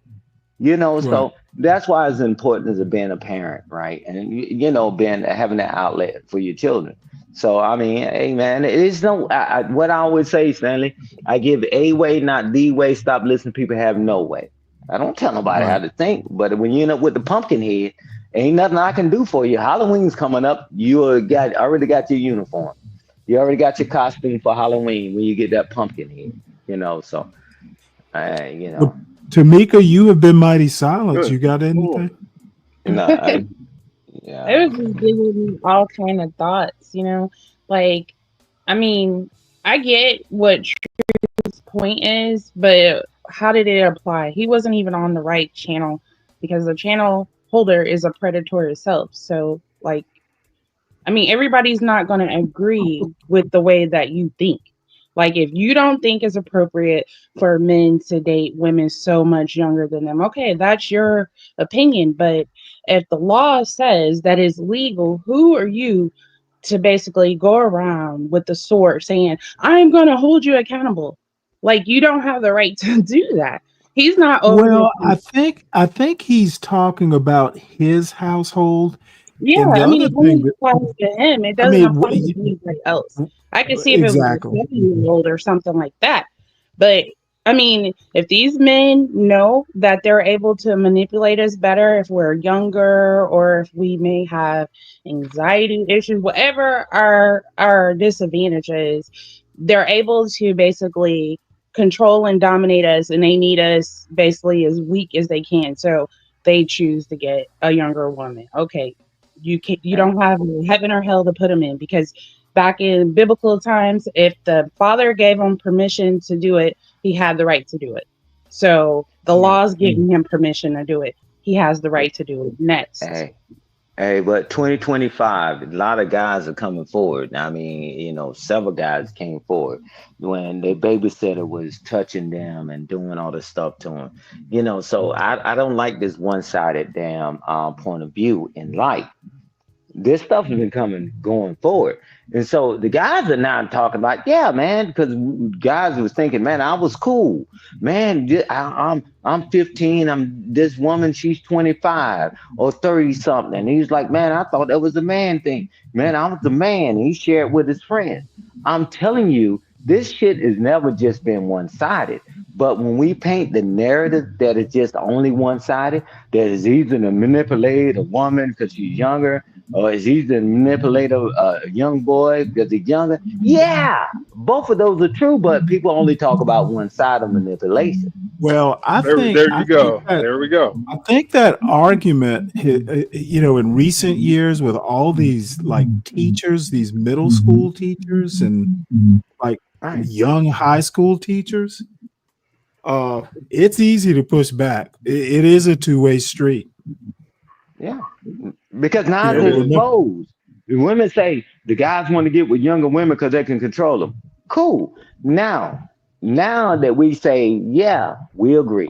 But then now the women, now it's coming out. The women been doing that stuff to boys too, young men too. But the guys thought it was bravado and whatever. But nah, man, they was still manipulated. So this one-sided argument is like wow to me. And Stanley, and I'm gonna land the mic here. I don't know. I mean, and I'm being honest with you, I don't know at what point do you become an adult where you can make your own choices and decisions.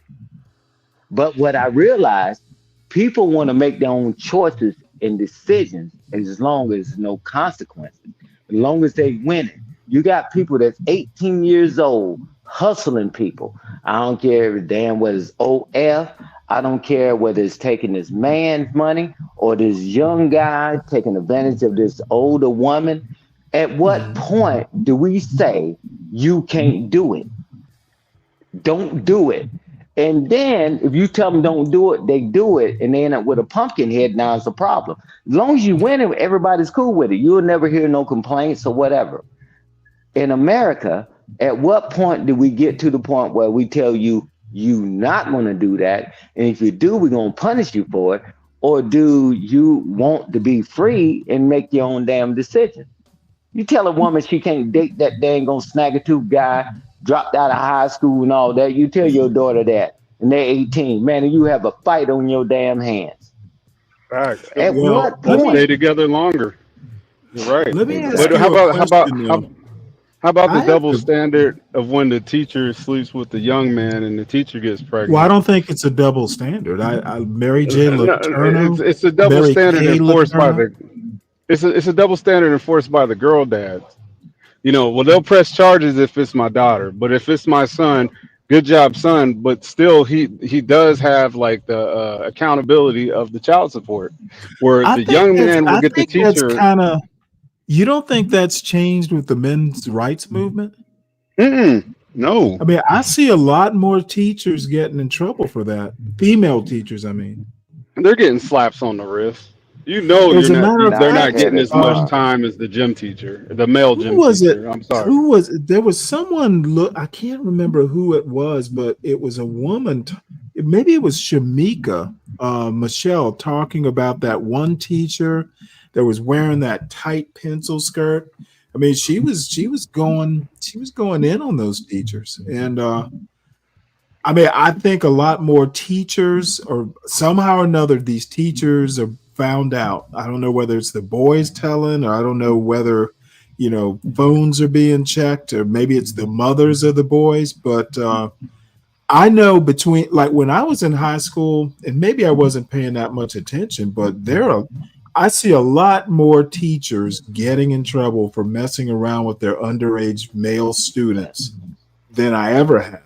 As a matter of fact, I'm honestly thinking, and again, maybe I'm missing something, but I've seen more female teachers get in trouble for that in, say, the past 3 years than male teachers. Yeah, because there's no male teachers in the school, but the male teachers they put them away. Touche. Yeah, they put them away for years in prison. Yeah, For the same thing. Teachers, the female teachers, they might give them 80 days or whatever, and then they give them probation, and then they turn around and get with the child again and get pregnant again. So I mean, it's just that, man. This is welcome to America. I mean, it's just one of those things. So when women say, matter of fact, that men manipulate young women or young girls or whatever, I'm like, damn. Well, hey, you know what?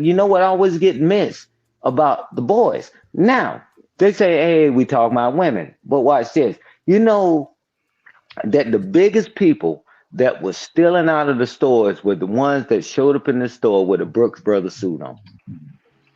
Nobody ever followed them. Let's ignore it all.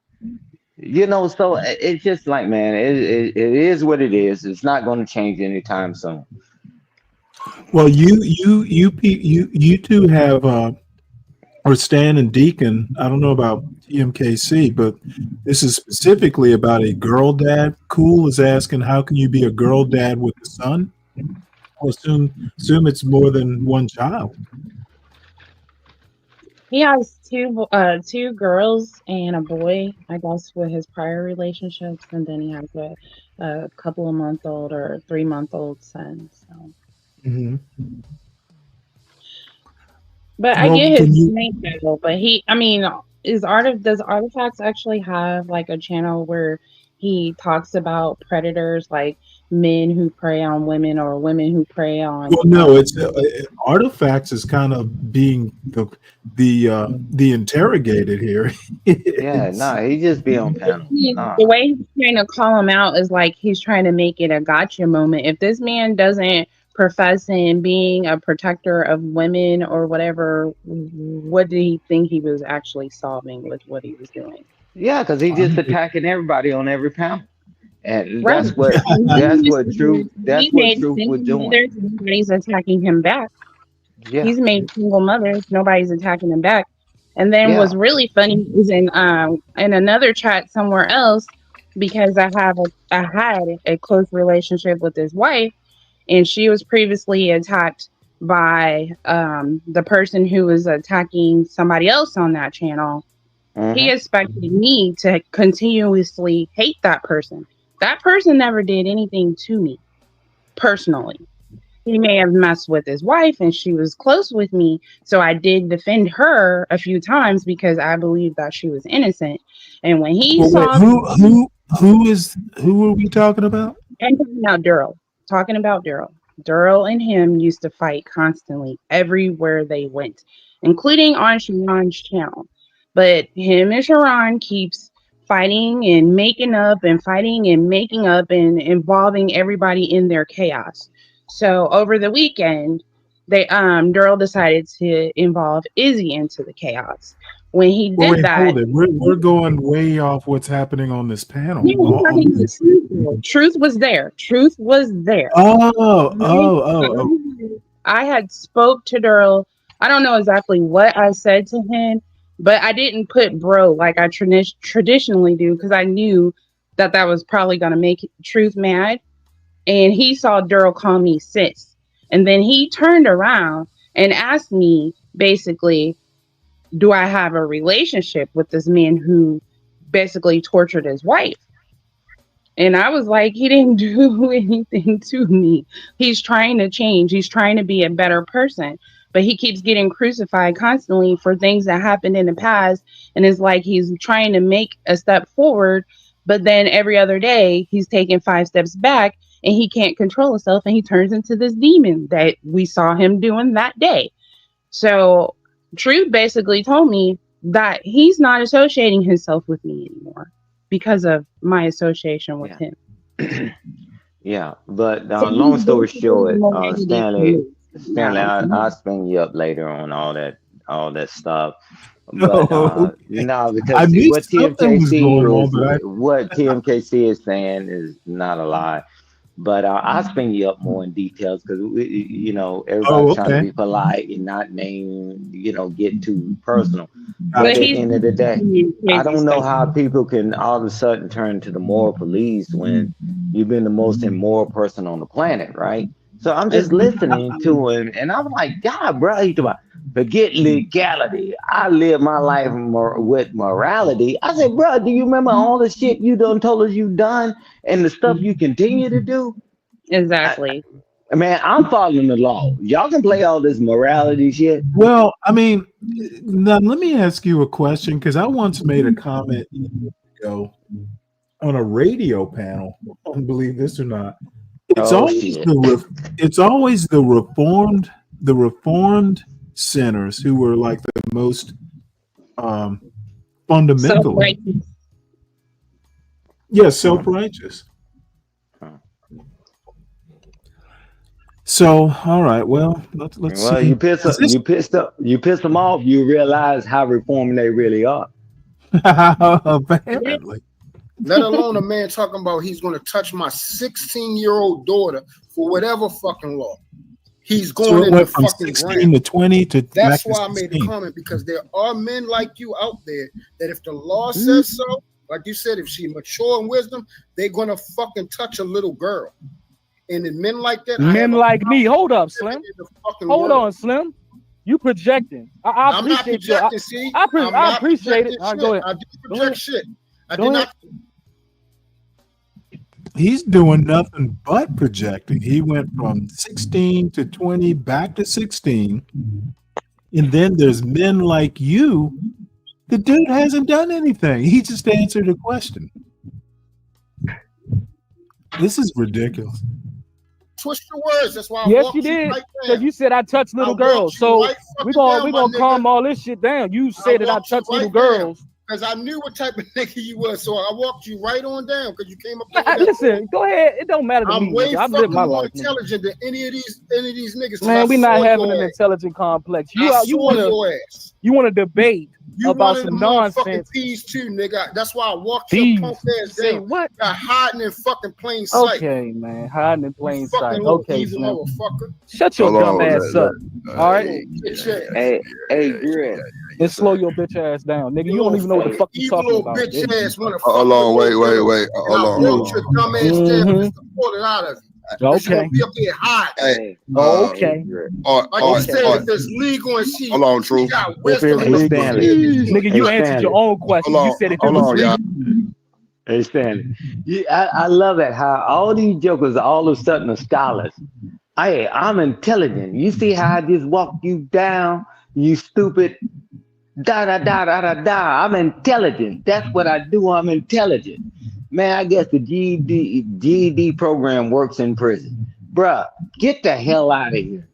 What you did, you accused this man of something that he's never done.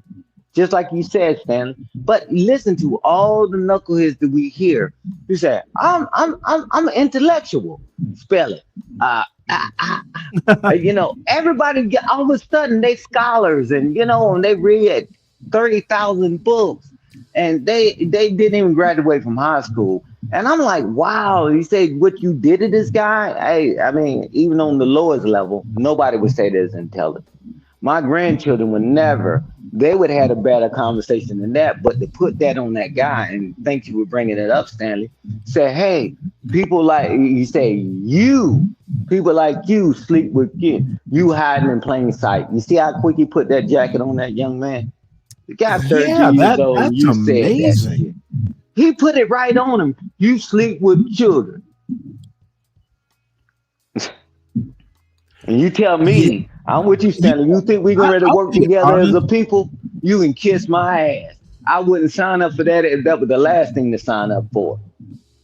Yeah, I would probably have stopped the conversation right there. It's gotten way too personal here. How do you, I mean, unless they have a history or something. Maybe they do, but yeah, it goes off the rails real quick, and I was amazed. Wait, hold on, wait, hold on.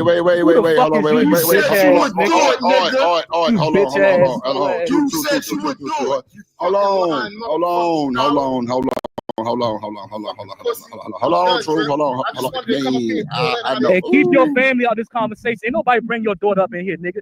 Have your own fucking facts when you come to me, you whole ass nigga. Why you bringing your daughter into this conversation, you stupid ass nigga? That's when your ass gets slapped. All right, hey, hold on. Let me put up to the back. See, that's why I kept trying to say, "Oh, don't do it." That was not a good moment, bro. Hey, Drip. That was a loaded question. That was super loaded, but he fell for it. Yeah, no, he fell for that. It was a loaded question because you put somebody in the country, right? Because in countries they don't do certain things, right?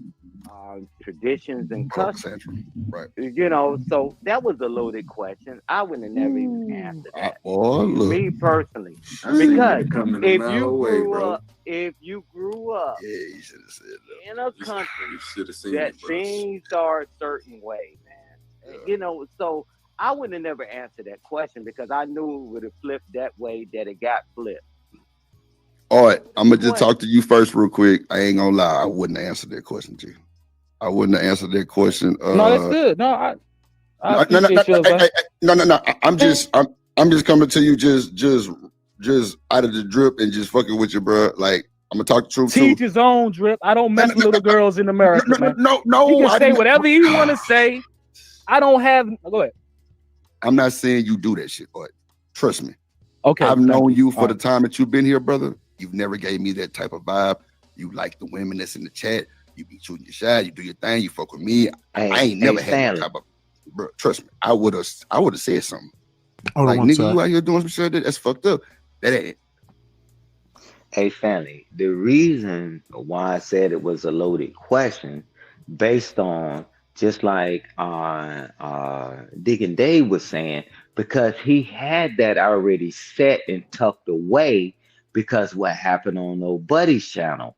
That's why he came in there. He already knew, no matter how this guy answered the question, that's why the question was a loaded question.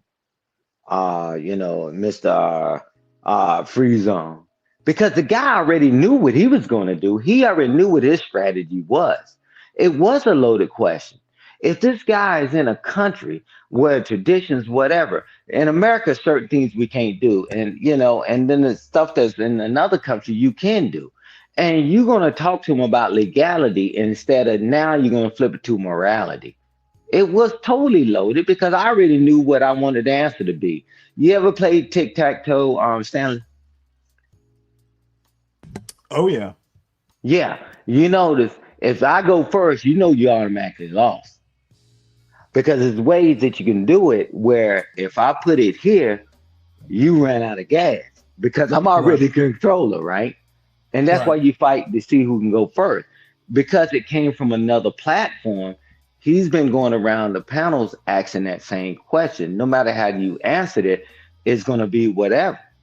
Well, if the law said, "Oh, you one of them," or if the guy said, "Well, that's what I'm saying." The certain question, man, you just leave it alone, man, because it's just crazy. They just don't even involve in that. Why would somebody keep messing around with children? And for somebody to bring up children, to me, is already weird. What's in your head to ask another grown man about a child? Why ask those questions? You know, so Right. yeah, they got it. You can go ahead and play, bro. Okay. Bro, you ain't never gave me that vibe. I'm just saying this. That question, I would have just respectfully bowed out, real shit, or said no. Because at the end of the day, that same question that was just asked to you was asked long time ago in the Fight Club era. And I ain't saying no names, but they still harp about that shit right now. That's a fact. That's why I said I would have just said no or bowed out, period. Because at the end of the day, that shit was a wild question. And not saying loaded, but it was loaded like a Whopper with cheese. It was, because in a country, right, in another country, right? Okay. In another country where traditions and values is different, that was the loaded question. Now, he would have asked you in America, would you do this? It'd have been a flat out no way. But he's telling you that you grew up in this country, and that's what you learned. Man, that was loaded all day, man. And you know, so yeah, bro, that was a setup, and it's cool. Listen, I respect his question.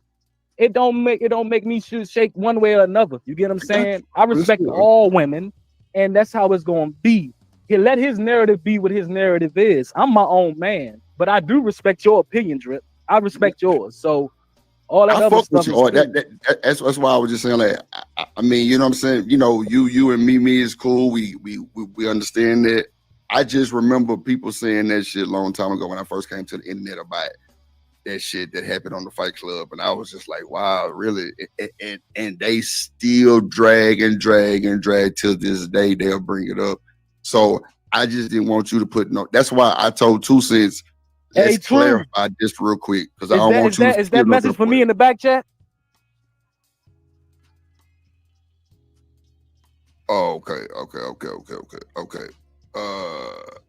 He said be back. Oh, okay, Corey. Now look, I'm gonna bring bro up. I ain't gonna lie. His feeling towards your answer, or I don't think we can even give him an argument, because whatever question he did ask, you did answer.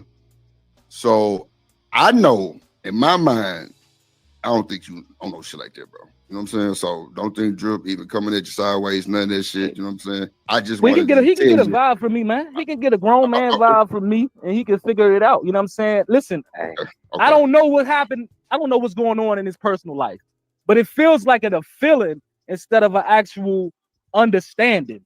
And if it's a feeling, we all got feelings, and my niggas got feelings too, and they feel for me, nigga. You know what I'm saying? So when I feel, niggas is coming for me. That's all I'm gonna say. Okay. Go ahead, Stan. I'm gonna go ahead and say it before I Hey, bring Drip. Well, I'm gonna say real quick, man. I've traveled around the world. There's certain things you can't do. You can't do your shoes. You can't do this. You can't eat. You can't talk to women. You can't talk to a woman, and all this other stuff. So that's why I'm saying the question was loaded, because in America, a whole different set of rules. If the only thing you knew that you grew up, Drip, only thing you need to do is eat Brussels sprouts, right? Your whole life. And then next you know, somebody said, will you eat Brussels? I'm telling you, that was loaded, and I would have never even entertained that question. I was like, cool, no problem. Because I tell you what, Drip, and I land the plane here, the hood, that we call the hood, you know, it's certain rules and all that. When you're in prison, it's certain, right? I'm telling you, it was a loaded question. And you say, hey, if you would ask them directly, would you be with a 16-year-old that'd have been a different conversation. He put it in a country that is legal. Here, let me pause it right quick. What's up, Lou? I see you've had a few things to say. What do you think? I've had enough of this shit, man. Why? No, I disagree. No, hey, it's not a you haven't loaded gotten question. I'm fucking around, Stanley. Chill. It's not a loaded question. I was about to say you haven't had the good part happen yet. Oh, I haven't even seen this, man. I heard one or two other content creators did something about it, but I haven't been on YouTube all day. I was in Hood's chat earlier for like a few minutes, and he talking about something. I guess like chicks are mad that it don't matter. I just don't think it's a loaded question, bro, because he's not asking you like, and this is where I think niggas are. This is where the niggas are dumb thing comes into play, because he's talking about. I heard the question. It was framed as you as an American, not like you as somebody who grew up in that country. He said if you were overseas in another country, like you as you, right. That's not the same question as. Well, I think we all know that part. Now, the thing, I mean, I don't know how I would have reacted, but I would have said it depends, basically. I would have said no, but I also wouldn't have taken it to 10 like he did based off of that answer.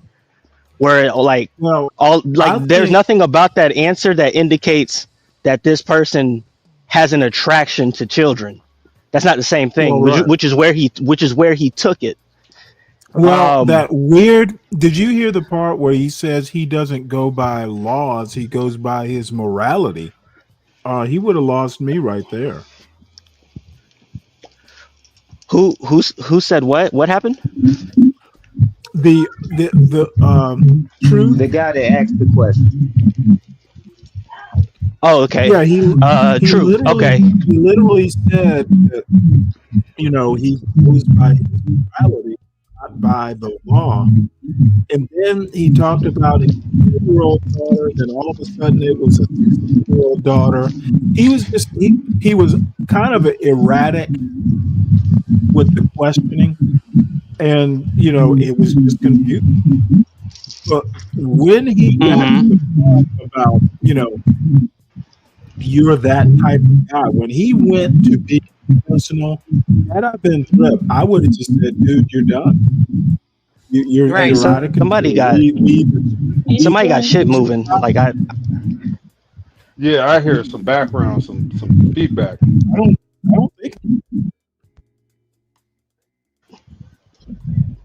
Can I ask a Is that you, TK? No, okay. I wasn't. Go ahead. Okay. That might be Stanley then. Stan Autry. I don't know what it would be. Is Stan still here? Oh, I'm on mute. So I know it ain't. No. It's like the host. It might be coming from the host. Well, I forgot this too, Stan. I've got headphones. I've got earbuds in, and I don't know what my mic would be picking up. Oh, that's TK. Okay, never mind. It's TK. Don't worry about it. I'm just sitting here waiting. Yeah, I could tell the feedback is coming from you. Go ahead with your question, TK. Yeah, go ahead. I'm here. Okay, sorry. Okay, so Stan Autry, can you tell me why he even felt the need to ask the question? Like, were you guys talking about what's right and what's wrong towards women and children or something? No, he got it from Good Service Channel. So he just brought drama for no reason. Yeah, so because it happened on Hood Service, other people reviewed that, and then he came over there, and he's been asking that question around the circuit. So, y'all control over y'all channels, because these D-rollers go off topic and start all this nonsense and drama. This gotta stop. Wait, so he interrupted whatever y'all were talking about to ask this question? Yeah, because because it's something that happened earlier, and then him and Drip was talking. He was in the chat, and Drip brought him up, and then he asked Artifacts that question because he knew not to ask nobody else on the panel that question. But freeze on. And the reason why I said the question was loaded, that was before I realized what the question actually was. Because as he plays it, I said, "Man, I thought you was talking about somebody from a country, but you could have made it clearer, right? Because man, it'd be a lot of stuff. I don't know how often people on panels when people are talking, because a lot of times, man, I'm trying to work and do whatever. So then later on, I said, this is what I thought you was asking somebody growing up in the country, just like you said. And I said, so you saying somebody coming from America going to another country? I said, okay, I got you, right? But regardless of the fact, it came from Hood Conservatives channel, and that's what he's been running around asking people questions like that.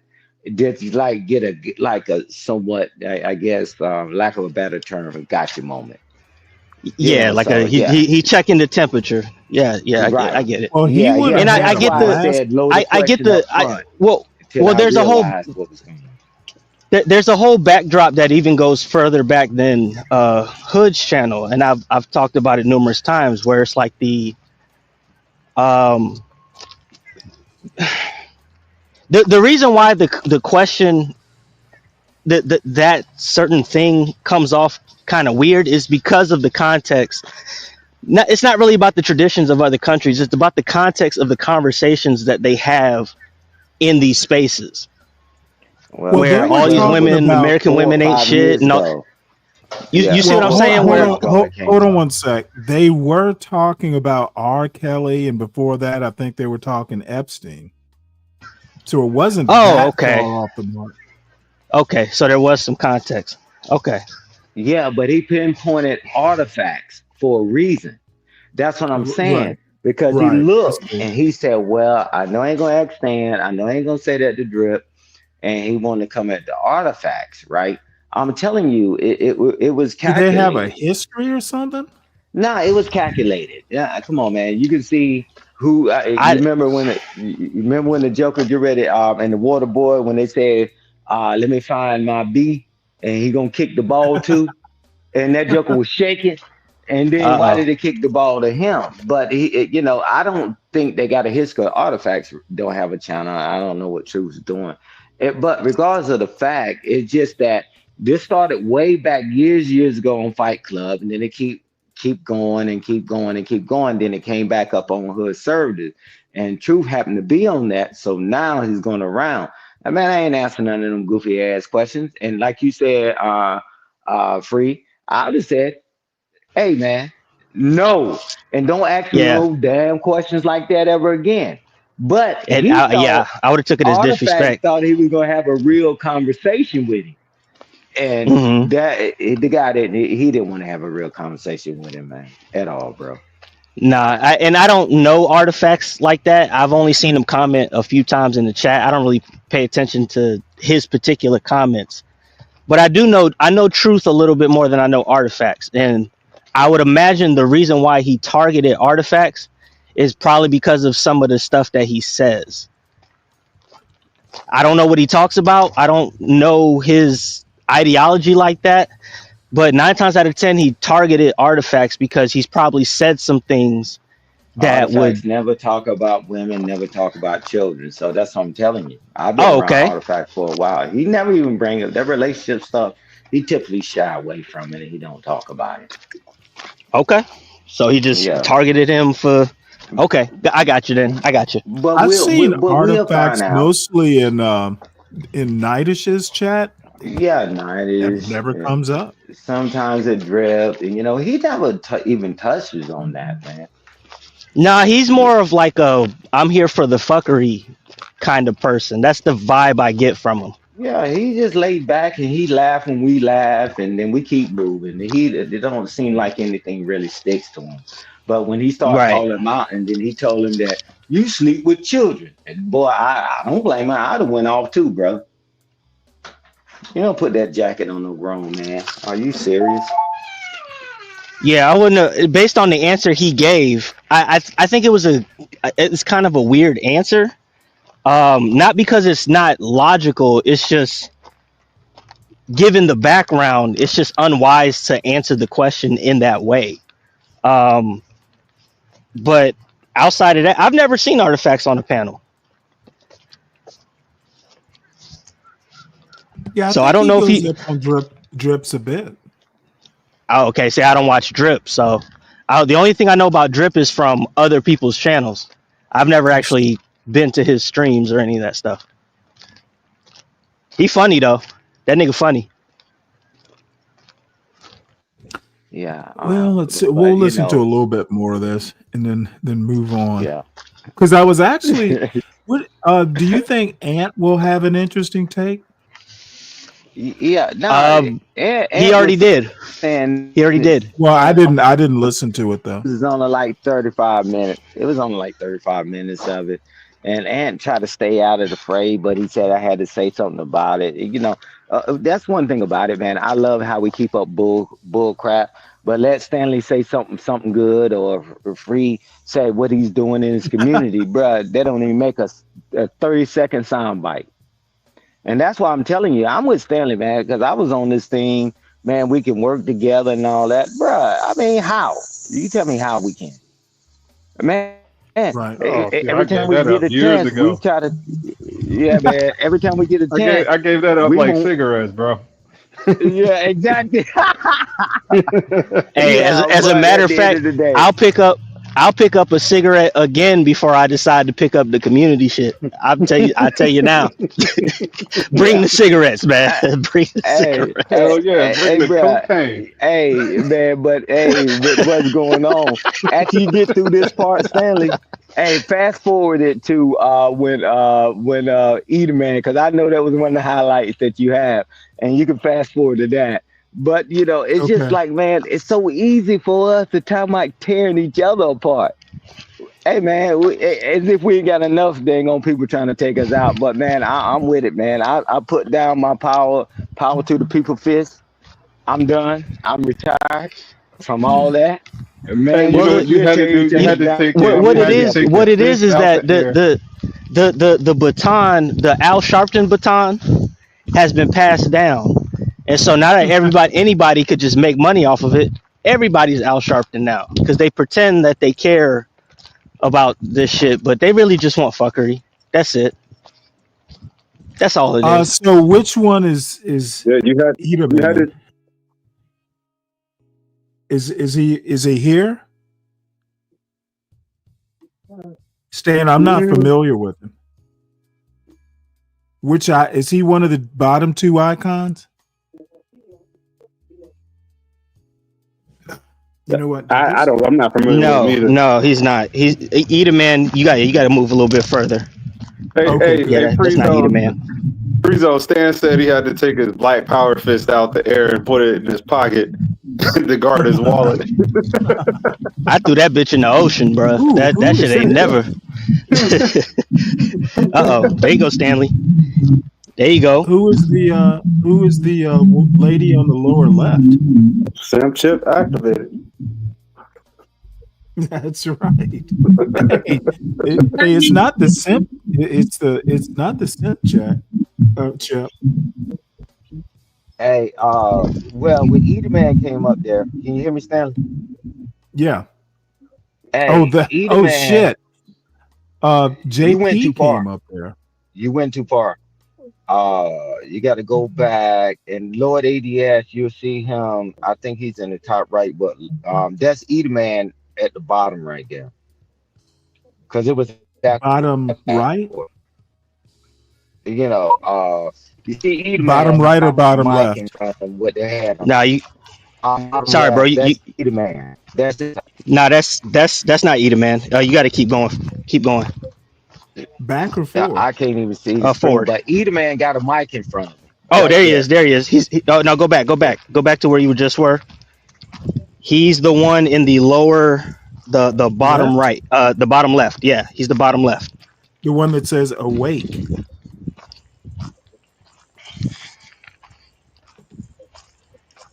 Oh, Lord ADS. Yeah, right man, there, right there. That dude's a fool, bro. Okay. Yeah, he is.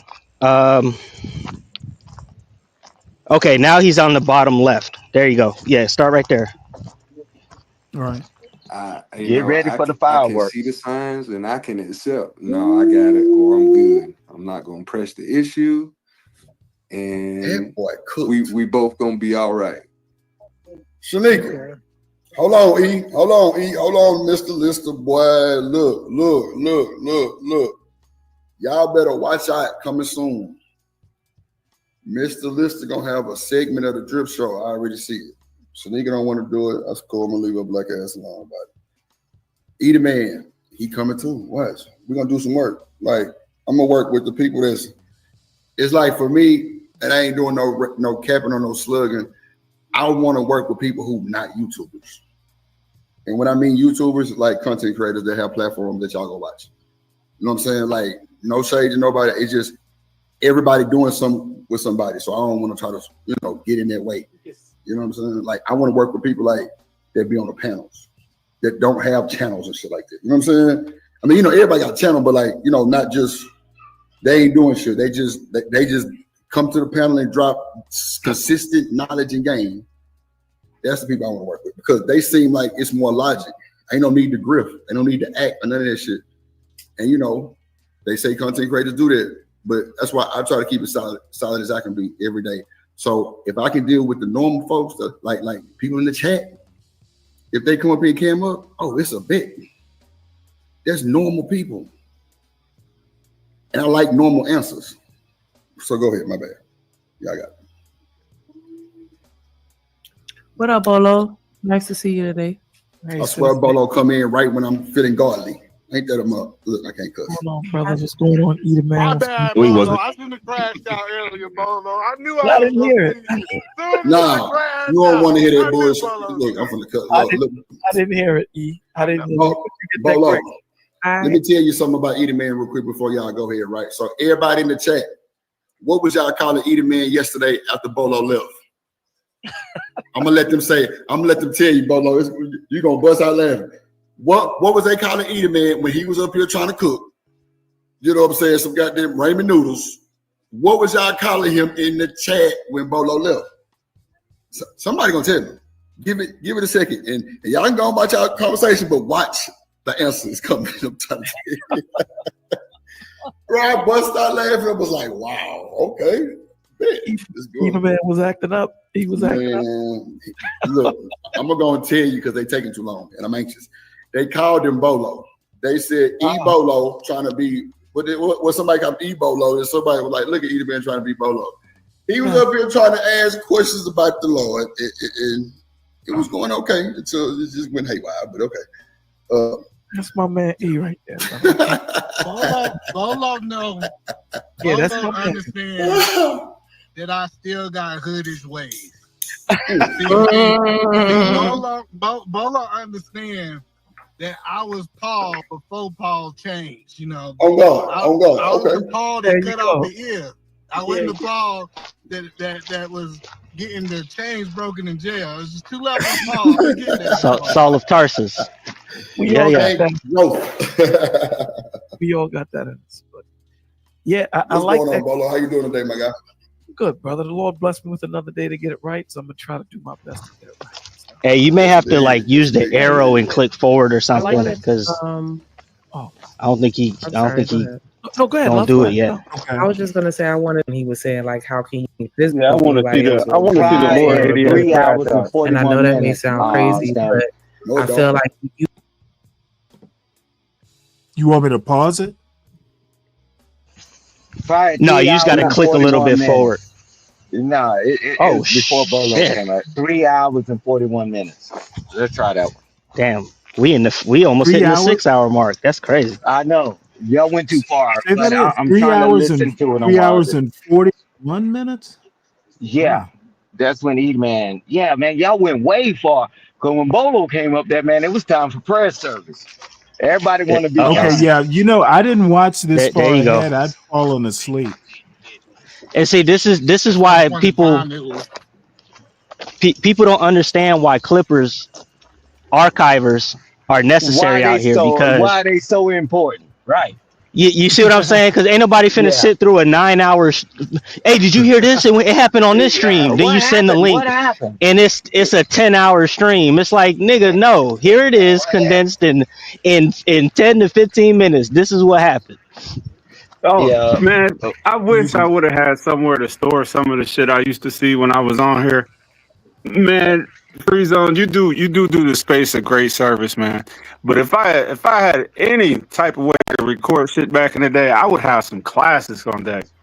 Yeah. So and you might be able to bump it a little bit the other way because I'm listening to it on my other device because I knew when Bolo came up there it was prayer service.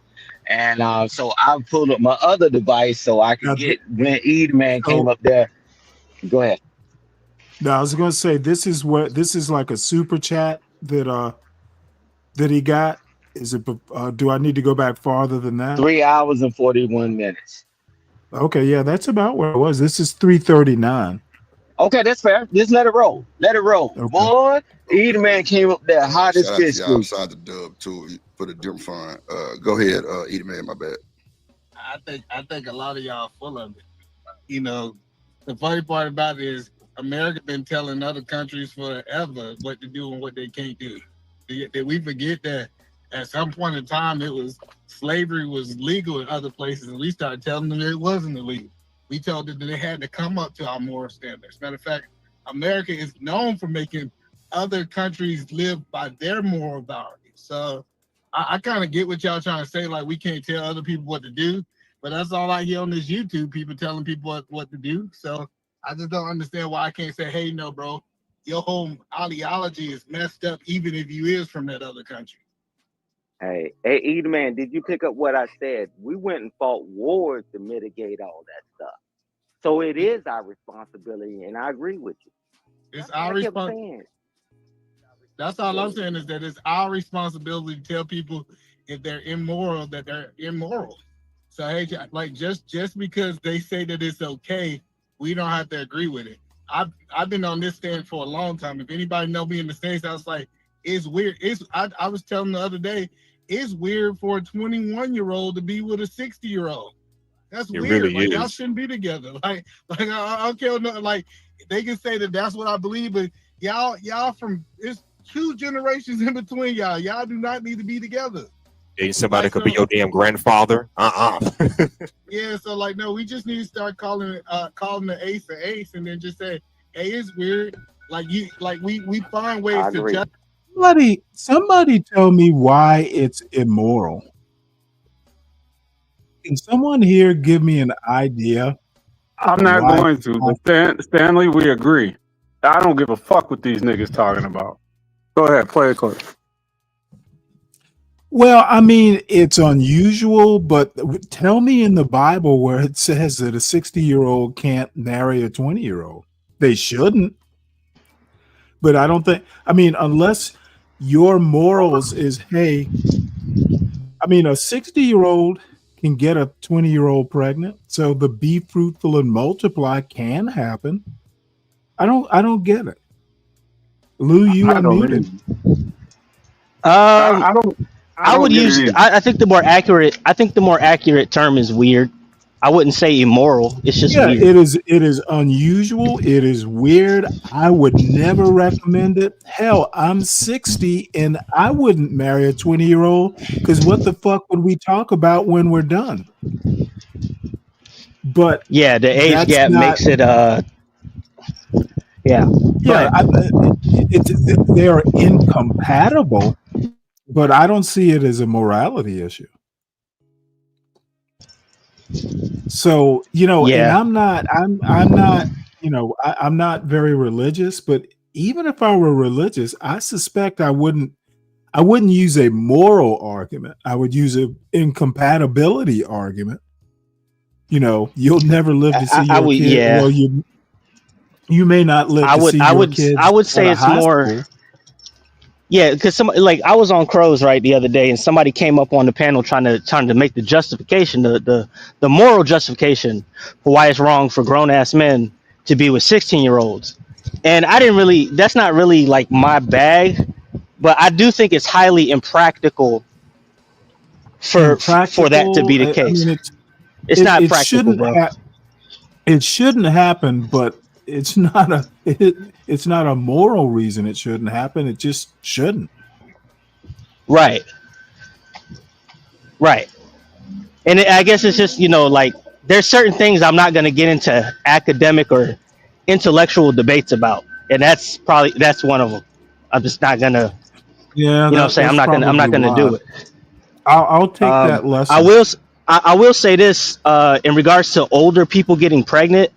I have a couple friends whose dads, when they were born, their dads were like 60, and I have a friend, bro. When that dad passes away, like 10, 12 years later, it just wrecks a lot of stuff, man. Like the stuff in a way that they're not able to recover from. So that's where I'm at with it. When I say the practical, unless they planned for it. You planning for kids at 60, 70 years old? No. I mean planning for, hey, I'm probably gonna outlive my wife by decades. Let's have the life insurance in place. Let's have everything planned out. I had a friend whose father was in his up. I had a friend who was in his father was in his upper 50s, I think, and his mother was probably 20 years younger. And you know what? He lived until his son was like, maybe a junior in college. And even that was kind of, it was kind of sudden, but you don't plan on that. But no, you shouldn't be having that kind of age gap. But look at Trump. These people will literally talk about what's immoral or not. And I don't know who this guy voted for, so I'm not going to put that on him. But there are people who would probably make that argument and vote happily for Donald Trump and say what a good father he is.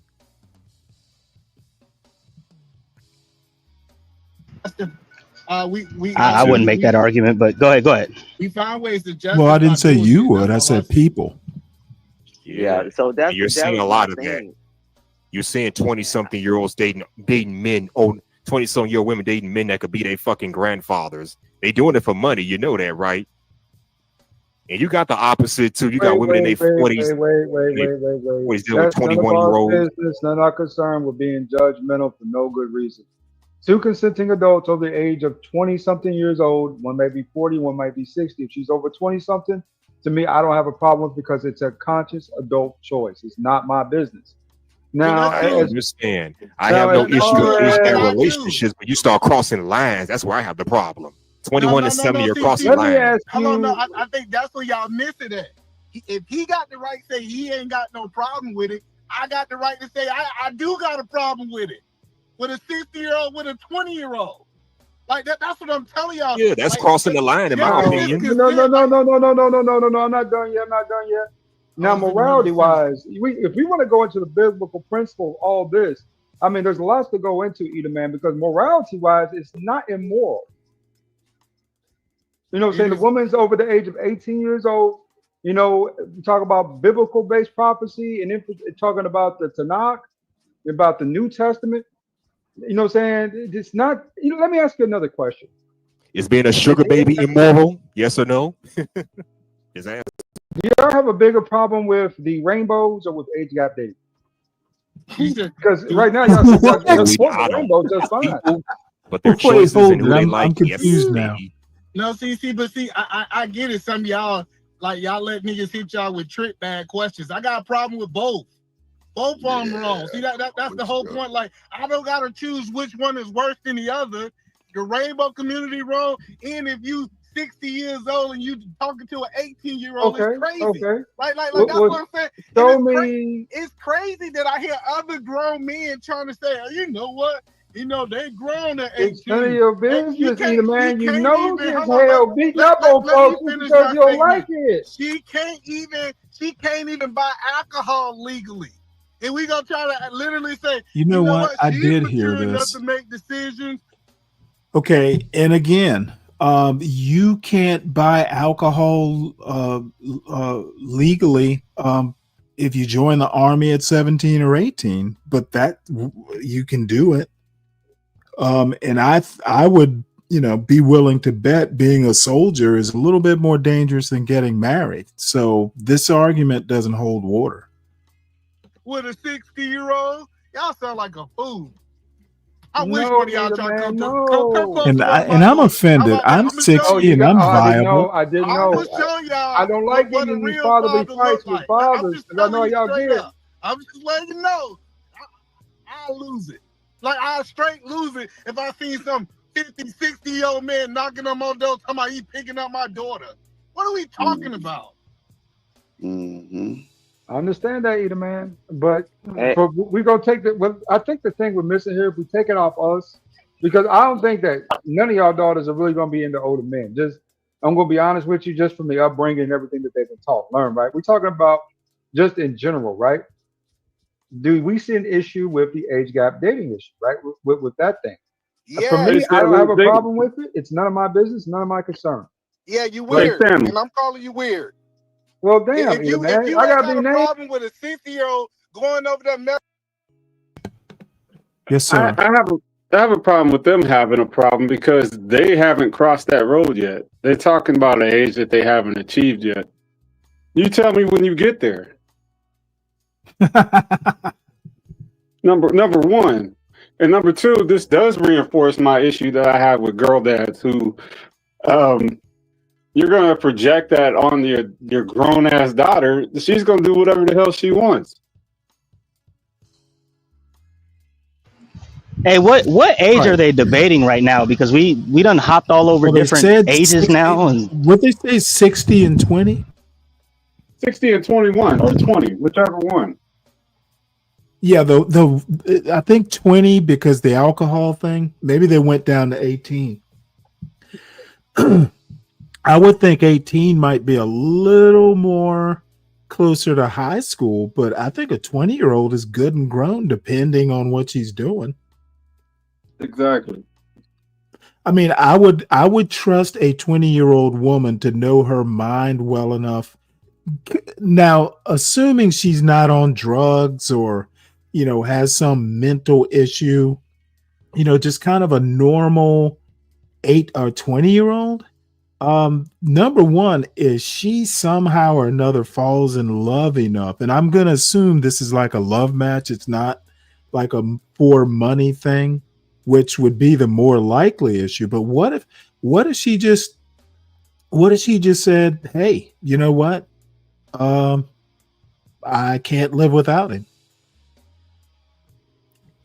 Now that 60-year-old better be mighty healthy for starters. I mean, you don't want to be marrying someone who's on his last legs, but a lot of 60-year-olds these days, you wouldn't even know they were 60.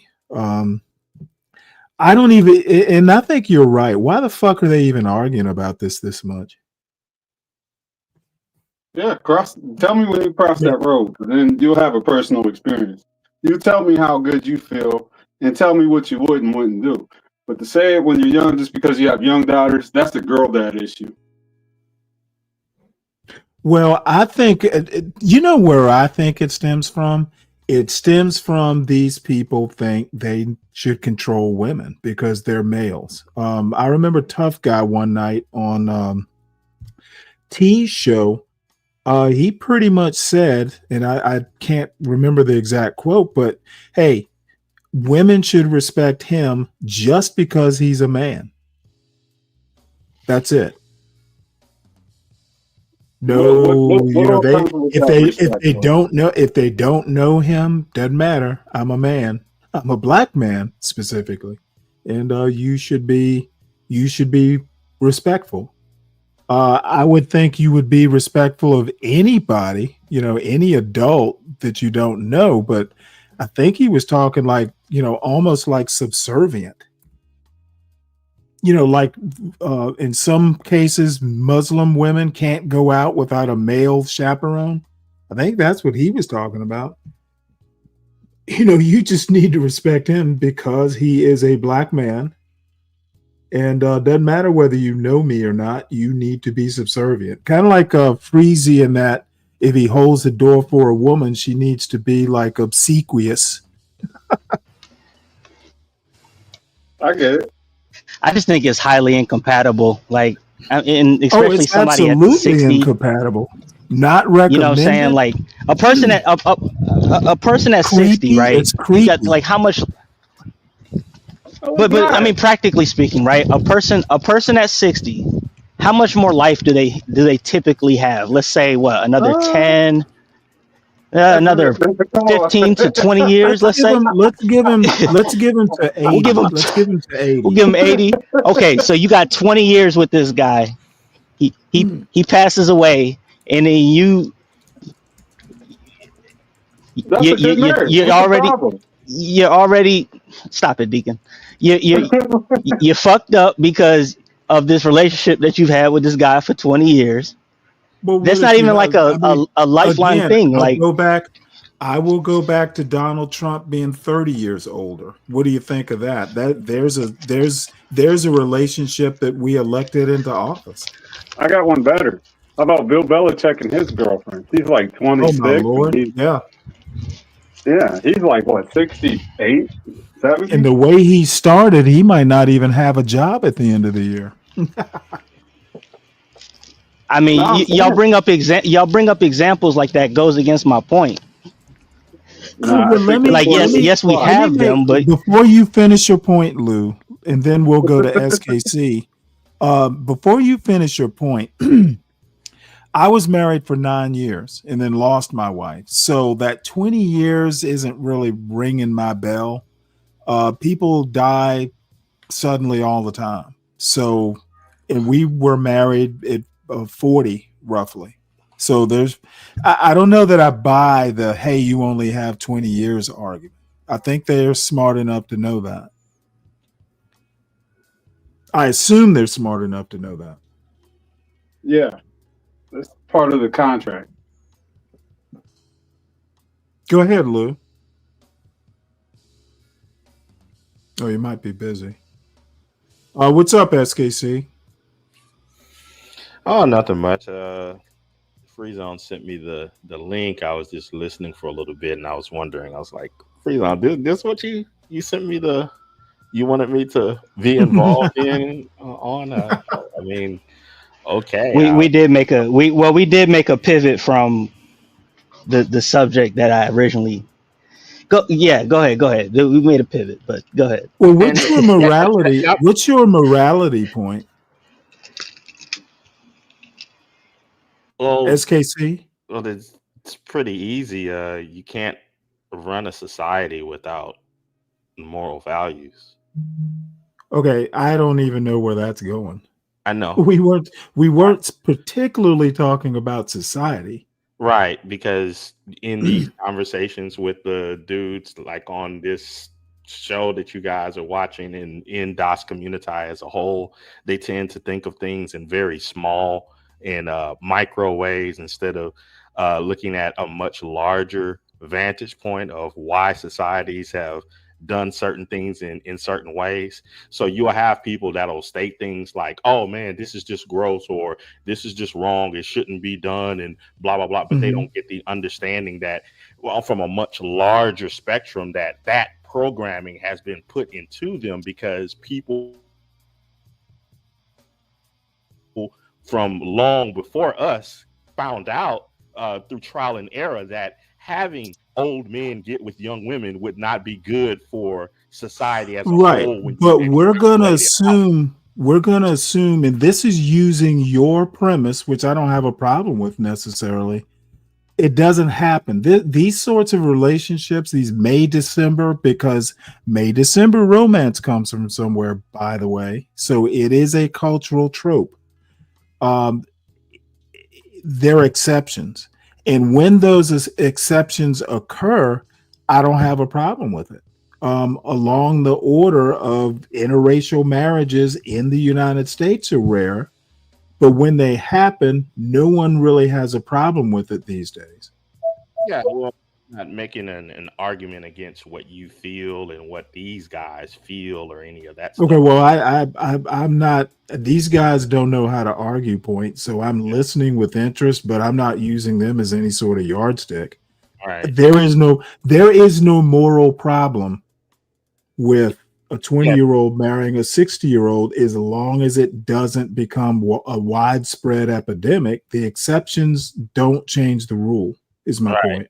And the whole point of the reasoning why those taboos were put on society was Okay, dude, you're preaching to the choir here.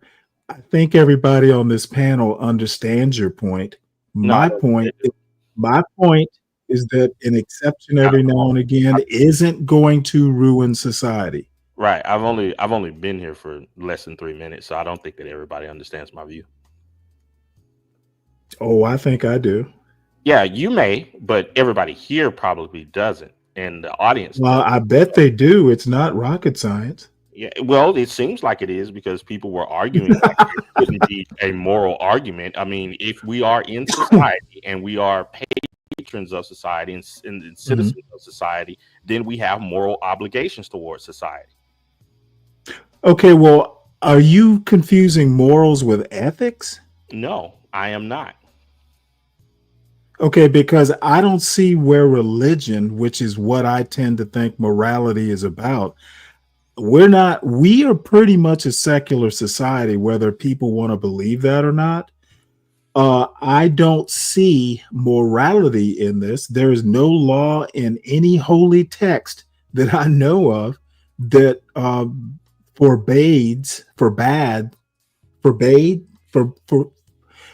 it's not forbidden in any holy text I know that a 60-year-old can't marry a 20-year-old.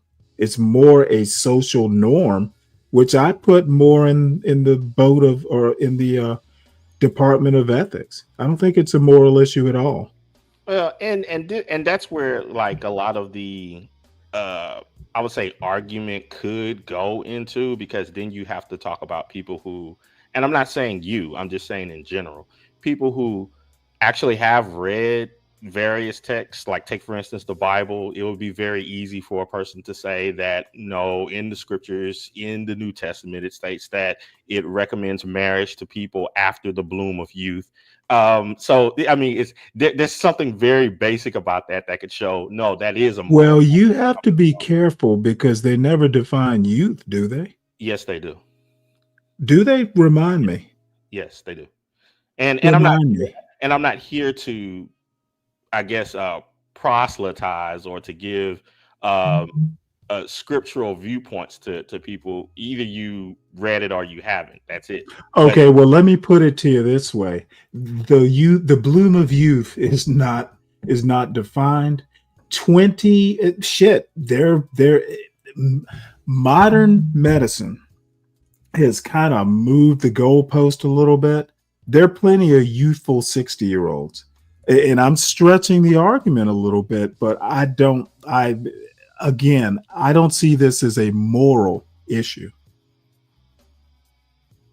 I tend to look at things while aware, and I give, the proper due to morality and all that stuff. It's not a moral issue. It's really more what's a social norm, which I put more into the the realm of ethics. I just, as long as it doesn't become an epidemic, the occasional exception, I don't see it as a moral problem at all. All right. Well, and applying morality where it doesn't belong is really not. I wasn't here to argue against people's opinions. I was just telling what things actually state, and that's it. Where does it say a 60-year-old can't marry a 20-year-old?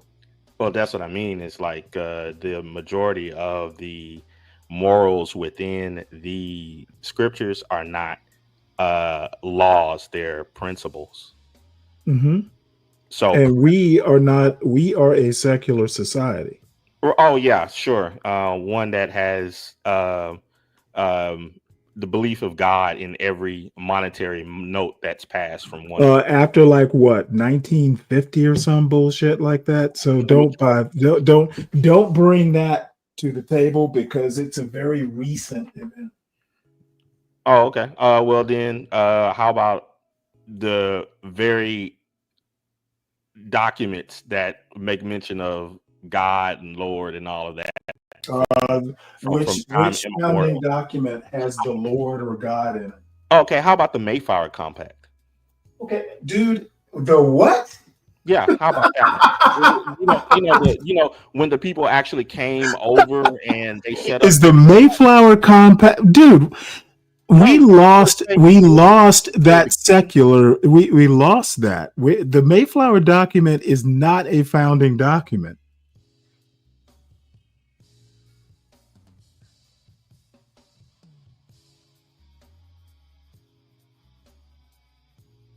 You still there?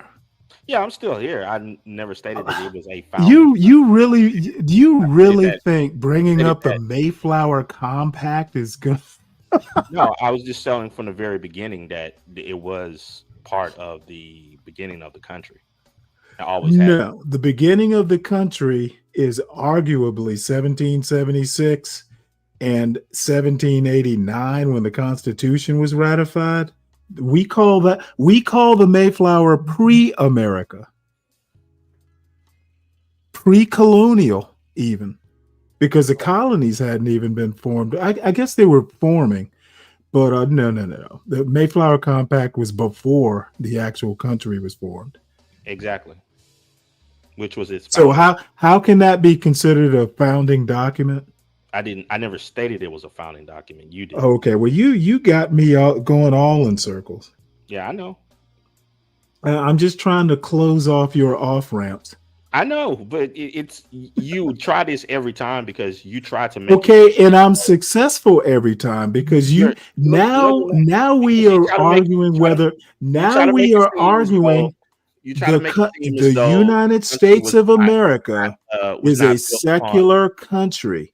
As a matter of fact, you don't even need to use a church to get married. We are so secular.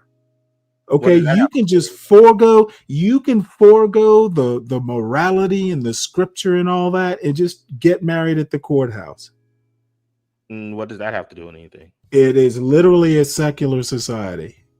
Oh, okay. Hey, if that's your opinion, that's your opinion. I'm not here to argue. I think I can back up my opinion. Okay, well that's fine. You know, if that's what you want to argue, go ahead. Oh, I'm not even arguing it. I'm pointing it out. Okay, and all I can do, I am pointing out a fact, and all I can do is point out in every facet of, I would say, the country, you can find vestiges of the foundation of people who believe in like God. Hey, I agree about the vestiges. Even when justice is going into the courts, what are they sworn in by? That, you know what? That's tradition. You can elect to use a Quran. You can elect to use a Quran if you want. But that's still what? Okay, all I have to say, a religious foundation. Nice try, SKC. No, where's the try? I'm showing. I don't think you. I don't think it's even. I do not think. Hey, you can be sworn in without a Bible, if I recall. You can be. You can literally just raise. You can literally just raise your right hand. Based upon religious foundation. If you've ever watched like court TV, they just you walk into the witness box. You're walking to the witness box. Someone in my family that's a part of the law. Oh, I don't care. Yeah, so I don't have to. Okay, what does you are used to going up like on the drip show and people being impressed by all that. I don't do any. You can be sworn in. You can be. We can be. You can be sworn in without a Bible. So don't confuse tradition with. Don't confuse tradition. And it's a beautiful tradition, but the bottom line is we are a secular country. Sure you are. So anyway, I don't see the moral issue. You said it was a moral issue when you were in the chat. I'm not convinced by anything you said. And like I stated, my point was not to convince you. Well, your point is never to convince me. Your point is to make your point, and I love just kind of shooting holes in your points. I made my argument. That was it. where in does a this idea that the center of the world you rest upon? I'm wondering, are you this, is everybody supposed to try to lay their ideas at your feet and see if they all have you noticed the name of the show lately? I have.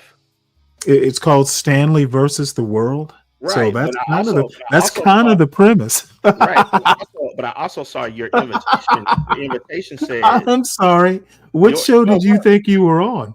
No, your words. I'm going by what you stated in the chat. Oh no, yeah, I am interested in your moral point. Yeah, I did, and you know what? I was interested until you stated it, and now I just shot holes in it.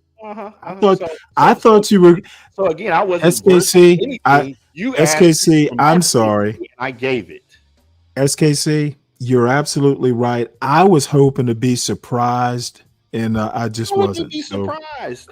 I had high. I always have high expectations. You are a secretary. So it's like, why would secularist? Why would you be surprised? You know, sometimes you have. Whoa, let me give you a compliment. There have been several times of late you have come up here, and I've gone, "Wow, I just learned something." And I was hoping for one of those moments. Not on any moral views. You don't believe in morality. Oh, is that where you're gonna go now? Oh, that's are we gonna have Drip Show Part 2? What is this? I don't understand this. What is this drip? What does that mean? Oh, it's the name of the show we're reacting to. Oh no, I don't. I don't go on those Negro shows and stuff like that. I'm just asking you. Is it not true that you don't believe in morality? I do believe in morality in a very I believe morality is based upon what? Well, I look at it in a very Albert Camus way. It's a wonderful way to base your behavior on, but you're not necessarily. It's not a ball and chain. You are free to think other ways if you want. Okay, but what is your quote unquote morality based upon? Generally, I guess I would call myself a Catholic, a cultural Catholic. That's kind of where I learned it all from. Do you believe it or not? Believe what?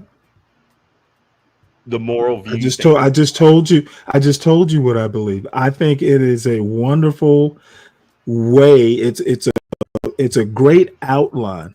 You don't believe in but you are literally you are not bound to follow the outline. You can ad lib a little bit. So you don't believe it.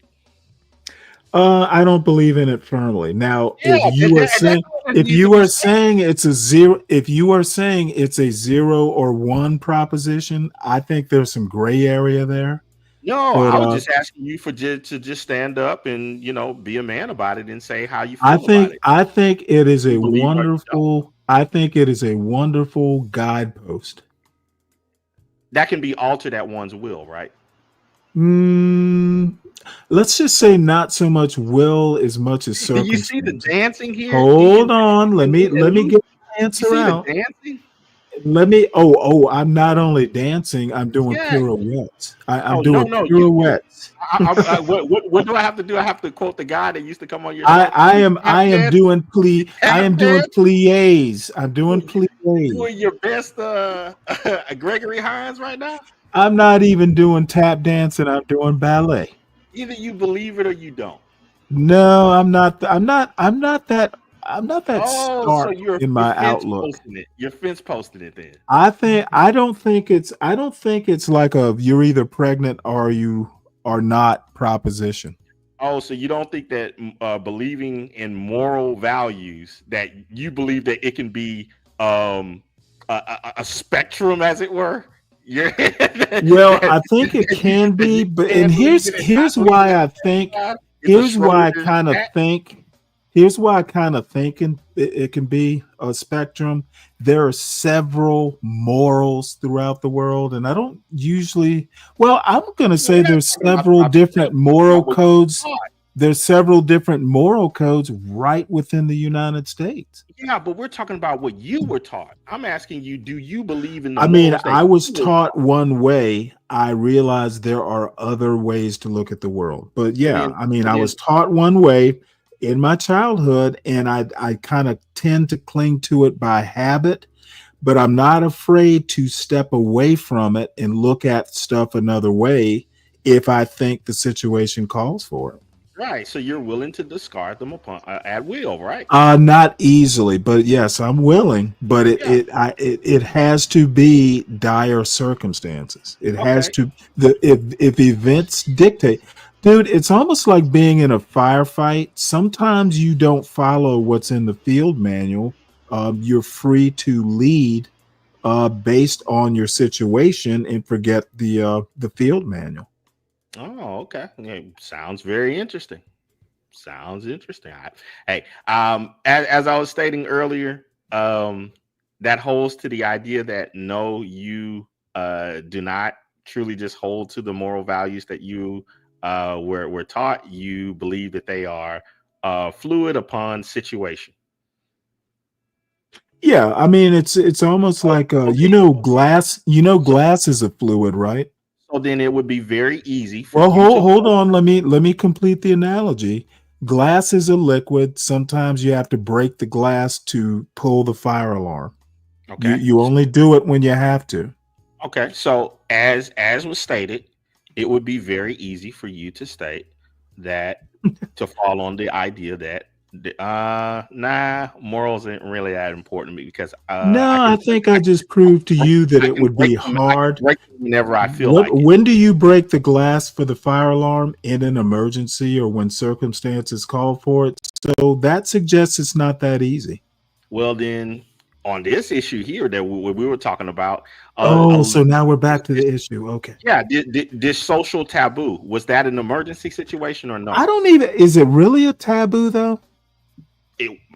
You tell me. Why are all of these guys that are stating, and I would say for the most of society? I think they're ignorant, and I think they're. Hold on, you asked me a question. I think they're ignorant. I don't think. Well, you said. Do you want society as a whole or the panel? Because you said. I was saying these guys and society as a whole both view it as a social stigma. Why? Okay, I don't think it's viewed as a social stigma. Okay, so if it isn't, and let me tell you why I don't think it's a social stigma. And maybe you tell me if I'm moving. Tell me if I'm moving the goalpost or not, because it might be moving the goalpost. We elected a man who is 30 years older than his wife. Okay. Now, when they got to hold on, when they got together, he was in his 50s, she was in her 20s. He's president. So how much? I'm sorry, what? She was 34. Okay, 30-year difference. That's okay. I think maybe I'm. Do you think that's moving the goalpost then? No, I just think that you're trying to use Trump as an excuse to get out. Well, no. I was using him as an example. It's not that much of a social taboo if he's president. People voted for that. Well, no, the majority of the people who were having this conversation are not talking about 30-year-old women getting married to older men. Yeah, so that's why I asked you if that was talking about teenagers and no. 50. I want to concentrate on what they're talking about presently, which was 50 and 20. Yes, whenever those conversations come up, people are talking about women that are in their teenage years and in their early 20s. They're not talking about mid-30 women. Okay, well then I'll not let me not use Trump as an example then. It was like 60 and 20. Let's use Elvis. Oh, Why, please don't use him. why Don't not? Why not? please Why not Hey, just? use him. Why not just go? Elvis married. Wasn't Priscilla in her teens? And what? And Very wasn't young. that a scandal? It That was was a a whole thing. scandal, but hold on, dude. It was a scandal, but it was a Still, scandal at the he's time, still but the it king. was He's still not the a king. taboo. Yes, it was. Generally, That's a taboos. scandal. It's Okay, is a taboo. scandal that now let me ask you the question: is a scandal a taboo? This one was, yes. I disagree. He was still popular. He was still a rock star. It was And just, some people were calling I him think sick, it was a bigger scandal because all these little teenage girls didn't have a shot anymore. and a bunch of people were calling him sick. Yeah, but he survived it. So how taboo was it really? And that's the definition of taboo. When you have I a disagree that that's the definition of society that are taboo. looking at a situation I that disagree. is unacceptable. Scandal is not the same as taboo. I guess you could make the argument that you have a scandal because you broke a taboo. So maybe you're right on that. I don't think it was that big a taboo. And Right. I think it's even less of a taboo now. I think it's not a taboo as much as people are more likely to use the word you. And that's Or how it's creepy. that's how you circumvent the argument by inserting yourself every time when you say you think. No, And I'm saying hey, what I don't society, have a problem as long as society I'm thought not at the time as long was that as I'm it not was using as long as I'm not using my personal experience. The whole exercise is expressing what you think. what society was stating was that it was a taboo. Okay, I don't. If it I'm was not a arguing. taboo, I'm not I'll just go arguing your ahead and make your life easy and say, okay, it was a taboo. So what? right. So then, when we go into the larger group of society, looking at society as a whole, society has that underpinning that older men getting with younger women is a Gotcha. taboo. It's a social. There's a social Okay. stigma that's attached with it, and every single time that it happens, especially with people that are more well known, it's looked upon as bad. Yeah, I don't think it's looked at as bad. I think it's looked at as odd. And my question to you, just because it's a taboo doesn't mean it's a moral issue. Yeah, Which was which was my original premise. It might be a social taboo, but I don't think it's a moral issue. okay. So I guess you just don't understand morality, which is what I stated at the beginning. I think I understand morality. I think I understand morality better than you do. I know morality and ethics aren't the same thing. I don't think it's a moral issue. It's Okay. a moral issue if you make it one, which is what these gentlemen are doing on this panel and in society in general. And the reason I say that is there are people out there who think America is a Christian nation, and it's not. All I was stating is that if for a person that doesn't understand the overlap between something that's taboo and morality, then you already Okay, I think it's an overlap just in your head. no, it's an overlap in by definition. No. Okay, You well, and I will never agree on that. right, because you don't hold to any moral views. So it's like, that's what I'm telling you from the very beginning. It's a moot argument because you're arguing against something that you don't even hold to or understand. Oh no. Now you're accusing me of not understanding it? I think I understand it. I think I understand it just fine, mister. How could you? Well, no. The fact that you have to set it up as an exercise to pull yourself away from it actually proves the point. Because realistically speaking, No, as Lou, a 60-year-old, Lou, if one of your Lou, 60-year-old friends Lou, wanted to date your 20-year-old daughter, you'd Lou, feel away. Lou, it proves nothing. Nice If try. if one of your Nice 60-year-old try. friends wanted to I don't date your have to. I don't 20-year-old have to daughter, set anything up, Lou. I didn't set anything up. I'm giving a point blank statement. if one of your 60-year-old friends wanted to date one of your 20-year-old daughter, I'm not saying you have one, but if you had one, you would look at that a weird what you would look at it. Come on, bro. I would ask a lot of questions. I admit that, but I wouldn't say you could. Hold on. Okay. I wouldn't say she couldn't do it. What would be the questions? That's interesting. Are you sure? What, No, what, why would I? She's an adult.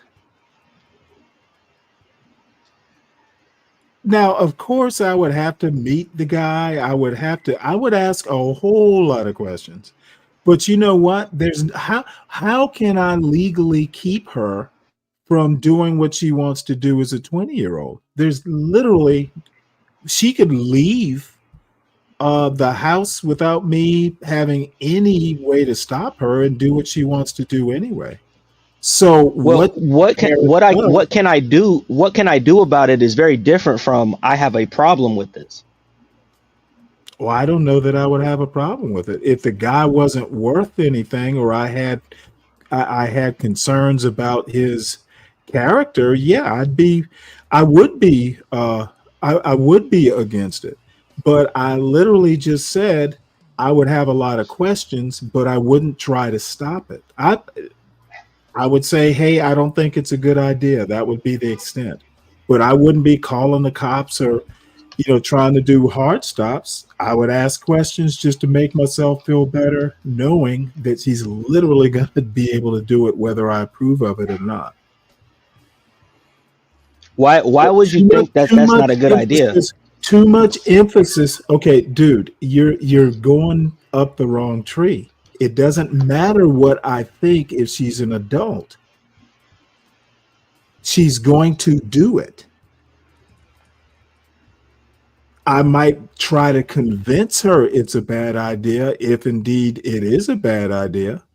But I know that's knowing there is no way I can stop it if she's determined to do it. Convincing is the best I can do. I might even think it's a mistake, but it's her mistake to make as an adult. And asking me why I think it's a mistake has nothing. I wouldn't be citing moral reasons. I would say there are a lot of practical reasons you shouldn't. You're going to live if the what are they called? The actuarial tables that are to be believed, you're going to outlive him by decades, unless you're lucky. And you know what? You might wind up, being in a lurch, having, 3 kids and no husband. You better be planning on him dying first, meaning there needs to be life insurance and house paid for, a whole bunch of things that need to be set up in case for the probability that he's going to die way ahead of you. But those are more practical, maybe even ethical, but more practical, legal, but nothing to do with morality. I mean, I would never say God doesn't want you to do it.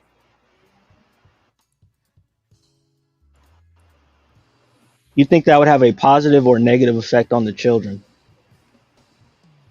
I think if it's a good father, it doesn't matter. I mean, age doesn't necessarily matter. And as someone who is an older father myself, really, in a way, it might be a better idea. Because look, I didn't need to run the streets. I didn't feel the need to go out and hang out with the boys. I was a pretty settled guy. I probably spent too much time at home. So there's some positives to having an older father. They're a lot more settled. And I also think older people tend to be able to look, as far as planning for the future, I think they tend to be better because they know that they know people that will die, or people in their 20s tend to think they live forever. I knew at 40 I was not going to. So, There are pluses and minuses. I still think it's better to marry someone closer to your age. Even me, age appropriate is important.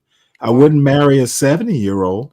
No, why do you believe that it's more appropriate to marry closer to age? Well, mostly for social reasons. You know how You don't think that there, you don't when think I there are met, well, practical hold on. You're not going to even let me finish my answer, are you? Not for the reasons I hope you don't think. Look, what are we going to talk about? You don't think that there are more practical You know, advantages? when I talk about the last episode of MASH, it'd be nice if my wife was the age who could remember it. Right. Marrying a 20-year-old, what are we going to talk about after the wonderful sex we have? Right. Let's say if we That's nothing to do with morality. Yeah. Let's say if we take yourself out of the equation and we're just playing the role of, you know, we're back in the Republic, the book, The Republic. We're setting up a republic. Play the role of Plato. And do you think that it would be more practical for the men to be closer in age to their wives than otherwise for this society that you're building? Okay, I don't know why we talked about exceptions. Of course, there are societal norms. We talked about that. So then I don't see a problem. I don't see a problem with the exceptions because it's usually. Well, we're not talking about the exceptions. We're not talking about. Okay, dude, I don't waste my time. We're talking about the masses. You and I agree. You and I, we're not setting up a society. The society's already set up.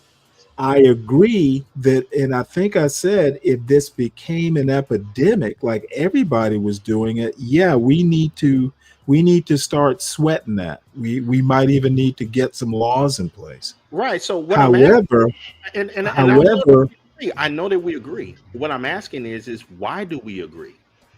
What practical value do you find outside of, oh, these two people can have better conversations because they're closer in age? That would be my only reason. What benefit would that have to society? You tell me. I don't know. I think you can have a stable family with a wide margin in age. It's just the length of time you have a stable family might be a problem. You have a whole lot of widows. A whole lot of widows. And what would a whole lot of widows bring to a society? Who knows? You tell me. Let's get this. Since we agree, why don't you just cut to the chase? Well, this is part of those mental exercises of, you know, forcing people to think on a much larger scale. Well, let me ask you the whole. I just want to think about from my I'll own. Go ahead and play by your rules, but let me ask you a question. You do realize that Plato, at least by Dante, was considered a virtuous pagan, right? So we're not going to be we're not leading back to morality, are we? I didn't say anything about morality. I didn't say you did. I just want to make sure. I'm just flying through this space that I see in the background, and as we're going through this universe, we're just tiny little specks of dust within all of this huge universe. So since we're at this scale, we're thinking of such a much bigger scale than ourselves. I'm trying to see if can we think on that level of if there was a society and the men were much older than their wives and they had kids at a much older age, let's say 55 plus older, what issues could possibly come up and arise in such a society? I'm wondering, do we have the brain power on this panel to be able to figure those things out? You're going to wind up with a bunch of kids that don't know their fathers, basically fatherless kids. But I also want to point out it would be a short-lived problem. How so? Let's work through it. Well, because you're probably going to have kids just the way nature works, who are similar in age, who grow up with each other, who know each other. You know, people tend to also marry people that are somewhat like they are. For for whatever, for a variety. Oops, I'm sorry, I'm walking away. For a variety of reasons. So, I mean, I think it's really more within nature, like a natural law, that people tend to gravitate to people who are closer in age. That's why I'm not. Hold on. That's why I'm not that concerned about the exceptions. Right, but Like I that's said, why. it would be a short-lived problem, and you would be right back where you are with people marrying pretty much within their age cohort. But what And you're happened still gonna have exceptions. But what happened if the social stigma is that no, as a young man, you run through these 304s and you only settle down when you're 55, 60. Take it easy, Lou. What happened if that was the norm? What problems would arise in such a society?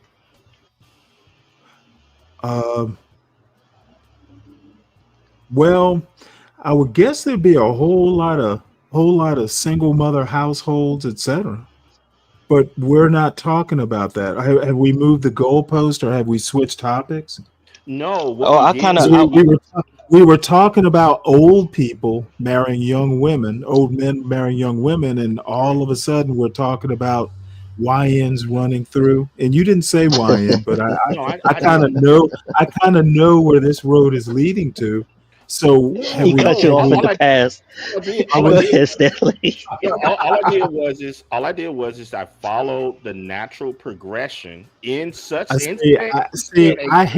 I hate it when you follow the natural progression when we're not done with the old progression. Well, the thing that we were talking about is not arguing. See, because usually what happens is when people lose an argument, they want to move the goalpost and talk about any something. goalpost.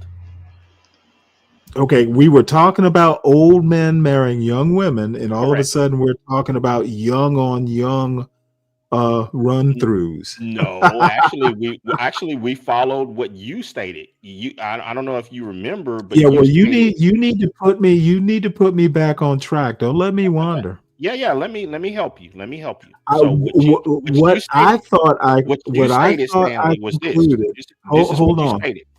on.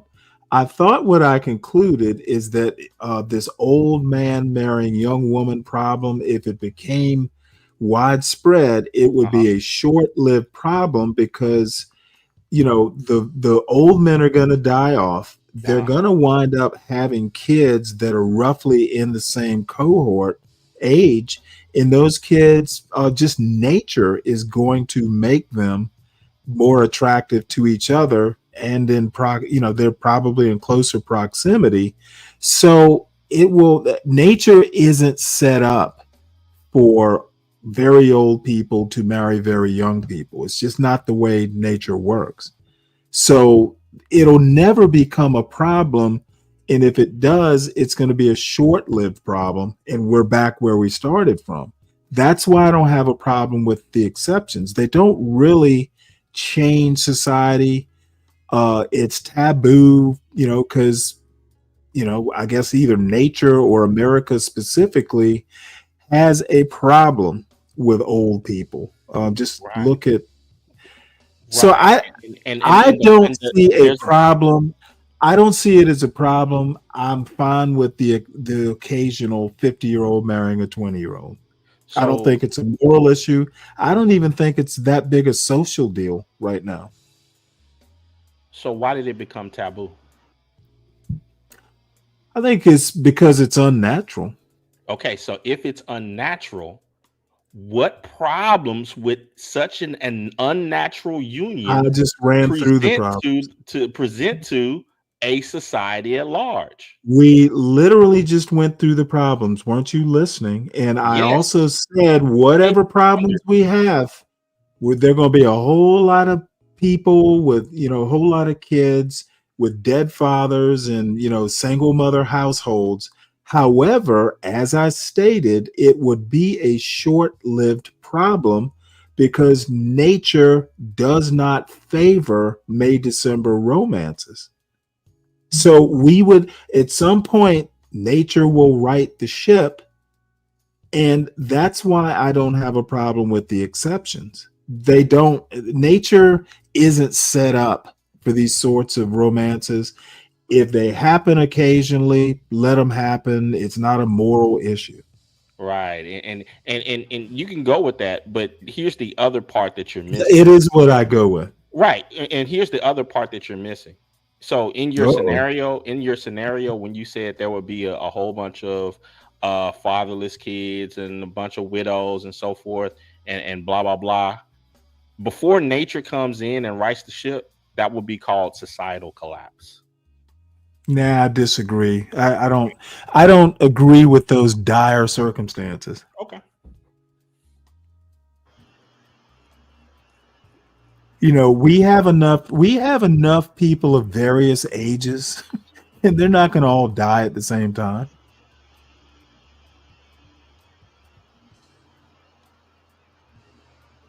And I think even if there is a collapse, eventually the ship's going to right itself. Yeah, in a new society that doesn't follow those rules. Yeah, okay. But I assumed it was a hypothetical. Yes, It'll never happen. It will mental never happen because these are exceptions. Because society still has a taboo. Okay, Which is why they bellow so much about it. Oh my goodness, dude. You know what? Well, let's go with your theory. The taboo is not a moral taboo. It's a natural or maybe a societal taboo. I go back to at the very start of this this conversation. I don't see this as a moral issue. Of course you don't.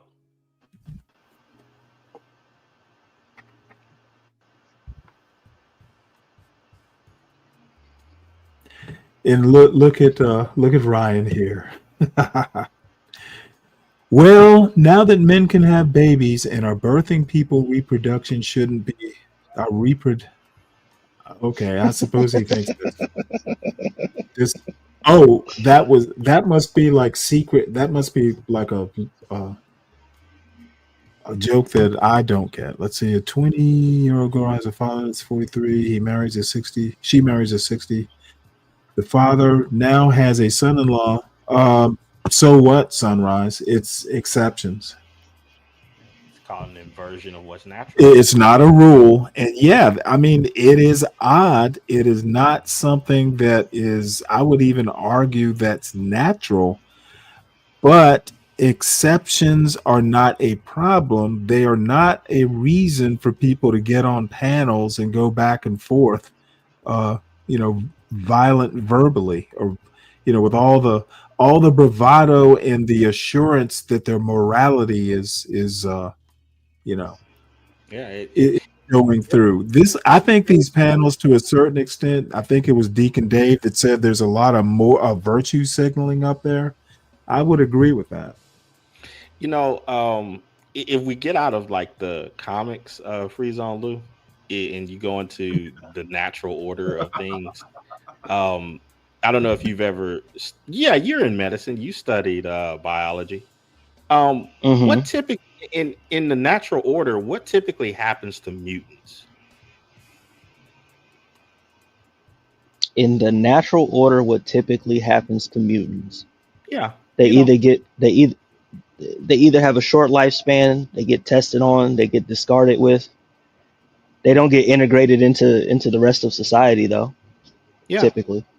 Yeah, because if they did, then it messes up exceptions. Society. Yeah, and it opens the door for those exceptions to become rules. Yeah. So nature, by nature, discards mutants 9.999 times out of 100. So you're comparing a May-December No, marriage? You brought up nature. I'm just Right. stating what happens in nature. Oh, okay. So it's nothing to do with what we were talking about. I got you. You brought up nature. We're talking about something. talking We're about what talking about another aspect of nature. Yeah, I'm just saying what nature discards. I don't think nature discards May-December romances. They keep happening. I think that people follow. And by the way, if they were so destructive, no one's ever written laws other than, like, Oh, they have. The laws are very definite about where childhood ends and where, adulthood begins. Even at 16, there are consent laws. Now, if that 16-year-old, her parents doesn't allow it, then it doesn't matter. I think the laws pretty much are capable of handling this. The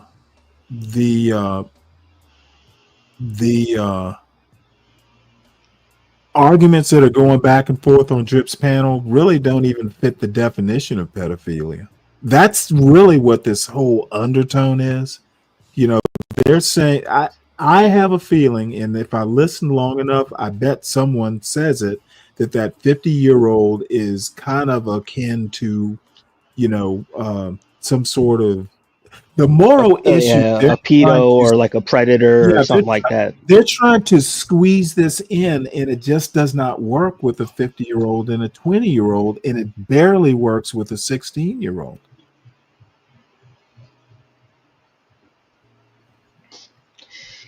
Hey, I noticed something interesting that you said earlier, and maybe I missed it because I did leave and come back.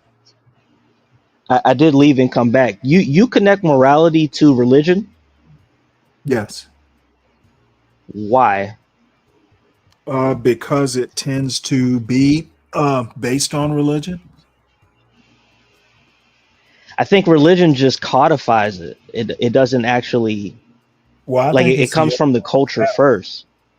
I No. don't, and plus there's morality, tons of moralities, especially nowadays. There's moralities that are out there that are not based in religion, Stanley. Lou, I know what I'm talking about. I know you do. That's why I'm questioning it. I think what you want to use is ethics, which are basically more tied to culture.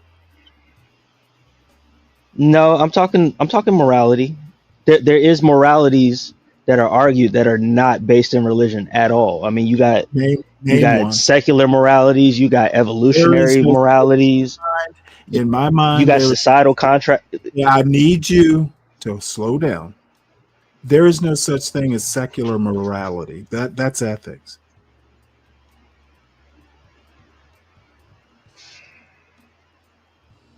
Morality is derived from religious practices. There's Christian morality. I mean, every religion has its own, brand of morality. Correct, but there are also moralities that are separate from religion.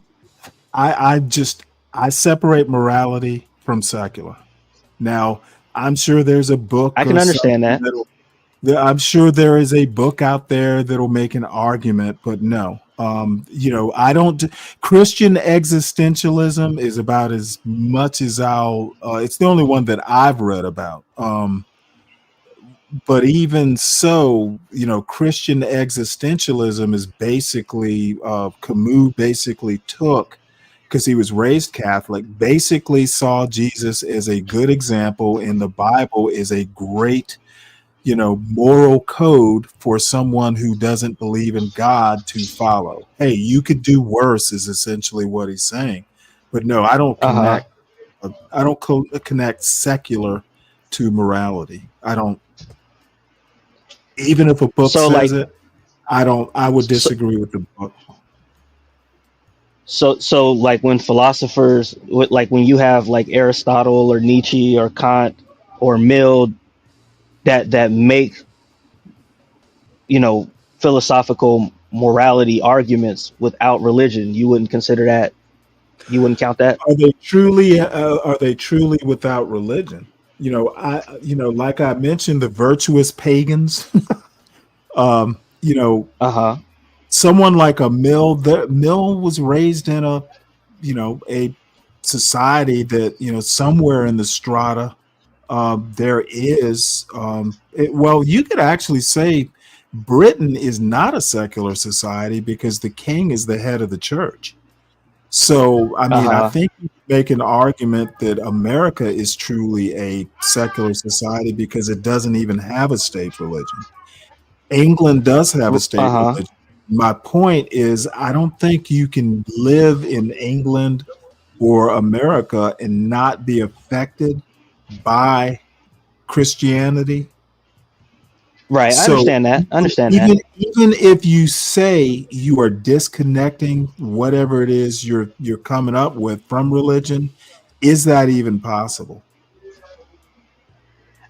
I think that there can be influence there, absolutely. But their arguments aren't based on a they didn't get their arguments from the divine authority. They got their arguments from logically breaking it down with reason, Well, I don't societal think implications. I don't think the Bible is derived from divine authority. Right. So that's why I'm saying, like, even religion aside, a morality can be argued and developed without that, divine authority, whatever. Okay, well, I understand the background of it. Divine But authority either way, but there are people who do think there is. There are people who think that religious morals are derived from an authority.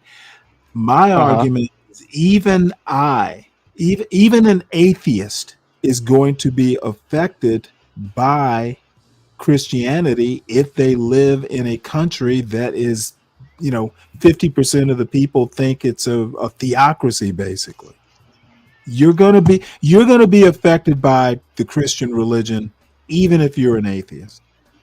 And if you think go ahead. if you think you are coming up with something totally disconnected, I don't think that's possible.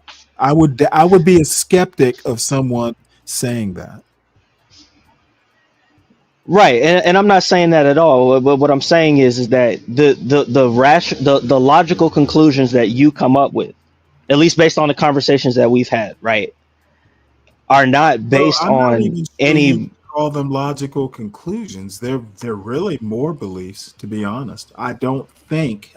That's why I said I don't think, because I'm not sure that you can actually prove it logically. I associate morality with some sort of religious influence or base. I don't think secular and moral can be connected. You can say you do it, but I don't think morality can exist in a secular mode. It has to be connected to religion somehow. Ethics ethics are pretty much disconnected from religion. And I think ethics and morals, of course there's crossover there. I mean, at that layer, maybe you can make the argument, but I don't think you can have secular morality. I don't think that's possible. Well, morality is just simply what you believe is right or wrong, as opposed to ethics is like the rules that society sets. In America, what influences right and wrong? Not what you think. Now, you can argue that the law does, but even the law has connections to Christianity.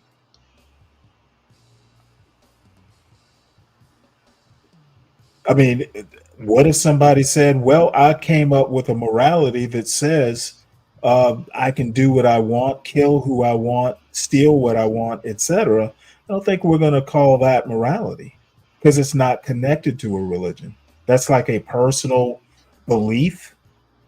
Mm-hmm.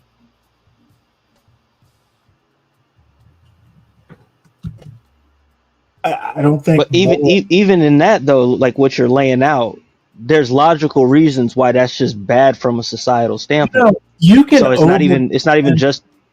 You do realize that over dependence on logical can be problematic too. Logic is not absolutely. No, that wasn't my point. That wasn't my point at all. You keep saying there are logical conclusions here, and I don't think that's even true. Yeah, that wasn't my point at all. My point is that you can develop, like, I understand what you're saying. Yeah, I understand what you're saying, because most societies have some type of underpinning of a religion that guides their society. I understand that. I mean, the right and wrong is literally like our right and wrong is derived from the 10 Commandments.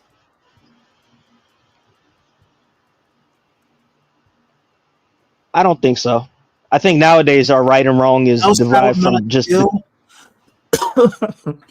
right. But nowadays, especially like we could say that this is a secular society. The concept of right and wrong most of the time is built into people's concept of fairness. That's usually what people argue when they argue morality. Well, I would say that concept of fairness is probably more an ethical thing than anything. I wouldn't necessarily connect that to morals. Where in the Bible does equality come up? Love thy neighbor, treat someone like you would yourself. I mean, that's about as close to an equality argument that I can think of. And it's been 40 years since I've even studied the Bible. So somebody probably has a verse or something out there that but the Bible doesn't talk about fairness under the law or anything like that. I mean, I guess you could say, God, loves everybody equally and all that stuff. But I'd say ethics is probably better able to handle what's equal than the Bible would. I don't know that equality is something that morality has anything to do with, at least not directly, succinctly, discreetly.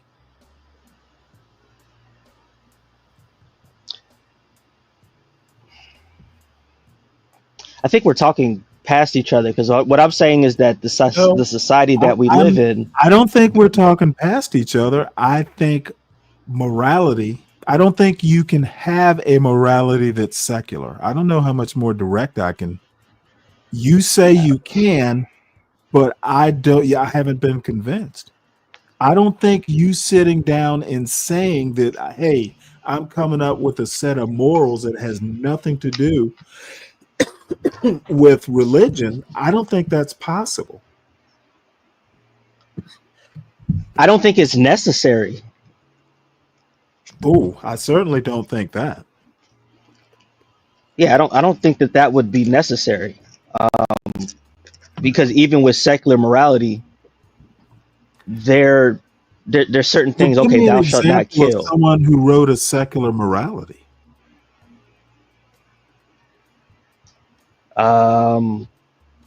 Like completely secular with no religion whatsoever attached to it. Yeah, and I'm going to stipulate that morality is something that more than a few people buy into.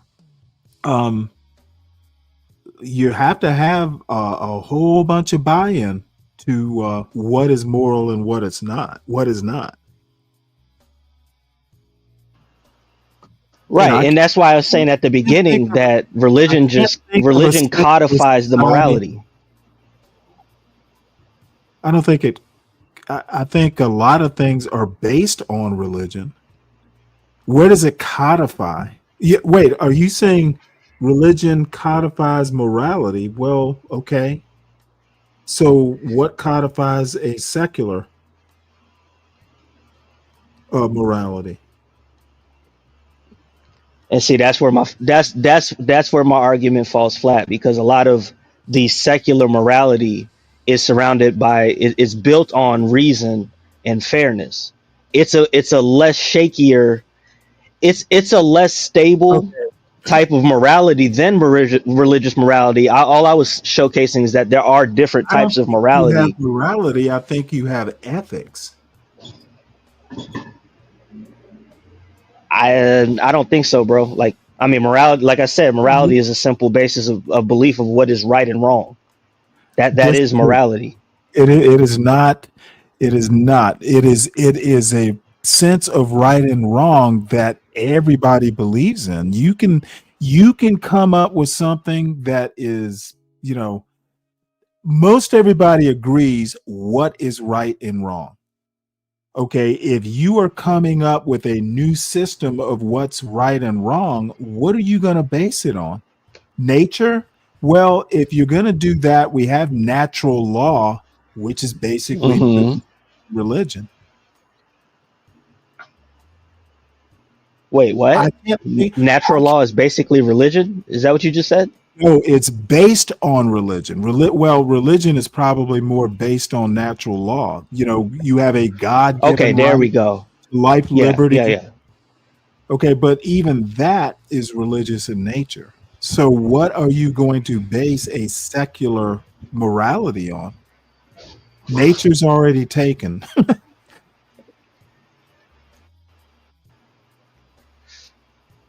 Like I said, reason of fairness. Because even you take like that's ethics. Life isn't fair. Nature isn't fair. Religion does not demand fairness. A morality based on fairness, we already have that. That's ethics.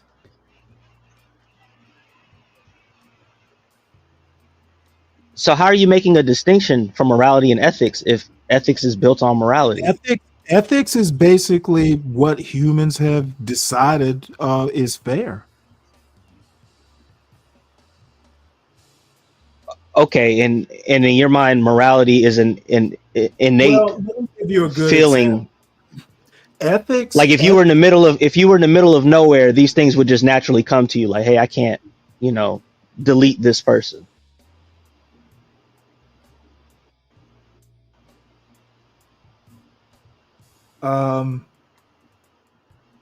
Well, I'm not sure I understand why you're asking that question. I think nature does kind of tell you, hey, it's not good to kill your fellow human being. And there are people that basically say, like, the state of man. There are people that talk about man before there was actually a culture.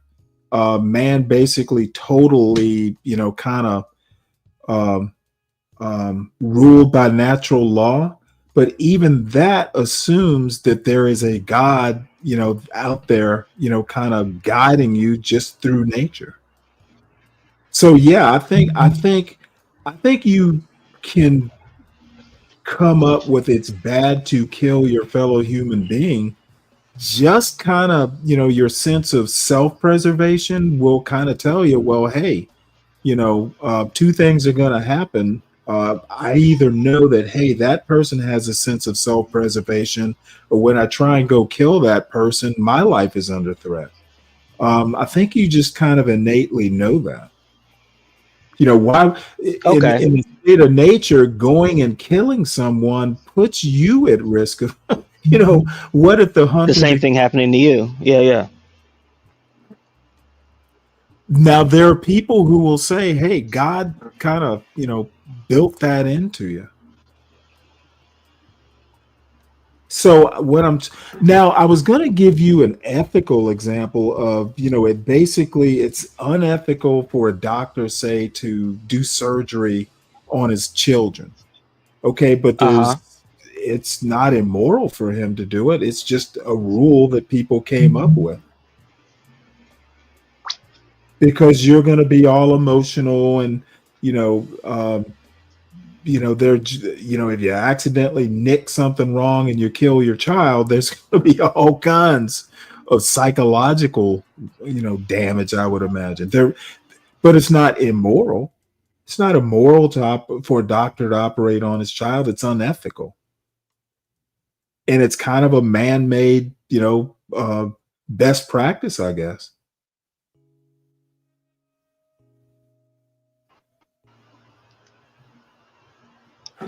That's I get that they're definitely deeply connected, but I wouldn't say they're identical. So I understand. No, I don't think they're connected. Ethics and morals aren't connected. I mean, they have a relationship, but no, they're not the same thing. One is more man-made, kind of like man-made rules. The other is supposedly divine or, religion-based somehow. And all the religions I can think of off the top of my head have some concept of a deity or a divinity. Okay. I looked at it different. I think morals are a personal belief of what's right and wrong, and then ethics are a societal belief of what's right and wrong. So you get a collective of people with the same morals that in turn creates the ethics. Well, I mean, you automatically have a society of people with the same morals. You got, how many Christians are there in the world? You got billions of them. Okay, but just like morality varies religion to religion, ethics change. Ethics is like it's a framework within a society. Well, I think which is why it would be different in different societies. It's probably closer to what you would call a secular morality.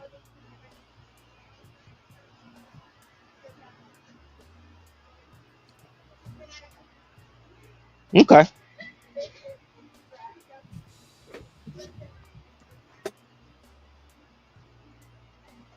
Interesting. Okay.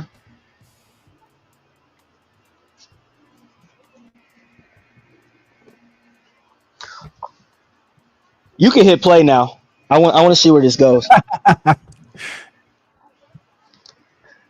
do like the philosophical back and forth, so. I'm sorry you feel that way, Eda Man.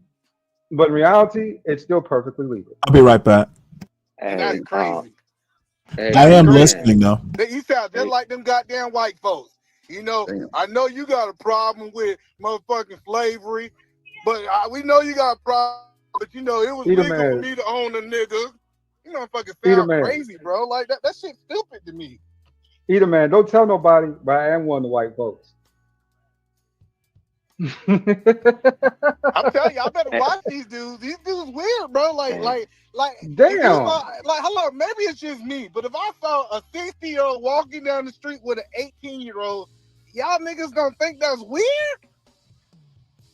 I'm not going to say anything because it's their business. Now I might think a thing or two, right? Especially if he wrinkly like a prune in hell on a damn walker or something. Yeah, I might think a certain thing, right? But still, there's nothing I can say about it, or really nothing I can do that's legal. If anything, that's going to get me in more trouble than probably what it's worth, right? I'm just saying, but you just tried to make since it's legal, that means it's moral. That's the problem with your argument. You try to say, since it's legal, that means it's moral. It's a lot of things that have been legal that's not moral. Well, Eda Man, if you're talking about morality, I think it's a little off. I think you're confusing social norms with morality. If you're talking about morality from a biblical principle, think about it from the time of the Old Testament, right? I don't want to go into some of that stuff, but men had concubines and wives, and guess what? They probably were not of what we would say in our day standard, right? That throughout the history of man that's occurred. Kings, saying Alexander II, saying married a woman, saying how was she? 14? And he was weird too. That's the point. I don't care if you go back I'm 1,000 saying, years. man, I understand. I don't understand. Listen.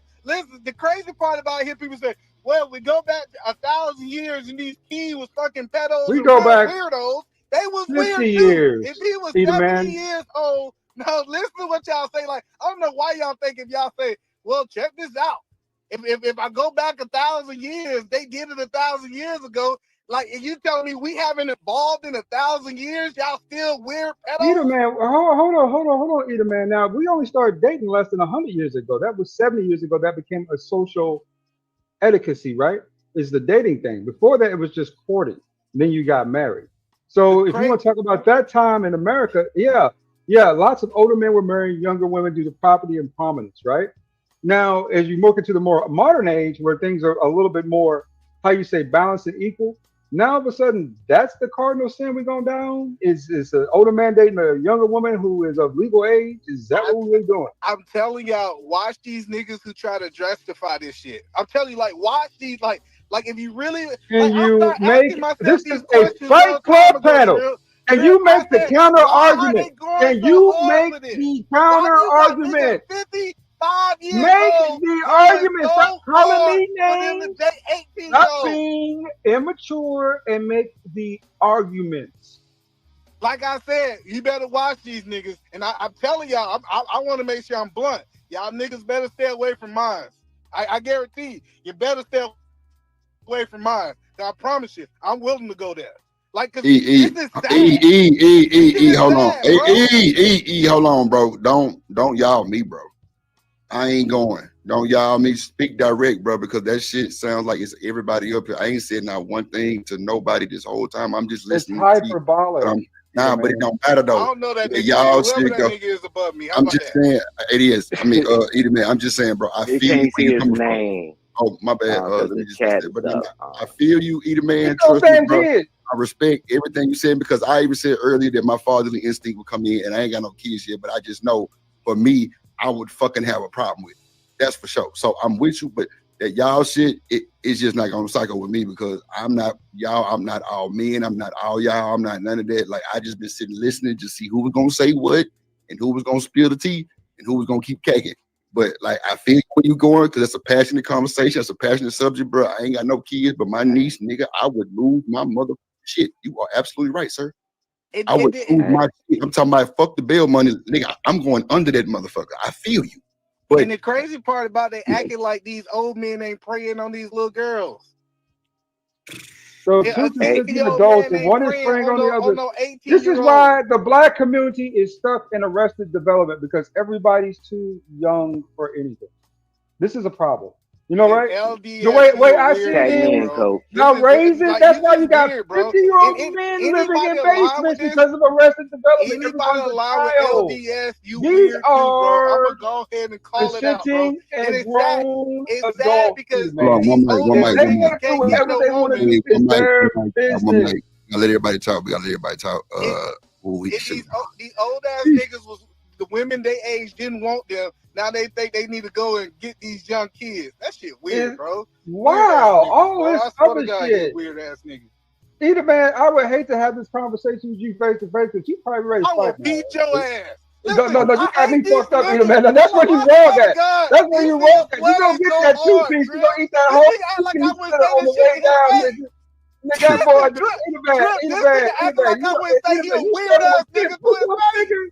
nigga, you struggle with 10 push-ups and you want, nigga, please, you gonna hurt yourself. Hold on, y'all. Hold on. Let me let Stan say what he got to say, and then y'all can get back to it.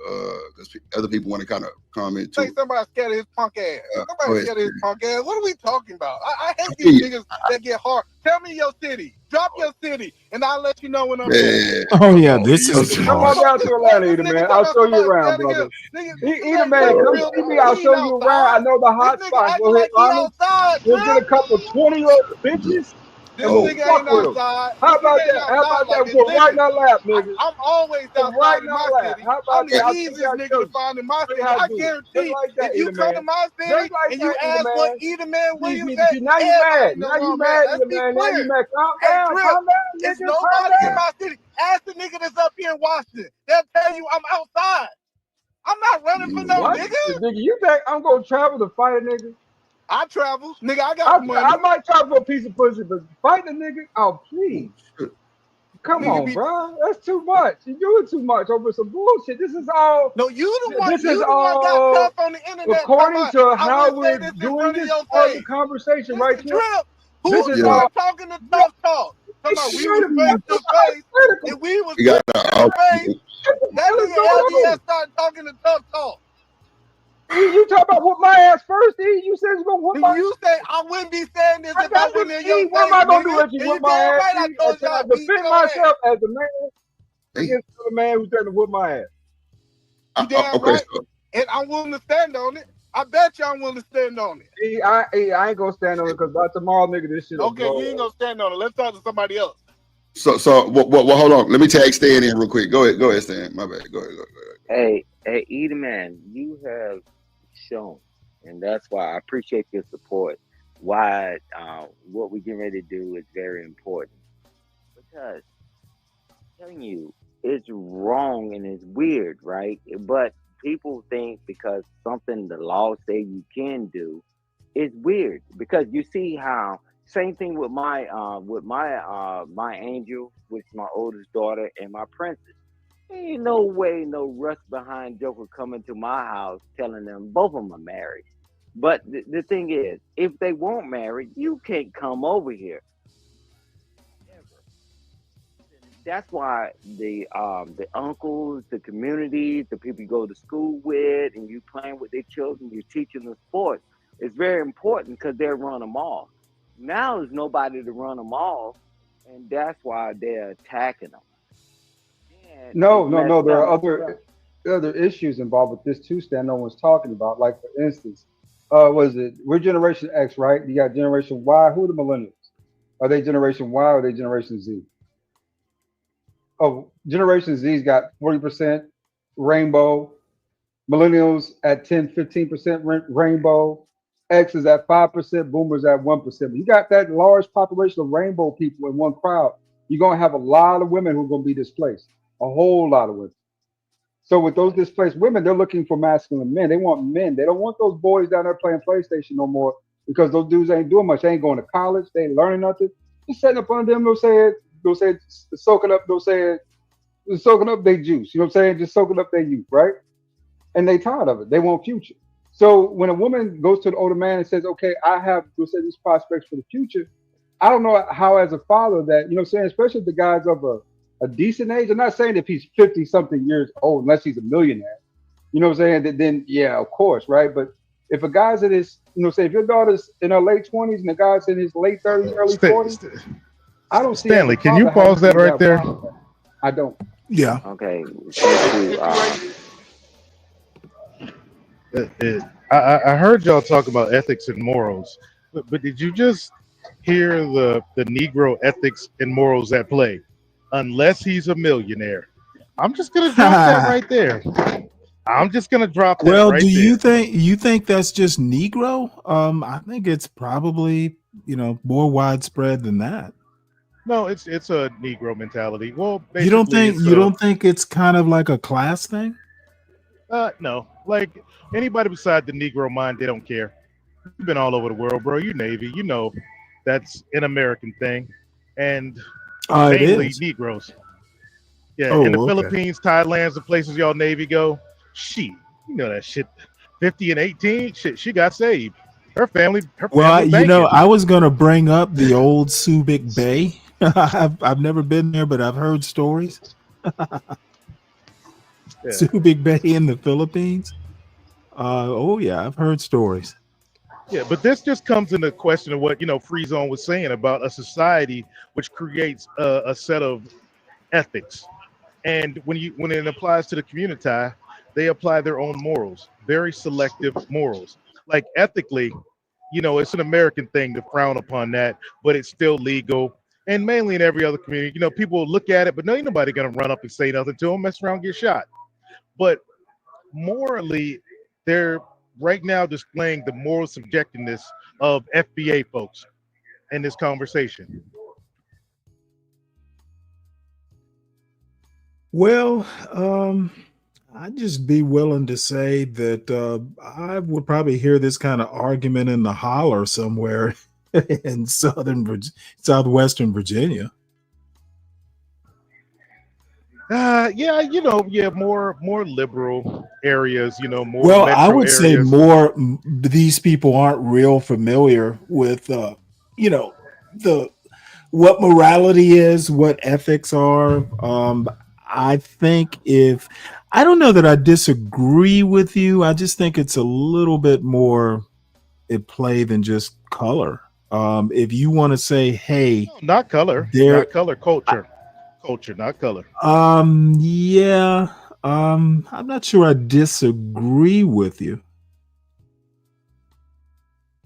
But I also don't think that this panel I don't know. I think you're probably gonna be able to out argue me on this. I would say these people. Yeah, you're probably right. You know, I just look at it and see I them mean, at the age. this is like a barbershop conversation. Yeah, but the thing is that a barbershop conversation for us, our age, you know, Gen X, mid to older Gen X, we ain't stupid. We know god daggone well how old our great grandfather was, how old our great grandmother was, and they had 15 kids, and she started when she was 12. We ain't crazy. So to us, Well, I think my grandmother probably started at 17, maybe. I think that's what it was. 12 might be a little young. yeah, I know 12. Shit, my grandmother was born in 1923. My dad in 1935. Okay, well, But it's just a selective, you know, outrage of this, because here's the thing, right. It's twofold. These guys' mamas was doing the same shit in high school and college, you know, and it was out there in Freaknik or wherever, you know, Greek Week or whatever they was doing. They was doing the same shit. And I've arrested, you know, pooks in, you know, Central America for going down there fucking with young girls. So you know what? These niggas need to shut the fuck up, excuse my language, and stop the cap.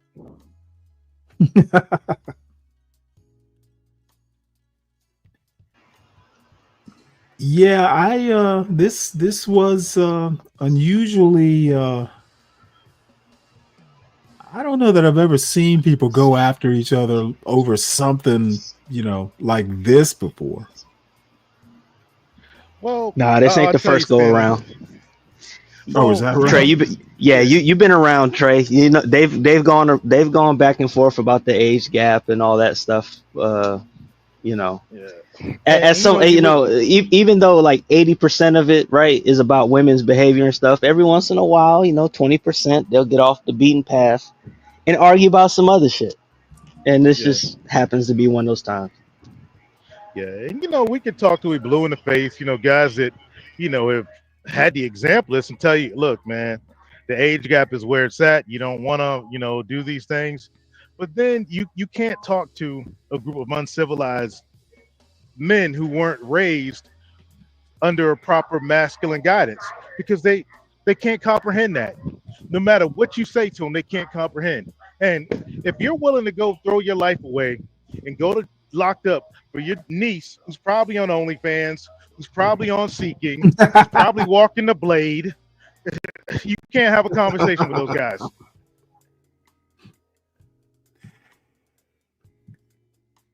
You know what? I can't argue this point. I don't think this was I'm just hoping this isn't that typical. No, Bob, then you're a weirdo. What? Hold on, real quick. Hold on. Wait. Hold on, y'all. Wait, eat a minute. Hold on. Let me let Stan get in there. I got you. Hey, so what my point is that because there's no way that if I say something to them, because I've been in their life, their entire life, and now, you know, now we're facing this thing where everybody's independent and they do these things and they say, you can't tell me anything. My children never said that to me in my life, and they're adults. And I'm like, now, because that allow that has this idea in their head, I'm gonna go grab yours. I'm gonna play with them. So, either man, I give it to you. You was right, and truth, you're right. I know you ticked off with me, but hopefully I cleared everything up. What I thought the conversation was about, what your question was, is that if you don't take care of your children, it's always these people walking around to take yours. I land the plane there, Drew. Nah, that's real, Stan. I fuck with you on that. I got you. Go ahead, E. Yeah, ain't nothing else. Stay away from these weirdo niggas. Let's talk about something else. I feel you. I can't believe he the man's just mad over the hypothetical. I'm like, damn it, Trevor, whoop my ass. ADS. He got daughters, brother. No, I fuck that nigga. I'm so tired of these niggas always tough in their city. They always tough in this goddamn box.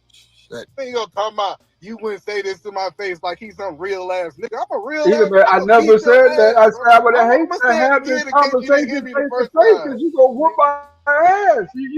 You mad for real over the hypothetical. And I get that it's the fatherly instinct kicking in, right? But as men, you gotta have some discipline over that. This is just a conversation. Nobody's fucked anybody's daughters yet. So can we just put it in context?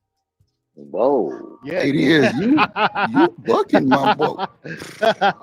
Yeah, well, it's enough of That us. was crazy.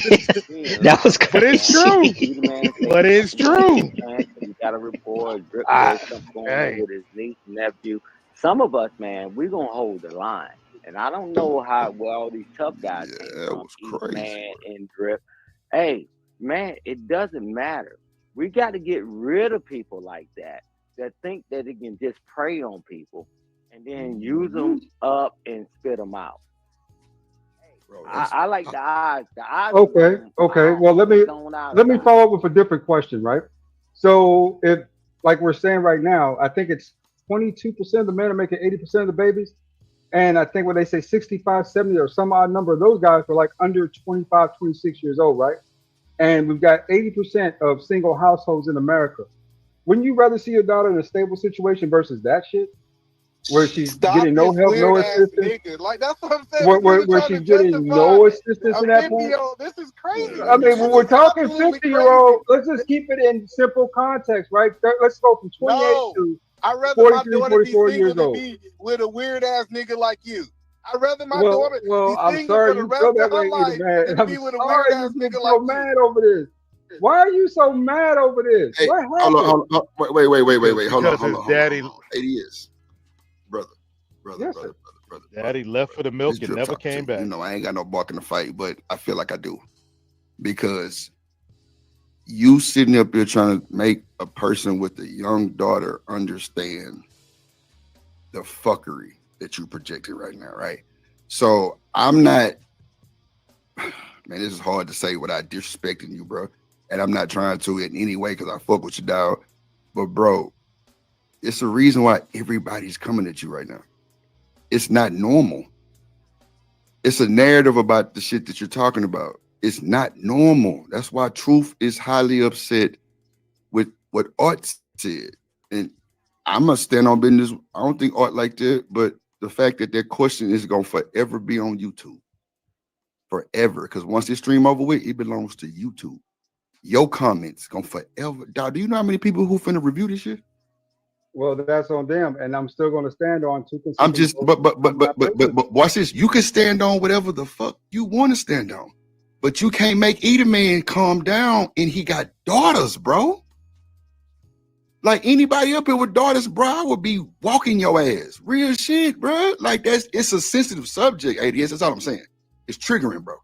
I understand. This that, man got daughters, so well, hold on. Let me just finish. The thought in either man's head right now, bro, is probably I'm finna down this nigga. And we know either man super cool ass, laid back, goofy ass nigga, bro. And you the same, bro. Like it might not happen in real time, but I'm just saying, bro, this is sensitive to everybody who has daughters and boys. Now the boys, you ain't got no type of dispute out of me. You know what I'm saying? That's what I'm trying to say right now, bro. That's the selective hearing bullshit. You know, I ain't never, bro. This is my first time ever hearing you talk like this, honestly. So I can't Stanley, judge you or none of that shit, bro, because I ain't the Stanley. judge or God. But at the end of the yes, sir.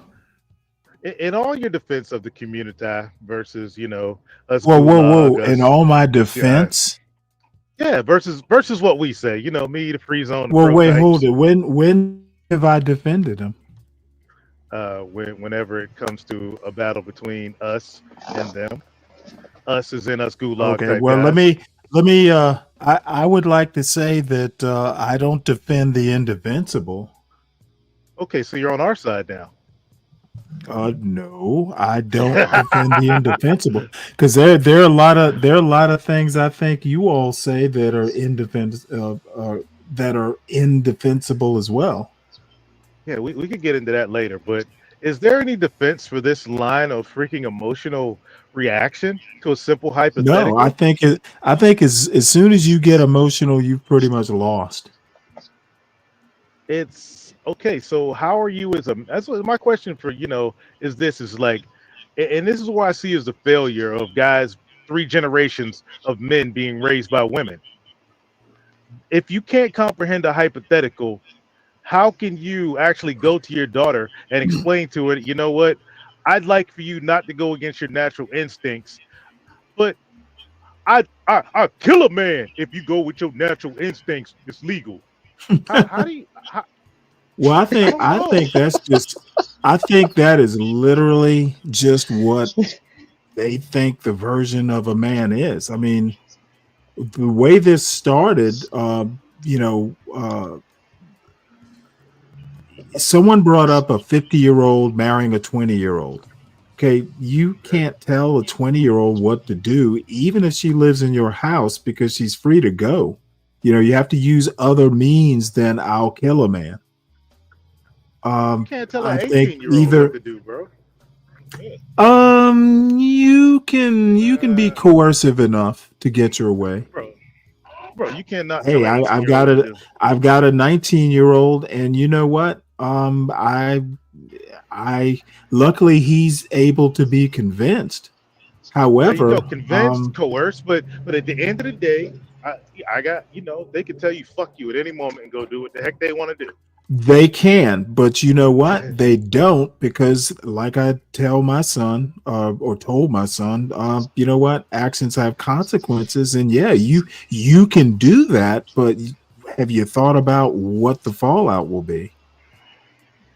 But that, like I said, you're a rational person and can understand the hypothetical. As in, hey, son, if you go this option, these things might. If you choose this option, these things might happen. Not, hey, son, if you choose this option, I'm gonna fucking Yeah, kill yeah, a yeah, nigga. yeah. Yeah, that's only going. That's on that might not work at all, even with somebody who's 8. I just it's weird and it's somewhat sad. I still gave maybe about 1% inch of a fuck. But to see this, this is understanding why the community is so cooked. When they can't look at the dynamics of, male female relationships, female dynamic, the monetized dating market, and understand that, look, man, your nieces, your daughters, they're already going. You sending them off to HBCUs to act like freaking chimps. What you think they doing? But they can't comprehend that. So I don't know, man. Repeat. Well, I How many of these guarantee dudes you, are real dads anyway? well, that's what I was about to say. I think they're arguing, from the abstract. Drip doesn't have kids. The guy who, is the content creator, the guy in the top, I think he's in the top left. Most of these, I would be willing to bet none of these people are arguing, hypotheticals, literally, and acting like all of a sudden two things. Everything gets personalized from your own experience. That's not a hypothetical. You're basically arguing, anecdotes. I suspect these people don't. You're right. They don't understand the hypothetical. However, in my experience, because I get kind of a mixed crowd over here, there are plenty of white people who, maybe not in the same exact way, who don't understand how to argue hypotheticals either. Oh, typically, the victimhood class of white liberals, typically. No, I'm talking that way. I'm talking people who are supposedly Trump voters. Almost no one. SKC, you, Lou, are really Deacon Dave. I guess you would call that group us. You, from your perspective, I guess I'm talking about the y'all. At least you know how to argue your points. Most people don't. White, black, it doesn't matter. Most people don't. And it's really not even a male female thing. Most people don't know how to, they want to interject themselves into the middle of their own hypothetical arguments. And it's really hard to convince these people that your argument is trash. Because, as soon as you put yourself in the hypothetical. No, go ahead. I was going to say, interjecting the anecdotal evidence here and there to back up your hypothesis or back up your theory or whatever solution you come to is acceptable. But when you have people, I don't know if it's a certain IQ or cultural threshold, they can't see past it. And it's mainly, well, it's they like make arguing with, everything it's about like, them.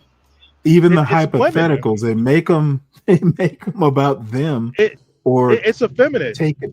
Because when you argue with a woman, like whenever you argue with a woman, she's gonna make it about herself, and you kind of like jab with her, tease her, play with her, because you know you can't have a logical conversation with a woman. You go into it expecting it. I'm not gonna sit down and have a debate with a woman. It's like when they come over to my channel, I go into flirt mode, I go into tease mode, I go into, hey girl, show some cleavage mode, because nothing comes out of her mouth that's gonna be logical. You can sit here while the men talk, but the problem is when you have a culture of men who don't.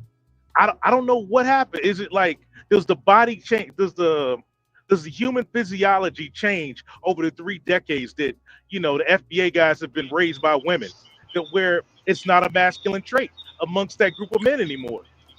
I think it's really just nurture more than nature. No, that's what I'm saying, is that after how many generations does nurture become nature? Well, hey, who got a hood cricket going? No, I'm actually outside. That's an actual cricket. Oh. Yeah. I think let's not call it nature, just call it habit.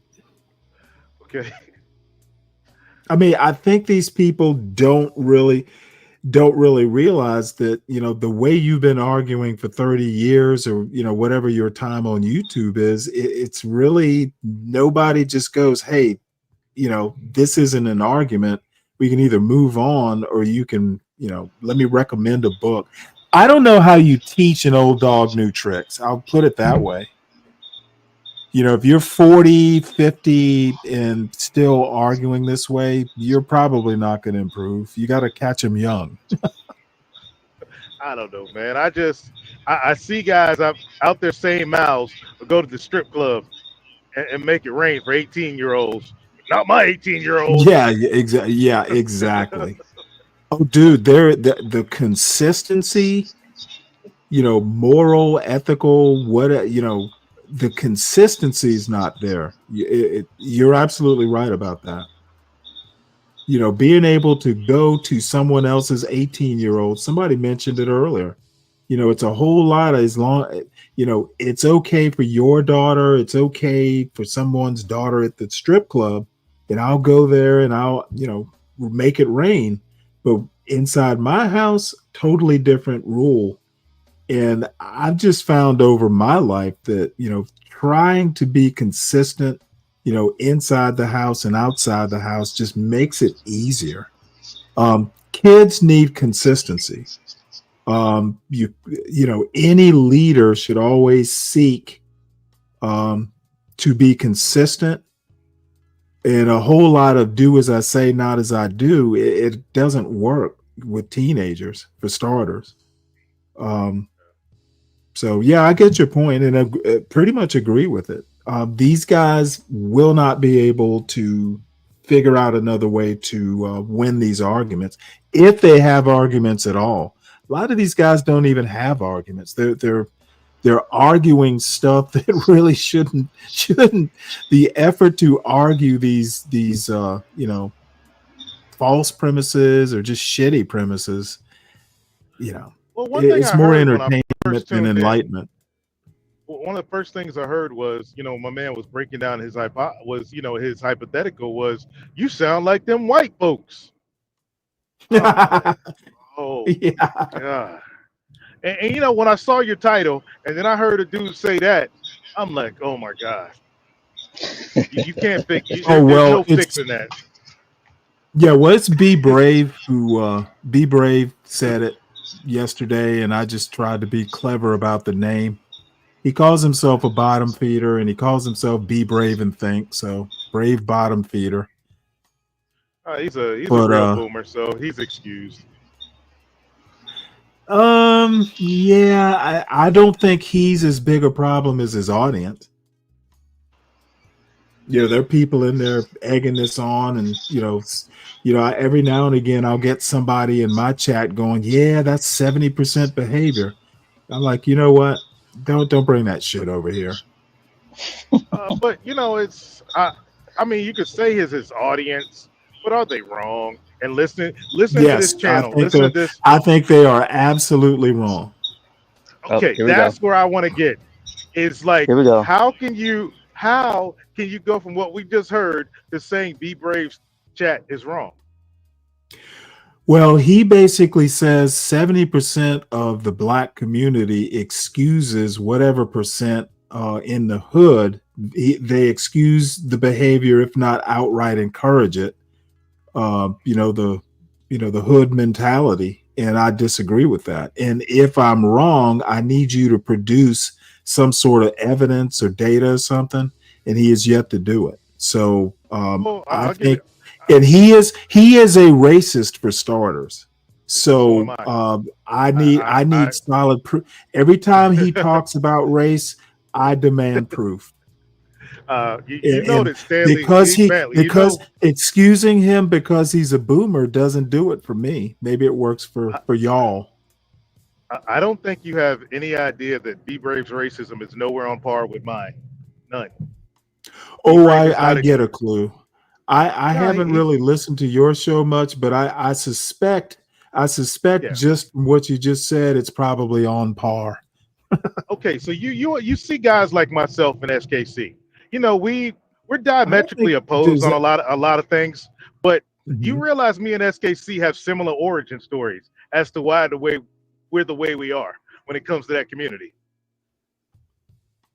Yeah, well, I've talked with SKC a lot more. You not so much. I didn't realize it was that similar.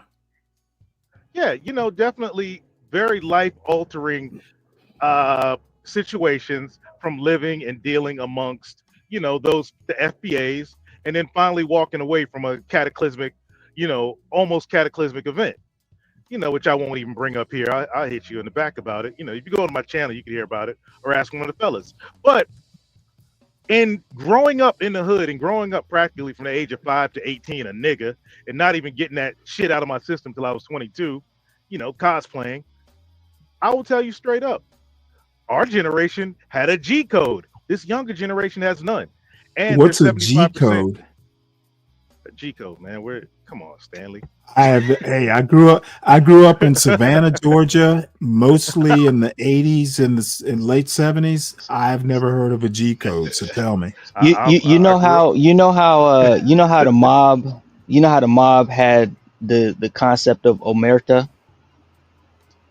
No, you'll have the to Italian explain. mobs. I've heard the term. Okay, here's the thing. Make it easy. Old people, grandmothers, wives, children, off limits. You see a dude walking up the block with his baby mama pushing a stroller. You know what? All right, nigga, we'll handle this another day. Ma'am, much respect. These young niggas ain't none of that, bro. They shoot up schools, they shoot up kids, grandmothers, burn down grandparents' houses. Oh, okay. So it's what old people like me used to call a sense of decency. Well, amongst sense of honor amongst thieves. Yeah, okay, I get you.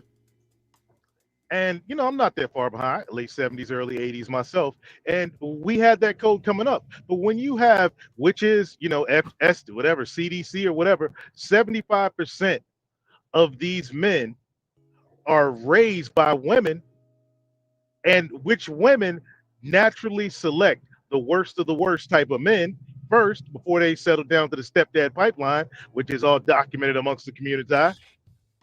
You're naturally going to get a group of people who are more lenient thinking towards the criminal element, who look like them or look like their mama or their Right, daddy. but my argument, number one, I didn't grow up in the hood, so maybe I missed something. But most black people, at least in 2025, don't even live in the hood. So you can start isolating down to, the number of people that, may have a G code or may not. My argument is that I think a lot of the problems in the hood, and this is from a non-hood person, a lot of it is because we racialize crime. Calling it black crime just kind of means, hey, it's a black problem. They need to fix it. And I think 13% of the population may not be capable or have the resources to police the problem or fix the problem. Racializing crime, racializing Black crime is why the crime isn't being fixed or hasn't been fixed, in my opinion. Well, I agree with you there because race isn't real. So as long as you racialize it, nothing is going to happen because the powers that be, way higher than the powers that be we can see, understand that race does not exist, and they understand it's a cultural issue. Because when you take, I think Black culture. I think can I get this part up? Yeah. I was going to say, if you take a highly unmelanated person or a Filipino or a Chinese person and you raise them in the hood from 6 months on, they'll have the same outcomes as an FBA, quote unquote, FBA person. That's why I don't disagree, except most Black people don't live in the hood. It's a pretty geographically isolated community. I didn't say hood culture. I said the culture is amongst. Okay, well, see, I think you and I don't agree that Black culture is one thing. I think there are, if you go and you read something, we've been following along chapter by chapter with Black Metropolis, or you go back and you read E. Franklin Frazier, Black community is not a monolith culturally even. There are a lot of similarities, it's like American culture and British culture, have similarities. However, it's not one thing. You go back and read E. Franklin Frazier, and he literally, now it's an old book, but I think some of it still, is relevant today. Black people. What year are we talking? What year are we talking? Well, Black Metropolis is 1945, and Black bourgeoisie is maybe 1950, somewhere in that range. Okay, so you're talking books that were written after a certain group of people, led by Melville Hershkovich and W. Du Bois. Okay, well, I have a lot more trust in books than most people do. Yeah, I'm just saying, as far as, but those books were written after Hershkovich and W. Du Bois started convincing all these different groups of, copper-colored Americans that there was this one racial wink group called Black. When you had these people from all over the U.S., from different tribes, different, ethnicities, and just based on skin color and hair texture, oh, you know what? Let's try to convince them they're all the same in a monolith. And at the same time, let's offer the social experiment. Let's begin to offer the women in that group, starting in 1935, social government assistance, and let's see which way they go. I don't think they had that kind of power. They didn't. But what happened? What choice? The social experiment by 1965, when that final whatever was signed by LGBJ, which way did the women go? By and large, okay, let me stop you right there. You and I see the history totally different. W.E.B. Du Bois never had the power to determine what the government paid or anything like that. I didn't say he did. I said the cultural shift, not what they were paid. The cultural shift. I don't think there was that big a cultural shift. I think the Black community can still be divided in three ways. There's that upper, what they would call the talented 10th, but, let's look at it by income. There is a middle class, there is a working class, there is a working poor. I just tend to look at it that way. But Stanley, class and education. And that's what Hershkovich did. Hershkovich, as a Jewish man, could not be the face of it. The face of it was Du Bois. I suggest you read some Hershkovich. But here's the thing. No, Stanley, I don't need to. I think E. Franklin Frazier works for me. Okay, cool. But here's the thing. Me, you, and Free Zone, we have no commonalities of that Black shit. None. We're from different areas. The commonalities the three of us have are we're fathers, we're veterans, we're Americans. Flip the order. Americans first, fathers, veterans. Or whichever way order you want to put it in, starting with American first. That is our only similarity. We don't have any similarity amongst this Black shit. It's made up. I look at you, you come to me as a Black, I'm like, fuck is you talking about, nigga? We Americans. The fuck are you talking about? There's no black solidarity, nothing. I have American solidarity Well, with you. I have veteran there is solidarity no, with you. there is no black. Oh, you mean among us? There's no black solidarity. Yeah. And that's why I say that it's made up. So if you convince a group of people to come together on something made up, you're going to get horrible results. Okay, well, I think you're confusing race with culture. And I think CKJ3 asks a good question here. If race isn't real, is the community real? And no, I don't think there is. I don't think that there is the monolith even culturally. I don't think black people are that kind of monolith. So what is the race? What happens in the hood? Obviously, not everybody knows what goes on in the hood. One of the problems I have with people like Be Brave is he thinks everybody in the black, the quote black community knows what's going on in the hood and tolerates it. And I have no fucking clue what's going on in the hood. Never have, because I've never lived there. But you turn a blind eye to it because right now you're trying. You know what? You know why I turn a blind eye?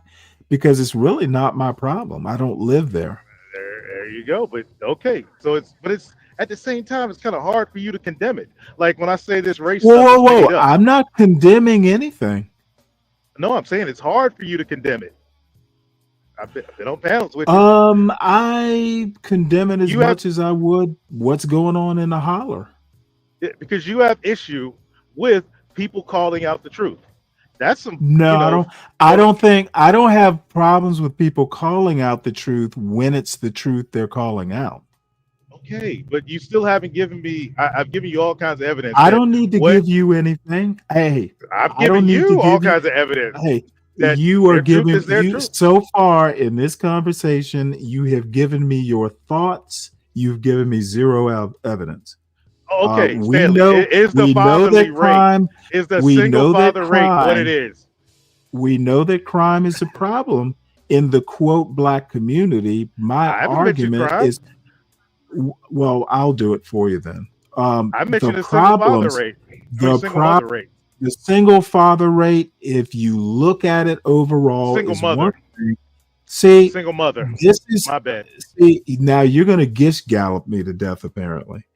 No. I misspoke. I meant single mother. My argument is the problems are very geographically isolated. We're treating them like this is a coast-to-coast black problem. I'm saying you can literally go to Chicago, Baltimore, DC. You know where the problems are. They're not out in the country where I live.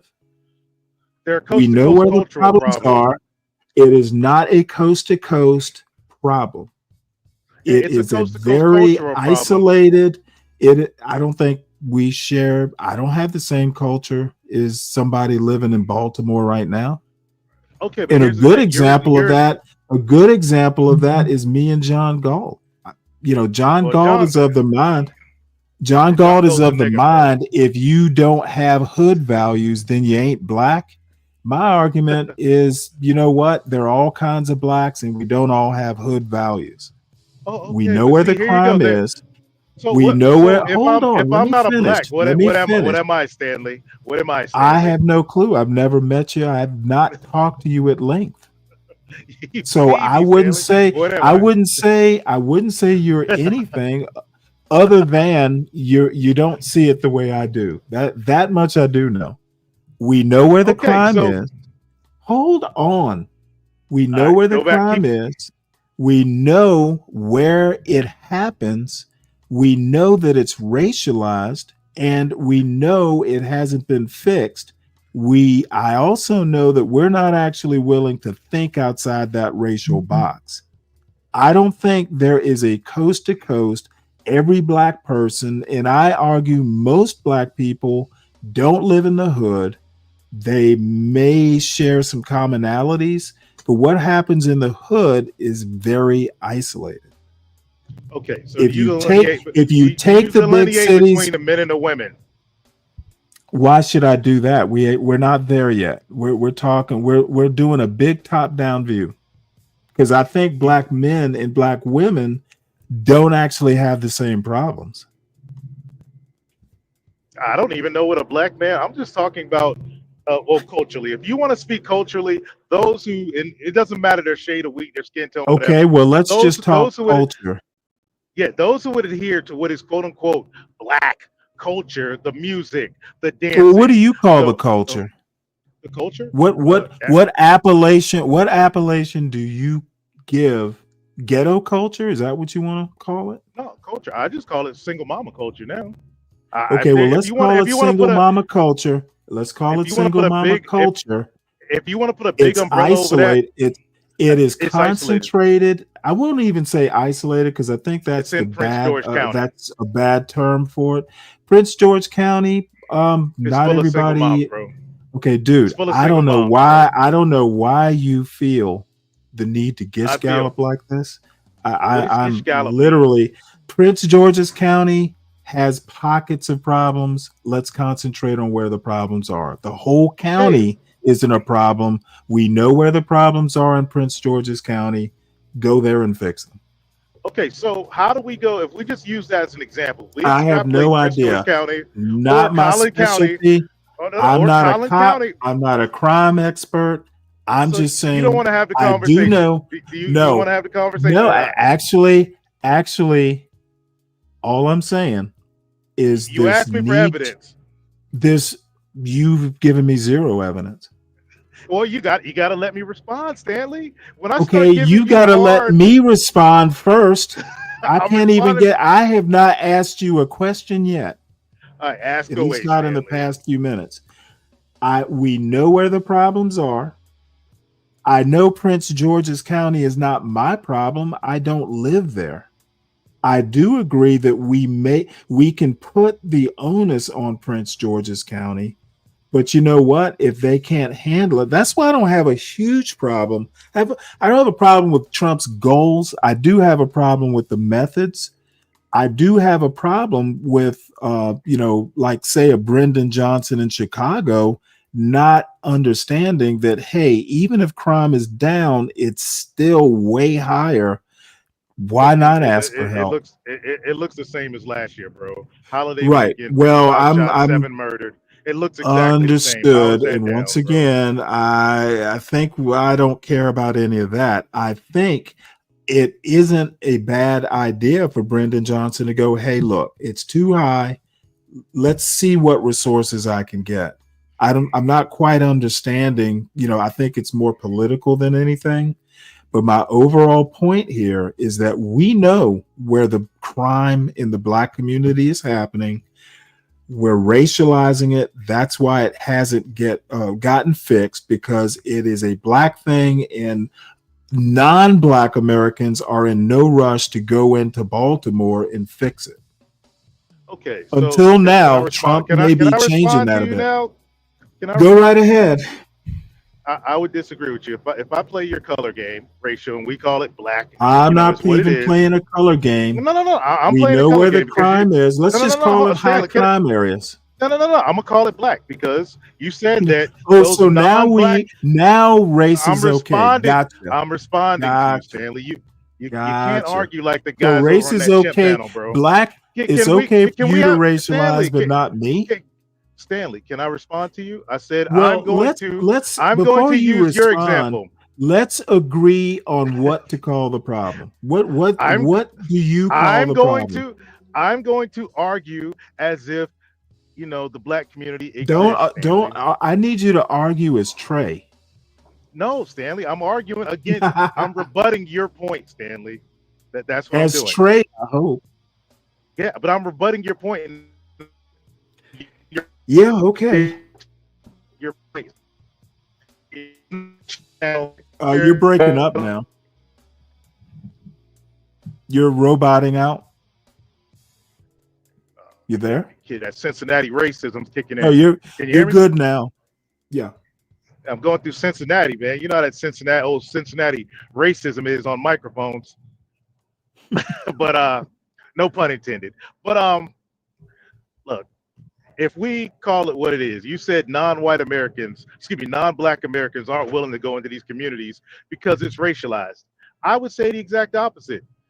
Since it's racialized and we're making it those poor black people, what you hear from a lot of white liberals is, oh, those poor black people, because of society and because, you know, the CIA dropped crack in the hood, they can't help themselves. Okay, I they don't think know no I better think because you're not society. I think you're not No, addressing my point.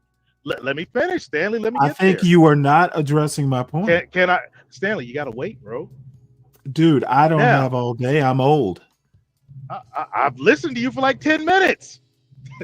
Now, those same the white folks you're talking about, they're not going to go in there because they make money off of black people.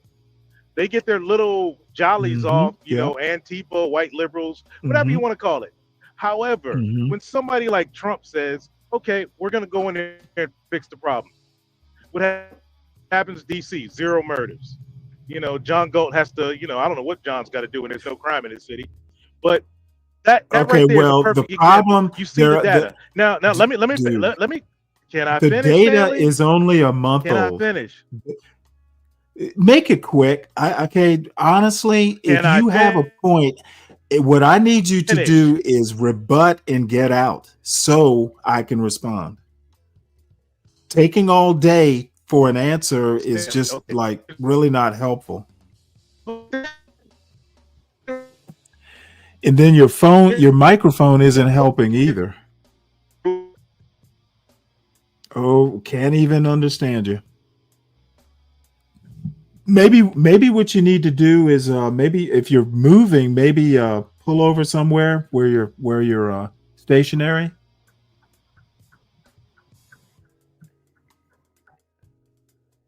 Now he's muted.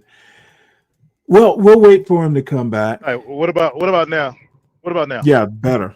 Yep, better. Am I good now? All right, Stanley. Yes. The communities all across the country, they all look the same. If you're talking, they're all wearing shiesties, all wearing black hoodies, and they all have dark skin and they look like you.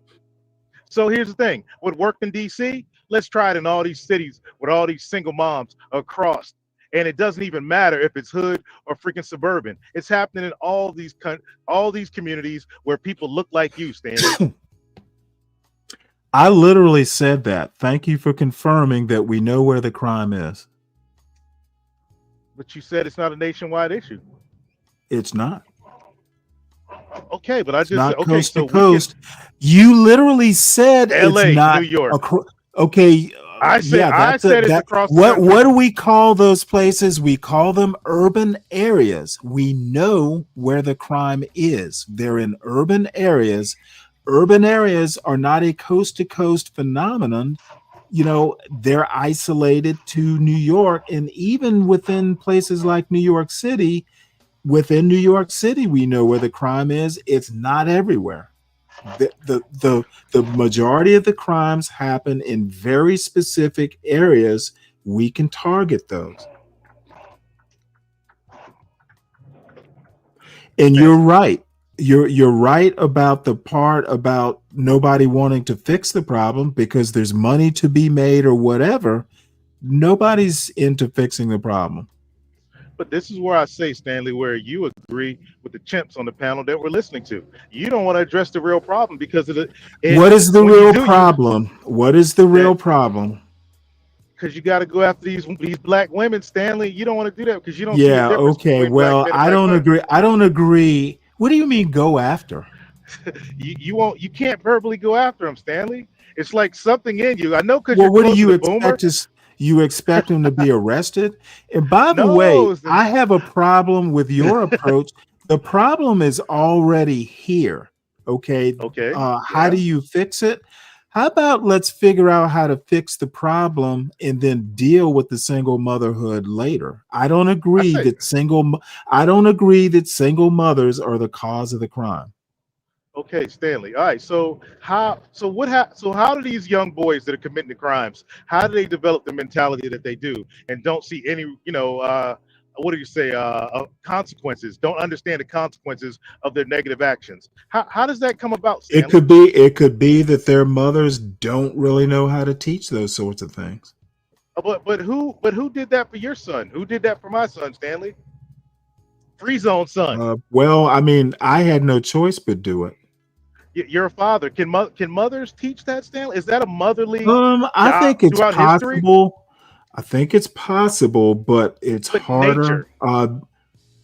Okay, I don't care about any of that. What I'm You don't trying care to about say, nature? okay, dude, how you argue on your panel is slightly different than the way I do it.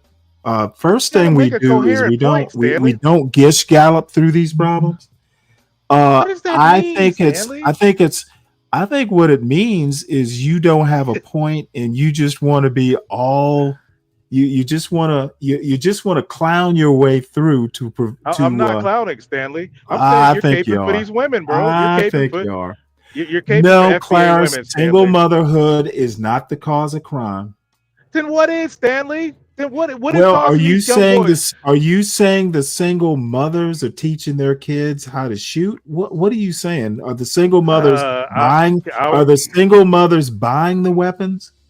Well, that's happened. Well, that It's has happened, happened. but I Yeah, that don't has mean happened. I don't mean it's happened. I'm saying if you look at single mothers as a group, are they buying weapons? Are all single mothers black? For starters, do all single mothers live in the hood in urban areas? There's all kinds of problems. There's all kinds of problems with what you said. If I can respond, What I need you to do is be much more specific. Single mothers don't all live in the city. They're not all racialized black. If I can respond, single mothers Oh my cannot goodness. provide the level. Single mothers do not provide the level of discipline to raise a young boy to understand the consequences of his actions. Okay, Now, let me Stanley, offer debate you that, a bit of Stanley. advice. Debate What that, works? Stanley. What actually? You sound like the chimps on the other panel. Come on, Stanley. Come on, Yeah, Stanley. I'm afraid Tell you me do. what. I'm afraid you Come do. on, You want to Stanley. talk. What You works? want to talk about all these generalities. The black stuff hit you in the fifis. Like I said, you defend the chimp, Stanley. You defend the chimp, Stanley. All you want to do is complain, and you think that's a I don't solution. complain, bro. You are literally complaining I about accept single reality. mothers. Wrong, The bro. I accept reality. the reality is your approach is not solving problems; it's complaining about them. Stanley, Stanley, identify the problem. You Stanley. keep asking, dude. Why don't these boys understand the consequences of their actions, Stanley? Why? Okay, that is the problem, Stanley. That is an idiotic question. Why don't you answer And it, not Stanley? helpful. Your son does. My son does. See, you want to go. That You up. want to go, dude. You brought up we're not anecdotal arguing. evidence, Stanley. We are not arguing the same point. Have you noticed? Stanley, you caping for these hoes, Stanley. You literally are not arguing the same point I am. We're talking past each other. Stanley, I just think you caping. Okay, let me help you out here, Trey. Trey, let me help you out. We know the problem already exists. Identifying single mothers is the cause, is not a fix. I don't care about fixing it, bro. Will you agree that there is a problem? Bro, let it fucking burn, bro. Okay, well, burn that's one person's solution, but not one that most people would choose. Well, here's the thing, Stanley. Folks like you will not call it for what it is. So therefore, it's just gonna burn. You know what I call it? 2032, Agenda 2030, I think bro. I called it what it is, Trey. I called it a problem. It needs to be fixed. That's the simple description of it. Okay, so when we get into the not only that, the problem, but the problem exists. Okay, when we get into the specifics of the problem, your racial butt hurtness. Okay, there's no need to get into the specifics. Let's just call it crime. What? All you want to do is complain about the cause instead of I'm fixing not the complaining, problem. Stanley. I'm calling it. Yeah, you're literally whining. You want to blame everything on single mothers, and you can't even get the single mother part right. Stanley, Which single mothers are you talking about, Trey? Stanley, all of them. Okay, saying my name is not going to win this argument. Stanley, all of them. If you have a young single, okay, well, all of them don't live in the hood. I'm not. I've never said the word hood, Stanley. You keep mentioning. Well, I did because you can't admit the truth. Maybe that's why you can't say the word. What truth, bro? I don't need to bring up the hood, truth bro. is. The truth is, what we call the hood is a high crime problem. And there are a host of other problems, but let's just talk about the crime. Okay, Stanley, The if I problem exists. if I go anywhere, The I see these problem crimes everywhere, exists. not just in the hood, bro. Trey, Carnival cruise ships if we aren't the round hood, it bro. up, Carnival cruise ships aren't the okay, hood. dude, I don't give a fuck about Carnival cruise ship. Yeah, because you don't want to address the issue. No. See, you're used to that low intellect chimp type argument. I wanna actually argue about a problem, which is the crime. If you rounded up every single mother in DC right now, the crime problem is still gonna exist. The problem exists. Is that a straw man or red herring you're using? Somebody No, it's neither. It's neither. Stanley, who's committing the crime, Stanley? It's the kids. Okay, of not the single mothers. The single mothers. The kids you say, of the single God damn mothers. it, Trace. See, this gish galloping bullshit is annoying now. Issue, dude. The issue is not single mothers. I said the kids of the single mothers are the issue. One common denominator, they're raised by single moms. So the problem already exists. What do we do to solve it? Blaming single mothers and telling me the cause. See, that's not going to happen. Pick something that can happen. It is going to burn, bro. Unless who is straw manning now? We all know your solution is not going to fly. Now pick a real solution. Bro, let it burn. Or, hey, okay. I'm not making policy. Niggas got issues, bro. This is what happens, folks. This is what happens, folks. The solution is let it burn. Yeah. Let it burn is a solution? Not hardly. Yeah, fuck them hoes, bro. No, I'm afraid you failed, son. I'm afraid you failed, son.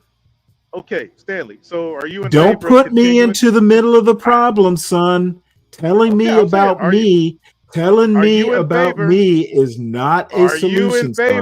Are you in favor of the handouts continuing, Stanley? I thought we were talking about solutions. We are. Are you in favor of the handouts continuing? I don't think handouts have solved anything now, have they? Okay, so when you so now we know handouts have not worked. We know burning it. So you're not. Not in favor of handouts. So you want to stop all the SNAP benefits. I'm in favor of solving the problem. Well, Stanley, you got to address the whole issue there. This problem. No, I'm afraid you don't, son. I don't know if you've ever taken. Have you ever worked as an engineer of any sort? Stanley, you don't solve problems whole. You split them up. See, you're not good at problem solving. Weren't you in the military? They didn't teach you how to solve a problem in the military. Stanley is not the solution. Are you in favor of handouts, Stanley? Is that a solution? Removing the handouts is one solution, Stanley. Okay. Well, then let's try it. I'm just saying that is one solution. Okay, you're just saying that sounds like a solution. Why hasn't anyone thought of it by now? Well, they have done it. But they don't want to see these moms starve out here. They want to see these, Well, I think having single moms starving is something that's not quite a solution. Basically, what you're doing, so you want to starve them to death or burn them to death. That's your solution? Stanley, let them starve. Starve them. So your solution is starve them or burn them, but get rid of them somehow. Why not just build gas chambers? Stanley, wow! It sounds like sounds like this is a Negro version. This is a Negro version. I'm arguing with a. I'm arguing with a. Are you going to argue like a? Are you like a chimp, Stanley? So are you going to argue for real? I'm arguing a. Let it burn, point. Stanley. Well, Stanley, you know what? Or starve them. Let it burn, bro. And I say let them starve. That's going to happen. That is literally. Are you okay? Are you not in favor of that solution? Let them starve. No. Fuck them single moms. So you agree? So you're okay with the handouts? I'm afraid as little death as possible should happen. Okay, so you're in favor of the handouts then?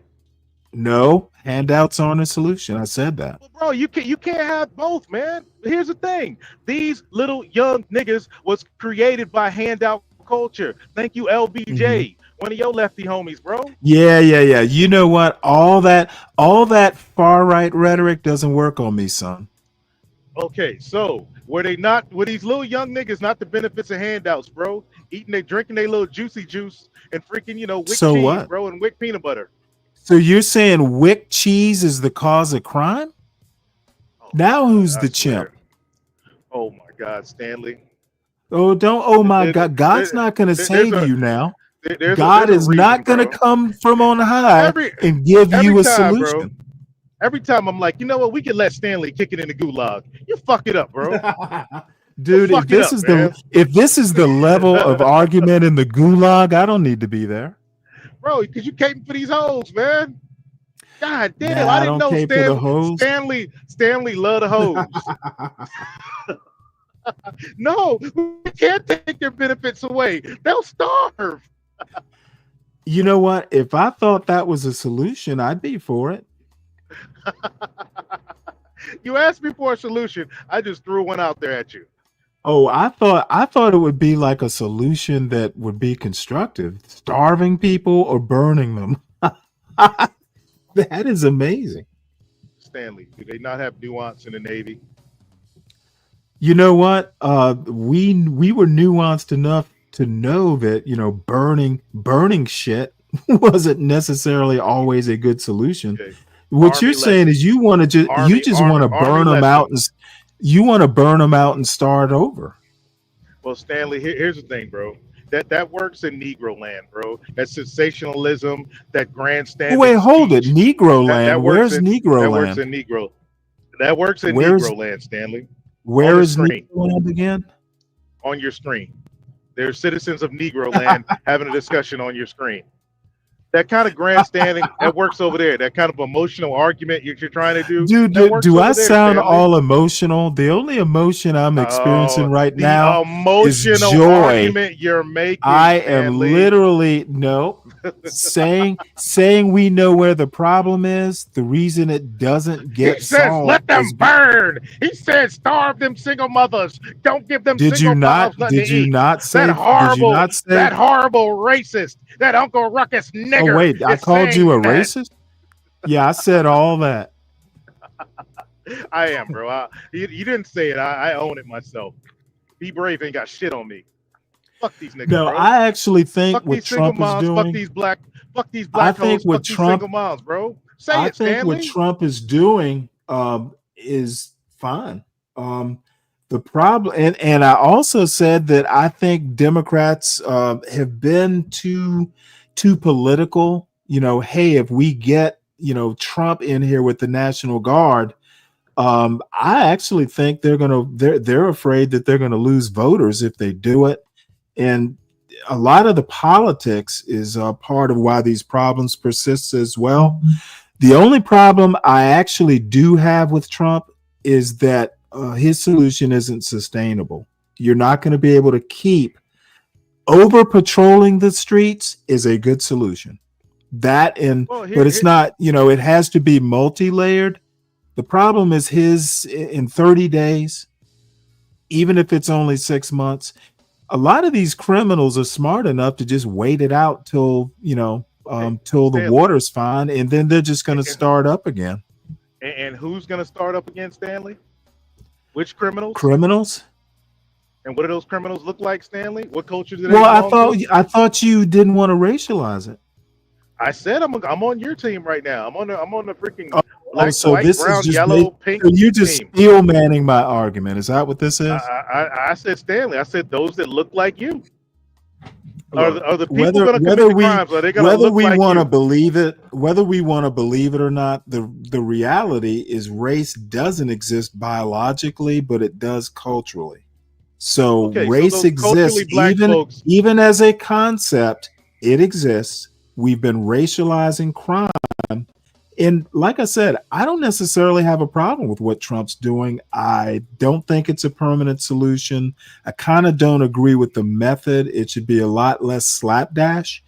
I also agreed that, you know what, Brendan Williams or whoever winds up being mayor of New York should not accept that crime is down. It needs to be lower. It needs to be driven to zero.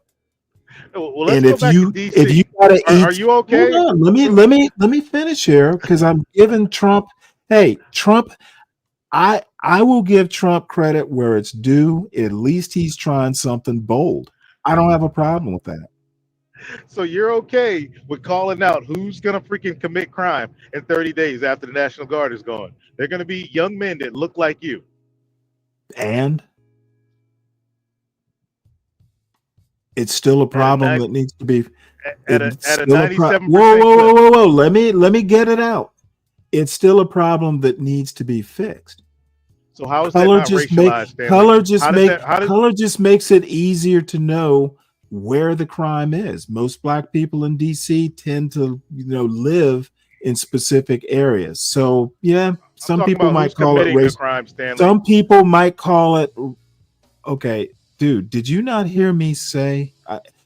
I don't care who the color is. I care about fixing the problem. If they're black, then let's concentrate on the black neighborhoods and fix the problem. They're committing crimes all over the city, Stanley. Well, you know what? We probably know where they all live, right? Well, that's the thing. So can we racialize it? If we racialize it, here's the thing. The solution, whatever we need to do to fix the problem, I'm okay with. I just want to hear it from your mouth, Stanley, that we got to go after I literally just said it, and I wasn't emotional when I said it. Thank you, Stanley. All that for you to agree with me, Stanley. God damn, you might have a seat in the gulag one of these days. Hey, you don't listen to this show much. I say constantly, I don't necessarily agree with the methods. I don't. I tend to be okay with Trump's goals. I don't think the methods are always sound, and I don't think this method is sound. I think it's a band-aid. I don't think it's a permanent fix. If you add on to it, I'm like this. You know what? These niggas that commit murder, front row ticket. Don't pass go straight to freaking a gas chamber, bro. Talk about gas chambers, electric chair, firing squad, whichever way, bro.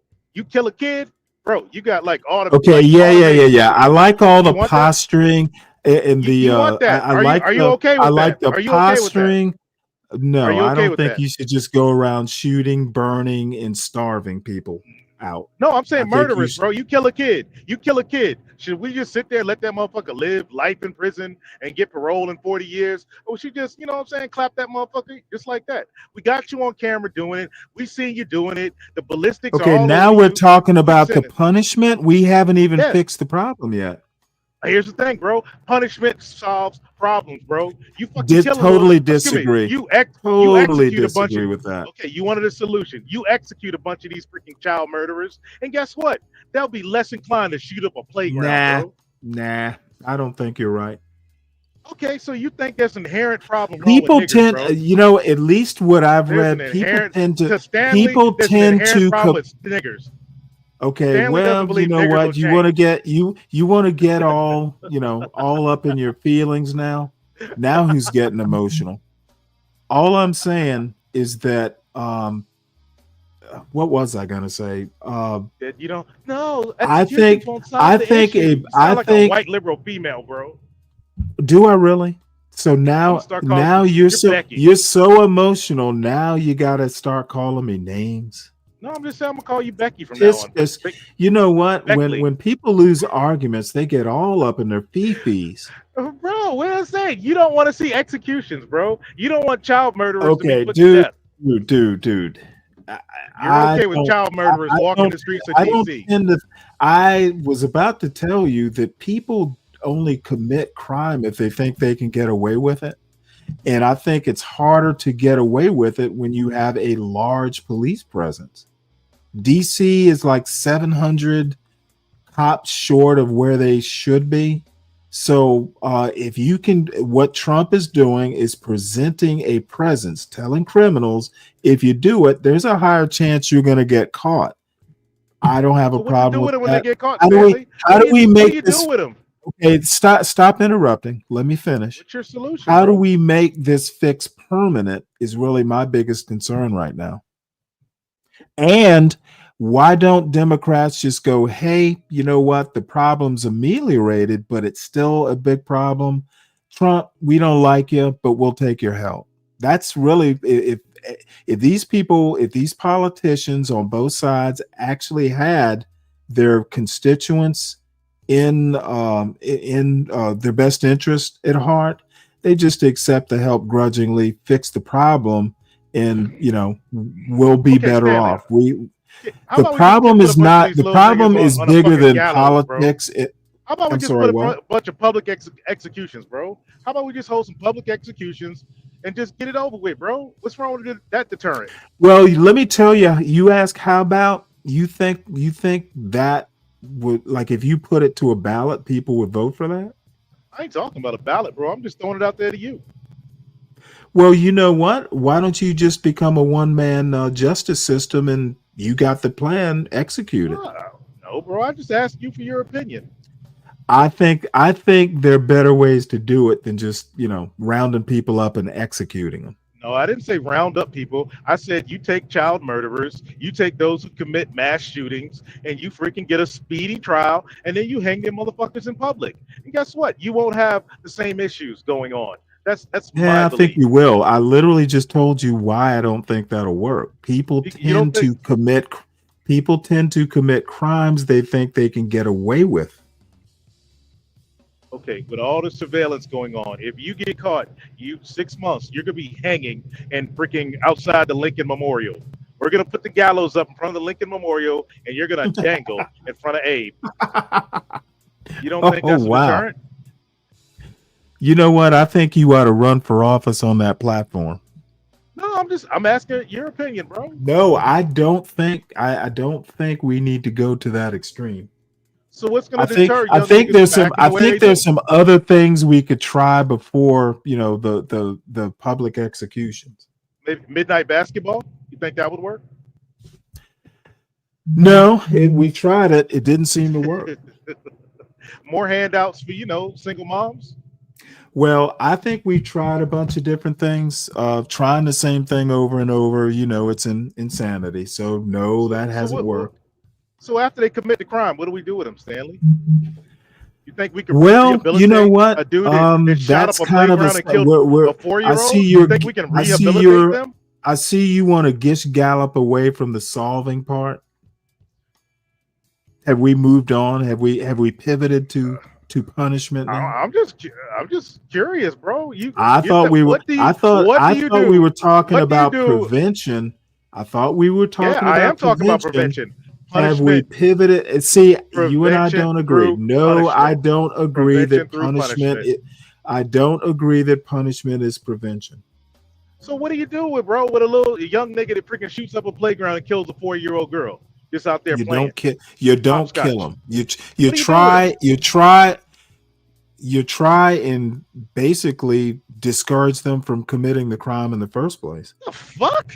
The motherfucker already did it, bro. What the fuck are you gonna do with him after he does it? What to do with him, bro? Okay, so have we pivoted to punishment now? I don't agree that punishment equals prevention.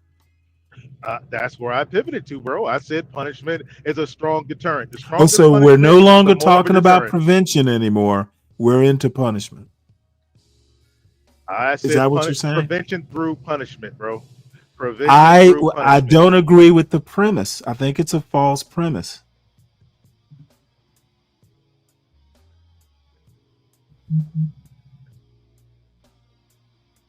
What to do with him, bro? How are you? He already did it. What are you gonna do with him? Put him in, social programs in prison to rehabilitate him in 5 years? I think what you're gonna do is follow the laws on the books.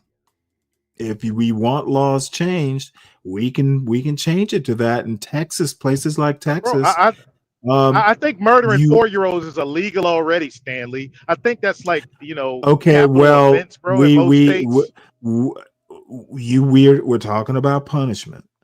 You follow the laws on the book. There are laws that prescribe punishments for a crime. Oh, You do realize that, thank right? you for thank you for clarifying. Okay, so Stanley. basically, so you're soft on basically, crime. So you're you a asked soft me on what I crime liberal. thought. You asked me what I thought. I think we follow the law. And what does the law say, Stanley, to handle a young nigga that killed a Depends on 4-year-old the girl? state. Depends on the crime. Your opinion. What do you want to see done, Stanley? My opinion is we follow the law. Nah, bro. What do you want to see done, bro? Like, what are you gonna do if that was I your don't 4-year-old write granddaughter? Are you just gonna sit I there? think Follow the what I law. want to Yep, see follow the done, law. what You I know what? want Here, to, this what I is want to where I see. agree with the See, chimps, bro. I'll agree this with the is chimps right here on the literally, other panel. this I'm is gonna fix to ride literally, out, Stanley. this I'm gonna fix it. literally I'm gonna where handle the business now. gulag has ruined your ability to think through Gulag, problems. nigga. Who you think created the gulag, nigga? Hey, you have literally Who created them? You have Who literally created it, neutered. bro? Oh, and you know what? You should have done a better job. You need better courses in the Bro, gulag. you're okay with child murderers, bro. You're like, oh, he killed a child. Well, yeah, Let's yeah. just follow the law. Even if it was my own granddaughter, man, this is what these niggas are more real. Yeah, The niggas on the yeah. chimp panel Sounds are realer good. than you in this Hey, aspect, Stanley. Trey. It Come on, sounds Stanley. good.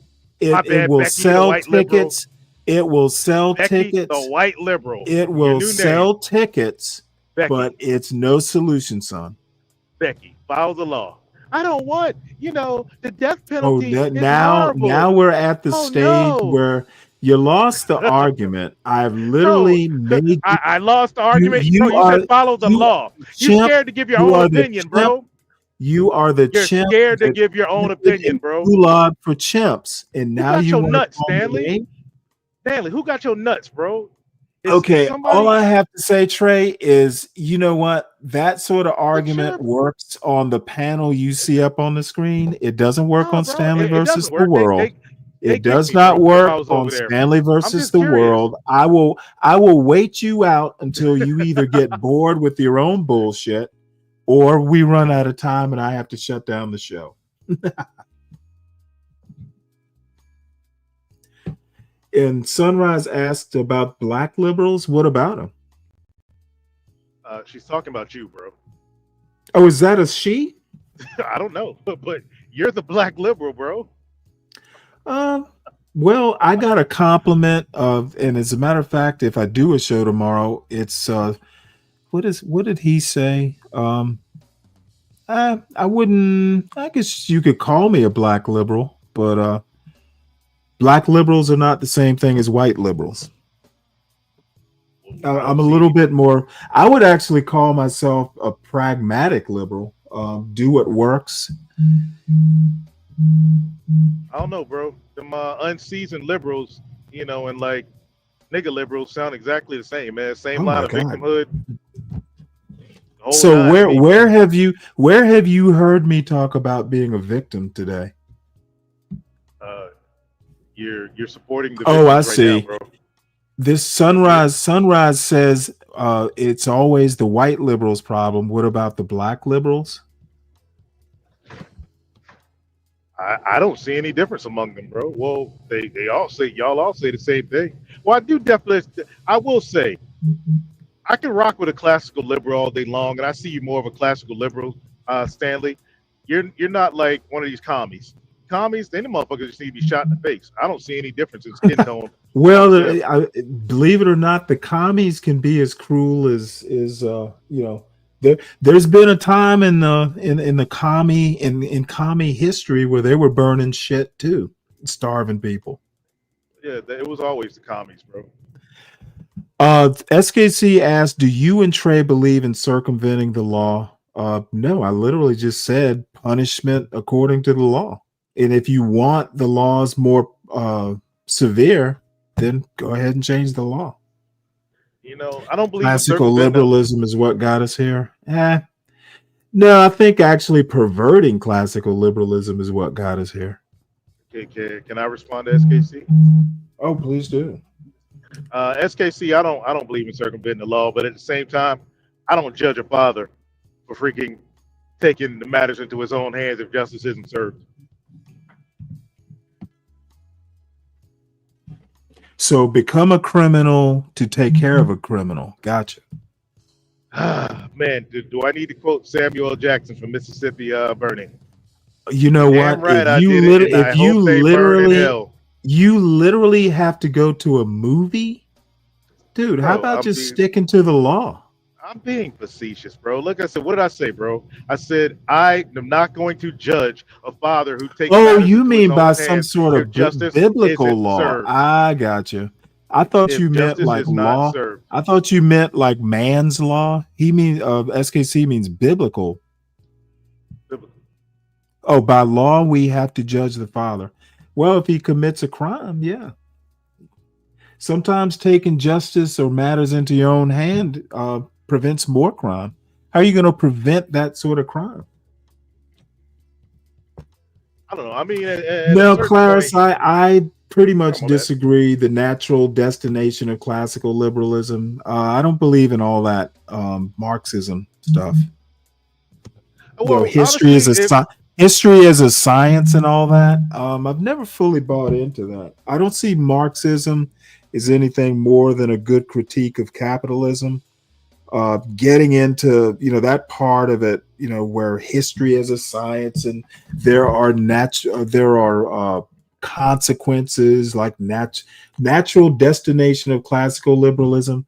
I don't believe that the arc of something, to me, natural destination of classical fiction, classical liberalism is almost like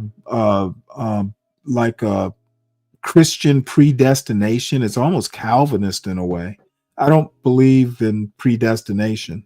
I don't believe in natural destination of things that are concepts. Governments are concepts, not necessarily natural phenomena. Well, Stanley, I a would, natural phenomenon. Yeah, I would agree with you. If we can get away from the fuck shit for a minute, that honestly, up until about 15 years ago, classical liberalism and traditional conservatism weren't that far apart when it came to ideology. They were right in line, but something happened around 2008 to whereas the ideology just that What happened in 2008? I don't know, man. I was fighting wars overseas, but I came back to. I thought you were going to go to Obama's election.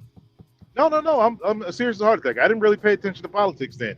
I left the country a bunch of times. I went to Germany. I came back 4 years later to a different country.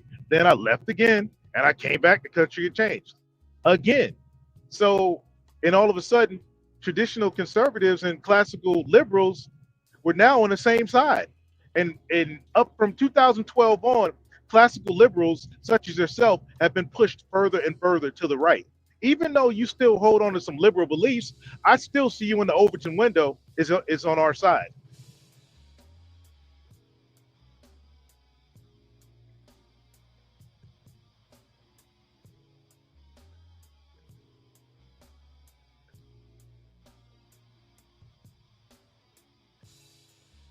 Am I still here, Stanley? Oh, I'm sorry. I was muted. I fix problems. Okay. I'm much more of a pragmatist. If a right-wing solution is going to work, let's go with it. The problem is politics. The problem is people don't want to necessarily fix problems. They want to stay in office. Well, I'm not even referring to politics, bro. I'm just referring to ideology here. Politics, I don't know. I don't know that I'd have to think on it. I don't really have an answer off the top of my head. I think that ideology isn't even something that I mean, I have an ideology, but I think fixing problems transcends ideology. True.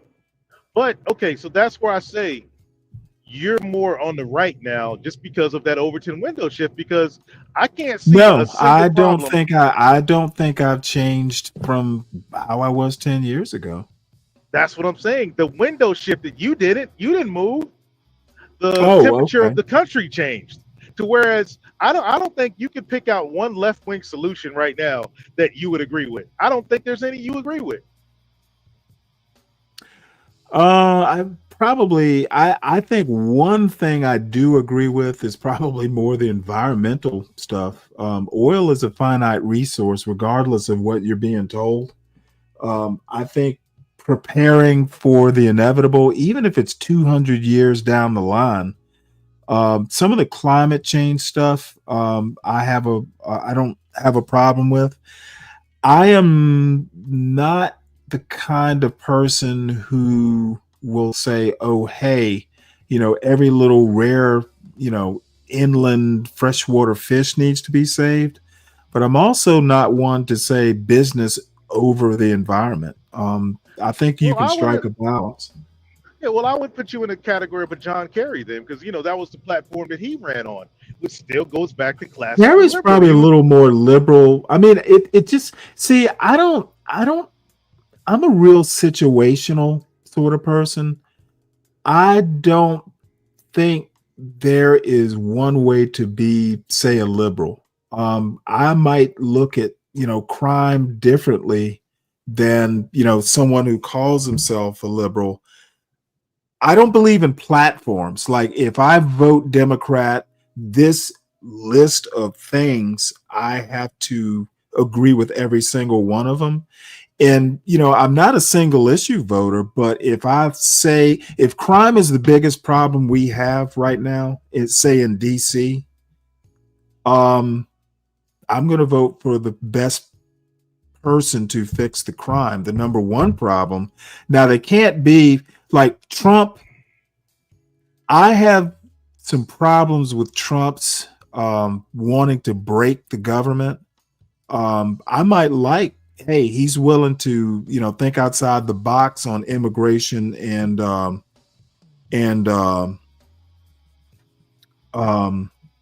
crime. But Trump, I don't know that he's even the best MAGA candidate.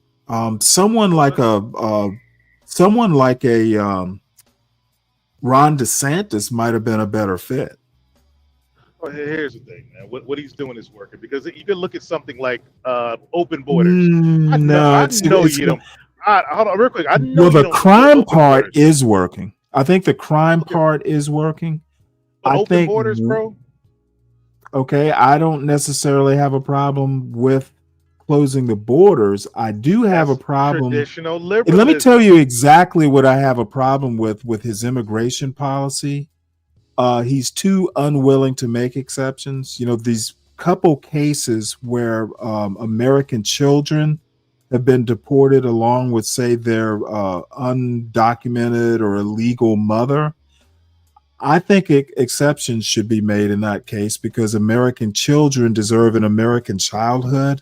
The thought of deporting an American because their mother is illegal, I have problems with that. That's sensationalism only brought on by the news, bro. No. It's true. It's actually true. Listen to what I said.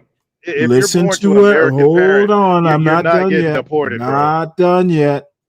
When is an American you are a deported? kid, under no circumstances should Americans be deported. Period. So when are Americans getting deported, bro? I'm not somebody of The an American kids parent who ain't have getting the deported. illegal mother. It doesn't happen a lot, but it has happened. I think there should have been exceptions. The Honduran woman, I was, last time I went to Honduras, I was. Okay, I don't give a shit about. No. No. I don't give a shit. You're referring to, because it was I Texas. was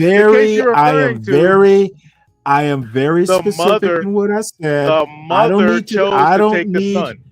Okay, and I think the kid didn't get deported. I literally said an exception should have been made. Americans should not be deported ever. They're not under any circumstances. If the mother's a criminal, then keep the kids and get rid of the mother. Americans should never be deported under any circumstances. Okay. And I don't care how rare it. I don't care how rare it is. It should not be done. You can't be American can't be deported, bro. If you want to follow law, if you are a minor child, Americans can be deported. No, they can't, bro. You can't be the kids were deported. You literally just brought up an example. Okay. Here's the thing. No. They are deported. You know what? Expatriated, that's just fucking namby-pamby bullshit. No, you cannot deport an American. It is If an literally semantics, buddy. Bro, you can't deport an American. Americans Can't be deported. shall not be expatriated, deported, or what. They were forcibly deported. The mother was given an impossible choice. An exception should have been made. Bro, she chose to take her kid with her. So what? And she shouldn't have even had to have made the choice. She ain't American. Fuck her. Yeah, okay. Well, I stated my position. You can be all cruel and shit while I look at the chat. Okay, so that's traditional liberalism. You know, we used to call y'all Hey, bleeding heart you know liberals. what? I believe what I believe. I think you can solve so the do I. problem and I think you can solve the problem and make those few exceptions. It doesn't happen a lot. I think exceptions should be made. But okay, so you want to follow the rule of law. I think if you are an American, I think it absolutely exceptions should be made. She's not an American, bro. The mom wasn't American. Yeah, well, exceptions would cover that. Exceptions would cover that. I literally called them exceptions. Kid could have stayed with the father, bro. I don't know the details, but under no circumstances, especially minor children, they shouldn't be expatriated. The exception would be to keep the mother. Bro, so you know what I'm saying? So the mom wanted to take the kid. She got deported. I don't care what the mother wanted. She shouldn't have had to make the choice. Okay, so yeah, there you go. Hey, take your kid with you. Bye. Peace. Yeah, well, I disagree with that. I think the exception. So how do you deter? Now you want to get into the weeds. I just made a general. How do you deter it in the future, bro? Okay, you're like I said. How do I what? How do you deter it in the future from deter? Coyotes trying to deter coyotes trying to sneak mom and children through the freaking Arizona desert? I don't think an exception here or there is going to be major encouragement for coyotes. Okay, all right. Like I said, liberalism, bro. Stick to the yeah. Well, you know what? If it's liberalism, call it what it is. If you think it's liberalism, then I'm a liberal. I think what I think, and I'm not going to be deterred by you spitting out the word liberal. I don't give a fuck what you think. I'm telling you, you're a liberal. I just told you. I just told. Hey, you have a liberal belief when it comes to immigration. And hey, so what? But you don't have a left-wing belief. Going back to my point, you don't think like a lefty. A lefty would be like, open the borders for everybody. Yeah, that's silly. I mean, why would you do that?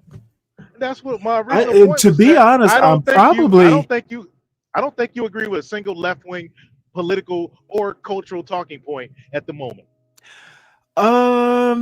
Probably very few of them, other than, there should be more moderation in Trump's breaking of the administrative state, because some of this stuff can't be put back together.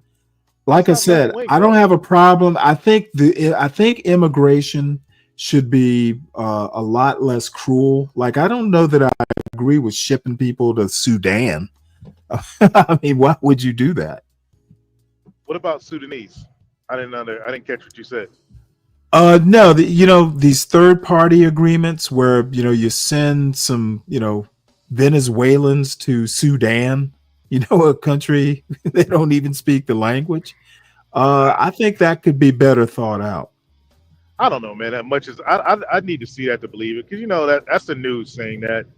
Well, I have a little more faith in what's reported than you do, but I do look at more than just the New York Times. I pretty much have a bunch of subscriptions, including zero faith in anything mainstream media except the weather, and that's iffy at times.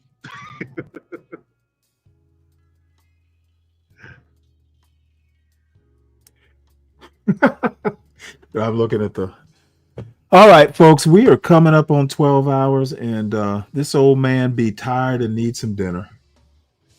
But I enjoyed it. You ought to come around more often. I'll try, man, when I'm out here on the road. Yeah, man. I got about 3 more weeks of this gig. So yeah, I'll try to hit I more don't panels usually lately. go this late, to be honest. I mean, I went way at shit. I literally intended to finish after that after the news conferences today. But I will say this, man, before you take off, like listening to conversations between black liberals and black conservatives in the 80s and in the early 90s sounded more like the conversations between me and you. Right. However, with the advent of the internet, the conversations have shifted to what you got on the screen. I agree. Yeah, well, the funny thing is, I don't ever go. I've been on Drip's panel, for instance, this content creator, maybe a couple times. I don't like going on other people's panels, except for here for the tea occasionally, because of shit like this. I don't really get into these, 6 or 9 people up there yelling at each other. Screw that. My inner racism comes out. I start, I'll talk logic, and then they'll start saying crazy shit. So I was like, you know what? All right, let me let them have it. Let me trigger them until they kick me off the panel. Well, see, I just go into troll mode. Yeah. I can't even I don't even last long in the comments. Like some channels I ain't ever been on, I go over there, they see the icon, boom, ban. Like, what the hell? I haven't typed a single